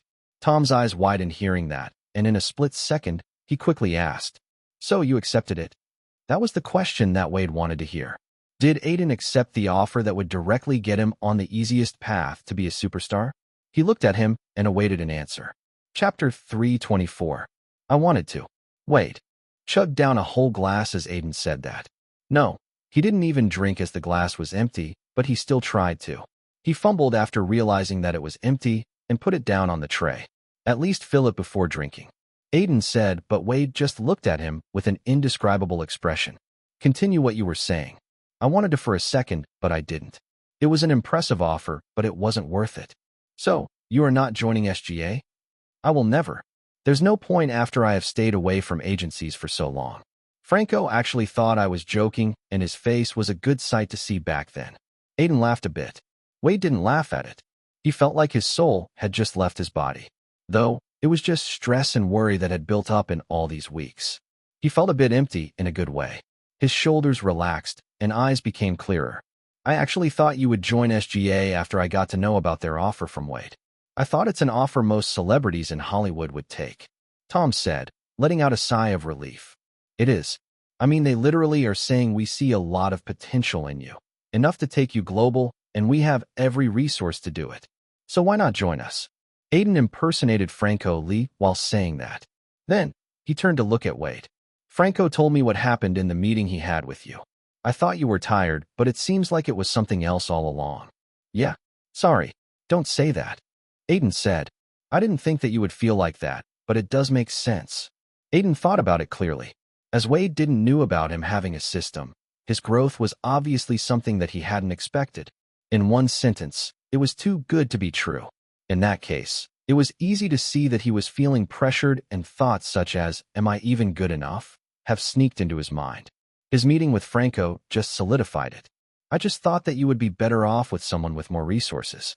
I know it was dumb of me to assume that, but the situation was just like that. Did it change? Aiden looked at Wade. It did. I have a good talk with someone. Wade smiled. I decided to just let you make a decision and not think about it much.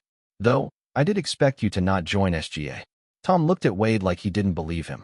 He was about to open his mouth to say something, but when Wade glared at him, he shut up. Looking at Aiden, he quickly changed the subject. Didn't Franco try to get you to join at any cost? If he was that interested, he would have given you a lot of promises. He did. Tom perked his ears at that. Now that the heavy atmosphere was over, he was back to his secret job as gossip collector. Just the normal stuff that would entice any actor. A lead role in a superhero movie. Being the face of a franchise based on a popular novel about sand creatures. Getting a movie with an Oscar-winning director. Collaboration with a famous K-pop boy band to enter the Korean market, and even being an UN ambassador. He literally offered everything. Wade blinked his eyes repeatedly, hearing that, then laughed. What the heck? You should have accepted it. Are you an idiot? Even I would have accepted it. His tone was not serious, but Aiden replied seriously. I would have just been a slave if I have accepted it. I mean, it's all great, but fame is fleeting. I learned that after reading about Agnes. His whole life was just that, you know. He closed his eyes for a second. He started hating his music in the end. Became a joker whose only purpose was to entertain people. My idea of fame completely changed in the recent months. What is it now? Tom asked, and Aiden took a sip of wine. I realized that it's not really after who has the most number of hit songs or hit movies. It's not even about how many fans you have. It's literally about the fact whether your art is making a difference in a common person's life or not. You need to make it in people's heart.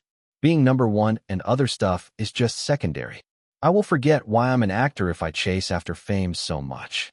Aiden seriously felt that when he acted through the events that happened in Agnes's life. He got into music because he liked it and genuinely felt that it was beyond any discrimination. But the industry and some decisions made him a prisoner of his fame. If he had tried to take more control of his life at some point, then he would have lived a better, happier life. He was feeling like he was in some sort of a race recently with all the talks of him becoming an A-lister. But due to Agnes, he decided to not involve himself in the rat race and just do what he's doing till now. Doing movies and singing songs that struck a chord with him. You have matured a lot, Wade said and smiled at him. Inwardly, he was glad that Aiden really wasn't becoming a typical celebrity. I could say the same thing about you, he said, then thought about something and added. One more thing, we need to be prepared. Franco Lee doesn't like getting rejected. I know. He's going to do something sooner or later. He has a history of fucking over people who disagree with him. But don't worry, I will handle him, Wade said, gesturing to Aiden to leave everything to him. Now that there was no anxiety in his heart about Aiden, he felt much better. I will leave it to you. I don't think he will do anything soon, Aiden said, but I still want to do other things to prepare. SSNOVEL Ben. Like what? Tom asked, and Aiden told them the things that were in his mind all these days. Something that he had been pondering over for a long time. I want to create a brand. A brand? Are you planning to get a sportswear or cosmetic company? Wade asked. A lot of celebrities would get their own companies. It was a great way to build a fortune, and in some cases, celebrities have been able to become billionaires by playing smart. Though, some have also lost billions due to just acting stupid. No, not yet at least. I don't have any idea on these things.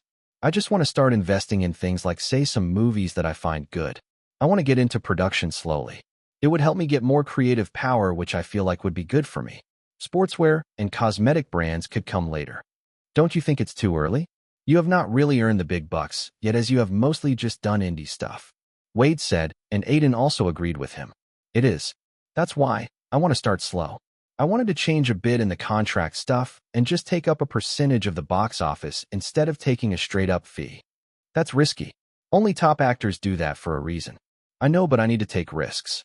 If it's successful, I will get more, and if it's not, then I will share the burden with the producer. Aiden explained his thoughts on the matter and talked about a few other things.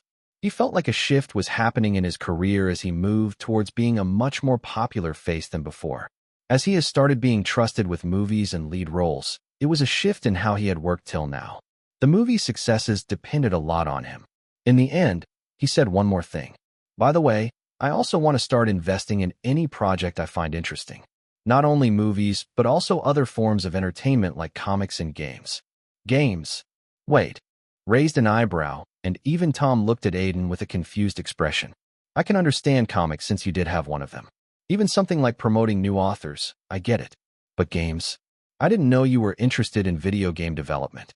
Wade asked, tilting his head. I do play games. That's a different thing. I watch movies. It doesn't mean I want to make them. Well, actually, I'm in talks with someone about a game idea. It's very interesting, so I wanted to invest in it. Aiden said, revealing something that no one has any idea of. Chapter 325. A man left a room, and a lot of eyes gathered on him. He looked straight at the people glancing at him and smiled. He was holding a box in his hand, containing all the valuable items that didn't have any meaning in the office anymore. The man's eyes had dark circles under them, but they were bright. A sight that not many people have seen in the past few years, but it looked like the soul in his eyes had returned. Giving another glance, the man started walking, heading straight towards the elevator. A few people started talking after seeing this. So, the rumors were all true after all. Yeah, I heard he was tasked with making the next games, and even the next game, but he got sick of the head of the studio constantly butting in during the game pre-production and accused him of making the games very formulaic and not much fun. There was a big fight about it. Wasn't that a long time ago? Yeah, but people don't forget, especially those at the top. He was sidelined to make small games, but after those came to be successful, he thought the studio would trust him more, but they still have a lot of friction. In the end, he decided to leave. Yes, I did. Got too suffocating for me. The voices became a small whisper before eventually disappearing. The man smiled, thinking he won't have to deal with them now. Waiting for the elevator to come, the man glanced at the walls and looked at the game posters that were displayed there. All those were successful and most popular games from the studio. The first few games alongside the first trilogy of games. His eyes stayed on them for a while. In all those posters, a name was written. Directed by Corey Daniels. Well, it was a great past for sure. Never thought it would turn out like this, but I need to look ahead now. Corey thought as the elevator came up. He got onto it, ignoring the faces of people already on it. It was a new start for one of the most famous game directors and developers in the gaming industry, and he hoped to face it with a smile. After getting out of the elevator, Corey walked out of the company and headed straight to the parking lot. Sitting in his car, he called a number. Aiden, are you free to meet? I want to start work. I don't remember the last game I played. Probably something at the arcade. Wade said as he felt like he was walking onto an unfamiliar territory. Something he wasn't familiar with at all. The source of this content is novelbin.com. Just be there. It's like making a movie in a way. You can just operate as the main character. I don't think it's like a movie. There are cinematic games too. Aiden said and shook his head. He told Wade to stay silent as he rang the bell. Currently, they were here to meet Corey at his house. Since their first meeting, Corey had taken a liking to Aiden and his ideas. And they were constantly talking about video game ideas and other things. In the end, they have decided to work on an idea together. Corey had already decided to make his own company. So when Aiden heard his ideas, he decided to invest in it and came on board as the story developer for the first game. You are early, Corey said, opening the door to face Aiden and Wade. His eyes landed on Wade as he introduced himself to him. Where's your beard? Aiden commented, looking at his clean-shaved face. His hair was shorter too, trying to look a bit younger now that we are making a fresh start. He laughed as they walked inside. Corey's house was like any other house in New York, but there was a serene atmosphere to it. He lived alone, but the place didn't look messy at all. Let's go to the living room. They walked to the living room, and Aiden noticed a lot of games lying around. Some famous ones, and some titles that he had no idea of. They looked very indie, and some even looked like they were from the 90s.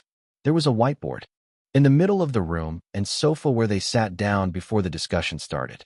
Wade was the first to open his mouth. Now can you explain to me about this game? You keep saying it's going to be a very cinematic experience.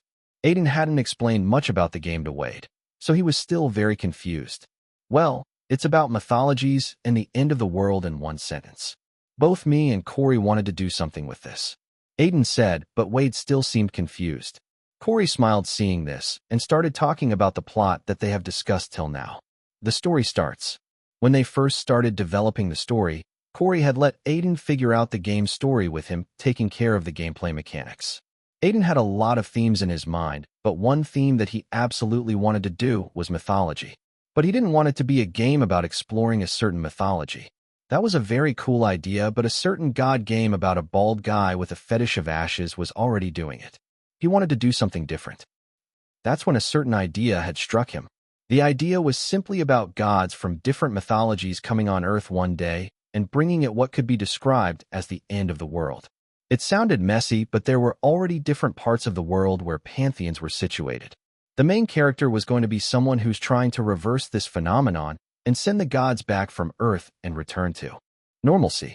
At the same time, there was going to be a very interesting power system in place.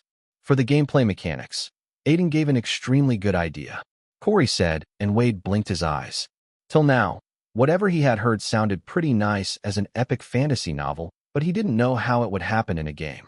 Obviously, Wade was someone who had no idea of the strength of modern-day video games and how they could present stories that movies aren't capable of. To get better skills and abilities, I decided to not have stuff like skill trees, and instead of the usual way, players could hunt for prophecies. Obviously, there would be a usual system in place with some skills that players could perform from the start. But prophecies would be the way forward for most of the game and would be used to make players explore. How will that work? Wade raised an eyebrow. Well, in mythologies, there were a lot of prophecies. But in games, we would have our prophecies with players getting major power-ups for actively hunting for these prophecies and fulfilling them. Obviously, gods would play a big part of it, with some of them giving hints about certain prophecies that players could claim for themselves.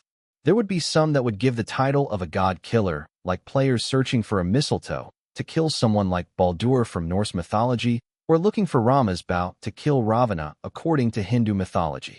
Aiden explained, and from time to time, he would write up some important points on the whiteboard.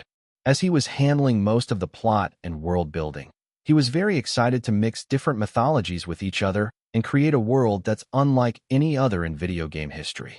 After all, it was the first time he was investing his own money in a project. It needed to be good. Franco Lee frowned. For the past few days, it was a constant for him, as in the decades that his career had snapped. No actor had ever rejected him. No, a few had in the beginning of his career, but even then, he had never given someone such an offer. An offer that he himself knew was the most enticing thing to an actor. Franco still remembered what Aiden had told him. Honestly, the offer is extremely attractive, but I don't think I want something like this. It looks good, but I want to reach that position with my own strength. I feel like I would lose a lot if I accepted that. You need to sacrifice things to reach the top, Franco had said in an attempt to make him reconsider. I feel like I will stop liking acting if I accept it. The conversation had ended there, but Franco was still infuriated about it. It wasn't like he had no other actor to go with his plan. But Aiden was his first choice. Now that he was thoroughly rejected, he could only give up. Still, it wasn't in his nature to just forget this and not do anything about it. I will surely get back to you one day, he thought in his mind. Chapter 326. What do I want to do? That was the question in Aiden's mind when he had first started discussing a game with Corey. Being a very experienced game creator, Corey had a lot of ideas that he had shared with Aiden. After all, in this age, games were extremely flexible and anything was possible. Corey could go for an open-world action game in a fantasy setting or a FPS in a futuristic world. Even something like space exploration or survival.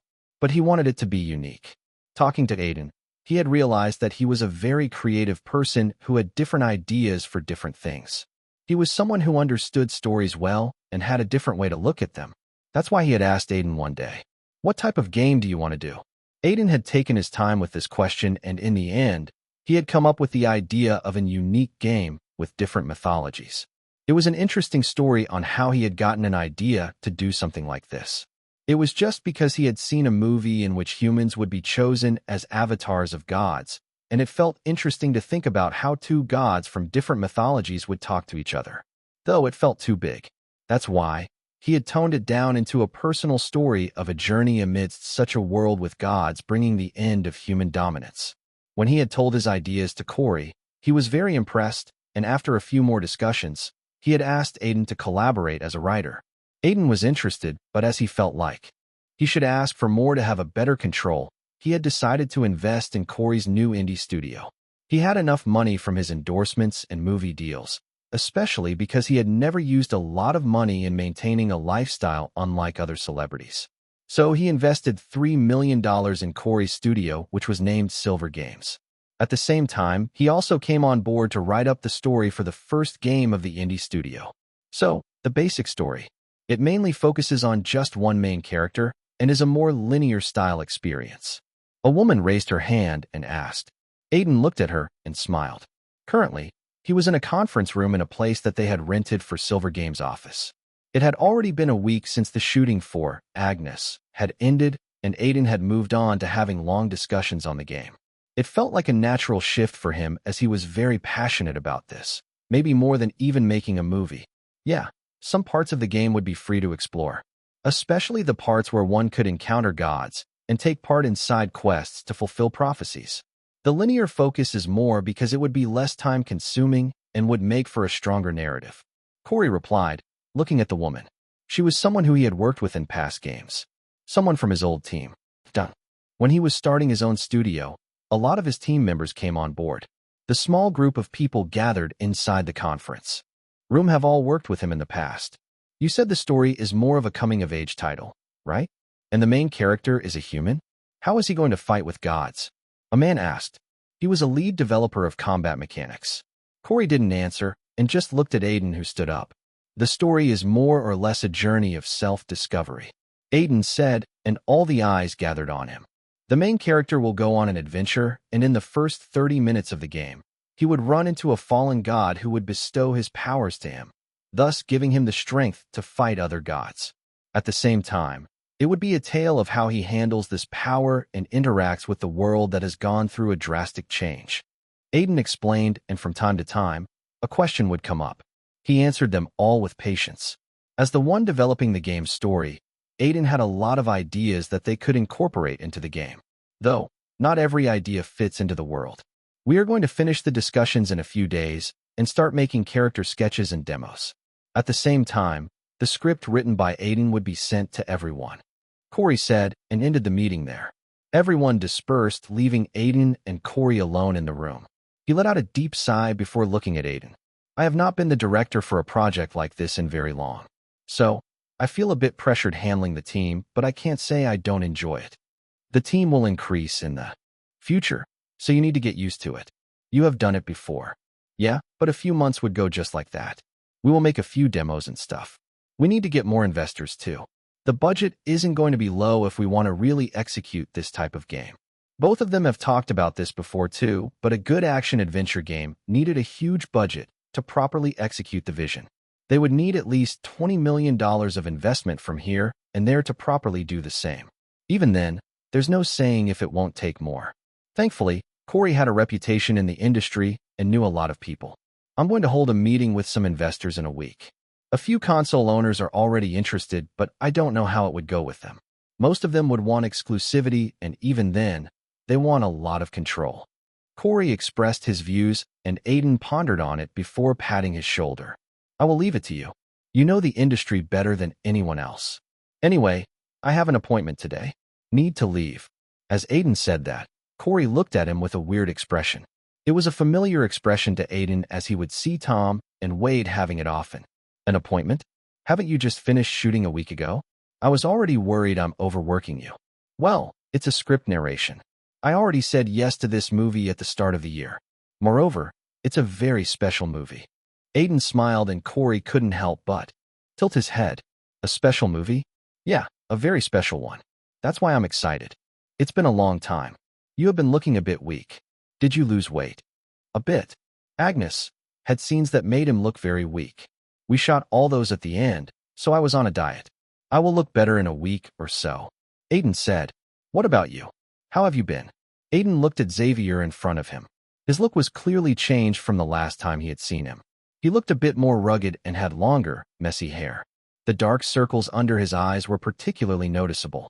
They were currently meeting in his home. Wade wasn't available as he wasn't required in the script narration. I have been good. It's a bit lonely here, but I realized one thing while being alone. What is that? When you are alone, you don't have anyone else to talk to, so you think about yourself. A lot. Mistakes you made, your actions, their consequences. It helps in the end. Aiden nodded, knowing how much Xavier had gone through in the last few months. His perspective on life had surely changed. What were you even doing being alone? Even the last time I called you, you were doing something. I was writing the script for Black Saints 2. All alone, but with focus, Xavier said, then picked up a script and passed it to Aiden. Check it for yourself. There was a certain gleam in Xavier's eyes that told Aiden that the script was something he was very confident in. He opened up the first page and noticed a title. The Black Saint. Yeah, Black Saints. Wasn't suited as the theme of the movie with several gang leaders posing as a saint to the city. This would only follow Kai. Thus, the title. Though, I wanted to name it, The Prince of Darkness. Almost, but that felt too long and medieval. Xavier explained, and Aiden nodded. He felt like the name was good enough as it gave a nod to the first movie while maintaining an identity of his own. Anyway, read it. It won't be as effective if I narrate you the story. So read. Xavier gestured to Aiden, and he started reading with an excited heart. Each page he turned, his eyes would widen or have various emotions ranging from confusion to shock. In the end, when he completed it, he only had one thought in his mind. This is too dark for me. Chapter 327. You don't like it. Your expression wasn't the one I had expected, Xavier asked as he looked at Aiden's face. He looked a bit worried, like the script wasn't at the level he had thought it would be.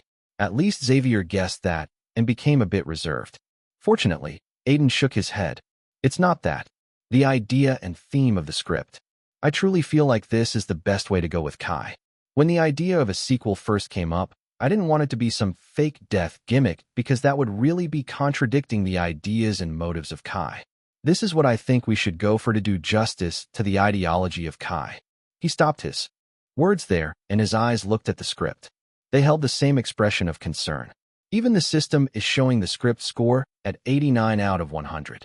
That's the highest I have seen till now. So the problem isn't the quality. Aiden didn't fully believe in script scores at this point in his career as action hero.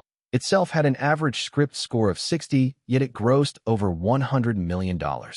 Even the system has clarified that script scores don't judge the commercial value of a movie, but it does judge where the story stands in various ways.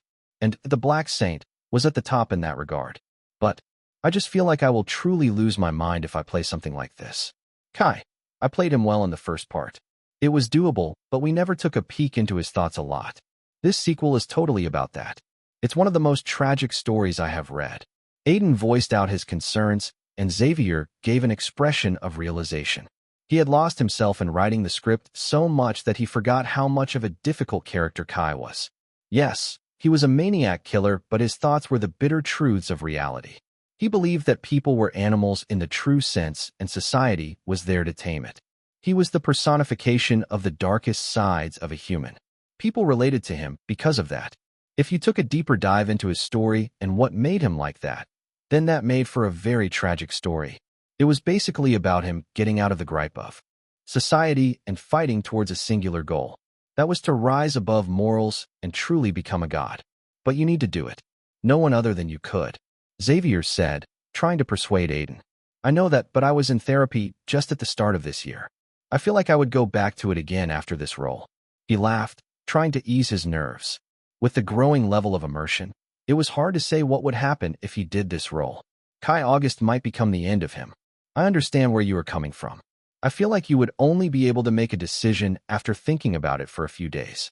That's completely fine with me. I was going to give you time anyway since you just returned from a shooting. I am going to have some meetings with Granite Films on it, and hopefully start the first schedule of this in December. Xavier informed Aiden. For the record, Granite Films were extremely excited about producing a sequel as Black Saints was a huge hit for them. Hollywood strived for sequels, and they didn't want to fall back on this successful formula. December. Agnes will release then too. He thought in his mind. It was currently the last week of September, so Aiden had 2 months in between. He was going to finish up and do some drafts on the game. Deciding on The Black Saint was an additional worry on top of it. He felt like he would be thinking about it a lot. Okay, I will contact you in a few days, Aiden said and gave one last glance to the script. This is looking like a nice scene. Chapter 328. When Aiden voiced out his worries, Uncle Sam went silent for a while. Aiden felt like he heard a sigh before a voice came out, calm and concise. Every character becomes a part of an actor's soul. You know. I know that. It's the same case with me, but this time, I feel like the effects would be severe. Most of the characters Aiden has played were still with him. The same was with Kai. In the past, he had even acted like Kai to get out of some situations, but till now, he had never explored the character after a certain point. Every actor has characters like those. These are the ones that become iconic because you just can't sleep through them. You need to give your all to them, or else the characters are ruined.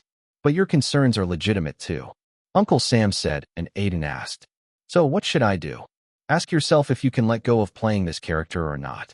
Think about the risk and whether the rewards would be worth it. What about my mental health? Aiden asked. In his mind, he knew that his system would give him a boost on playing villain characters, which Kai was. It meant that the affinity was surely going to be over 90. If you can play a character, you can control it. I know you, Aiden. You have a knack of coming out of bad situations. Uncle Sam laughed, and hearing his voice, a certain ease swept inside of him. He would always say this one thing whenever Aiden would talk to him about a problem. For better or worse, it was true too. It was also the reason why Uncle Sam never helped him to get a career in Hollywood despite his connections. He always believed that he would do something on his own. Aiden, you have a gift of facing against the odds and coming out. Never forget that. Those were the words he had told him a long time ago. Maybe he just needed to follow it. Okay, Uncle Sam. I think I know what to do. Yeah, good then. Just think if the role is worth the trouble. Uncle Sam cut the phone after that, and Aiden took another look at the night sky before walking towards a mirror. His reflection was clear on it. Since entering the industry, he has gone through a few changes. His facial expressions looked better now, thanks to keeping his health in check and exercising. Moreover, there was an aura around him now, a certain aura that made him stand out. SS novel, B, in .xss. Is the role worth it? He thought of his uncle's words in his mind, and suddenly, his aura changed. It became cold and sharp. Aiden's expression also changed. This was him trying to get into the character of Kai. Due to his system, he could do that in a second. In the mirror, Aiden saw himself as Kai, a cold, bloody maniac killer with philosophies that made him attractive. But was he ready to take his role further? To tell a story that was not going to be easy. Take it. A voice said inside of him, and for a second, he felt like it was just Kai who was telling him that. It sounded out again, and Aiden shook his head. Maybe I resonate with him more than I thought. He had the answer right there. Time went by quickly after the shooting of Agnes ended. A week after he saw the script for The Black Saint, he agreed to it. Wade told him to contemplate a bit more, but his answer was ready. There was no need to think more when he knew that he wanted to take the story forward. So, he texted Xavier about his answer. Aside from that, his celebrity life was pretty calm. With no shooting or promotions, he was mostly free while doing a few live shows here and there. He also gave most of his time to develop the game's story with Corey. Apparently, he was already able to get investments, so the game's demo was already out in works. Aiden had worked hard in the story of the game, and he was sure that it would turn out good. Finally, at the beginning of November, the promotion and marketing for Agnes finally began. It also marked a return of excitement in Aiden's fan group that was largely silent as Aiden didn't have a release for a few months and was pretty low-key. Milkshake, did you all see the new poster for Agnes? They are going to release a trailer next week. I heard that the songs in it are going to be superb. Born to be a Burden. Yes, I saw it. It was really good. I've been extremely excited for Agnes from the time it was announced. It's a return for Aiden on the big screen. I really hope it earns a lot and gets him to list. Qatari Tradition Officer. This fan group has really happy short-term memories. His last movie released just a few months ago, and it earned over 100 million. I bet he's already on that list. Hollywood Insider. No, my less knowledgeable friend, it doesn't really work like that. Aiden is seen as probably the most commercial actor in the indie scene, but he's not there in the list. He's in a strange and uncomfortable line between list and B-list. Anyway, Agnes, becoming a big hit won't really do anything for him in that regard until he gets a lot of awards, which should be the case. Moaning Frodo, why is that? Skyneves, probably because the success of Agnes isn't on the hand of Aiden. People won't go to the theaters to watch him, but to watch Agnes's backstory. Horny all morning. I'm going to go to the theater to see Aiden. April on roof. Well, you are in the minority. People trust Aiden to give a great performance, but overall, it would only help him critically. A few years ago, a biopic earned $600 million, but the main actor's next release opened up at $3 million and was a massive flop. It really depends on the movie rather than the actor in Hollywood. Novel B.I.N. My daily job is protesting. Pretty great analysis. Hollywood is really without star power, though it can be made with enough luck and talent. Corn Manwa Maker.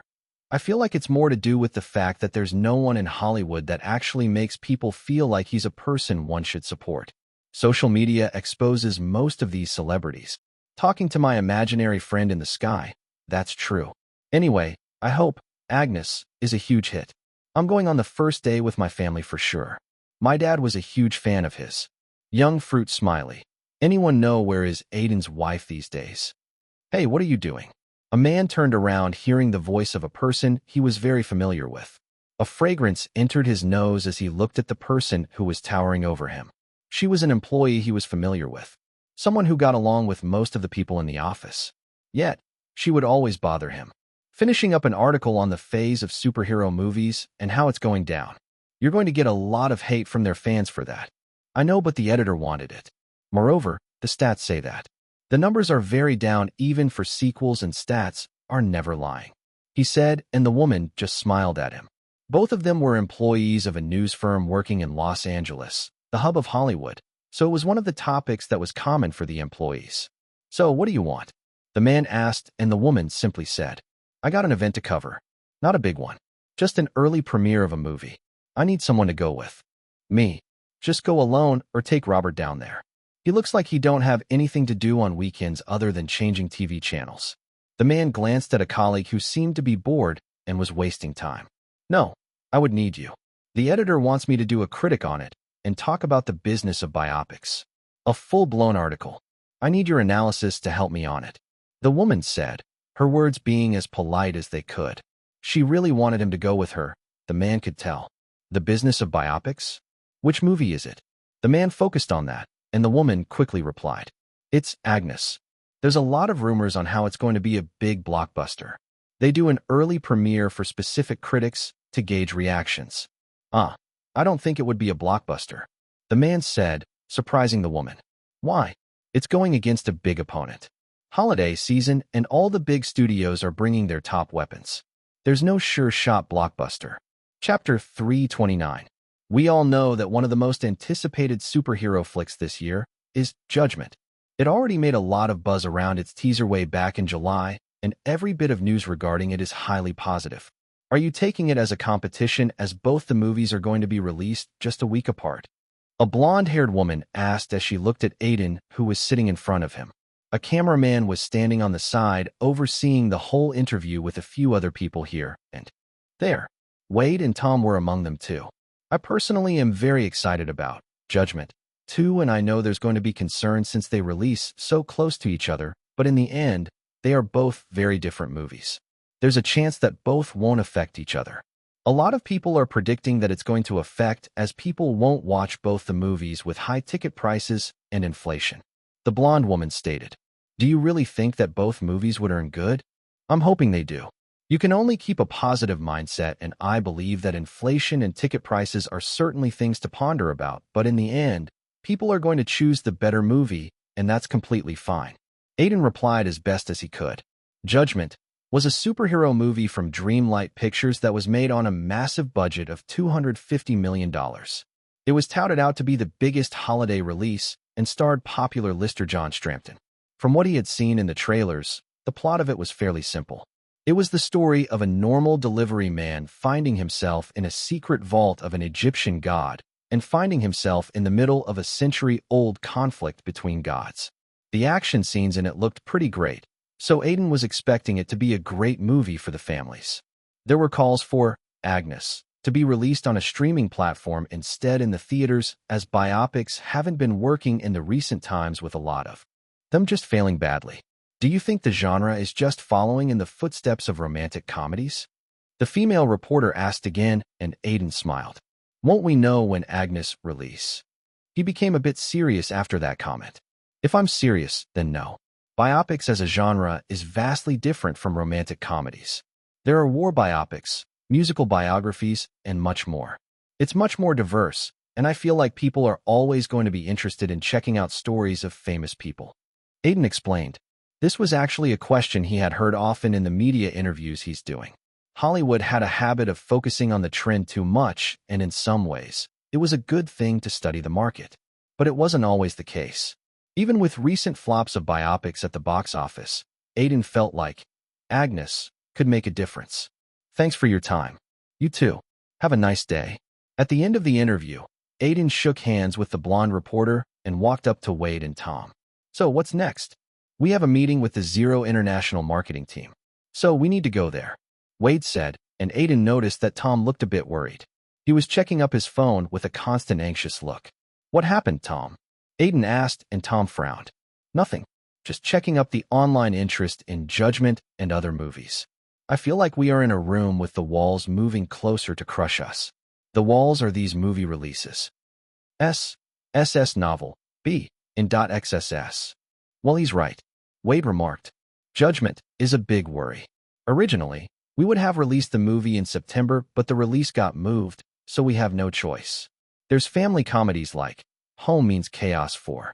It's not a small franchise as all the sequels have gotten a lot of money at the box office. There's other small indie comedies too. His voice and expressions were the same as Tom. With all these releases and a massive budget with marketing, it was going to be hard for the movie to come out on top. If it was a small budget movie, then Aiden would be calm as he knew that it doesn't need much to be a success. The case was different with Agnes. I still believe it will be received well. Aiden thought in his mind and put a hand on Wade's shoulder. Don't worry too much. The initial critics' viewing and internal viewing at Zero International was highly positive. Audience really doesn't care about it. We need to get audiences in the theater, you know, Wade said, and Aiden just smiled. I'm pretty sure the marketing team would have great ideas. Only an hour after saying these words, Aiden regretted it.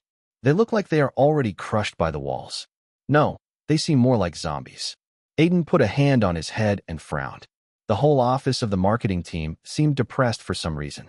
It's like someone has sucked souls out of their bodies. Seeing Aiden coming through, a few people walked up to him. Leading them was a guy who looked like a middle school basketball coach. He was apparently the head of the marketing team. What's going on here? Why are they so low on confidence? I was going to say dead, but that works. What even happened? Aiden looked at the guy who bit his lips in frustration before opening his mouth. It's mostly because our marketing campaign isn't going that good compared to Judgment. We don't have to worry about other movies as we have more interest from the public until they are extremely good, but Judgment is coming out as a huge wall to climb through. Didn't we already give a lot of press interviews and promote it in every major city? Judgment is doing the same thing. I don't see anything special from them, Wade asked, and the guy smacked his lips again. You can't compare it to a superhero movie. They don't even need promotions. Their fans are like the ghost under your bed constantly watching you. Every fucking movie is connected, so people watch it just to not miss out. It's extremely hard to compete with this formula. Aiden thought back to Dreamlight Pictures streaming shows that aren't well made, but as they are also connected, people still watch them just to not be left behind. Visit myboxnovel.com to read, please. If you don't watch one thing, you are anxious that you are missing out. So, you call me here. You must have an idea, Aiden said, and the marketing head nodded, albeit slowly. A hesitation evident in his body language. We were thinking of you doing shows as Agnes to promote the movie. Most young people have not heard him live or even his songs, but you can emulate his performances. If you are okay with it, obviously, the man said, wondering if he was asking too much. A few celebrities just didn't like promoting too much. But Aiden nodded. Sounds nice, actually. Aiden smiled thinking about it. He did something similar for 30 Days of Happiness, too. I feel like we would be able to pull it off. Really? It would be a lot of work, though. The man asked, but Aiden shook his head. No, it's fine. We need to promote it in a unique manner. Young people need to know what a real superstar is. Aiden said, and suddenly, an idea struck his mind. How about if we take it a notch above? What are you thinking? Tom asked, and Aiden composed the right words to explain his idea in his mind. Well, I could act as Agnes on talk shows like there were few iconic talk shows episodes he appeared in. We could recreate that in modern day to promote the movie. How's it for an idea? It's not bad. It's actually great. The man's eyes shined as he heard the movie. We would need to contact a few talk shows to ask about it from them. But I think it would be fine. Yeah, it's a good idea. The last line seemed to be said to himself. Aiden didn't mind it and hoped that this marketing strategy would help them out. At that moment, an employee suddenly shouted, "Sir, there's a problem." What happened? The marketing head turned towards him. Aiden and everyone else in the room did too. The employee who had stood up quickly replied, noticing the attention on him. An interview has been out. Someone who knew Agnes from the past has given an interview regarding our movie and it doesn't look really good. What? Didn't we get all the permissions? We did, but it seems like a reporter thought that he would be able to get a great story out of it. I can't confirm anything, but the article is slowly getting a lot of attention online. Chapter 330. What article? How could it happen just 1.5 hours before our movie is released? These things are just going to bring in more negative publicity. Do you think one of the rivals did it? I mean, there's tons of movies releasing this month, and everyone is trying to one-up each other even if they have to resort to cheap things. Nah, it can be a coincidence too. Whispers rang among the marketing department office as a few people looked up the interview online while others discussed whether it was some sort of a conspiracy. Theodore, the producer who just entered the room, also looked around with confusion, and after hearing about everything, his face went a bit pale before he sighed. So, what is exactly written in the article? He looked towards the employee who had broken the news. Aiden and everyone else also looked at him. Is it someone from Agnes's family? Aiden asked. He recalled hearing about how some of Agnes's family members were against the biopic for various reasons. To be fair, it was just most of his relatives who were worried about their portrayals in the movie. But Baz has left them out for most of the movie and focused more on a mother-son relationship. No, it isn't. I think it's one of the women who he had a relationship with. I researched a bit, and the media used to write articles about them. At least she's listed down as one of the women that he dated. She seems full of venom, the employee said, and Aiden walked up to check the article on his computer. Everyone else got behind him too. It really seems like she holds a grudge against Agnes. Aiden thought in his mind. The article was an interview with the LA Times, a famous publication that answered why it was getting so much traction. In the interview, the woman named Anna Bates had talked about how Agnes was an extremely awful person who used to pay reporters to write articles about her, and how she was worried that the movie was going to whitewash him just like a lot of other biopics. She ended the interviews by saying, Agnes might be a superstar, but he wasn't a good human being. He was a scum, and I wouldn't like to see if he's portrayed in a good light. At least when I'm alive. Yes, I'm going to sue them if they use me as a character without permission. After finishing the whole article, Aiden frowned. Sounds like one of my exes. Wade remarked, and Aiden looked at him. Hey, some are crazy.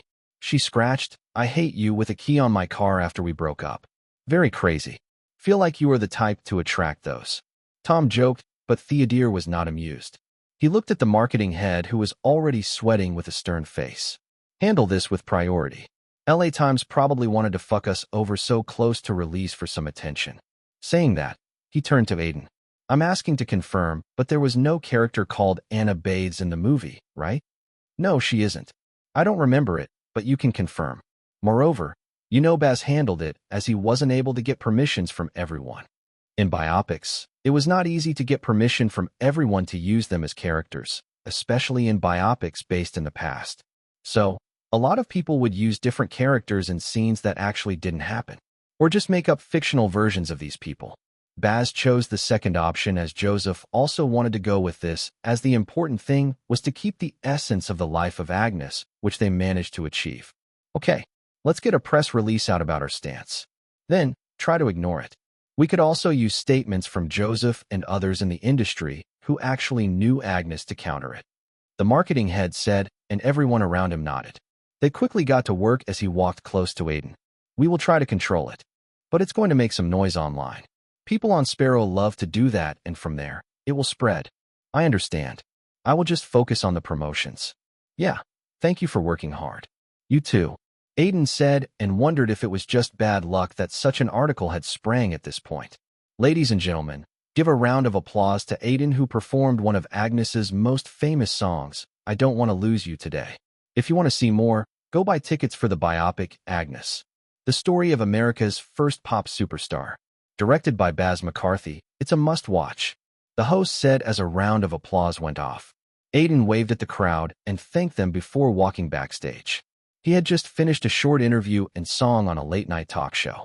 His act as Agnes was very well received, and he even said some of his iconic lines and sang in the way he used to. Let's hope it gets some people in the theaters, he thought, feeling his shoulders being a bit heavy.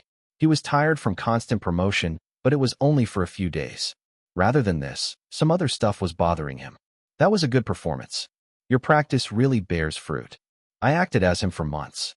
It's very shameful for me as an actor if I can't even emulate it on a talk show. Though, his charisma is really off the charts. I struggle with that a lot, Aiden said when he entered the room that was allocated to him. Wade and his stylist were already there. Clothes that he was going to change into were laid down on a sofa with a few other things. I don't think people realize that. At least all the comments I'm hearing are very positive. They are calling you a chameleon. Wade laughed. One thing that had stayed true no matter what was Aiden's acting ability and the praise of it after each of his movies. People are going to think I pay critics as they constantly praise me. They already do, Wade said before showing him some comments saying how critics are always lenient on Aiden. Though, only he knew that the case was very different. As he started with small but good roles, his acting skills were hidden by them, but as his level rose, he became more confident in them. It was luck and a lot of effort. Anyway, are the articles still coming out? Aiden suddenly asked as the atmosphere grew a bit more serious. The stylist standing in the back also frowned. Yeah, I think I read 2 from different publications today, the stylist said as she looked at Aiden. Wade also nodded. It's a case of a lot of mosquitoes hovering around you to drink your blood. In this case, it's news agencies hovering around an old, bitter woman to quench their thirst for a controversy. After one article, several have come up. Some were just copy-paste from the original interviews, while others were original. It seems like whoever Anna Bates was, she had a lot of free time to give out interviews. Aiden had even seen a reporter with 400K followers posting an article on the dark things that Agnes did. Obviously, it was nothing much as Agnes just had a troubled life and never really did anything too controversial. But the current generation didn't know him, and it was easy to change his image like that with just a few clicks. I wonder when it will stop, Aiden said, and Wade shook his head with a smile that said that it was not going to stop. If Agnes opened up to expectations, they're going to die down with better articles praising the movie, but if it fails, then these types of articles are going to extend their expiry. We have Judgment, releasing 1 week after, and compared to us, they are really without any controversies. Yeah, their ship seems like it would reach the docks smoothly, Aiden replied. Judgment Media Tour was very successful, and anyway, the interest was rarely dwindled for a superhero movie. So, Agnes might have only 1 week to do good business. In some cases, that was more than enough, but he didn't know if it was going to be the case this time too. Anna Bates. What's with this woman? Aiden thought in his mind. For some reason, she felt familiar to him. Maybe because he had brushed upon her during his research to prepare for Agnes. Or maybe because he had seen her during Connect. Things were going too fast at that time anyway. Maybe I saw her there. Can't really say, but I don't know why she hates Agnes so much. He took a deep breath thinking that. Maybe it was time to meet her. Chapter 332. She's the woman Agnes was in love with during the last phase of his life. He was heartbroken because of her, and that's just pushed him more into depression. The weight of his stardom crushed him in the end. Aiden thought in his mind, and his thoughts were only stopped by the words of Anna. While speaking, she had somehow gotten emotional, and he could see on her face that this was a moment of grief for her in her life. Those articles ruined my married life. My husband didn't listen to me and divorced me. I tried to talk to Agnes about it, tell him to explain, but his numbers weren't working. I reached out to his agent, but he told me that Agnes didn't want to see me. The next time I heard of him, he had passed away, but my life was already ruined. Aiden blinked his eyes hearing that. Something was wrong. What do you mean his agent told you that Agnes didn't want to see you? It is what it is. His agent told me that Agnes just played with me and didn't want to see me. Do you understand why I hate him now? Yes? No, I mean no. There's a misunderstanding, Aiden said, and Anna's face froze right there. She was wondering what type of a misunderstanding there was. In her mind, she had explained it as clearly as possible. What misunderstanding? Agnes never told his agent that he didn't want to meet you. In fact, he really wanted to meet you and apologize. He even fought with a reporter due to that article after he found out about your divorce. Don't just say anything. I'm not. Agnes is a good person who's misunderstood. He never wanted anything bad to happen. Bullshit, Anna shouted, then calmed herself down in the next moment. She looked at Aiden for a second before sighing. You and him. I don't want anything to do with you celebrities. You people have everything but nothing. Please leave. I promise I won't give more interviews. Just leave me alone and don't ever try to whitewash his image in front of him. You might be able to fool others, but not me. Anna looked at him with concealed anger and pain in his eyes. That was the end of it. No matter what else Aiden said, she didn't listen to it, and soon, Aiden was thrown out of her house. He walked up to the car where Wade and Tom were standing. Sasha was sitting inside. How did it go? She said she won't do more interviews. Then that's good. At least no new interview would spring up. I think the marketing team would be able to control whatever damage was done. Let's get out of here, Wade said, but then he noticed that Aiden's expression was strange. What happened? Tom asked, also noticing it. I need to do one thing for Agnes. A very important thing. Did Agnes get his peace in the afterlife? That was a question that Aiden would sometimes think about. He didn't have the life he wanted, and for a long part of it, he was in pain. So, did he find peace in the afterlife? Aiden didn't know the answer to that question. But he knew one thing. That Agnes won't like if Anna kept bearing such bitterness in her heart. At the same time, no matter what he said, it won't have any effect on her. So, he went straight to one person that Aiden felt would have the answers to this situation. Joseph, sorry to ask you to meet me so suddenly. Were you busy? Aiden asked as he walked inside Joseph's room. He was sitting at the sofa with the piano adjacent to it. He had flown straight to New York to meet Joseph as he was the only person who knew Agnes well. No, I watched Agnes in the morning in a theater. The occupancy was pretty good, and people seemed to have enjoyed it. You have made a good movie. He smiled as Aiden took a seat in front of him. That's good to hear. You have not heard how the movie is doing in the theaters? Joseph tilted his head. It's already been 2 days since the movie was released, so it was a bit strange. No, I was busy with something. I came because of that. What happened? The old musician got serious hearing that, and Aiden narrated everything to him about Anna and what had happened. As he was not involved with the marketing, Joseph didn't know about this. With each word, his eyes went wide and wide. Anna is alive.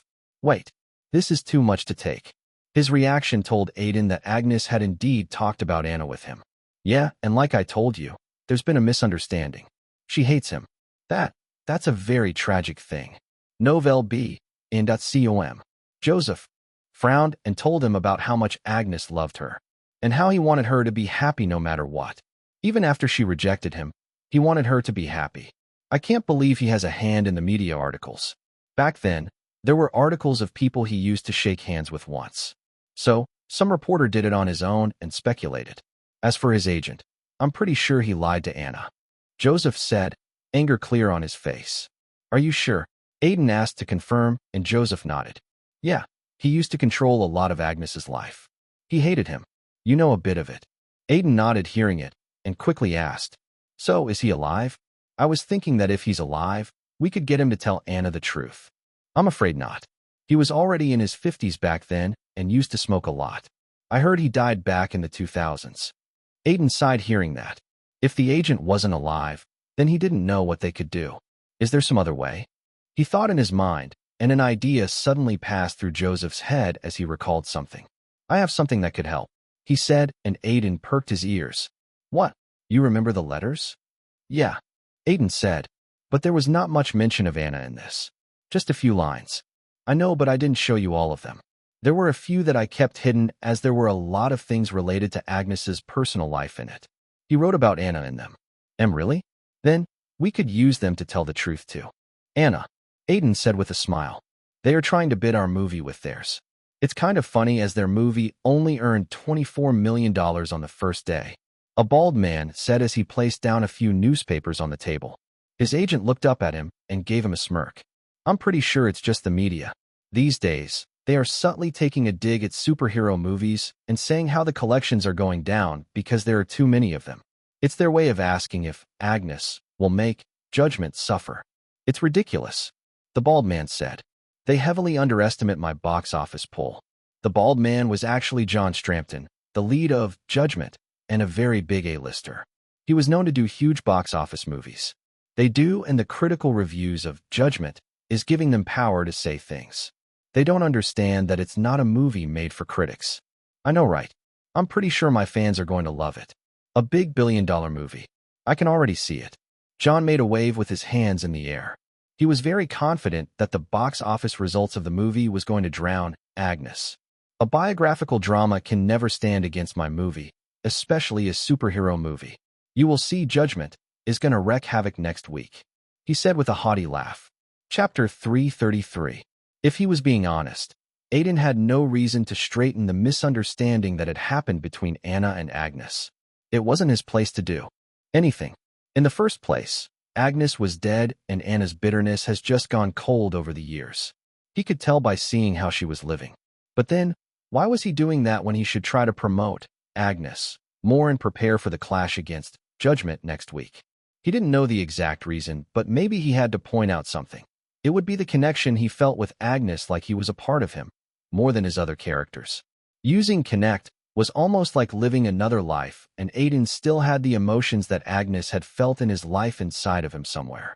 When he had first known about Anna, there was a feeling of agony and torment inside of him. He felt like Agnes was still alive in him, and he needed to give peace to that part. That's why he went straight to Texas again. For the last time, and like he had thought, he was greeted by a stone-faced Anna who didn't look happy to see him. It looked like she would be happier if he just left without saying anything. Why are you here again? I need to show you something. What? Proof that Agnes never tried to sabotage your marriage. He was a victim himself, and he always wanted. Aiden stopped there as Anna frowned with disgust. She put a hand on her forehead and muttered something incomprehensible under her breath before opening her mouth again. I don't want to hear anything. Just see this, Aiden said, and took out a few old letters. Dust was visible on them, and the paper had already turned yellow. It looked like it would melt if someone touched it. These are letters written by Agnes. He was a fan of writing things, so he would always send letters to his close friends. I know that, Anna said, obviously aware of this habit, and he smiled. These are the letters he sent to Joseph Bryce, a friend of his. You will find your answers in these letters. Anna looked at them for a short time hearing that. A lot of emotions flew past her eyes and curiosity was one of them. Aiden noticed it too, but soon, they were clouded again. I don't want it. Why? You will have your answers in these letters. Don't you want to know the truth? Do you really want to live with so much bitterness? Aiden asked, and Anna frowned again. This could just be fake. See the handwriting. You will recognize the way of writing and use of words to be similar to Agnes, and why do you think I'm doing it? I wonder why. Anna asked, and Aiden smiled. Agnes let me understand a lot of things about my career and life in general. I'm thankful to him, and I just want to give back to him. Look, I know you have hated him for a long time now, but give these letters a chance. He's already gone, but I'm pretty sure he would have found peace in the fact that you don't hate him. That was it from Aiden. He left after saying that without taking the letters back with him. He told Anna that she could throw them away if she isn't going to read them, though he knew she would. His instincts said that, and there was nothing wrong in believing in them. For now, his job was over. After Aiden left, Anna kept sighing due to various reasons. The young man had left the letters on the table before leaving. Her eyes would unconsciously glance at them from time to time. She didn't know what to do with them. Should she throw them out? Maybe. But she was curious too. She wanted to know what was written inside of them. Whether Aiden's words have really been true. Whether it all had been a misunderstanding all these years. The wounds from her broken marriage had healed up till now. But the bad memories had remained. She had also remarried after years, but her second husband had died a few years later, making her live alone. Though, even her second marriage wasn't able to overshadow the bad memories and bitterness Agnes had left. Maybe I should just check it and throw it away after reading. Just as that thought crossed her mind, she hesitated. For some reason, she was afraid. Suddenly, something vibrated. She got scared momentarily before she saw that it was just her phone. She took it out and saw that it was one of her friends. She had sent her a text. Do you want to go see Agnes with a few of us? A lot of us were fans of him in the 70s, right? I want to know his story. Reading the message, an incomprehensible smile appeared on her face. She once again frowned and walked towards the letters without thinking anything. Picking up one of them, she muttered, I can at least read it. She opened the letter, and a familiar writing came in her vision. It was the writing of Agnes. She knew it by heart as he had read a lot of letters by him. At least it doesn't look fake. Joseph, I am hoping you are doing good on that new song. You asked about me. Well, I'm not good. I confessed to Anna in the past week. You know the girl I told you about, but it seems like she already had a husband. I was heartbroken, but she seemed happy with him. I snooped around a bit and found out that he's a good man. She's happy, but a newspaper wrote an article about me and her. It happened again. I'm going to sue them again, but I don't think it will stop. I'm going to apologize to Anna about it and explain to her the situation. Anna read the whole letter twice with widened eyes. Then, she did it a third time before putting it down. Suddenly, her mind was in a mess. So was Aiden right? Was it really a misunderstanding? She thought in her mind and shook her head before picking up another letter. All these letters were mainly about her that Agnes had written. He had talked a lot about it, and she could clearly see that he only wanted the best for her even if she had rejected him. In the end, her eyes landed on a letter that had mentions of his agent. I have a big fight with my agent. I have had enough. He controlled my life so much I was feeling like a caged bird. He's still controlling. I'm trying to break the contract by talking with my lawyers, but there are complications, and you know the worst thing. Apparently, Anna came to meet me, but that fucking bastard misbehaved with her. I can't reach her now. Anna kept holding the letter in her hand with a shocked gaze. She breathed out, and with that breath, she felt like something released that was trapped inside of her. Her shoulders felt light suddenly. Ah, so it was really like that. Her words dragged on as her ears teared. It's good we found a theater, Aiden said as he looked around and put a hand on his mask and glasses. As he was currently in Texas, he felt like visiting a theater to see the live reaction of people. Yeah, it looked like the show was in its climax. Let me go talk to a staff member. Pretty sure they would let us in with some photos. Go on, Aiden said, and Wade walked up to a staff area. He just stood there and looked around. A lot of Agnes posters were there, but they were far outnumbered by judgment. He stared at one of the posters that was right beside him. John Strampton was in a casual outfit with a dice in his hand. Around him, gods were standing, and in the background, there were a few other important characters. It was a pretty good poster according to the standards of superhero movies. As Aiden was staring at the posters, Wade returned with a few staff members. He casually walked inside the staff room before taking off his mask. A few autographs and photos later, he was able to walk inside the theater. It was fully packed with a lot of people, mostly middle-aged people with a few teenagers in between. Aiden stared at the screen. It was right at the beginning of the climax and the start of Joker. Ah, I love it. Joker is extraordinary. I heard it's slowly getting a lot of streams online since we released it. Wade said, standing next to him. The song deserves it. Aiden replied, and just waited for the final scene. The song that took decades was finally on the big screen that it deserves. Chapter 334. On the big screen, Agnes's death scene was going on. Him trying to write up a song before taking drugs and accidentally overdosing. The scene was shot in just one take, and although Aiden had not taken real drugs, he had researched a lot of videos, movies, and habits of people who do drugs. So, the scene looked almost perfect. There were even a few gasps in the theater when the scene began. The body of Agnes twitching while he's unconscious on the floor. For a second, people even felt like there was a smile on his face as he was happy that his tragedy was finally going to end. The scene cuts to a montage of scenes of reactions after Agnes's death. Reporters, media, and literally every celebrity in America and the world grieved for him. Then, the scene cuts with Agnes reciting a quote that he was famous for. One day, I might not be alive, but I know my songs will live on. My ideas through them will live on and might influence someone to be like me. After all, we humans are just beings who are always influenced by someone. Aiden recited the lines as it happened on the screen. Everyone's eyes were glued on the big screen as suddenly, the scene changed to a concert. Agnes was holding a mic. It was the same stage where he had first started confident. The stage where his agent had perceived that he was going to be a star. Standing there, he slowly started strumming his guitar. A familiar tune hit Aiden's ears. The tune of Joker.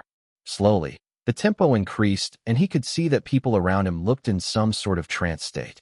Just the tune of the song had enamored them. Aiden just closed his eyes and listened to the song. The piano, the guitar, and slow humming followed by high notes that talks about a man's purpose in life and how in the end, it's just about being a joker in a circus that you don't own. But still, Agnes took pride in the fact that his music was at least making people smile. He was a joker, but that was just life. It was well described by the lyrics in the chorus, especially the main line of the song. I am a joker in the circus called life. When the chorus appeared, Aiden saw a few people tear up in the crowd. They have been sitting here watching the whole journey of Agnes and hearing these lines. They truly resonated with him. Even Wade seemed to be listening to the lyrics with full attention. When the song ended, a clap sounded out in the theater, followed by more of them. It didn't stop there as people stood up and clapped hard for the movie they had just watched. It had truly touched their hearts. When Aiden opened his heart, a smile unknowingly hung on his lips, and suddenly, a few notifications appeared in front of him. You have gained a lot of experience. You have leveled up. You have advanced to Intermediate Grade 7 from Intermediate Grade 6 in acting skill. You have advanced to Intermediate Grade 6 from Intermediate Grade 5 in singing skill. Congratulations on your level up. Aiden was very surprised by the messages as he felt like it was a bit late. But he would take it anyway. He had expected it in a way as he had gotten a lot of experience after Action Hero and Agnes. It was the same with Joker, as it was a legendary song. So, getting these notifications right now just made his day better. I hope Agnes will be happy in the afterlife. Smiling, he thought. The next few days were full of nice surprises for Aiden. First of all, at the end of the week, Agnes earned a total of $178 million at the box office, breaking even on the production cost. A lot of critics and analysts had said the movie would need to maintain momentum to earn more than $150 million, and it would be hard to do. But the movie has surpassed expectations. The good reviews and the audience reaction was making it both a critical and commercial success. Though, the main reason was also the songs. Songs like Joker and Therapy had gone viral in a week, with both of them entering the global top 50 charts on Melody. Even on MeTube, there were a lot of covers on them, especially Joker. A lot of news websites and magazines have written exclusive articles on it. Chapter 335. At the end of the year, these types of reports started coming from major entertainment news outlets. Agnes had truly made it big, and the industry had gotten a lesson in the form of judgment. With too much superhero content, you need to be better than the most, and do a better job in the VFX department, which most superhero movies lacked, now due to being rushed. It was also good news that good high-budget movies that aren't in the superhero genre would also work if the audience liked it enough. In all this, Aiden's fans were the ones that were the happier bunch. With Action Hero and Agnes, this was a great year for Aiden. There were even whispers of him finally being considered an A-lister, but it wasn't established yet. A lot depended on his next movie. But for now, the fan group was extremely happy and were excited for the holiday season. Skyneves, Joker got over 100 million views on MeTube. It's really a smash hit. Aiden's music was really missing from my life. I play games for microtransactions. Shouldn't it be Agnes's song? Aiden just completed it. I feel like this is more his song than it's Aiden's song. Mario Italian accent. I agree. Still, I heard no other composer could complete it, and Aiden got the role precisely because he was able to complete it. He was truly meant to play Agnes. Got a PS5? Bitches. Yeah, and I'm hoping he gets back into another album after this. He probably got a lot of inspiration from Agnes, and I would love to get an album from Aiden now. Hollywood Insider. I think he's already doing a movie next. At that comment, a lot of the lurking members suddenly became active. Insider was already a mysterious figure in the group that has been recognized as a true insider of the movie industry. So, anything he says is mostly something that's bound to happen. Moaning Frodo, what movie? Give details, Insider. Please. Hollywood Insider. I won't. Moaning Frodo. I feel like I deserve it. I sent you my secret stash of fur. Hollywood Insider. Okay. Well, cough. This is very secret information, but I think they're going to make an announcement soon. A special role in a special movie. And I can tell you this, it will be Aiden's hardest role yet, and if he cracks it well, it's sure to be a blockbuster. You know I am scared to go head-to-head with you in a box office clash now. Everyone who has done it hasn't really made it out nicely. You are a beast for a young guy. Aren't you nearing your 30s now? I'm 28. So yeah, in 2 years. Still fairly young. I made my debut at your age, and you have long surpassed me. A man said with a laugh as he looked at Aiden. He had a pretty nice-looking beard, and there was a tattoo on his neck that was very clear. With brown hair and an extremely athletic body, He looked like a Viking. It was actually an apt description as the name had just finished the third season of a famous TV series, Valhalla Calling, which was about Vikings. The man was Ray Hardy, someone who Aiden was meeting after a long time. They have met a few times in some award shows, and they always have a good relationship. It had been established when they worked in Black Saints. I actually didn't expect that Xavier would be able to get you on board for the Black Saint, Aiden said, being a bit careful in his words. Ray and him were meeting in the office of Granite Films, the production house behind the first Black Saints. They were also producing the sequel, obviously. Why? Because I'm not the main character anymore, Ray said with a serious expression. Kind of. I actually wasn't sure how you would take the news. You know, the first part was about you and now it's suddenly about Kai. There can be dissatisfaction, and I don't want that. I get where you're coming from, but don't worry. Ray put a hand on his shoulders. Kai was a great character for me too, and I personally felt like we made a mistake by not giving him enough scenes. The audience thought that too, so I was immediately on board when I heard that the sequel was based on his story. Moreover, when Xavier came to meet me, Ray trailed his words and stopped, thinking about the exact words to use. Aiden squinted his eyes a bit.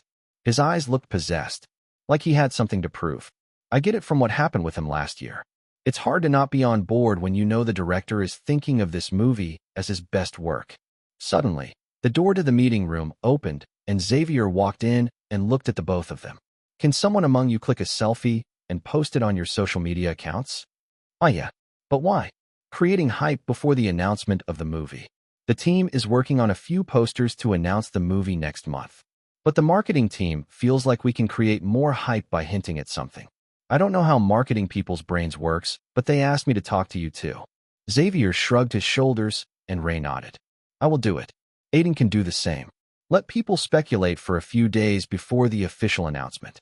Yeah, I'm fine with it, Aiden said as Xavier sat down. He had called them both here to talk about the dates and time of shooting. So, we are going to wrap the pre-production by February and start in the last week of February. I hope you two don't have any other schedules as I want to finish it on time. It's fine with me, Ray said. I have to shoot a rom-com with Grant Elliott in July, and until then I'm free. Actually, one of the reasons Ray was doing The Black Saint was because his role was deliberately shot. In the past years, he had shot for blockbusters like Fury Road and The Black Symbiote. Adding to it was the TV shows he was already doing. These movies would take a whole year to shoot, and he was so sick of it that he was now only taking small roles or roles that he could have fun in, like a rom-com or a weird indie project. We will be fine. Just take time to get back into your character, Xavier said before turning to Aiden. What about you, Kai? For the record, Xavier was calling him Kai for a while now. It was because he wanted him to get used to it as soon as possible. I have nothing else planned. I'm not taking anything for a month or two because I just want to focus on Kai and his thoughts. I want to become the character. You take it very seriously, yeah? Ray asked, and Aiden nodded. Yeah, this is the kind of role that I need to give my all to. Last time, I made Kai's character as a psychopath with weird antics in my head. But he's more than that. I want to break down his character and go deeper into what made him Kai. Aiden explained. He was a mere beginner the first time he stepped into the character of Kai. But now he has evolved. Moreover, Black Saints was comparatively different from The Black Saint. The first was a crime thriller, and Kai as a ruthless antagonist with no background or origin worked extremely well. It gave him a factor in which people were in awe of him, but they couldn't sympathize with him, giving him an edge. Now, this was more of an action tragedy, needing him to show the emotions of. Kai, how are you going to do it? I'm very curious, Ray asked, showing him a smile that said that he was very curious about his methods. Xavier also gave attention. I'm planning to spend some time alone and do a few things, Aiden said, giving an ambiguous answer. Chapter 336. I don't think it's a good idea. I don't think it's safe either. The hotel is owned by Omar's friend. It's safe. No, the whole idea is dangerous, Wade said as he looked at Aiden with eyes that seemed to be saying that he was making an idiotic decision. But it didn't seem to have any effect. It's not dangerous. I heard the food is good here, Aiden said as he looked at the hotel building. They were in the parking lot of a hotel that was owned by Omar's friend. A room was already booked by Aiden here, and he was assured that no one would know that he was staying here. It's not about the food. You're going to be here for a whole month, right? Locked in. What will you even do? Wade asked, letting out a sigh of defeat. I have a lot to do, Aiden said before he took out a bag from the car that he was leaning against. He pushed it towards Wade. See, I have tons of stuff to do. What's in it? He raised an eyebrow. Books, movies, journals, documentaries. Everything that could keep me occupied. I also won't be on the internet for the next month, so please handle whatever will be going on online. If a scandal happens, you know I didn't do it.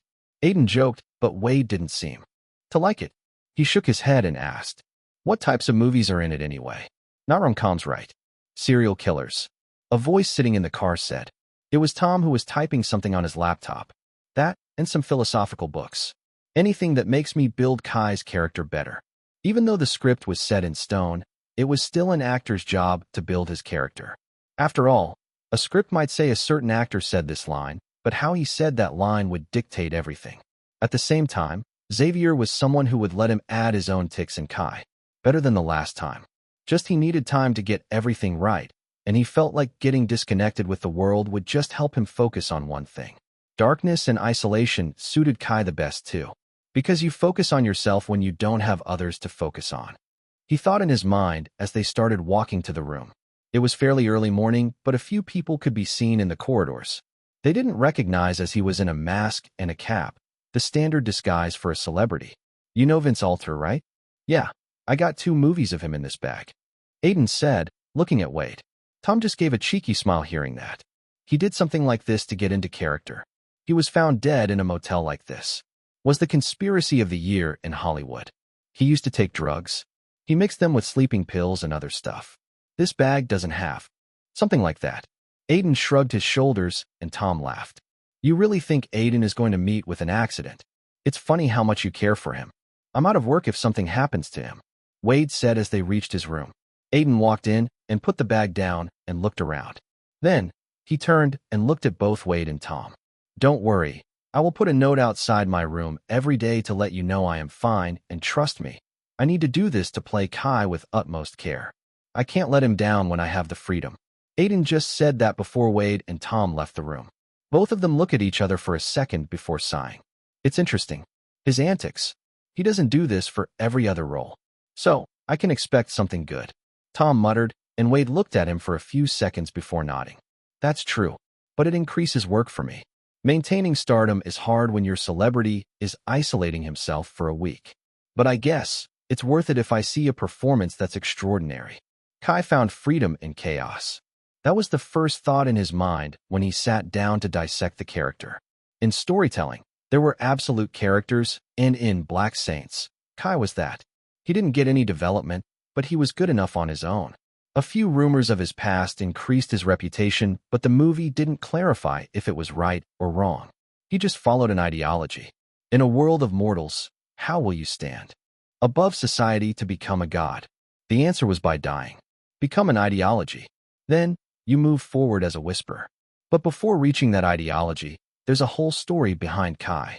It was basically about a man going against society after getting crushed by it. For that, Aiden read a lot of books and saw movies. There was a reason why he was going for serial killer movies. He wanted to know what made them take the step to kill. Were these people just psychopaths? But even then, they have a story behind it. Aiden looked into it and read and read. These things were interesting to him as he realized society in the end traps a person. You go to a school, then a college, then a job, then marriage and kids. It sounded peaceful and stable, but some people just wanted something more. Something chaotic. In the cases of these people, society acts as the prison that had trapped them, and once given the reason to liberate themselves, they would do it at one thought. After all, these people don't have a war to prove themselves, to get glory, nor do they have a plague to survive through. It wasn't the world of kings and queens. It was the world of corporations and media companies. And there's people without any purpose, just trying to fit into society when they are a misfit. A society that looks tough and stable, but once pushed a little, it will crumble. Kai found that, and he made it his goal to destroy the society into pieces before rising over it, as he genuinely felt like that was his calling. Though, it wasn't like Kai was always an evil person. He started out as someone who wanted to make evil people fear him. He wasn't a psychopath. He was an extremely smart misfit who got to the edge of what he could endure. His plan was to rise above everyone by becoming the most feared person in the city, but in his quest, he realized that it wasn't possible to do this forever. His purpose was very hollow and easy to achieve. It wasn't enough. So he moved and towered over it. This was Aiden's understanding of Kai that he slowly developed in the month that he was in the hotel room. His routine was very simple. Every day, he would watch a few movies, sometimes over and over again. Then, he would watch documentaries to better understand it. All this was with food that was quite good. Even while eating it, he would think if this is what Kai would like, or used to eat. Forming habits. He wanted to develop unique habits to Kai, and this was a part of it. Aside from that, he would spend all day reading books on philosophies and arguments against those philosophies. It was pretty fun for him as he got more and more into it. In the end, he even got into the habit of keeping a notebook with every bit of his understanding of Kai. He named it Diary of Kai. Day by day, he found his affinity and understanding of Kai increasing. His system was a proof of it. His habits enveloped those of Kai. You are close to achieving a feat that's almost impossible. You are close to gaining 100% affinity with a character. You have gained experience. You are close to advancing to intermediate grade 8 from intermediate grade 7. Chapter 337. Do we have a winner or just a time bomb that's going to blow up on us? Though, for the second option, it's like we are ourselves committing suicide. Ain't there a better term for it in Japanese? An old man stared into a newspaper article and muttered in a profound manner. The glasses he was wearing were making him look like a philosopher who was asking something life-changing. But to the people around him, it was a bunch of nonsense. What? I didn't understand a word you said. The first half was at least better. A woman said. She was one of the project managers in the production house. Another man, one of the producers, butted in. Yeah, what's you on about? This. The Black Saint. It's costing us $60 million to make. The first movie earned over $200 million, and we would at least break even. I don't think you should be worried about it. It's not that. The man looked at his boss with an odd eye. Was he getting old faster? That thought brushed his mind as he looked at Anthony McCarthy, the CEO of Granite Films. It was the production house that was working on the sequel of Black Saints. They also worked closely with Titan Studios for distribution. I feel like the movie would get canceled. It's not like the first part. A simple crime thriller with talented people at helm, making it a good risk. It paid off too, but this sequel is not a crime thriller. It's going to slowly make headlines when it is released. It's not a comedy, you know, the woman said. In Hollywood, only comedians were getting canceled, and it was common knowledge. Some comedy directors don't even want to direct comedy movies because somebody might cancel them for it. It's not a horror either, but it scares me. Anthony laughed, thinking about the script he had read. The first time he read it, he felt like a psychopath had written it. It wasn't even about a psychopath. It was about becoming that. Yeah, the script is pretty peculiar, but I think we will be fine. Our estimates just say that it will be a good grosser and would be well liked by critics. Titan Studios said the same thing. They don't know anything. Anthony snorted. They just want to get money off a sequel. They don't see anything else. Then what do you see? The man asked Anthony, and his eyes shined like he was just waiting for that question. He smiled as he said it. I see a story that would cater to the countless people who think their lives are mundane. It won't give them a purpose, but the movie, it's going to tell them that there's someone out there who's like them. I am pretty sure it will become a case study in the future. Moreover, Aiden, he missed the table read right. There was a script reading session that was organized for the cast, but Aiden missed it as he was still locked in the room. Yes, he did. His agent apologized and said that he's somewhere off, preparing for the role. A few cast members didn't like it, but Xavier and Ray let it go, so no one said anything. He's the lead, so have influence too. Hearing that, Anthony looked down on the newspaper article. His eyes hung on the title. I really hope the article stands true. Anthony muttered, thinking about something. Chicago was the place where the first Black Saints movie was shot, and it was also the place for the second movie as the franchise was based only in one fictional city that was based on Chicago. At the end of February, most of the cast had already landed here, joining the crew which had been here for 2 months. The movie was divided into 2 different timelines, showing the events after the ending of Black Saints and the origin of Kai. The former was a small portion of the movie, but was connected to the origin. It was mostly just Ray Hardy's character, Charlie Morgan, trying to find out about Kai's goal and to know whether he was truly dead or not. At the same time, he also worked to show the point of view of how the city had transformed since Kai's death. There were also new additions to the cast, including a few well-known actors who were going to play various important roles. One of them was Judy Vance, who was playing the role of one of the gangster bosses. He was a very old and intimidating person who had grown a beard for the role. Currently, he didn't look like he was in a good mood, even though it was the first day of shooting. I have never seen a person like him. Shouldn't he be here at least a week ago? He hadn't backed out, right? He looked around him and asked. His voice was pretty tough and sounded heavy. Everyone around him knew who he was talking about. One of the actresses who was playing the role of a love interest, Kai, muttered. I don't think so, but we don't know for sure. I am actually scared of that too. Nah, Ray said. He should be here soon. Aiden won't back out of this role. I'm pretty sure he just got caught up somewhere. He should inform the cast about it then. Judy looked at Ray. The behavior is very unprofessional. You should talk about it too, Ray. You have worked for a long time. I know, but Xavier looks pretty relaxed. Ray pointed towards the director, who was squinting his eyes at the camera, probably thinking of the shot. If there was something like that, he would be the first to be worried. Judy didn't say anything as Ray's words made sense. Thinking of wanting to talk to Xavier about it, he stood up, but suddenly, he saw the director walking towards him. Judy, how are you doing? All fresh. Ah, yeah? Looks like everything is ready, he said, looking around the set. The first day was inside a studio, but from tomorrow, they were going to shoot some outdoor scenes. Xavier wanted to keep most things natural and not use CGI too much in the movie. There was even a lounge area for the cast to go check out, Black Saints, to know about the first part, and a few more movies that Xavier was taking inspiration from. Anyway, I was hoping we could have an important scene between you and Aiden today. You know, the confrontation scene with Kai. Judy was surprised to hear that. That was an important scene, but there was a problem. I'm sorry, but I have not really practiced with Aiden yet. Actually, I wanted to talk to you about it. Where is he? I have not even gotten the chance to have a talk with him yet. Is he even here?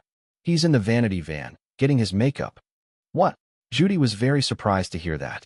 He was expecting to hear that Aiden was still in the flight or that he had left the project. If he was already there, why he haven't seen him yet?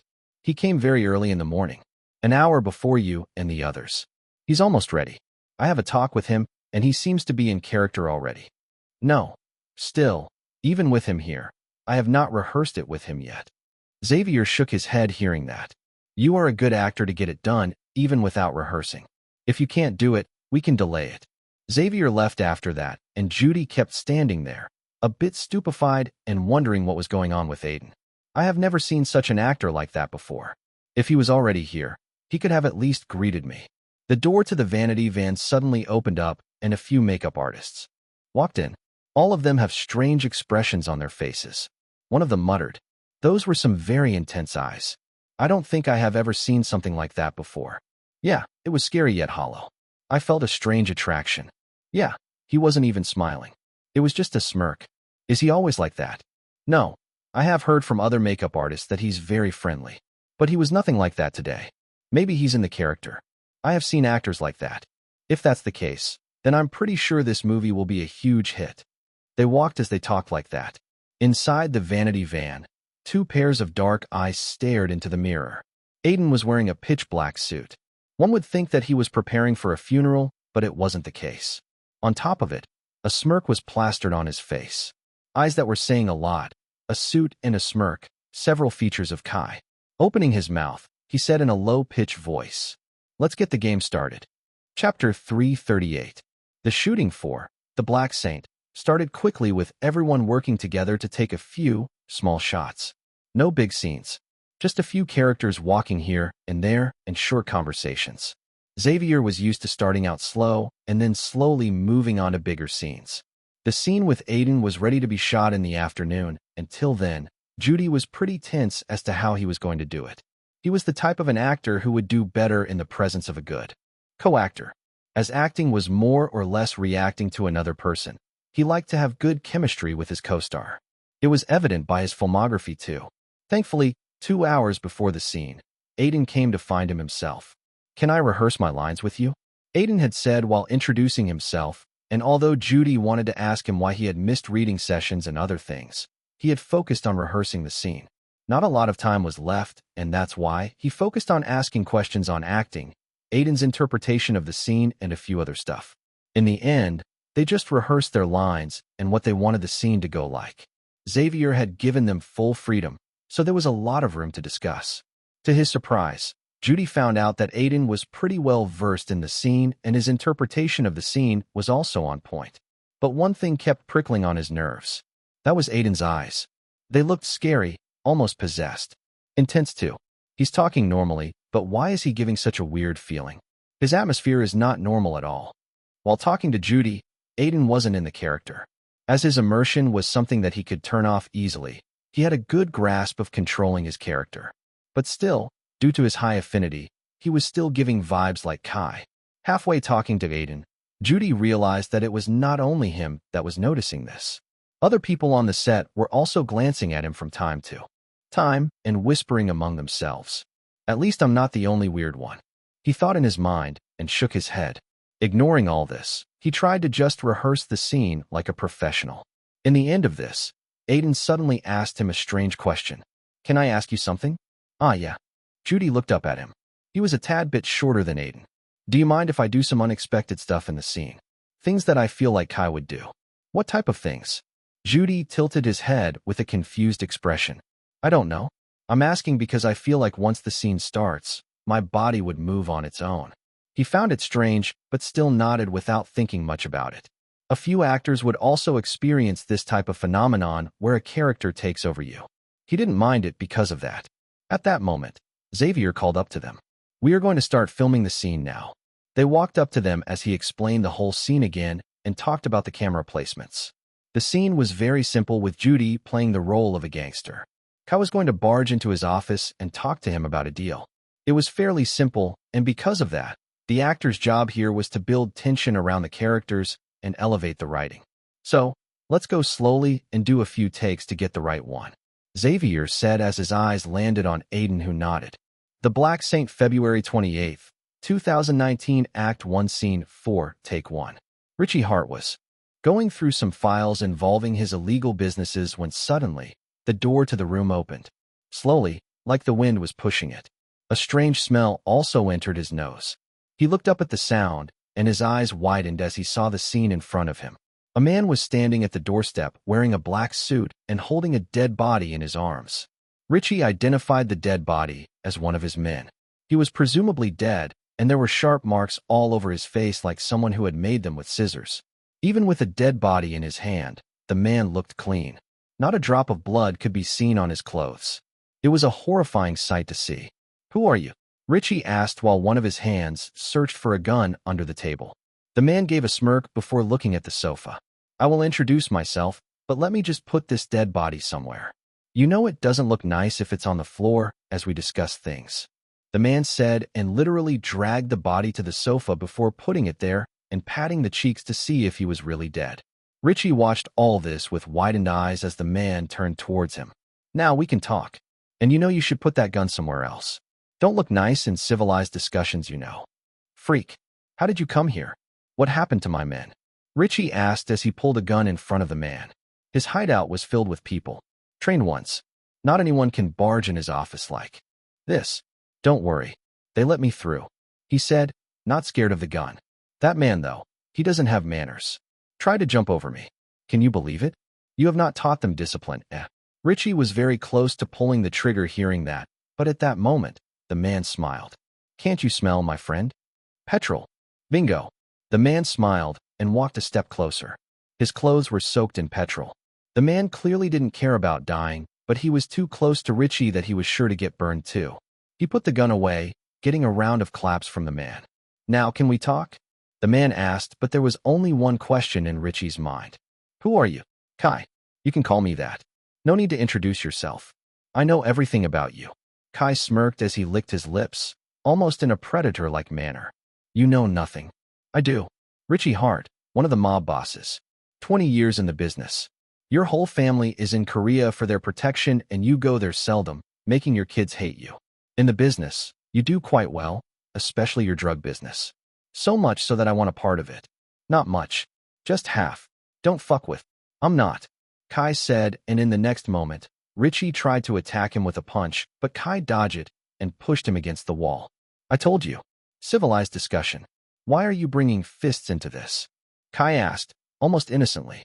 At that moment, his years of experience in the underworld and his nerves were telling him that the man was a psychopath. Every bit of his action was pointing towards it. Now, I have an interesting idea. What do you think would happen if I try to use this? Kai said and brought out a lighter. Holding it in his hand, he asked, do you think it will leave a mark on the wall? Crazy, you are crazy. Am I? I'm a little bit, but not that much. Anyway, don't you think you need just the right amount of crazy to survive this world? Kai said with a laugh, almost like he found it funny. Richie made a frightened expression hearing that and yelled, Stop! Cut! Immersion broke right at that moment. Richie became Judy in an instant, and a few staff members, including Xavier, ran up to him. He was clutching his chest while sitting on the ground. People feared that he had gotten a heart attack. Are you okay? Xavier asked, crouching down next to him. Yeah, I'm fine too. I was just a bit scared. That lighter bit wasn't in the script, so it just made me stunned. He said and looked up at Aiden, who still looked like Kai, with those intense yet crazy eyes. Slowly, that went away as he looked at him. I'm sorry. I just thought of it just before the scene, he said as he apologized. He could see that Judy didn't look good as he was sweating a lot. Yeah? It's fine. Just can you give me a few moments to calm down? Everyone nodded as Judy said that, but a lot of people were glancing at Aiden. His portrayal of Kai had stunned not only Judy but them too. Only Xavier looked like he expected it. What kind of freakish actor is that guy? I actually thought he was going to burn both of us. Judy thought as he took a deep breath. Chapter 339. It took Judy a few takes before he was able to give a good take. It wasn't because he was having trouble performing his role, but he would be too scared and stunned by Aiden's intense eyes every time. He was being overwhelmed by a far superior acting, and he knew it too. That's why, after the scene finished, his views about Aiden changed very quickly. He forgot his dissatisfactions with him and just praised him on any chance he got. Aiden's acting had made him appreciate him, and one only needs that to win over another actor. A sense of respect for the craft would emerge. That's what had happened here. It was not only Judy who thought that. Most of the people in the set were very surprised and stunned by Aiden's performance. A lot of the cast was also present during the original movie, and even they have not expected to see him grow so much in just some years. It was almost miraculous, the speed at which he was growing. Xavier just contributed it to Aiden having a great understanding of Kai. He had truly given it all for the role, and it was there for everyone to see. Though, so much noise inevitably meant that rumors would spread about Aiden, particularly among the crew that was working on the movie. They would talk a lot about Aiden. Do you hear that apparently Aiden locked himself in a hotel room to get into the role?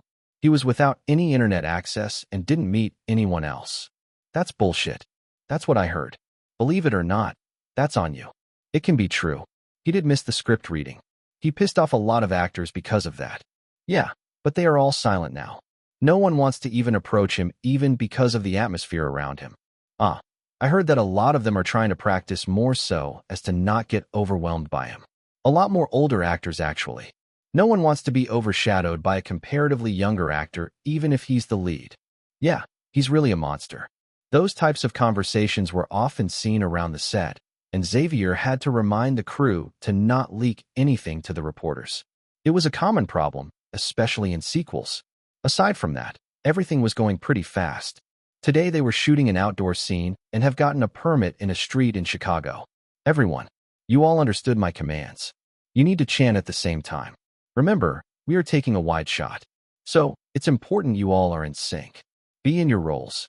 Xavier shouted through a megaphone speaker, and the hundreds of extras nodded their heads. It was a scene in which a protest is going on against the authorities of the cities.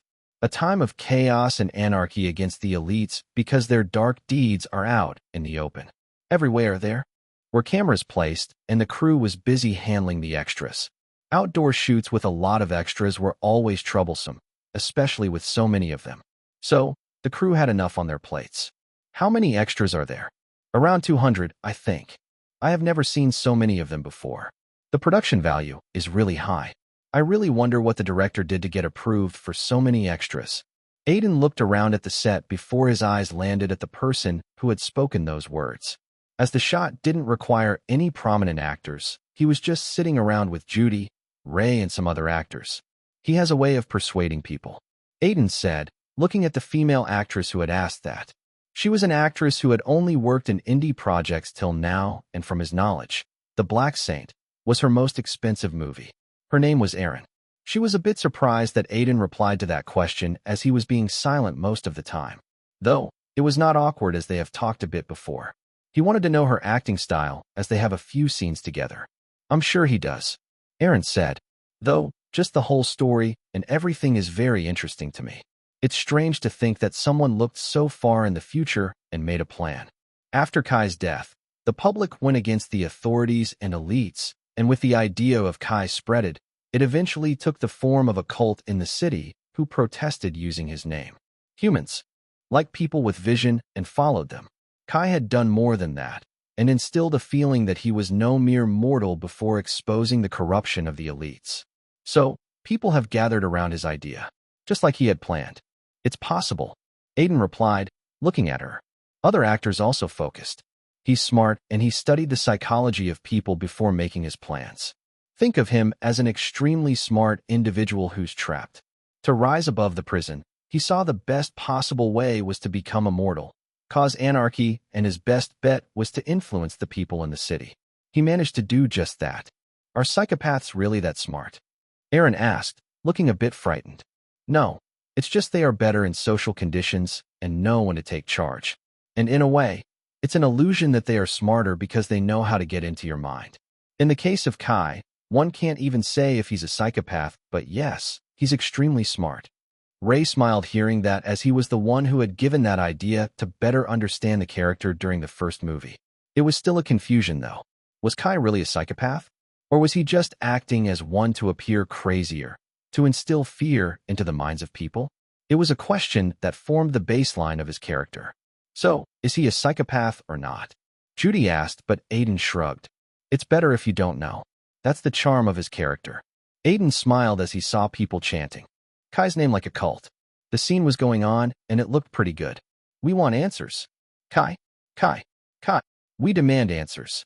I'm kind of worried about this scene, Xavier said as he looked up at Aiden, who was wearing a simple shirt and a jacket on top of it.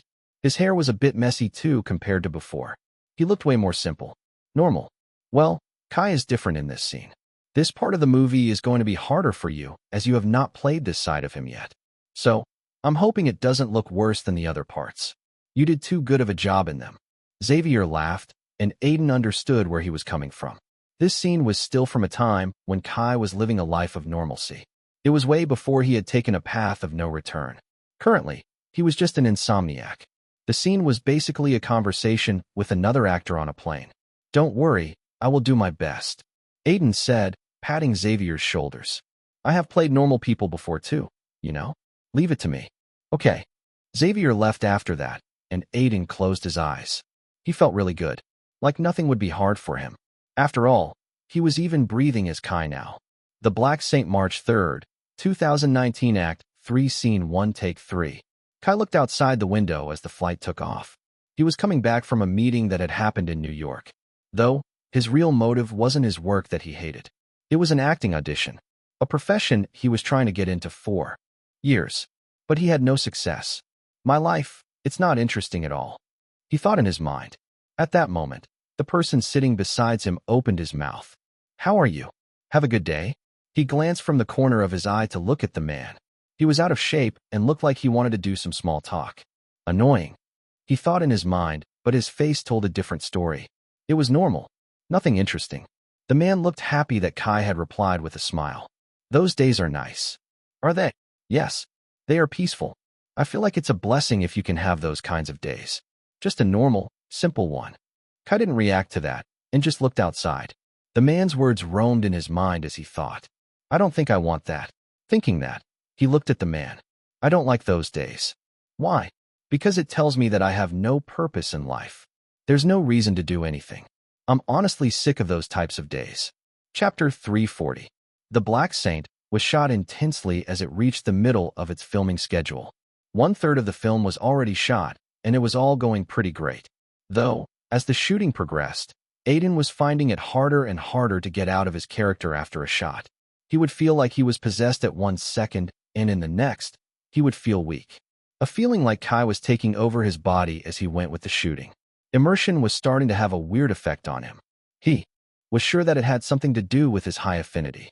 He had not turned off the security protocol, so he was sure that no accidents would happen. But he still needed to deal with the overwhelming feeling. Sometimes, he would get out of the set after a shot to cool down and smoke a cigarette. Even though he wasn't a smoker and was only doing it because it was a habit of Kai, he still felt like it was helping him a bit. His co-stars were pretty worried seeing him like this, but he told them that he was fine. Despite this, he still went with the shooting without any tantrums. Are you really okay? I don't know, but I'm handling it. It's just I am feeling more and more like my life doesn't have any meaning. There's nothing moral, and how I need to find a meaning. I think it's a symptom of nihilism. You are really not fine. Wade shook his head with a frown while Aiden just shrugged. Actors getting affected by their characters was normal, and Kai was anyway the personification of people's dark desires. He was highly influential. Like I said, I'm handling it. I will probably take a break after the shooting is over and get Kai out of my mind. Aiden sighed. His body was taking a toll due to Kai, and it was only because of his willpower that he was still standing straight. You should do that. We'll get you your psychologist too. Just don't attack someone like yesterday. It could become a big deal if an accident happened. I didn't mean to do it. I know, but it could have spread into a bad rumor about you easily. Yesterday, Kai was doing a scene which was a bit of a violent one where he had to beat up 2 people. Those were extras. He had gotten so immersed that he hadn't heard the cut signal from Xavier and had almost beaten up the extras in a desperate fight. Thankfully, it didn't go past a certain point. Aiden later apologized to the extras and everyone on the set, but it was a reminder for him that he needed to have a better sense of control. Don't worry, I will be careful. Anyway, I need to go check up on the next scene. Aiden said and walked towards the cinematographer. Wade's eyes followed him for a while. The Black Saint, March 8th, 2019 Act 4 Scene 1 Take 1. Kai looked down at the cars passing on the road. The cloud of smoke blurring his sight a bit and the wind brushing past his neck. It felt peaceful, boring, and dead to him. A thought suddenly crossed his mind. What if he jumped off the roof? Would that bring any excitement in his life? A sense of purpose? Though, he dismissed it after a while. His purpose can't be to just die. Not like this, at least. Maybe I'm not special either. My Great Depression is really my life. He muttered, and at that moment, the door to the roof opened. He turned back to look at the person who had just walked in. It was Georgie, his manager. A guy who was shorter than average, and because of that, he liked to be rude to everyone working under him that was taller than him. An insecurity of his had made him a very simple person. What are you doing here when you should be working? Georgie asked, looking at Kai with contempt on his face. Smoking. Kai replied in an obvious tone. I can see that. Why are you wasting time here doing nothing? I wasn't doing anything in the office either. It's just the same boring work. Kai said without batting an eye. A frown appeared on Georgie's face, but at this point, Kai didn't care. He hadn't slept for a week and his life looked bleak. Every prospect looked bleak. Do you want to be fired? Or are you just drunk? You know what could happen with you talking like that? Who did it before? Joseph. Now, he lives in his car down the parking lot in a convenience store. Do you think you can afford to talk to me like that? In this inflation. He didn't know why, but Kai laughed at that. It happened suddenly, like it was on reflex. The whole thing sounded funny to him. Georgie's eyebrows ceased seeing him like that. Why are you laughing? It's just funny, you know. Haha. Kai kept laughing as he held the railings of the terrace. Georgie just kept staring at him with an angry expression. Finally, after a while, Kai stopped and walked close to him. Holding the cigarette, he took a puff out of it, blowing it in Georgie's face. You know the city, it's really like this smoke. Poisonous. And you people, the elites as you call yourself. You all just blow it on our faces, think of us as cockroaches. You see it as your purpose to trample over us, because you all are weak. Every moment, you need to do something to remind yourself that you are in power. Kai said, each word feeling more and more liberating. His thoughts that were roaming in his mind for so long finally touched his tongue. He liked the expression on the face of his boss. He enjoyed it, savored it, until Georgie opened his mouth again. You bastard. How dare you? The next moment, Kai's body moved on his own. He shoved the cigarette onto Georgie's eyes. He let out a sharp cry, but the next second, Kai punched his gut. You know I don't give threats. It seems like a waste of time when I can do this. Kai spoke as he pushed Georgie's face on the wall. He kept slamming it as blood painted parts of his face. He did it in a vicious fashion as parts of Georgie's head splashed on the wall. While doing so, a smile kept hanging on the face of Kai. While the shooting of The Black Saint was going on, a lot of other things were also happening around Hollywood. LA was bustling every day with new rumors, scandals, and stories. Studios were working towards new movie projects and agencies were looking for new ways to promote their actors. Not to promote art, but fill their pockets. But that was one of the most obvious things about Hollywood that everyone knew. One of the studios who was trying to do this was Titan Studios, and today, a major meeting was taking place there to discuss the future goals of the company and in which direction they want to go. As you all know, in the last 20 years, the genre of superhero movies and, in a whole, franchise movies have earned the most profit, becoming part of pop culture around the world and earning billions. Unfortunately, we have fallen behind in this regard with our approach to make more sustainable movies with controlled budgets. A man said as he looked at the people in suits sitting in front of him. They were all big executives and others who held significant voices in the company. It's not like that has been a negative for us. An old man said, taking attention to himself. Yes, our profits are good, but compared to other studios among the big six, it's just not enough. Dreamlight Pictures were nowhere in the bigger spectrum 20 years ago, and now, they hold 35% of the market. Their yearly revenues are off the charts due to franchises. One more thing is that the pop culture power they have generated is unprecedented, something we don't seem to have. Everyone nodded, hearing the explanation. This was something that they knew more or less, but it was the first time a serious discussion was going on in this topic. We do have plans to take a similar route, right? A man asked, and the person who was presiding over the topic nodded. We do. More like we are trying to have a concrete plan for a long time now. In the past 5 years, we have 3 superheroes and 2 big VFX movies that were planned, but they all fizzled out due to not having a vision in the planning department. As they heard that, several opinions came out. Well, other studios benefited from source materials that were already present to them. Making something out of nothing is way different here. Yeah. We need to look more towards the novels and comic books that are already present in the market. I don't think that will do anything. The ones that have a following behind them are already in the hands of other studios. Then others aren't good enough. As people talked with uncertainty in their tones, a confident voice sounded out. It was of Ava. Chapter 341. I believe that we are thinking of this wrongly. Our approach lacks patience. Ava's voice fell in the room, silencing all the opinions that were coming from different people. Eyes quickly went to her as she began to explain her reasoning. I do feel like the future forward is franchises. Maybe it's already the present, but we can't take an approach like Dreamlight Pictures. In the first place, they have an abundance of source material, and the idea of a shared universe only came when their first superhero movie managed to connect with the audience. They laid the groundwork first instead of thinking of the future. Her words were precise, and the man presiding over the meeting felt like she already had a plan in mind. He was another executive who was given the task to crack the code of franchises for the studio. So, do you have a better plan than just going for a comic series adaptation?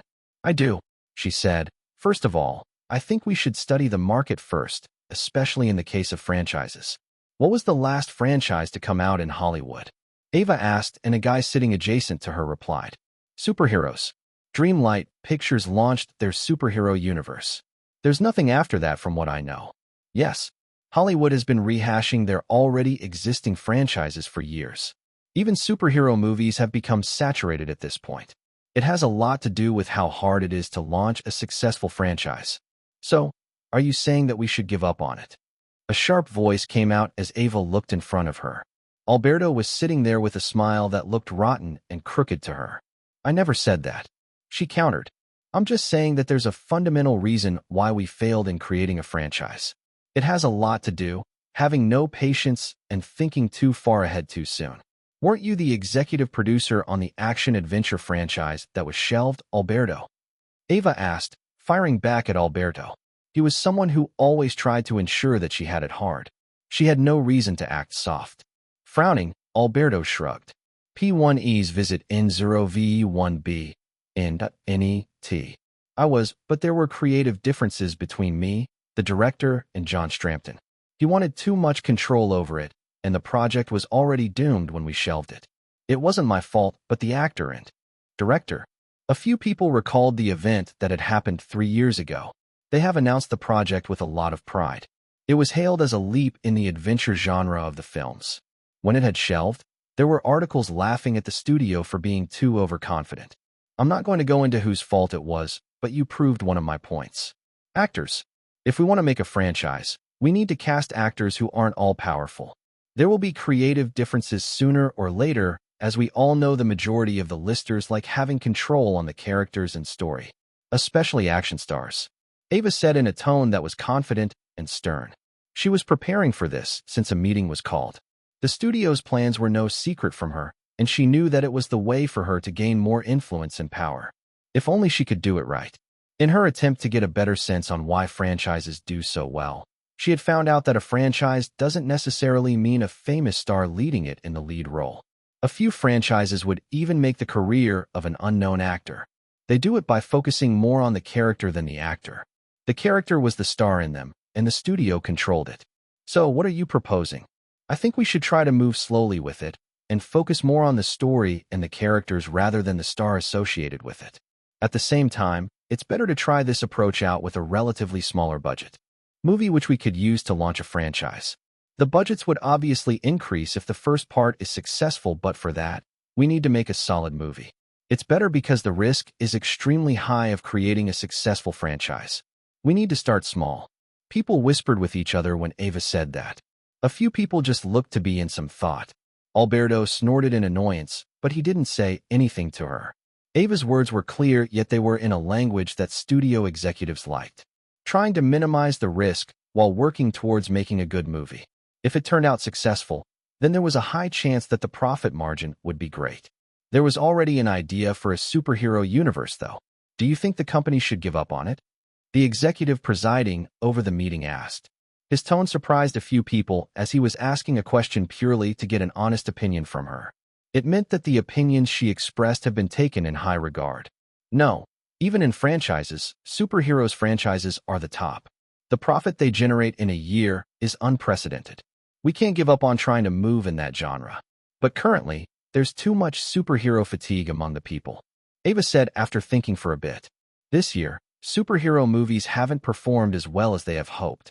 Dreamlight Pictures haven't gotten a billion-dollar movie for the first time in 5 years, and even other superhero movies unrelated to them have performed subpar. I saw the plans for the original ideas for the franchise. They were good, but not too different from what other studios have tried to do. We don't have any source material, so I feel like it's more important that we plan at least the first movie and the world a bit more. Ava had told Aiden about it because she had seen the initial plans. Her plan was to give him a lead role in the first movie, but her plans have changed a bit after seeing the current market trends. There was more discussion on the topic after that. It was basically a meeting to decide a major part of the company's plans moving forward, and everyone gave their opinions on how they should do things. All the people present were veterans who have spent their life in Hollywood making and producing movies, so they have a good sense of what they could do. Though, one thing was clear, that Ava's plans have been recognized by everyone. As their plans have failed before, it was much better strategically to start with a smaller franchise while developing the superhero one in the background. After discussions, it was decided that they wanted to take a very different approach to the whole superhero genre. Though, there were already a lot of plans for the smaller franchise that everyone agreed with. Surprisingly, even Alberto seemed fine by it. It looked like he didn't find anything to pick on. So, we're going to start taking pitches for an adventure fantasy setting, and if we like something, it will be greenlit. Then, we can truly move forward. The theme or the central idea for The Black Saint was very simple. It was the transformation of a guy to become a crazy, psychopathic individual. The journey to truly become Kai. To do that, the narrative focused a lot on Kai's life and mentality. The growing feeling of wanting something more and missing something in life. A lacking sense of something exciting in life, and the insomnia to make all of it worse. Though, there were more reasons for Kai's first murder. Even without what was going on in his mind, he was treated badly just by everyone in his life. His coworkers, girlfriend, and even his landlord. He was also someone who was living at the bottom of the city's hierarchical ladder. So, corruption and inflation directly affected him. So, he had felt liberated after his first murder. That night, he had slept soundly, feeling himself to be someone different. It had worked wonders for him. But he hasn't gotten his purpose at that point. The purpose is to find out the way to be a god. He had found that purpose when he had visited a comic book shop that was close to his house. The shop owner was one of the people that was nice to him. The owner liked talking about philosophies, and one day, he had a discussion with Kai on one's purpose in life and godhood. It was an extremely important scene in the movie. Are you ready? We already have the set ready. Yes, let's get started, Aiden said, as he looked at Xavier, then the set with slightly hollow eyes. A breath leaked from his mouth as closed his eyes to transform. Chapter 342. The Black Saint, April 7th, 2019, Act 6, Scene 7, Take 1. Can I ask you a question? Kai asked without taking his eyes off the comic book that he was reading. It was early morning, and there was no one else in the shop. It had just opened up 5 minutes ago. Go on, the shop owner replied, feeling it a bit strange as Kai was often silent. He was one of those customers that won't talk much, but would often buy comic books. What is your purpose in life? That's a strange question. I know it is, Kai said as a matter of fact. The comic book store owner looked at him for a while and thought about the question. After a while, he opened his mouth. Honestly, I used to think that it was taking care of my wife. But I am divorced now. Selling comics is not enough of an answer, is it? No, it's not, Kai said, finally taking his eye from the panel where a villain had stabbed the main hero of the comic. I feel like it's a bit redundant. I'm now wondering if humans are just purposeless, just scraping by. They are scraping by. The man laughed, walked close to Kai, so he could face him. The whole conversation felt very interesting to him, especially because he won't have people asking him these types of questions. Everyone is scraping by. Do you think this is the Middle Ages where people could afford to think of a purpose like being a knight? Or is it the time of war when boys go to war for glory? We are in the age of consumerism. Smart people saw it in the 90s and got into tech. Now they are millionaires trying to sell us the dream to be like them. Even then, humans having money as a goal is just them wanting to live a certain lifestyle. Though, I doubt that's going to satisfy you as a purpose. It won't. That sounds pathetic. They won't know when money starts owning them. Kai frowned. His eyes changed for a second as he thought about the state of humanity, the times they lived in, and how comical it was. The comic book store owner seemed to agree with him. Yes, that's why I like comic book characters. They are determined in whatever purpose they choose. The man pointed at the comic panel. They devote themselves to an idea or an ideal. It makes their life large and it attracts people to them. No human in real life is capable of doing that. Maybe that's why it's fiction. The man laughed as he patted Kai's shoulders. Then, he turned back to stack up a pile of comics. Kai just stood there, thinking over the comic book store owner's words. His line of sight moved towards the comic book in his hand as a shout came out. Cut! Xavier's voice came out. That was a good take. It took a while for Aiden to break from the immersion, and he shook his head after feeling like himself again. Though, these days, he feels like that less and less. Taking a deep breath, he talked to Xavier about the shot, and he told him that there was no need for another. Then, he walked up to a chair and sat down. Tom came up to him with a bottle of water, and Aiden gulped it down whole before feeling a bit better. How are you feeling now? He asked, and Aiden gave a smile which looked a bit scary to Tom, but his smile was just becoming more like Kai, so he was already used to it. Better. Thanks. I wonder if you can keep going like this. Wade said you have started having nightmares. Aiden sheepishly nodded. It started a week ago. Nightmares where he would be running away from something. The worst ones were the one in which Kai would be standing in front of him, trying to kill him to take his place.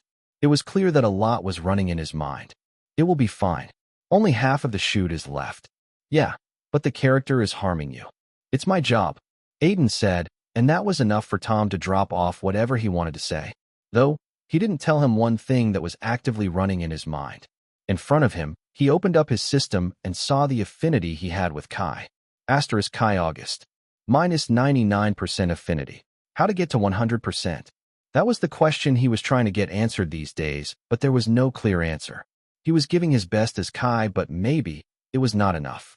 Not yet, at least. He had thought of ways to get to the 100%, but he didn't know how he would do more. At the same time, he was extremely curious about the prospect of achieving the milestone. What would happen then? It was a serious question in his mind. Maybe his system would give him a gift. He didn't know for sure. For now, I can only try to sustain myself.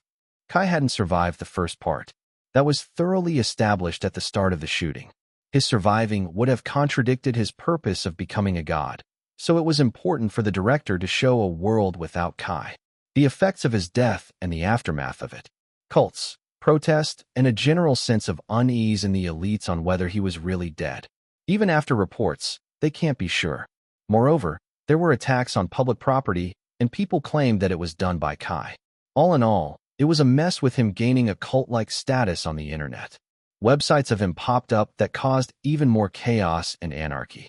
Ray Hardy's character Charlie Morgan decided to go on a personal quest to find out about Kai and his past, where he saw clues that Kai himself had left for him. To tell him his past. More and more days went by as the shooting progressed, with Aiden somehow handling his role as Kai. More rumors also spreaded about the movie and Aiden's spectacular acting as Kai. They also spread it online. The crew was shooting a lot outdoors, and people would get photos of the set and the actors because of that. Then they will upload it on the internet. A lot of articles about The Black Saint popped up like that. Completes its second schedule. The movie is in the last phase of its shooting, and the director have promised that it's going to be a dark tragedy that has been seen before. It wasn't like all of these leaks were only from the people who have accidentally stumbled upon the shooting. Some of it was also from the marketing team behind the movie who were leaking these things to keep people talking about it. At least, they wanted people to remember the movie with reports. If there's no news about the movie in a long time, then people could easily forget about it. Aiden's fan club was very excited about it, as it was the movie that they were waiting for. A few of the members were actively keeping an eye on the news. First female action star. There was another photo out of Kai from the movie in a white shirt splashed with blood. It looked extremely cool. I feel like it's going to be Aiden's best role till now. Sparrow's crazy owner. Yeah, they took everything good from the first part and made it a movie, so obviously it was going to work. Though, I don't know how they are going to handle Kai's death. Other than that, it's almost eerie that a charismatic psychopath suits Aiden the most. Skyneves. Nah, it's not. It's called acting. Hollywood cynic. Yeah, but I feel like they're going to ruin it in a way. I mean, good sequels are rare, especially when your main character died in the first movie. They are not even calling it a prequel and Ray Hardy is in it, so I don't know what type of route they will take. I would rather they not do the sequel, but it's already happening. Moaning Frodo. The director said that he made it because he found a story. Moreover, going by the director's personal life, I'm more interested in whether Kai is going to kill a married, cheating wife in the movie or not. I have memes ready for it. Hollywood Insider. In all seriousness, I personally feel the movie is either going to be the best movie of the year or the worst. Chapter 343. The final leg of the shooting was always extremely important. No matter what movie it is, directors like to give the most emphasis the last week of shooting. There was a quote that said, "It doesn't matter how you start, it matters how you end." And that was true for most movies. Even in the final cut, a movie could start slow or have a slow middle part, but if you end it right, people are going to remember it. Xavier was also taking care of the fact that The Black Saint ended well. Honestly, the climax was the hardest part for him to write. After all, how to end a movie exactly anyway, knowing full well there won't be any more sequels. Kai's story has already come to an end in the first movie.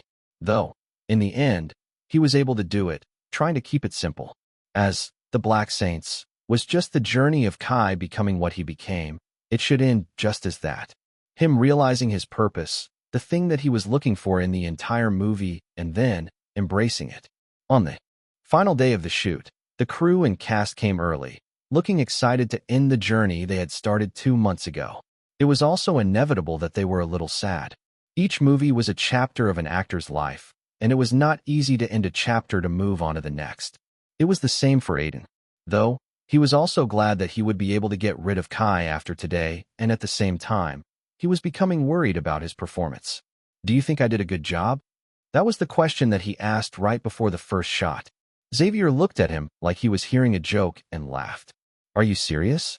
And if you are, why are you asking it when we are at the end?" "It's just, there's a weird feeling inside of me." "What?" Xavier raised an eyebrow. "I feel like I can give more, but no matter how much I try, I am not able to do it." At first, Xavier thought that it was a joke. After all, Aiden's performance was scary in a good way. So much so that a few actors, especially those who have less experience, would forget their lines when they act with him. It was haunting, like he was possessed. One of the best acting performances he has seen in recent years. And Aiden was saying that he felt like he could give more. It felt comedic, but looking at him, Xavier realized that Aiden was serious. I don't know how you will give more. The performance looks almost perfect to me. Almost is the word. I'm there, but not exactly there. Aiden replied. His system was never wrong. So even if he felt like he couldn't give more, it was not true. There was still that 1% to cover. Xavier thought about his words, then just sighed. I feel like you were thinking too much about it. In the first place, I'm more than satisfied by your performance.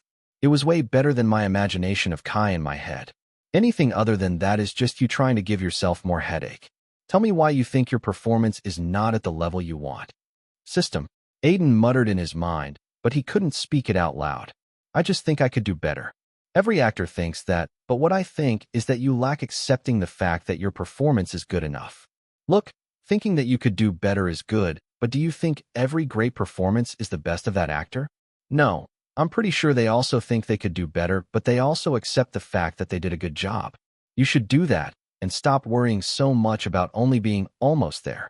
Saying that, Xavier left to handle some lightning issues. Aiden just kept standing there, thinking of his words. Was he really not satisfied? Maybe.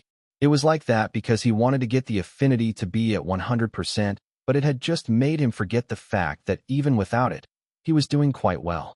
He never had such affinity with any character of his, and he even felt like he breathed like Kai. He was also getting better at reading people. So I should just let it be, especially because I don't even have a way to do better. Let go. I have reached my limit. Aiden accepted that after thinking about it a bit, and said it loud before taking a deep breath. He had taken time to understand it, but now that he did, he felt much better. The Black Saint, April 27th, 2019, Act 9, Scene 7, Take 1.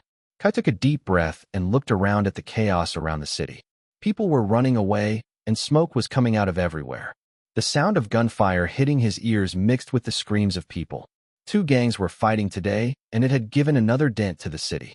As usual, police was incompetent, and he would even say that their hands were tired by the black money coming from the gangsters. I really wonder if they could ever get used to it. Kai thought as he saw a man stumble out of his car, glass sticking out of his chest. A car had struck him when he was trying to get away from the chaos. A woman was already bleeding in the car. She seemed unconscious to Kai. Help me, please. The man saw Kai and tried to call him out. He turned around and tried to stand up, but to no avail. Kai just looked down on him, and even in the dark with only the moonlight shining above them, he recognized the face of the man. You are Senator Blake. He was a part of the elites. The ones that have thrown the city into a situation where this was a monthly occurrence. You know me. Please help me out. My wife, she's unconscious. Call an ambulance. No ambulance will come. Don't you see it? The city is in chaos. I thought you knew about it as you have talked about it in your speeches. There's not enough ambulances for everyone. Then, please save my wife somehow. Kai looked at the woman. She seemed like a simple woman. He let out a breath, his eyes meeting the senator. No, he said. Everyone needs a lesson. I have had them. Now, you should too. Kai lowered himself up to him, saying that. You have eaten up the city, Senator. The things that you own end up owning you. It's the same for power. Saying that, Kai walked away. Every step he took, the voice of the senator got lower and lower until it disappeared. Even if he survived, his wife won't. Kai was sure of it, and he saw it as the right thing. Suddenly, he felt free as he looked around himself. The scene around him was one of blood, screams, death, and mayhem, but he felt like he was at home. He felt like this is the environment he would strive in, one where he could be himself. Though, he also knew that the city needed direction. It lacked vision and was filled with parasites. In it, one needed to sacrifice to get anywhere. Even if I need to sacrifice myself, Kai said with a blank look that hid a vision that only he knew, and it was at that moment, a voice came out. Cut. It's a wrap. It was a very happy shout from Xavier, who started congratulating the staff and crew that was next to him. It's finally over. Good job, everyone. Well done. This is one of the hardest shoots I'm a part of. Yeah, it was hard, but ultimately, it was worth it. Let's go celebrate today. Yeah, drink on me. You all did a great job the whole shooting." Voices of the crew and cast came out, and Aiden looked around with a light smile on his face. It was finally over. Another movie. A special character. The good thing was that he felt satisfied. Satisfied with his work. I guess it's time to finally get rid of Kai.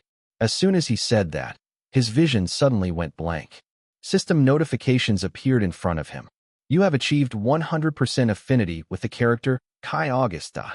You have achieved an unreal achievement. You have become one with the character Kai August. You have gained experience. You have advanced to intermediate grade 8 from intermediate grade 7. You have advanced in a small time. A special perk has been activated. Beginning synchronization with the character Kai Augusta. Chapter 344. A special perk has been activated. Beginning synchronization with the character Kai Augusta. As soon as those words appeared in front of Aiden, he didn't even have time to collect himself. Before he knew it, he found himself in a space that was dark. He was barely able to make what was in front of him. Fear seeped in his heart for a second before he calmed himself down by taking deep breaths. What is going on? He thought as he tried to move. But he found himself unable to. It was like chains were holding his legs in place. He started to panic the next second after the attempts to move failed. At that moment, a system notification appeared in front of him. Synchronization with the character Kai August has begun. 1%, 2%. As soon as that system notification appeared in front of him, he saw a silhouette of a person appear in front of him. He squinted his eyes to look better at the person and found out that he was wearing a suit. The silhouette was around his height, but the most surprising thing about him was that he didn't have any face. It was just blank, like someone has erased their facial features. Aiden felt like it was a bit creepy, and he tried to not focus too much on it. He instead looked at the system notification in front of him. The synchronization was slowly going on, and soon, he began to understand who the silhouette in front of him was. Kai. Like agreeing with him, the blank face slowly started getting its facial features back. Aiden glanced back and forth at the face and the system notification. He realized that as the synchronization was increasing, the silhouette was getting its facial features back. 71%, 72%, 73%. Unsurprisingly, the facial features were exactly like Aiden's. As the synchronization rate increased, he got more sure of it. A lot of questions appeared in his mind seeing the weird phenomenon, but he waited for the synchronization to end. Finally, after waiting for a few minutes, the synchronization reached the end. 98%, 99%, 100%. Now, it was like Aiden was looking in a mirror as the person in front of him looked exactly like him, just in a suit with a smirk on his face. He knew he was Kai. The synchronization with the character Kai August has been completed. You are now one with the character. Congratulations on such a feat. You have gotten perks for achieving this. Your control of the character Kai August has increased significantly. You have gained a few of the abilities of the character. Your body has become a bit more athletic. You have gotten the skill domination, the ability to instill fear and nervousness in the person you are looking at. It's an active skill that can only be used once per day. People would start to fear when the skill is activated. Aiden's eyes widened as he read the skill description. He felt like he was bestowed with a lot of gifts today. First, he had leveled up, and now, he had gotten a skill straight out of Kai. He didn't seem like one he would use in acting, as his goal isn't to make his co-actor fear him, but it did look like something that could be useful. As Aiden looked at Kai in front of him again, he smirked, and the next second, the dark space broke and Aiden felt himself standing at the same spot on the set that he was before getting the notifications. How much time has passed? He looked around in surprise and saw that the crew and cast were still around. Though, he did look like some time had passed. Aiden. Aiden. Ah, yeah. Suddenly, a voice called out to him, and he blinked his eyes to see Wade standing in front of him. What happened to you? I was calling out to you for 5 minutes, but you stood there like a stone, not even blinking. Are you okay? Do you want to go to the hospital? No, I'm fine. Aiden shook his head. I was just thinking about. The next second, he felt like his body had no strength, and he always fell off. Thankfully, Wade stopped him from falling and held his shoulders. It doesn't look like you are okay, Wade said, looking at him. It's just exhausted. I feel exhausted. He let out a sigh. He didn't know why, but he felt really exhausted at the moment. Maybe it was because of his system or just because he had worked tirelessly these days. But he wanted to rest. Thankfully, The Black Saints was over now. Another movie wrapped. Ava looked down at the sky. Birds were flying and the sun was out, shining down on the pedestrians. Tall buildings were everywhere, and even if Titan Studios' headquarters was pretty itself, it didn't compare to some of the buildings around. For a moment, she wondered about a time when there were no buildings in LA, but before that thought reached anywhere, a voice called her out. "This is the project file that you asked me to bring." Ava turned around to find her red-haired assistant standing there, putting a few files on her desk. She nodded her head and sat down before picking up a file. "So, is it decided?" "From what I have heard around the company, yes. There were other projects that were discussed, but in the end, this is the only one that struck out. All the other scripts and projects were again pushed down as projects that aren't financially doable," the assistant said, adding up a few rumors that she had heard around the company. This was one of the reasons that Ava liked her. She had good ears. By financially doable, she meant that the company felt like they wouldn't be able to get as much profits as they want with those projects. Even if they are a hit, Titan Studios was hard at work, trying to make a team to work on a superhero franchise, but they were also prioritizing another project before it that they expected to blow up as a franchise. The setting of a fantasy action-adventure was decided, and a few scripts were pitched. There were even discussions of novel adaptations. Ava herself had tried to push for a project called The Black Knight, but it was rejected based on the reason that it was too dark. The studio didn't want to take a different approach to change the setting. She understood it too, as it was better for a franchise to be more kid-friendly. Companies are always after the merchandise sales. "It's a bit of a mess, isn't it?" Ava said after reading the whole project file. Her assistant nodded in front of her, with a similar grave expression. "Yes, it is. But it seems like they are very confident that this time they will be able to do it properly." "Yeah, but Hex is always going to be an extremely hard movie to shoot. The whole series is very complex, and it's not easy to make a live-action adaptation out of it. We have tried before." Ava sighed, thinking of the last two attempts that Titan Studios have made. Hex was an extremely popular novel series that ended in 2005. Straight after it, Titan Studios have bagged the rights to it, wanting to do a live-action. 2 attempts and 5 directors later, they have realized that it was not easy.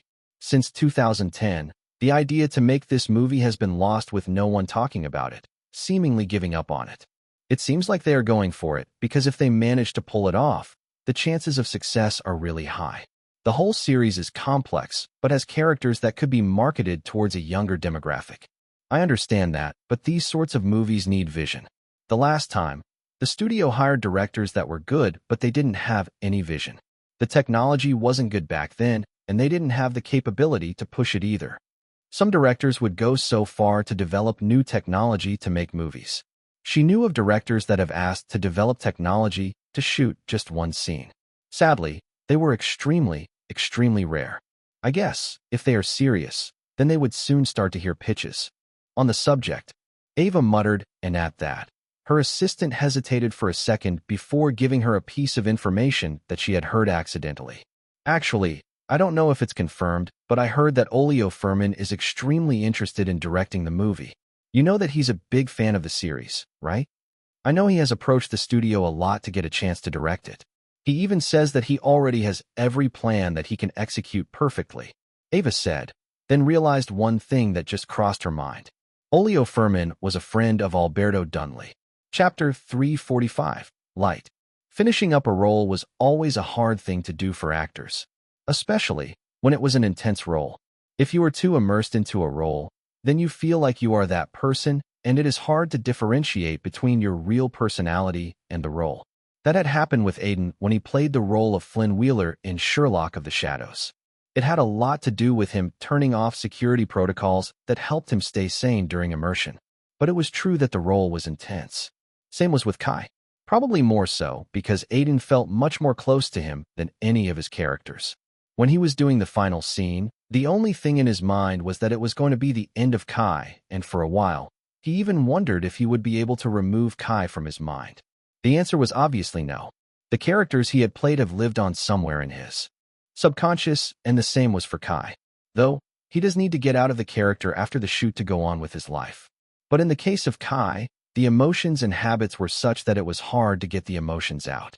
When his affinity with him had reached 100%, The control he had on him had increased. That helped, and it got a bit easier for him. But he still needed professional help. Even if there was nothing and he had no problem getting out of the role, he would have still gone to a psychologist, just to be safe. So, 2 days after the shooting, he got an appointment with Dr. Penny. It had been 2 weeks since then, and he had made significant progress. "Did you do the things that I told you to do?" Dr. Penny asked as she looked at Aiden, who was sitting in front of him. He was playing around with a Rubik's Cube in his hands. "Yeah, I went bowling, tried out a few small restaurants that seemed interesting, and just roamed around. Even went biking with my uncle." "That's good. You were in normal clothes, right?" "Yeah, I haven't really touched all the suits I have gathered in the last few days. It did feel a bit uncomfortable.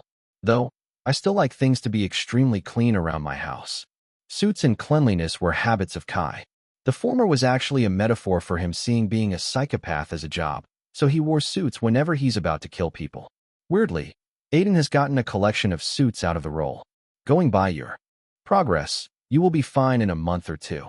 You have already processed a lot of the emotions you gathered when playing Kai.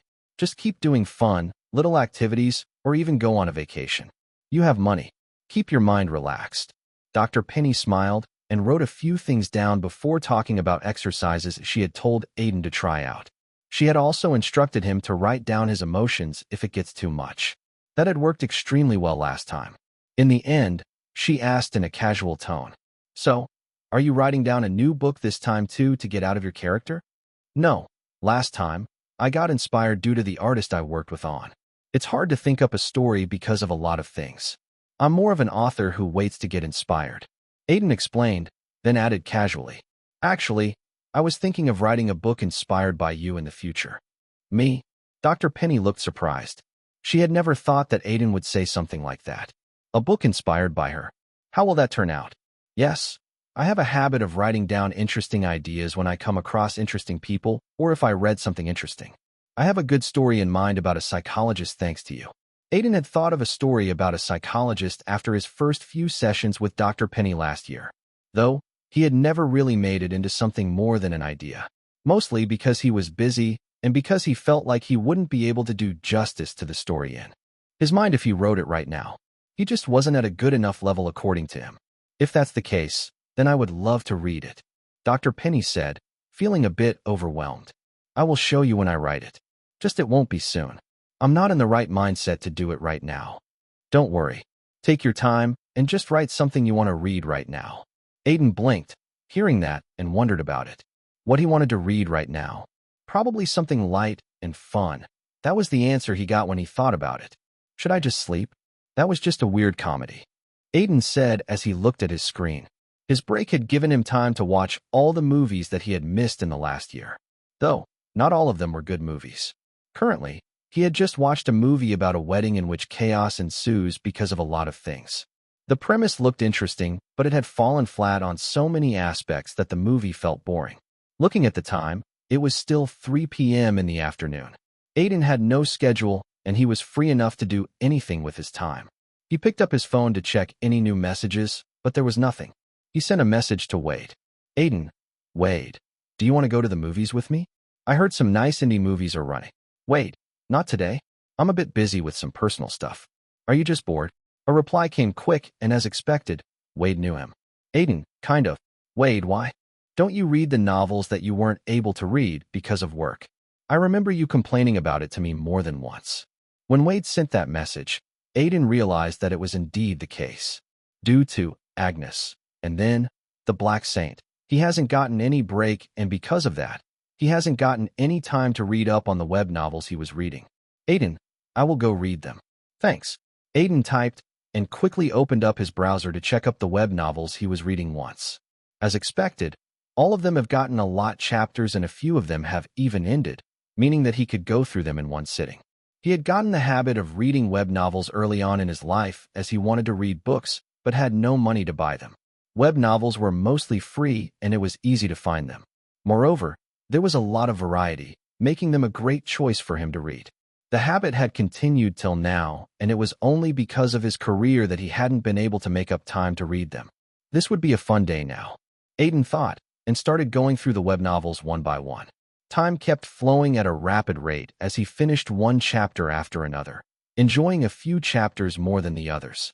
5 hours later, he had read through 2 novels and was on his third. It was then that a frown appeared on his face. "What type of clusterfuck is this?" he muttered in a frustrated voice. His face scrunched up in a scowl as he finished up the 1357 chapter of what was a cultivation novel. The reason he was so frustrated was because the main character had just died for the third time. His love interest had been forgotten, and he was now hitting on the finance of a powerful cultivator in what was apparently his third birth. "I remember I read this 200 chapters ago too, just with different characters. This novel is going nowhere," he thought in his mind. As a seasoned reader, he knew the problems that web novels have, but it was still very frustrating. It was like the authors were ready to sabotage their creation just to keep it going. Aiden understood it as an ongoing novel meant a flow of constant cash, but it was still something that one should rather avoid. Scrolling down to the comments section, several of them seemed to agree with his line of thought. "Daoist Milfy Hunter, it's over for me here. Why is the protagonist who's 1,000-year-old so dumb? He's a cultivator. He can get any girl who's normal easily. Why make enemies because you got horny? My name is Sukyu. If I was 1,000 years old and did this, I would kill myself. Maturity really don't come with age." Those comments were displaying Aiden's exact thought, and it was then that he saw another comment. Chapter 346, Novel. Average 500 chaps a day. I sometimes wish I can write. I at least won't make this type of mistake. I sometimes feel sad because so many authors ruin their novels like this. If I can write, I will probably create a better novel than this. It was an average comment, but something Aiden picked up was the last line. Something clicked in his hand. It wasn't like before today. He had never thought something like this. Reading so many web novels, he had also felt that he could write one. Maybe he won't reach the storytelling quality of the more experienced web novel authors, but at least he won't drag the novel to its own destruction. But this idea had never gone anywhere, mostly because Aiden would get busy in one thing or the other. Also, he had never gotten chances to study more on the writing side of a web novel. Reading so many of them, he knew that they were a bit different than the average novel in the bookstore. They were made for wish fulfillment and enjoyment. Maybe that was what he needed at the moment. A web novel is an extremely light read. I might be able to occupy myself with it, and at the same time, it would be a good shift from the dark nature of Kai. He thought in his mind and pondered on it for a while. It was a pretty good idea, but one thing he was worried about was that the web novel won't get any traction. If he was going to write one, he didn't want to use his real identity, mostly because there was no need for that. Web novel authors normally use extremely funny pen names like "My Junior is my pen" and "I eat mangoes." He wanted to do something like that too, instead of just using his real identity. If the novel got famous, he could reveal it. Sounds like a good plan, Aiden thought, and without wasting any time, he began writing down a few ideas he had for a web novel. In the past, he had thought of cool web novel ideas. Some were cultivation ideas, while others resembled more like light novels. He wrote them down one by one. After writing them down, he wondered which one he should go for. He wanted this novel to just be something fun to write and nothing beyond that. So it was important to go with a story that he would have the most fun with. It was still very confusing. All the titles looked enticing to him, but they also looked to fall into web novel cliches, something that he wanted to do a bit differently. His thoughts were not to write just any web novel.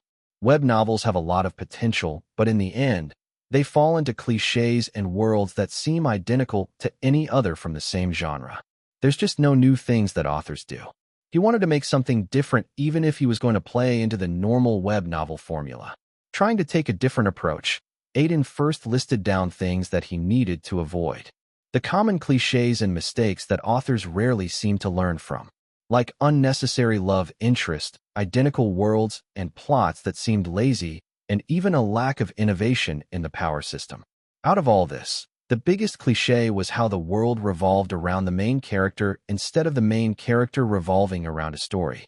Though, Aiden was more understandable of it as he treated web novels as wish fulfillment, but he did want to tweak it a bit and give his main character more obstacles. Even in a fantasy world, web novels always seemed like they were restricted by something. There were only a few web novels that actually have interesting worlds, and Aiden wanted to surely change that. At the same time, he didn't want to drag out any plots. Slowly, he began to think about the plot of his web novel. If he wanted to pick a genre, it would be Eastern fantasy, aka cultivation, as the first web novel he had read also fell into this genre. Aiden personally believed that it was the most interesting web novel genre that wasn't explored that much. After all, in a world where anyone could be an immortal, the possibilities were boundless. Though, Aiden focused much more on the world structure. In a world with cultivators, it was normal for them to have a lot of authorities, but at the same time, he wondered what would happen if they followed a system like democracy instead of something like autocracy. Aiden played around with ideas like that. He also decided to put much more emphasis on the ocean. It was a world setting that he felt was really neglected in these types of novels. An Atlantis-type civilization in a cultivation world is interesting, but will they be humans? Maybe another race. He thought and thought all night. As time went by, his thoughts became clearer in what he wanted to do. He made science an important aspect of his world and mixed it with cultivation, making it an unique occupation. This gave rise to a lot of interesting gadgets and equipment that made the world much more vibrant. Finally, after setting up his world, he focused on his main character. How to form my main character? What's his ideology? His background? Aspirations? He slowly delved into them and tried to come up with the best character possible. He wondered whether he should make his main character a noble, or someone from a famous clan. Or should he go the cliché way of him being the young master of a degrading clan?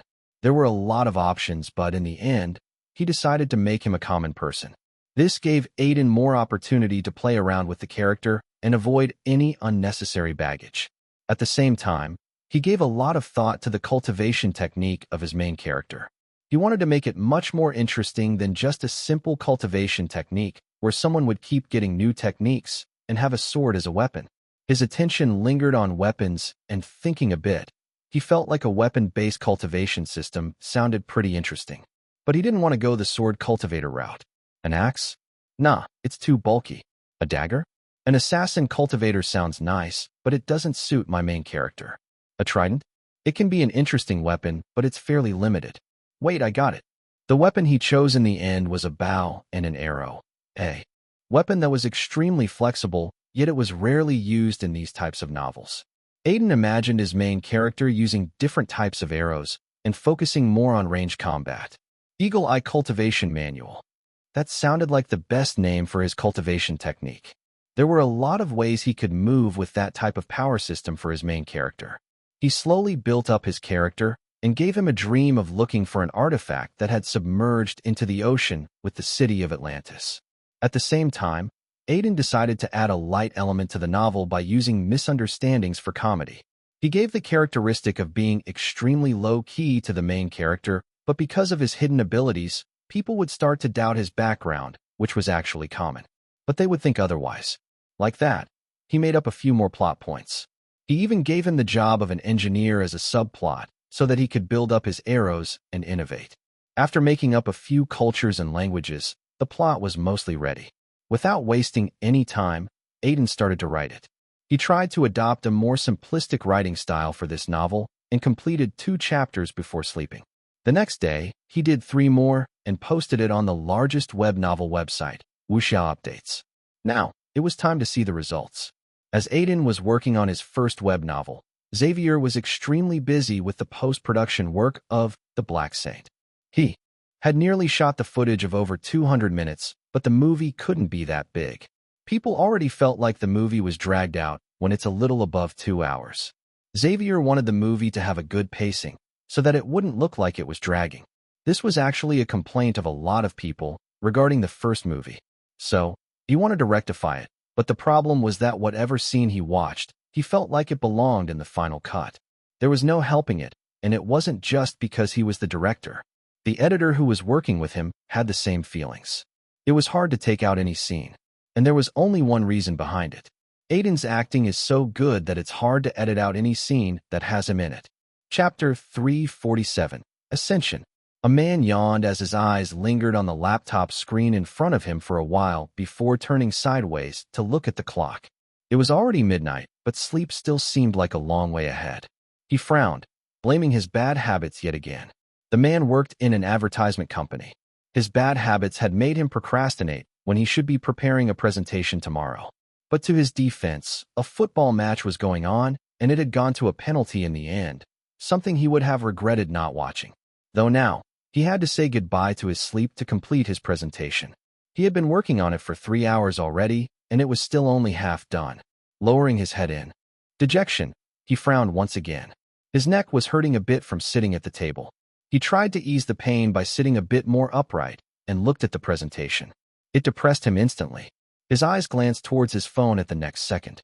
A sudden urge came up to take a small break. He tried to resist it, but he didn't feel like he could push through. Cursing his procrastination habits, he picked up his phone and started browsing through it. Though, there was nothing on MeTube. He scrolled through Sparrow too, but it was boring for him.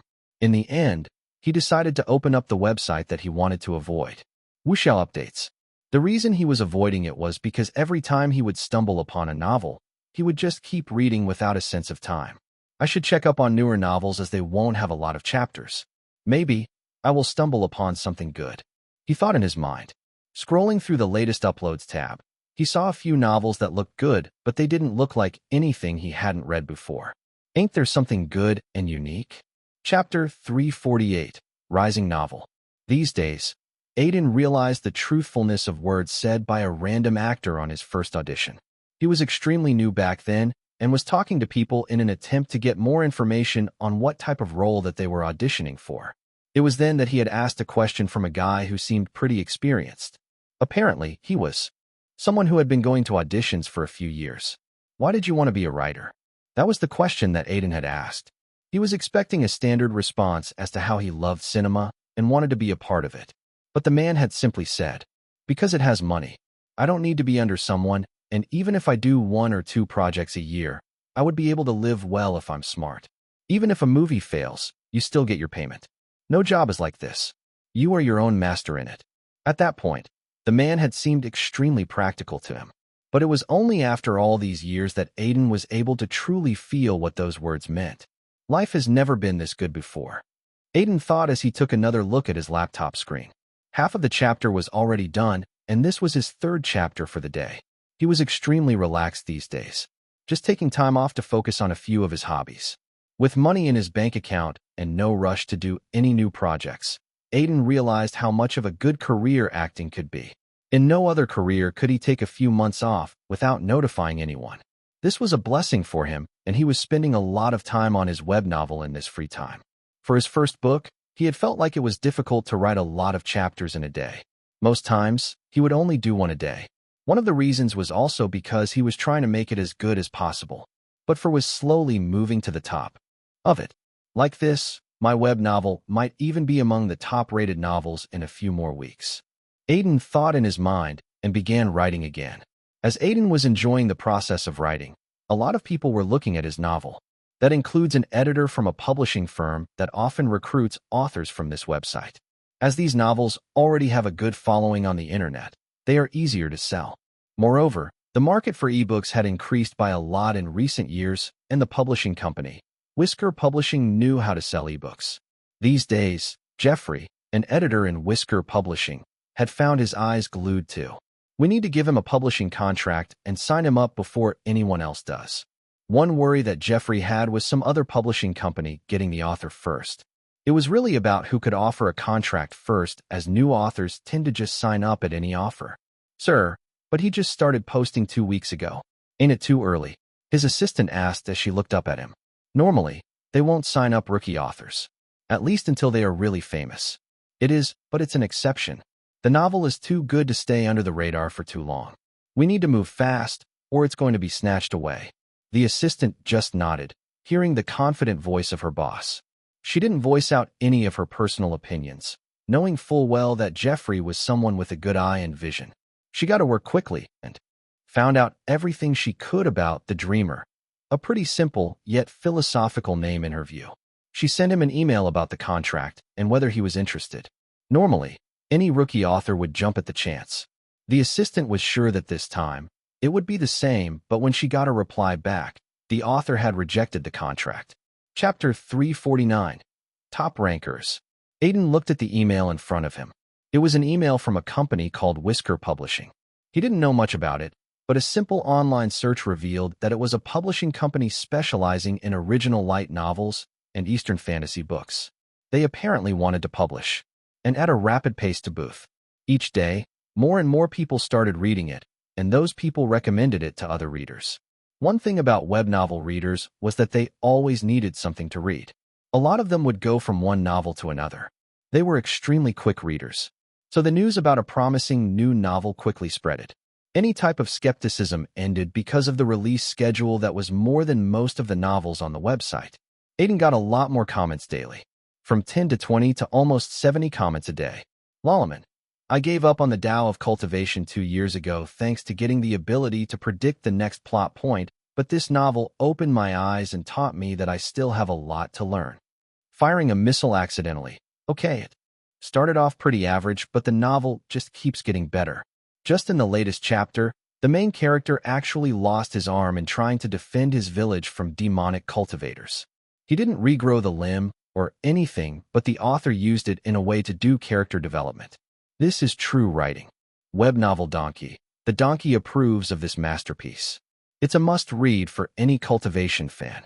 In a month, it had gotten so many faithful and core readers with a lot of casual and upcoming readers that the novel appeared in the top 10 trending novels list.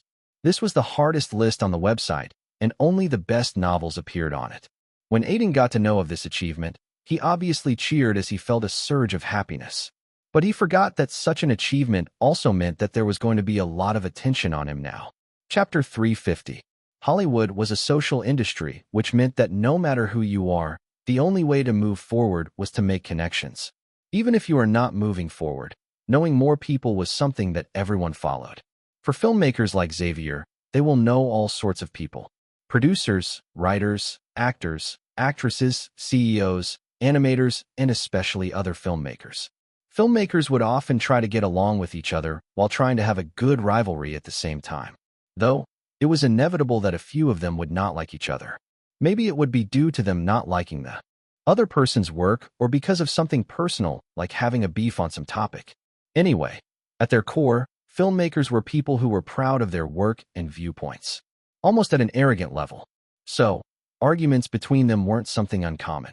Xavier also had a few of them with other filmmakers, but in the end, most of them would come to a common point and stop fighting.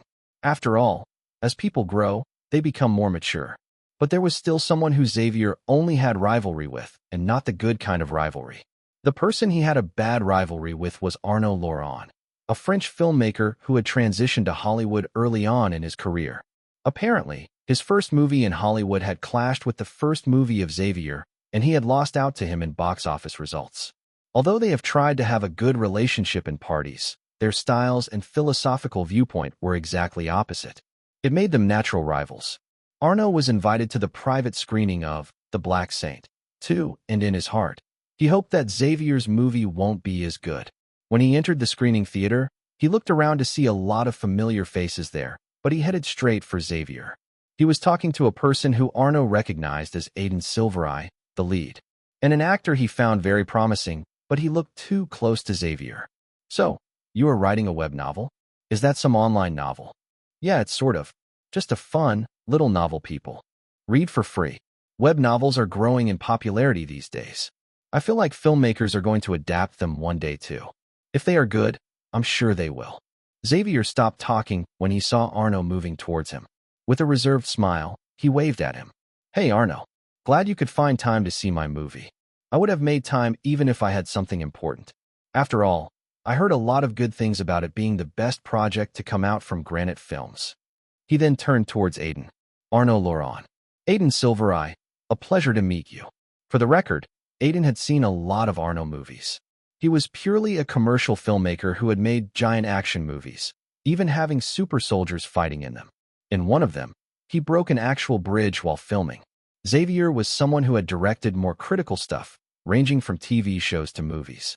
I heard that The Black Saint had a lot of violence. I didn't think you would go such a route. Arnaud said, looking at Xavier who just smiled.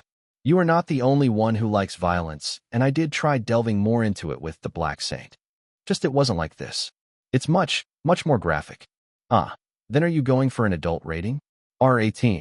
I'm not going for it, but I'm pretty sure the censor board won't let kids watch it. Getting an adult rating means that the prospects of a box office success goes way down because a lot of families go to movies with their kids. Reason: why kid-friendly movies are always at the top of box office charts. An adult movie had only become a box office beast a few times. Most are happy with breaking even and getting critical recognition.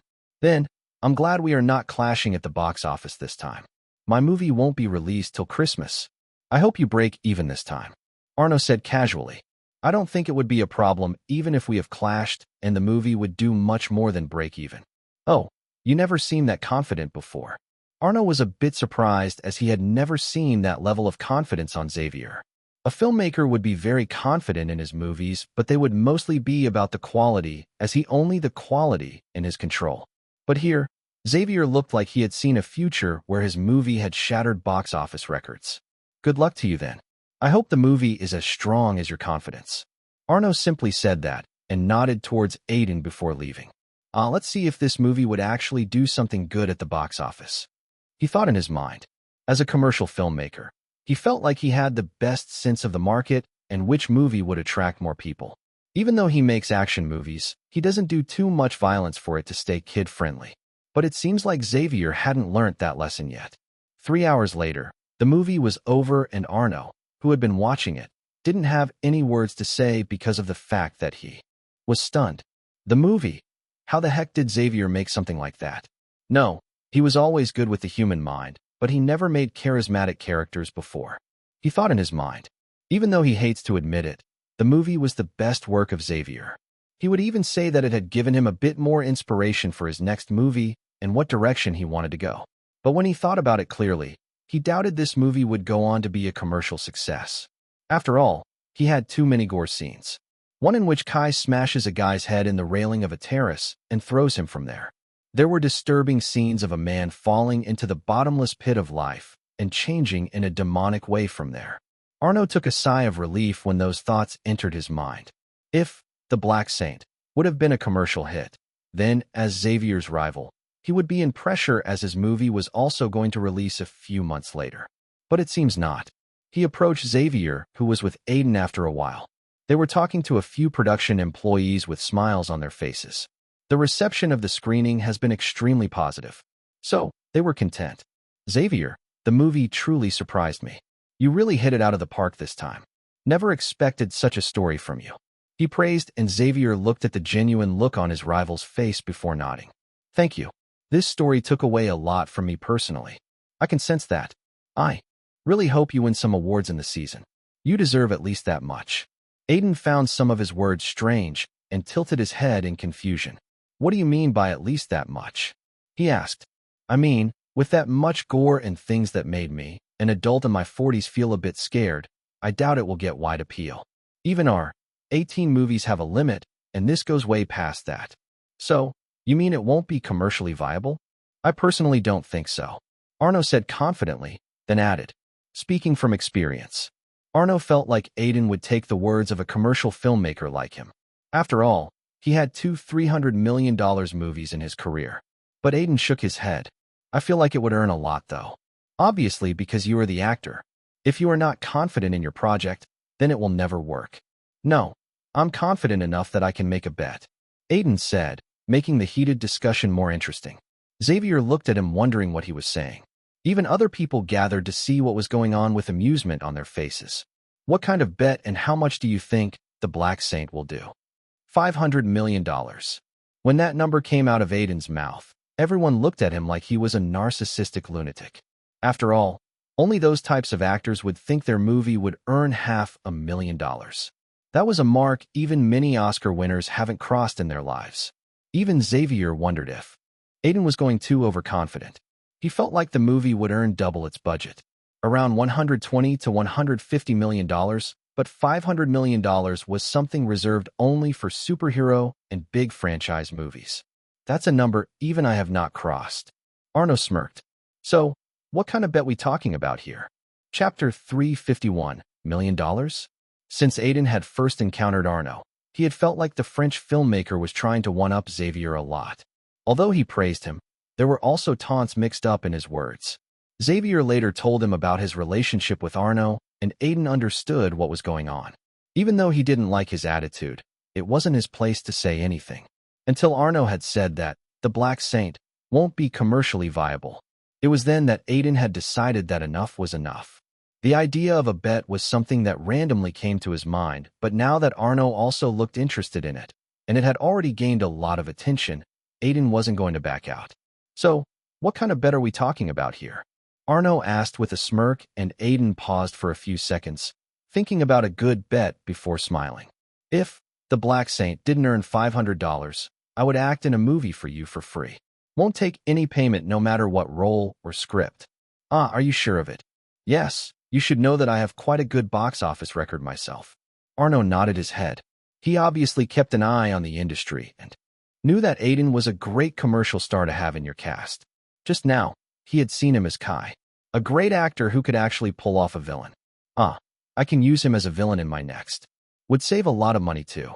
Arno thought in his mind. The other people around JHTM started whispering among themselves, seeing the conversation between Arno and Aiden. Xavier tugged at Aiden's shirt, telling him to drop it, but he didn't look like he wasn't going to back off.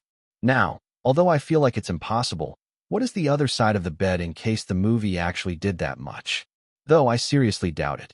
Arno added the last bit of the sentence with a bit of contempt. He felt like Aiden would ask something like a lead role in his next movie, but he asked something unexpected. You said that you have a movie that's going to be released on Christmas, right? Then you are going to be busy with a lot of interviews. Obviously, if I win, then you will talk about the Black Saint in each of the media interviews. My movie is releasing next month, so it would line up perfectly by the time the promotions for your movie starts. You can't be lazy with it, though. You need to talk about it for at least 10 minutes. Arno paused hearing that.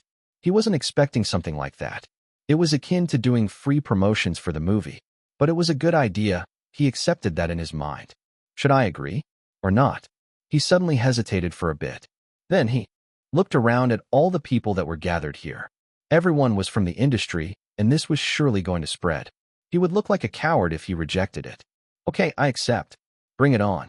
Both him and Aiden shook hands after that as people talked more about the ridiculous bet. Most of them were thinking that Arno was easily going to win and Aiden had to work for free in his movie. After all, $500 million was too big of a mark for any movie to cross. There were even conspiracy theories about how Aiden had only made this bet so that he could be a part of Arno's next project. Some people were going with this line of thinking while others were just excited to see who was going to win in the end. A little while later, Xavier pulled Aiden to the side and asked with a worried expression on his face. Aiden, have you gone crazy? What kind of bet have you made? A normal bet. No. It's a bet that you are going to lose. Aiden looked at him strangely hearing that. I thought you would be confident in your own movie, he said, looking straight at Xavier. It would be wrong to say that he wasn't a bit disappointed. He replied confidently. But $500 million ain't a small number to cross. The Black Saint doesn't even have any VFX, nor is it kid-friendly. I would be with you if you said 200 million, but 500 million is too much for this type of movie. Hearing that, Aiden understood where Xavier was coming from. If he thought about it, keeping the box office reality in mind, Xavier's words made much more sense. People only want to spend a lot for an experience filled with special effects that transports them to another world, while the Black Saint was truly opposite of it, delving into the ugly side of humans. So, why had Aiden been so confident? Because he felt like it was the type of movie that people needed at the moment. It might not be kids-friendly, but I feel like it will connect with the audience. It was a bit strange that Aiden felt that the audience would connect to Kai, who was a psychopath, but psychopaths were usually charismatic, and Kai was the result of problems that were faced by a lot of people. I just believe that. I don't know why, but I do. Aiden said, shrugging his shoulders. Anyway, if it didn't work, I would just need to do a movie with Arno. But if I won, then won't it be funny? It will be. Arno is very arrogant. Way more than me. So, he won't be able to take the loss, but as he would be ridiculed if he doesn't keep his end of the bet, he would surely fulfill the condition. Xavier laughed, thinking about it. Seeing his rival like that would be another kind of experience, but he would only see it if the Black Saint surpassed every expectation. Looking at Aiden's confidence, he really wondered if the bet was going to end up in his favor. At the same time, he felt happiness in his heart. It's nice to work with an actor who has this much trust in your movie. He silently thought in his mind. The release date of The Black Saint was decided to be on September 3rd. The production team was going for a 1.5-month marketing plan before the release of the movie. At the same time, this was also because no big movies were released at this time of the year. Most of the releases were trying to eye a winter release, close to Christmas, so The Black Saint would get little to no competition. It was great news for Aiden, who had only fought with other movies as his luck had made him clash with someone always. He had come out on top mostly, but it was still not a good thing all the time. He was kinda relaxed because of that, but the bet was still roaming in the back of his mind, making him give everything in the promotions. And like he had expected, the movie got AR-18 rating by the censor board. The marketing team was expecting it, so they marketed it more towards adults, calling it a dark movie for an entire generation. Thankfully, there were already a lot of fans of the first movie, and even in them, there were a lot of Kai fans. So, some audience for the movie was already present. Football, not soccer. They released another poster for The Black Saint. They are really going all out in the promotions. Penalties are not goals, so bad the movie got AR-18 rating. My high school younger brother is a huge fan of Kai and wanted to see it. Guess he needs to grow up first. I penetrate with my sword. I really wonder how much dark they actually made it for it to gain an adult rating. The first movie was much more teen-friendly. I guess it's because it focuses fully on a villain. The teaser was intriguing, and if they followed just that, the screen would have a lot of blood. Fighting WW3 on Sparrow. I just want to know if Kai survived his death or not. I don't want it to be a prequel of sorts without offering us anything about what happened after the climax of the first movie. Enjoying cricket for 5 days. Going by the information released till now, it's crazy how much they seem to have changed the tone of the movie. From a crime thriller to a dark drama. I even heard some scenes would be close to horror. Halfway through the novel. Whatever it is, I'm going first day, first show. I need something that looks to be much more than your typical movie. I want to come out of the theater shocked if it's really a dark movie for a generation. Otherwise, I want a refund. Chapter 352. The Bet. His eyes looked through all the top articles that came up on one search of The Black Saint. Every top movie website had an article on the movie, and there were even a few exclusives. The marketing team had at least worked quite hard to promote the movie online, and it was having effects. I was wrong to think that Granite Film CEO is a cheapskate. He allocated almost $30 million for the promotions. Wade said, sitting next to Aiden. His expectations towards the CEO, who was known to spend as little as possible, was shattered. I guess he's confident since it's a sequel. Yes, he is. But there were also rumors that he liked the script and the final edit so much that he's going around telling people that this movie will be a huge hit. Good for him. Though, I won't say he's the only one being confident. You yourself are overconfident. Wade laughed. Since he had got to know the bet Aiden had made in the party, he was taking a jibe at him at every moment he got. It wasn't only him. The bet had spreaded one way or another in the production company, and Aiden had gotten quite a few strange looks because of that. It seems like it has become a great topic of gossip, and some people have even placed bets of their own on how much the movie is going to earn. If Aiden thought about it, only Tom looked like he believed Aiden. The guy was rumbling about how he wanted to see people's faces after the Lifetime collection came out. Okay, everyone, let's start the meeting. A woman in a long shirt said as she turned her around and clapped her hand to get attention. Aiden was currently in a meeting called by the marketing team.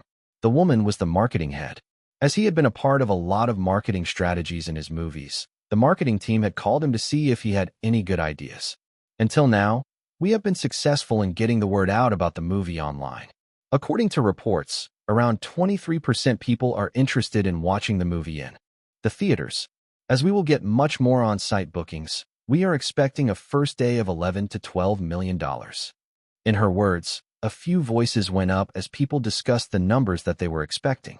It wasn't a bad number when they needed $100 million to break even, but it wasn't enough. There was no guarantee that the movie just won't die down after the weekend.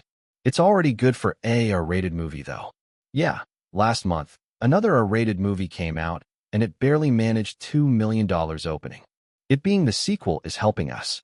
The popularity of Kai is there too, but we need to increase the public interest fast. Aiden heard the whispers of people around him with a stern gaze. Until now, it didn't really seem like he was going to win the bet. The woman who was hearing the opinions until now finally opened her mouth. So, does anyone have any ideas? We have focused a lot on online marketing for now, but the ground marketing is missing.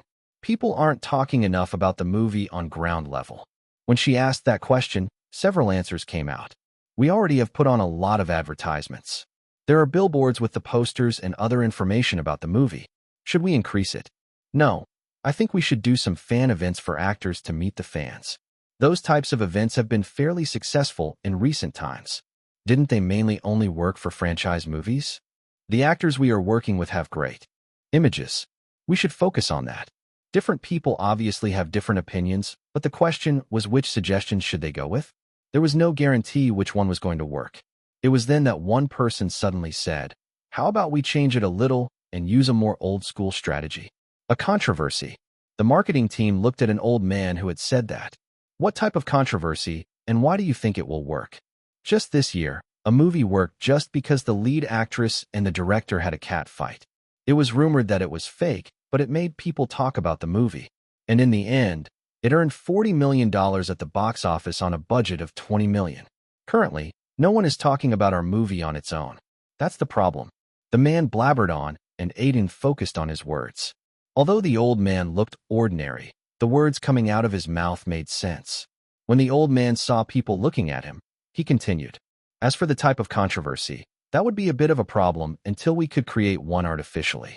If it was a rom-com, we could have had an affair between the leads. The old man looked at Aiden and smiled. In his mind, he felt like the only affair Kai will be a part of would be with a gun or a bloody knife. It's a good idea, but I doubt we should be able to create a good enough controversy out of nowhere. If we are going for some sort of fight, then the actors would have to cooperate. The marketing head shook her head, glancing at Aiden and Wade. Getting actors to cooperate was an extremely hard thing. Even if they agree, it is hard to say whether their agencies will agree. It was more so because most of the actors working on The Black Saint had genuinely good images. No one would want to ruin it. A controversy sounds nice. Sadly, this time, I don't really have a lot of awful people around to pick fights with me. Anything fake won't look authentic. Aiden thought in his mind when suddenly something struck in his mind. Wait, don't I already have a good enough controversy baked in the oven? I just need to take it out of it. His mind went towards the conversations he had heard in the morning. Staff members talking about the bet between him and Arno. I think I have an idea. Aiden quickly said that. Let's use my bet with Arno Laurent. What? Everyone looked at him when he said. They all knew about the bet. A few people sitting realized what Aiden was trying to say, while others were waiting for an explanation. No matter how ridiculous the bet is, it does sound interesting, right? Maybe it being ridiculous makes it more like something people would discuss. Didn't a lot of you use it as some sort of gossip yourself? Aiden squinted his eyes while saying that. A few people tried not to look at him, and he continued. Imagine it as something that leaks out suddenly. The media companies are surely going to write articles by themselves on the topic while using headlines like Aiden's Silver Eye Ludicrous Bet with acclaimed commercial director Arno Laurent. Seeing the bet, people would probably laugh, but then they will talk about it, thinking it's a bit ridiculous. Why will he make a bet like that? The marketing team head's eyes widened hearing that. N0? ELBI? NET. It will make people talk about the bet and subsequently, they will talk about the movie. Bingo, Aiden said, and by each second, the idea looked more and more genius to people. Even if it failed, it would be seen as a harmless controversy. It will ensure that no side comes out as the villain. Though, there was one problem. What about director Arno Laurent? Won't he be angry at us for using his name? It's not like he won't realize it. To that question, Aiden simply smiled. Even if he gets angry, he will enjoy it. There's one thing that people don't know about him. The man craves attention. With the media writing articles about it, and him being confident of winning, he won't see it as a nuisance. Chapter 353. Publicity. The marketing team and Aiden planned a whole strategy for people to talk about the bet, which will divert their attention to the movie. They discussed how they were going to approach their plan and made measures in case things don't go right. Marketing strategies were way more fickle than what people think. They will fail more often than not, and that's why studios would often go for safer marketing for a movie, rather than trying something new. Will it go well or not? Won't it just become some sort of joke that people will forget about in a day? We don't have any other plans. So, we need to give everything to this one. If it fails, it fails. Let's not worry about the results right now. Those were the conversations happening in the marketing team when they were planning the whole strategy. They were clearly nervous. Even Aiden was a bit nervous as he didn't know if a bet would be interesting enough for people to talk about it. Negative or positive didn't matter as soon as people discussed the movie. Any sort of publicity was nice for the movie. After everything was ready, they leaked the whole bet that took place between Aiden and Arno. For the first day, the response wasn't much, and the marketing team felt like the plan had failed, but they waited. And it did work. After a while, a lot of articles came up talking about it. Hollywood Weekly, LA Times, Vanity Magazine.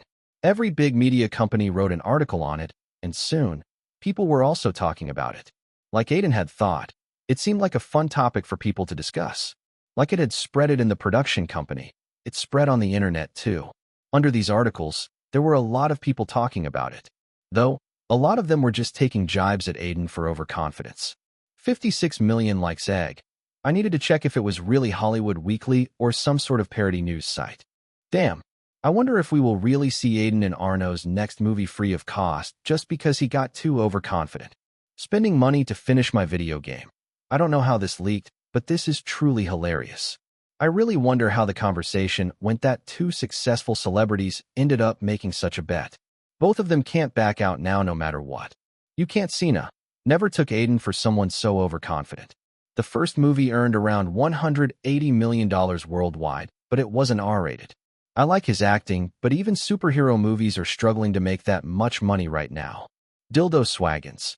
If this is true, then I need the stuff Aiden is smoking. I lack confidence, and my man has too much of it. Edward Cocaine. My thoughts on this are that Aiden deliberately made the bet to lose so he could be in the next project of Arno. He's leaving no choice for a hugely successful commercial director to cast him. He's playing 4D chess. My surname is Gaylord. I don't know if this is a joke or is it for real. Has anyone confirmed it yet other than the media? And I really don't understand how The Black Saint will earn $500 million. I mean, I'm going to see it, but I will be surprised if it even did half of that number. A fluffy cow. I never understood why Hollywood celebrities have this almost arrogant level of worldview. Aiden has done great movies, but I doubt a dark thriller will do that much in the current landscape. A dog will learn how to speak English, but that movie won't earn that much. Like that, there were over 4,000 comments on a post like that, and on other places, more and more people gave their opinion on this. Hashtags such as hashtag Aiden, hashtag Arno, hashtag bet, and number 500 million even started trending on Sparrow. A lot of people were of the thought that Aiden had become too overconfident and he was going to lose the bet. Some even took sharp jibes at him, calling him narcissistic and dumb. And the controversy got big like this. But it did its job. From nowhere, people were talking about The Black Saint. Social media activity was a proof of it, and the first part of their marketing strategy was becoming a great success. To add to that, reporters started trying to contact everyone who was in that private screening. Aiden and the rest of the cast for The Black Saint got tons of calls for an interview. He was sure that this was surely going to come up in most press interviews that they were going to do.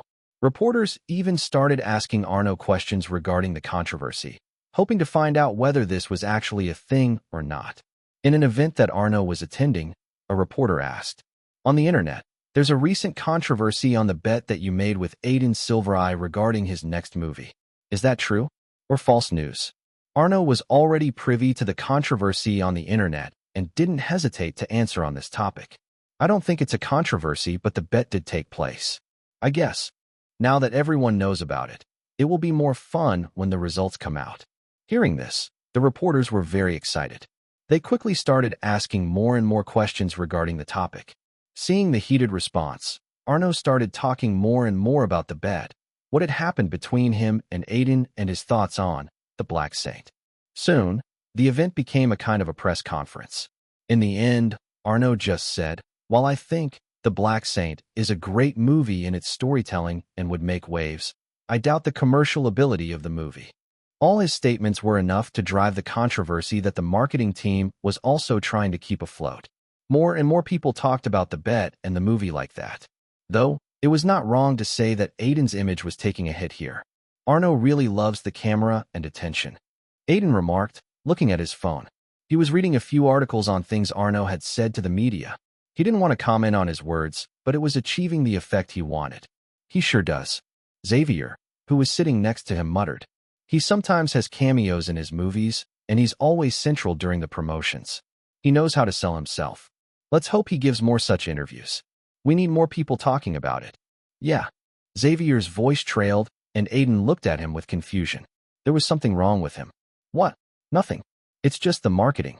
Strategy is becoming successful, but the social media image about you is becoming worse. People think Arno is right, and you are overconfident. This will affect you long term, even after the Black Saint. Aren't you worried? I'm not, if I'm being honest. Aiden straightforwardly said. He looked unfazed even with all the negative social media comments around him. People were labeling him as a guy who got too overconfident due to the success he got. Why? If those things were said about me, it would be hard to even breathe. Aiden smiled hearing that. Social media is fickle. It doesn't matter what they think today, because it's easy to change their impression. I anticipated this when we were making the marketing strategy. I feel like it's a good risk to take, especially because it's working. The marketing team had told him that the interest towards the movie had suddenly increased a lot. It had come at his expense, but he was okay with it. Just because of one thing. I know that the impression would change in the future.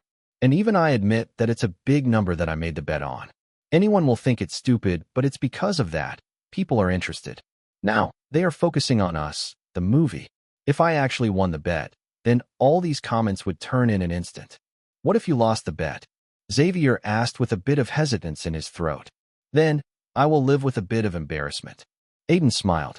Though, I truly believe that I will win. After all, I'm doing my best to win. It will be more clear after the second and final stage of the marketing strategy.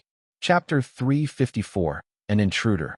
The first part of the marketing strategy was a big success. It got people to talk about the movie. Now, whenever someone searched about the movie, the articles about the bet would also come up. The most important thing was that people were talking about it. Even at ground level, one would hear conversations of the bet when they would see a movie poster. Advanced bookings for the movie were increasing. Now, the marketing team was sure that the movie would open up to $13 to $15 million. That was an excellent number for a R-rated movie. Now, Aiden was trying to amp it up a bit more. A lot of people were merely spectators in the controversy. Although they were placing bets themselves on whether the movie would cross that number or not, they weren't obliged to go to the theaters. But it was changing bit by bit as more and more promos came out from the marketing team. A lot of press interviews also happened, but surprisingly, Aiden was missing from them. Ray Hardy and Xavier attended most of them. It was because the marketing team already knew that the reporters would just ask questions about the bet from Aiden. Rather than answering them in a press interview that only a small number of people would watch, they decided for Aiden to appear on The Rory Chambers Show. It was a talk show that a lot of the American public used to watch, and the clips of it on MeTube would get tens of millions of views. Aiden had appeared on it before and had even hosted a small comedy segment. So, he was very familiar with the setup, and the host, Rory Chambers, was pretty respectful and good to work with. The interview was a big part of the second stage of the marketing plan.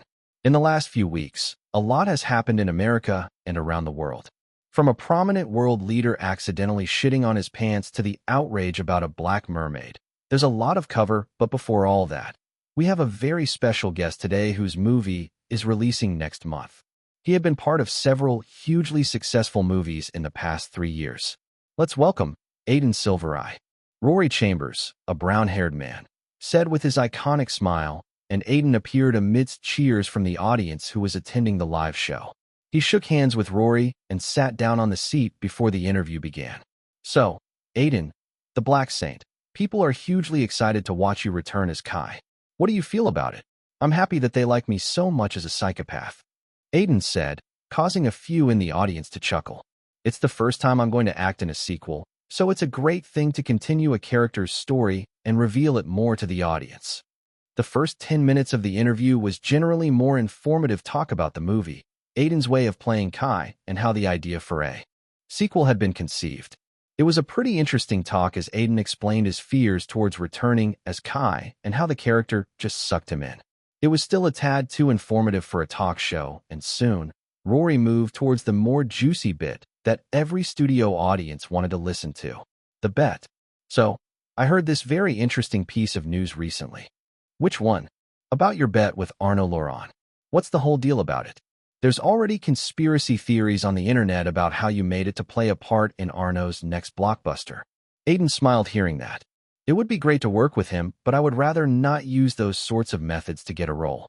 The bet is as genuine as it could be. So, you really believe your movie will cross the mark of $500 million? Genuinely, you believe that with utmost confidence?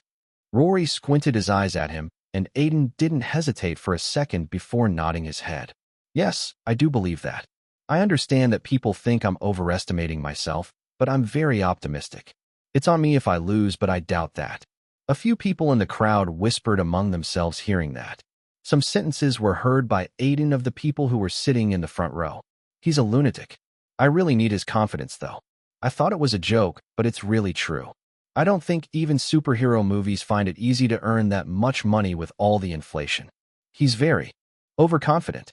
The internet is going to chew him alive after the box office results come out.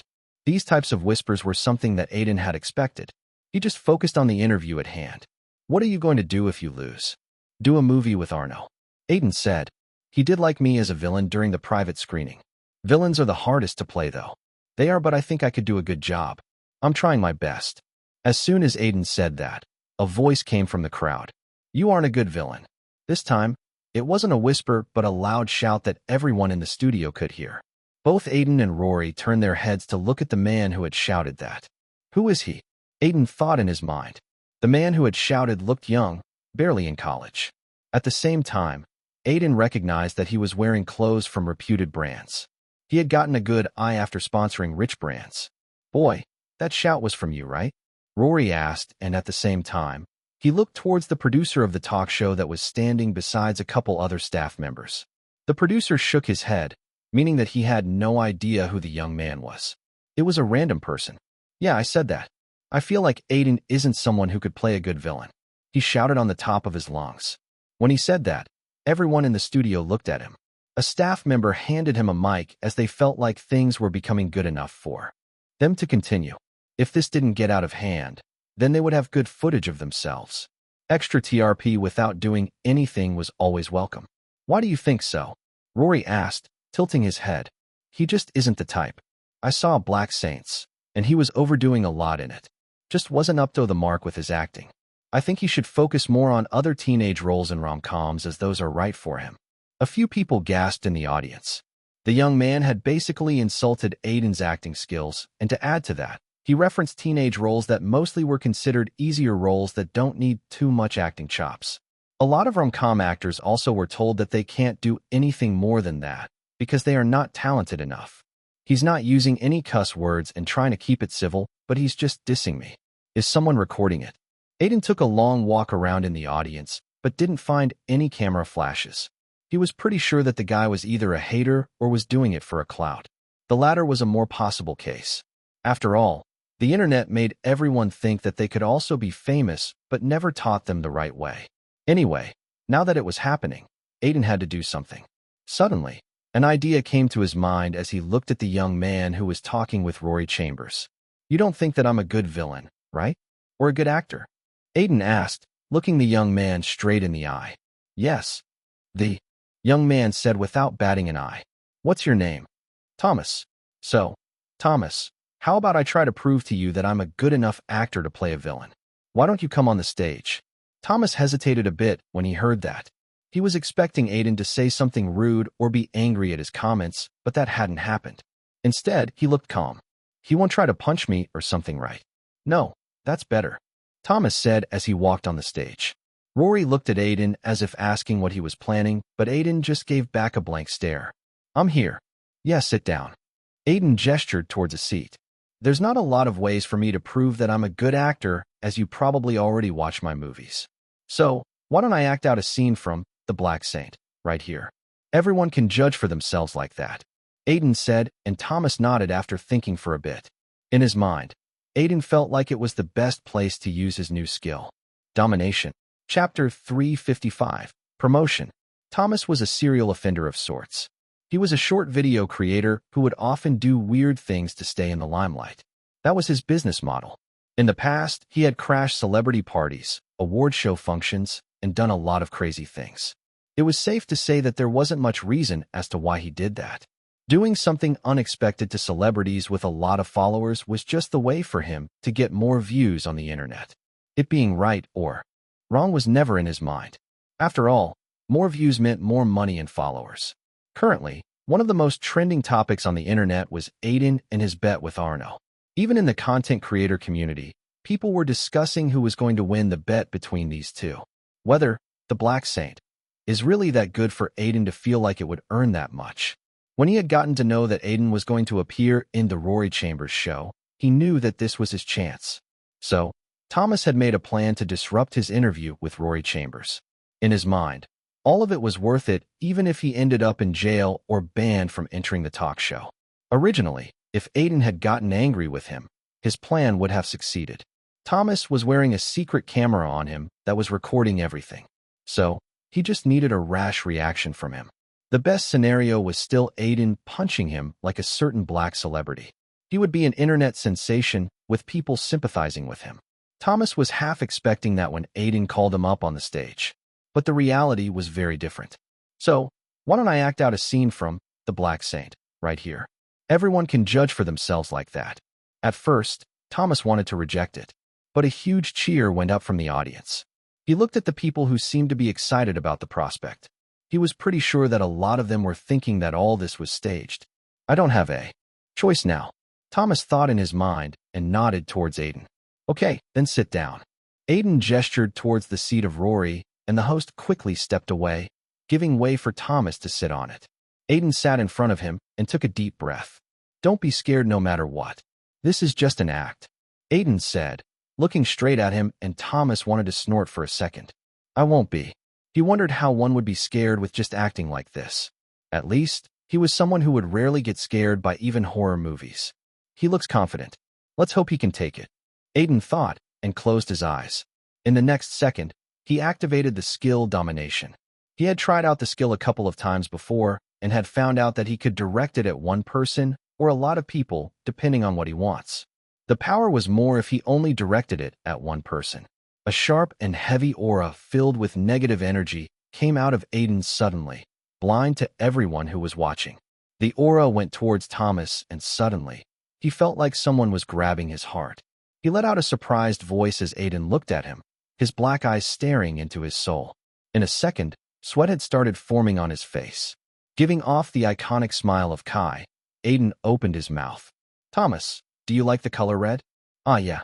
I like it too. There's peace in it. Much sharper and brighter than other colors, and it's easy to stand out wearing red. There's a reason why dead bodies look the best in a pool of dark, red blood. Thomas gulped hearing that. Fear was on his face, and his legs were suddenly shaking. Aiden was speaking to him in a very soft voice, but it looked like the most dangerous voice to him. The sharp aura enveloping him made it worse, but the audience had no clue about it. They were all mesmerized by Aiden's acting. Only Rory, who was still on the stage, felt a different kind of pressure. But it wasn't at the same wavelength as Thomas, who felt like he would pass out soon.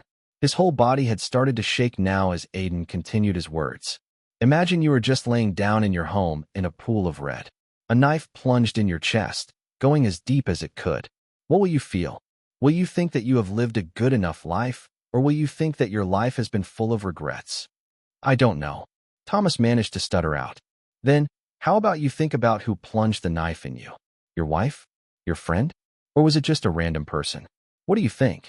Though, will it matter who killed you if you are already dead? Aiden asked, looking at him as innocent as he could. But that look was just creepy to Thomas. He was already imagining a devil in front of him instead of Aiden. Domination and Aiden's acting was too fatal to him. Thomas's words never left his mouth, and he suddenly passed away from all the pressure. Rory, who was standing on the side, quickly caught him as Aiden quickly retracted the skill, and all the pressure disappeared. Thomas felt a pressure lift his chest, and he got a bit better. Is he okay? Aiden asked as he quickly checked up on him. He's breathing. I will get a doctor to look at him, Rory said. But going by how his legs were shaking, he passed out due to fear. He wasn't able to take your act. Rory let out a sigh and wondered how big of a monster Aiden was. His portrayal was bone-chilling, and even he had felt it. He wasn't surprised that Thomas had passed out. I should go and check out the movie, Rory thought in his mind. As a host, his job was only to interview people, and although he liked movies, he wouldn't watch every movie that celebrities came to promote on his talk show. But this time, Rory felt an urge to go check out The Black Saint on the first day of its release. Apparently, most people in the crowd were also thinking the same. Man, that was chilling. I know, right? I felt like I would pass out or run away too. I was genuinely feeling so scared. Who said that Aiden can't play a villain? The one who said that already passed out. Let's go watch The Black Saint. I want to watch the movie if I get more of it. Yeah, it's been so long since I have seen a good, crazy villain on the screen. Let me check if there are tickets available. If this was all staged, then this is the perfect marketing I have seen of any movie. I got sold in an instant. Although it was unexpected luck. Favored Aiden. Seeing the reactions around him, he quickly walked up to Rory. Can we have this in the episode? I don't want you to cut it out.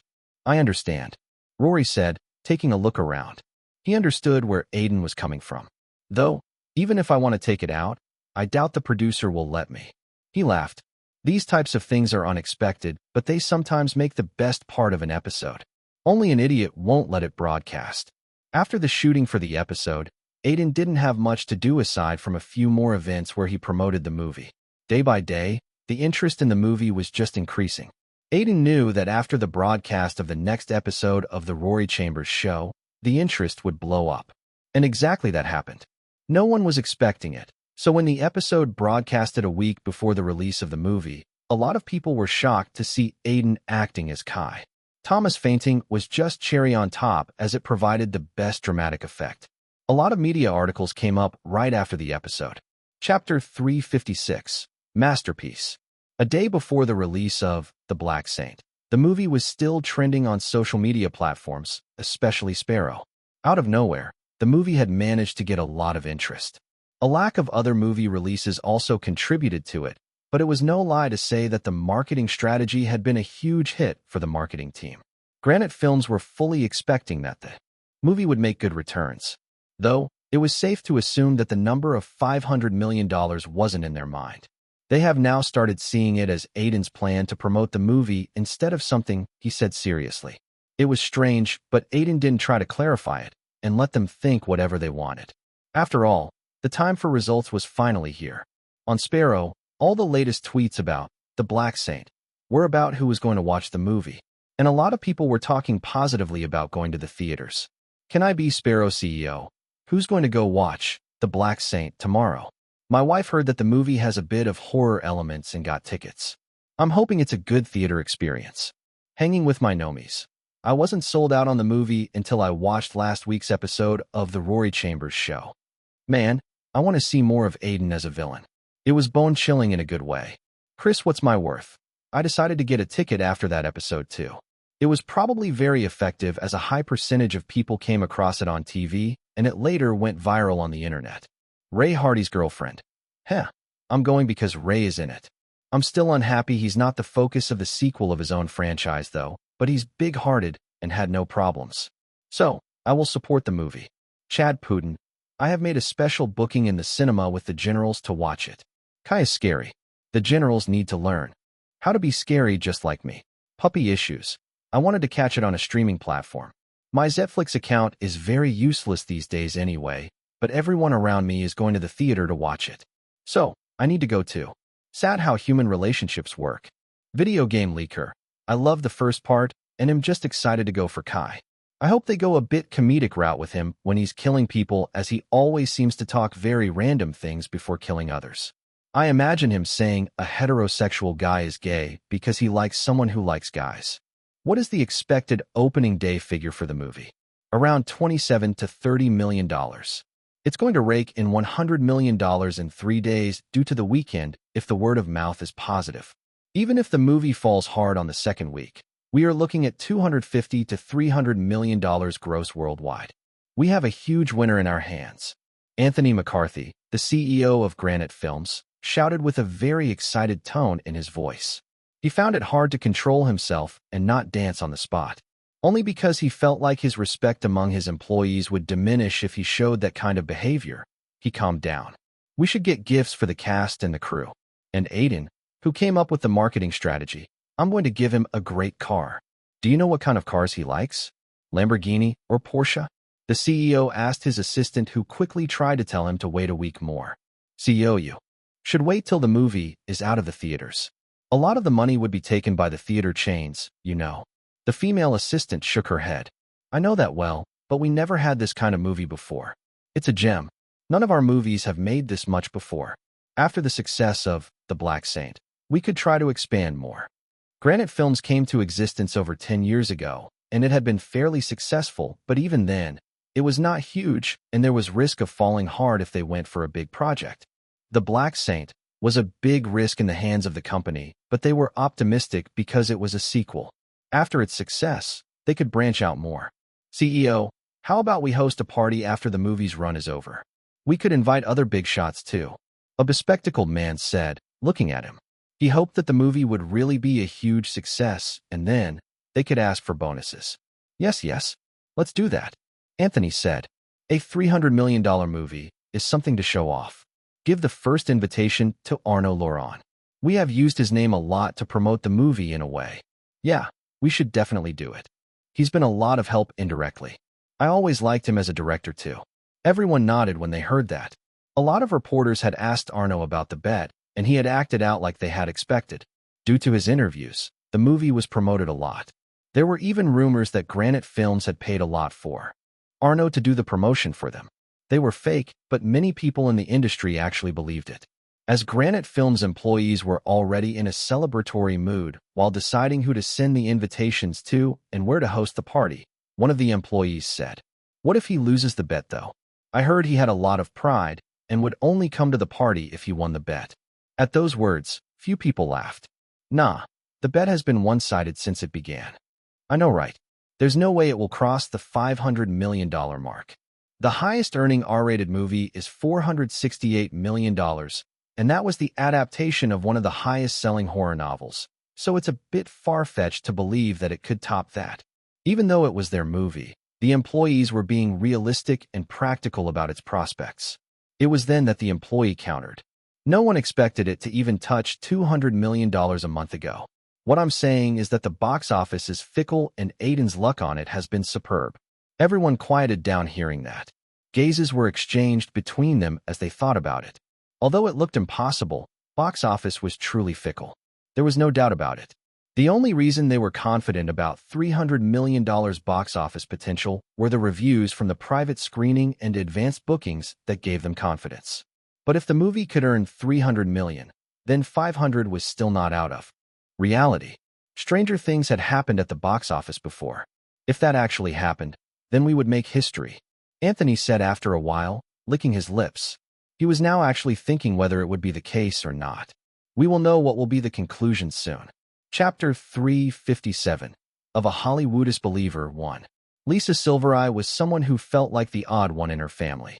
Like someone who was so different from the others around her that she sometimes wondered how she had become like this. Most of the people in her family were movie buffs, people who lived for stories and particularly movies. Even her mom was like that to a certain extent.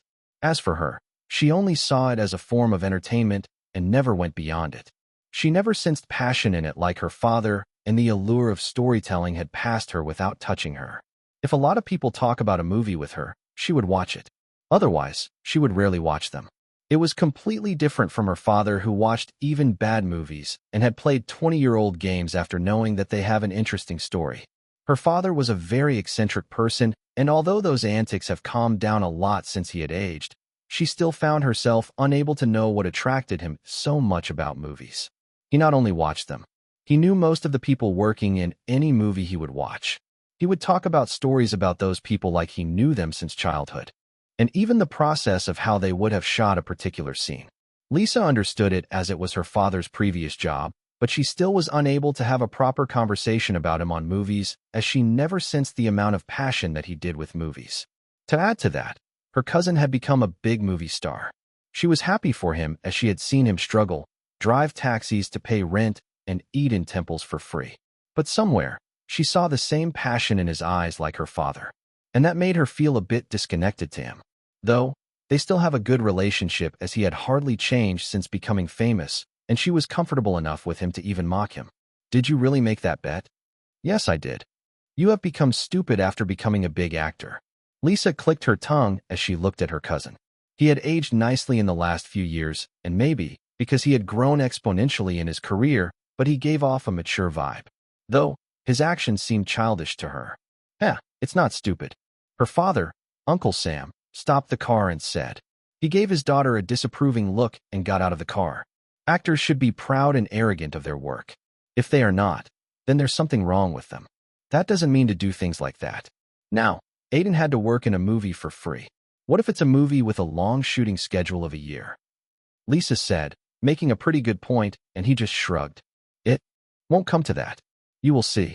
If you say so. P1E's Vizzy, T, N0V1B, and .NET. As both of them bickered, Aiden pulled up his mask and glasses and completed his look with a cap. It was the first day of The Black Saint release, and he was off from promoting it, so he was having a free day. Uncle Sam wanted to watch The Black Saint, and Lisa wanted to come along too, so he had gotten tickets, and now he was standing in the parking lot of a mall, ready to watch an afternoon show. You two should stop fighting. We are here to watch the movie. Let's focus on that, Aiden said with a sigh. Both of them nodded, and they walked inside. The theater was on the 3rd floor, so they took the escalator to go up. On the way, Lisa looked around suspiciously, like she was scared of something. What happened? Aiden asked her. I'm just worried that someone is going to recognize you. There will be a lot of people who would be asking for autographs if they know you are here. I don't want a ruckus like that. I don't think so. Aiden lightly shook his head. Celebrities often go to watch their own movies secretly, and most of them are very used to hiding their faces. Moreover, people are mostly in groups in a mall, and they would rarely focus on others. She nodded, and they reached the theater, and outside of it, there were a lot of people standing. A screening had just ended, and a second one was going to start soon. It seemed like people were very excited about the movie. Lisa perked up her ears to listen to a few conversations. Did you hear from someone who watched the movie? My friend watched the morning show, and he's been blabbering about it since then. I guess it's a very good movie. Some reviews called it the best movie of the year. I think they are exaggerating. After all, you can't add too much in a movie about a serial killer that's never explored before. Yeah, but I'm very excited to see Aiden. Yeah, he's my favorite actor. I loved him as Kai in the first movie too. Hearing all those things about her cousin, she felt a bit proud and looked at him. A lot of people like you. Yeah, but they are here to see Kai, so I'm sure he has more fans than me. Aren't you two the same? Lisa raised her eyebrow. Someone being a fan of Kai automatically made him a fan of Aiden in her eyes. Not necessarily. Yes, I play him, but he's different from me. He's a part of me, yet he's his own self too. It's hard to explain, but people would like Kai and not like me. It happens way more than you think, especially when a character gets too famous, its actor suffers. He spoke with the same passion that she was so familiar with. His eyes were shining as he explained. He seems to be in his own little world while talking about his character. Must be nice. She thought as they walked. Like Aiden had told her, people rarely looked at them despite Aiden dressing like that. They were all busy in their own little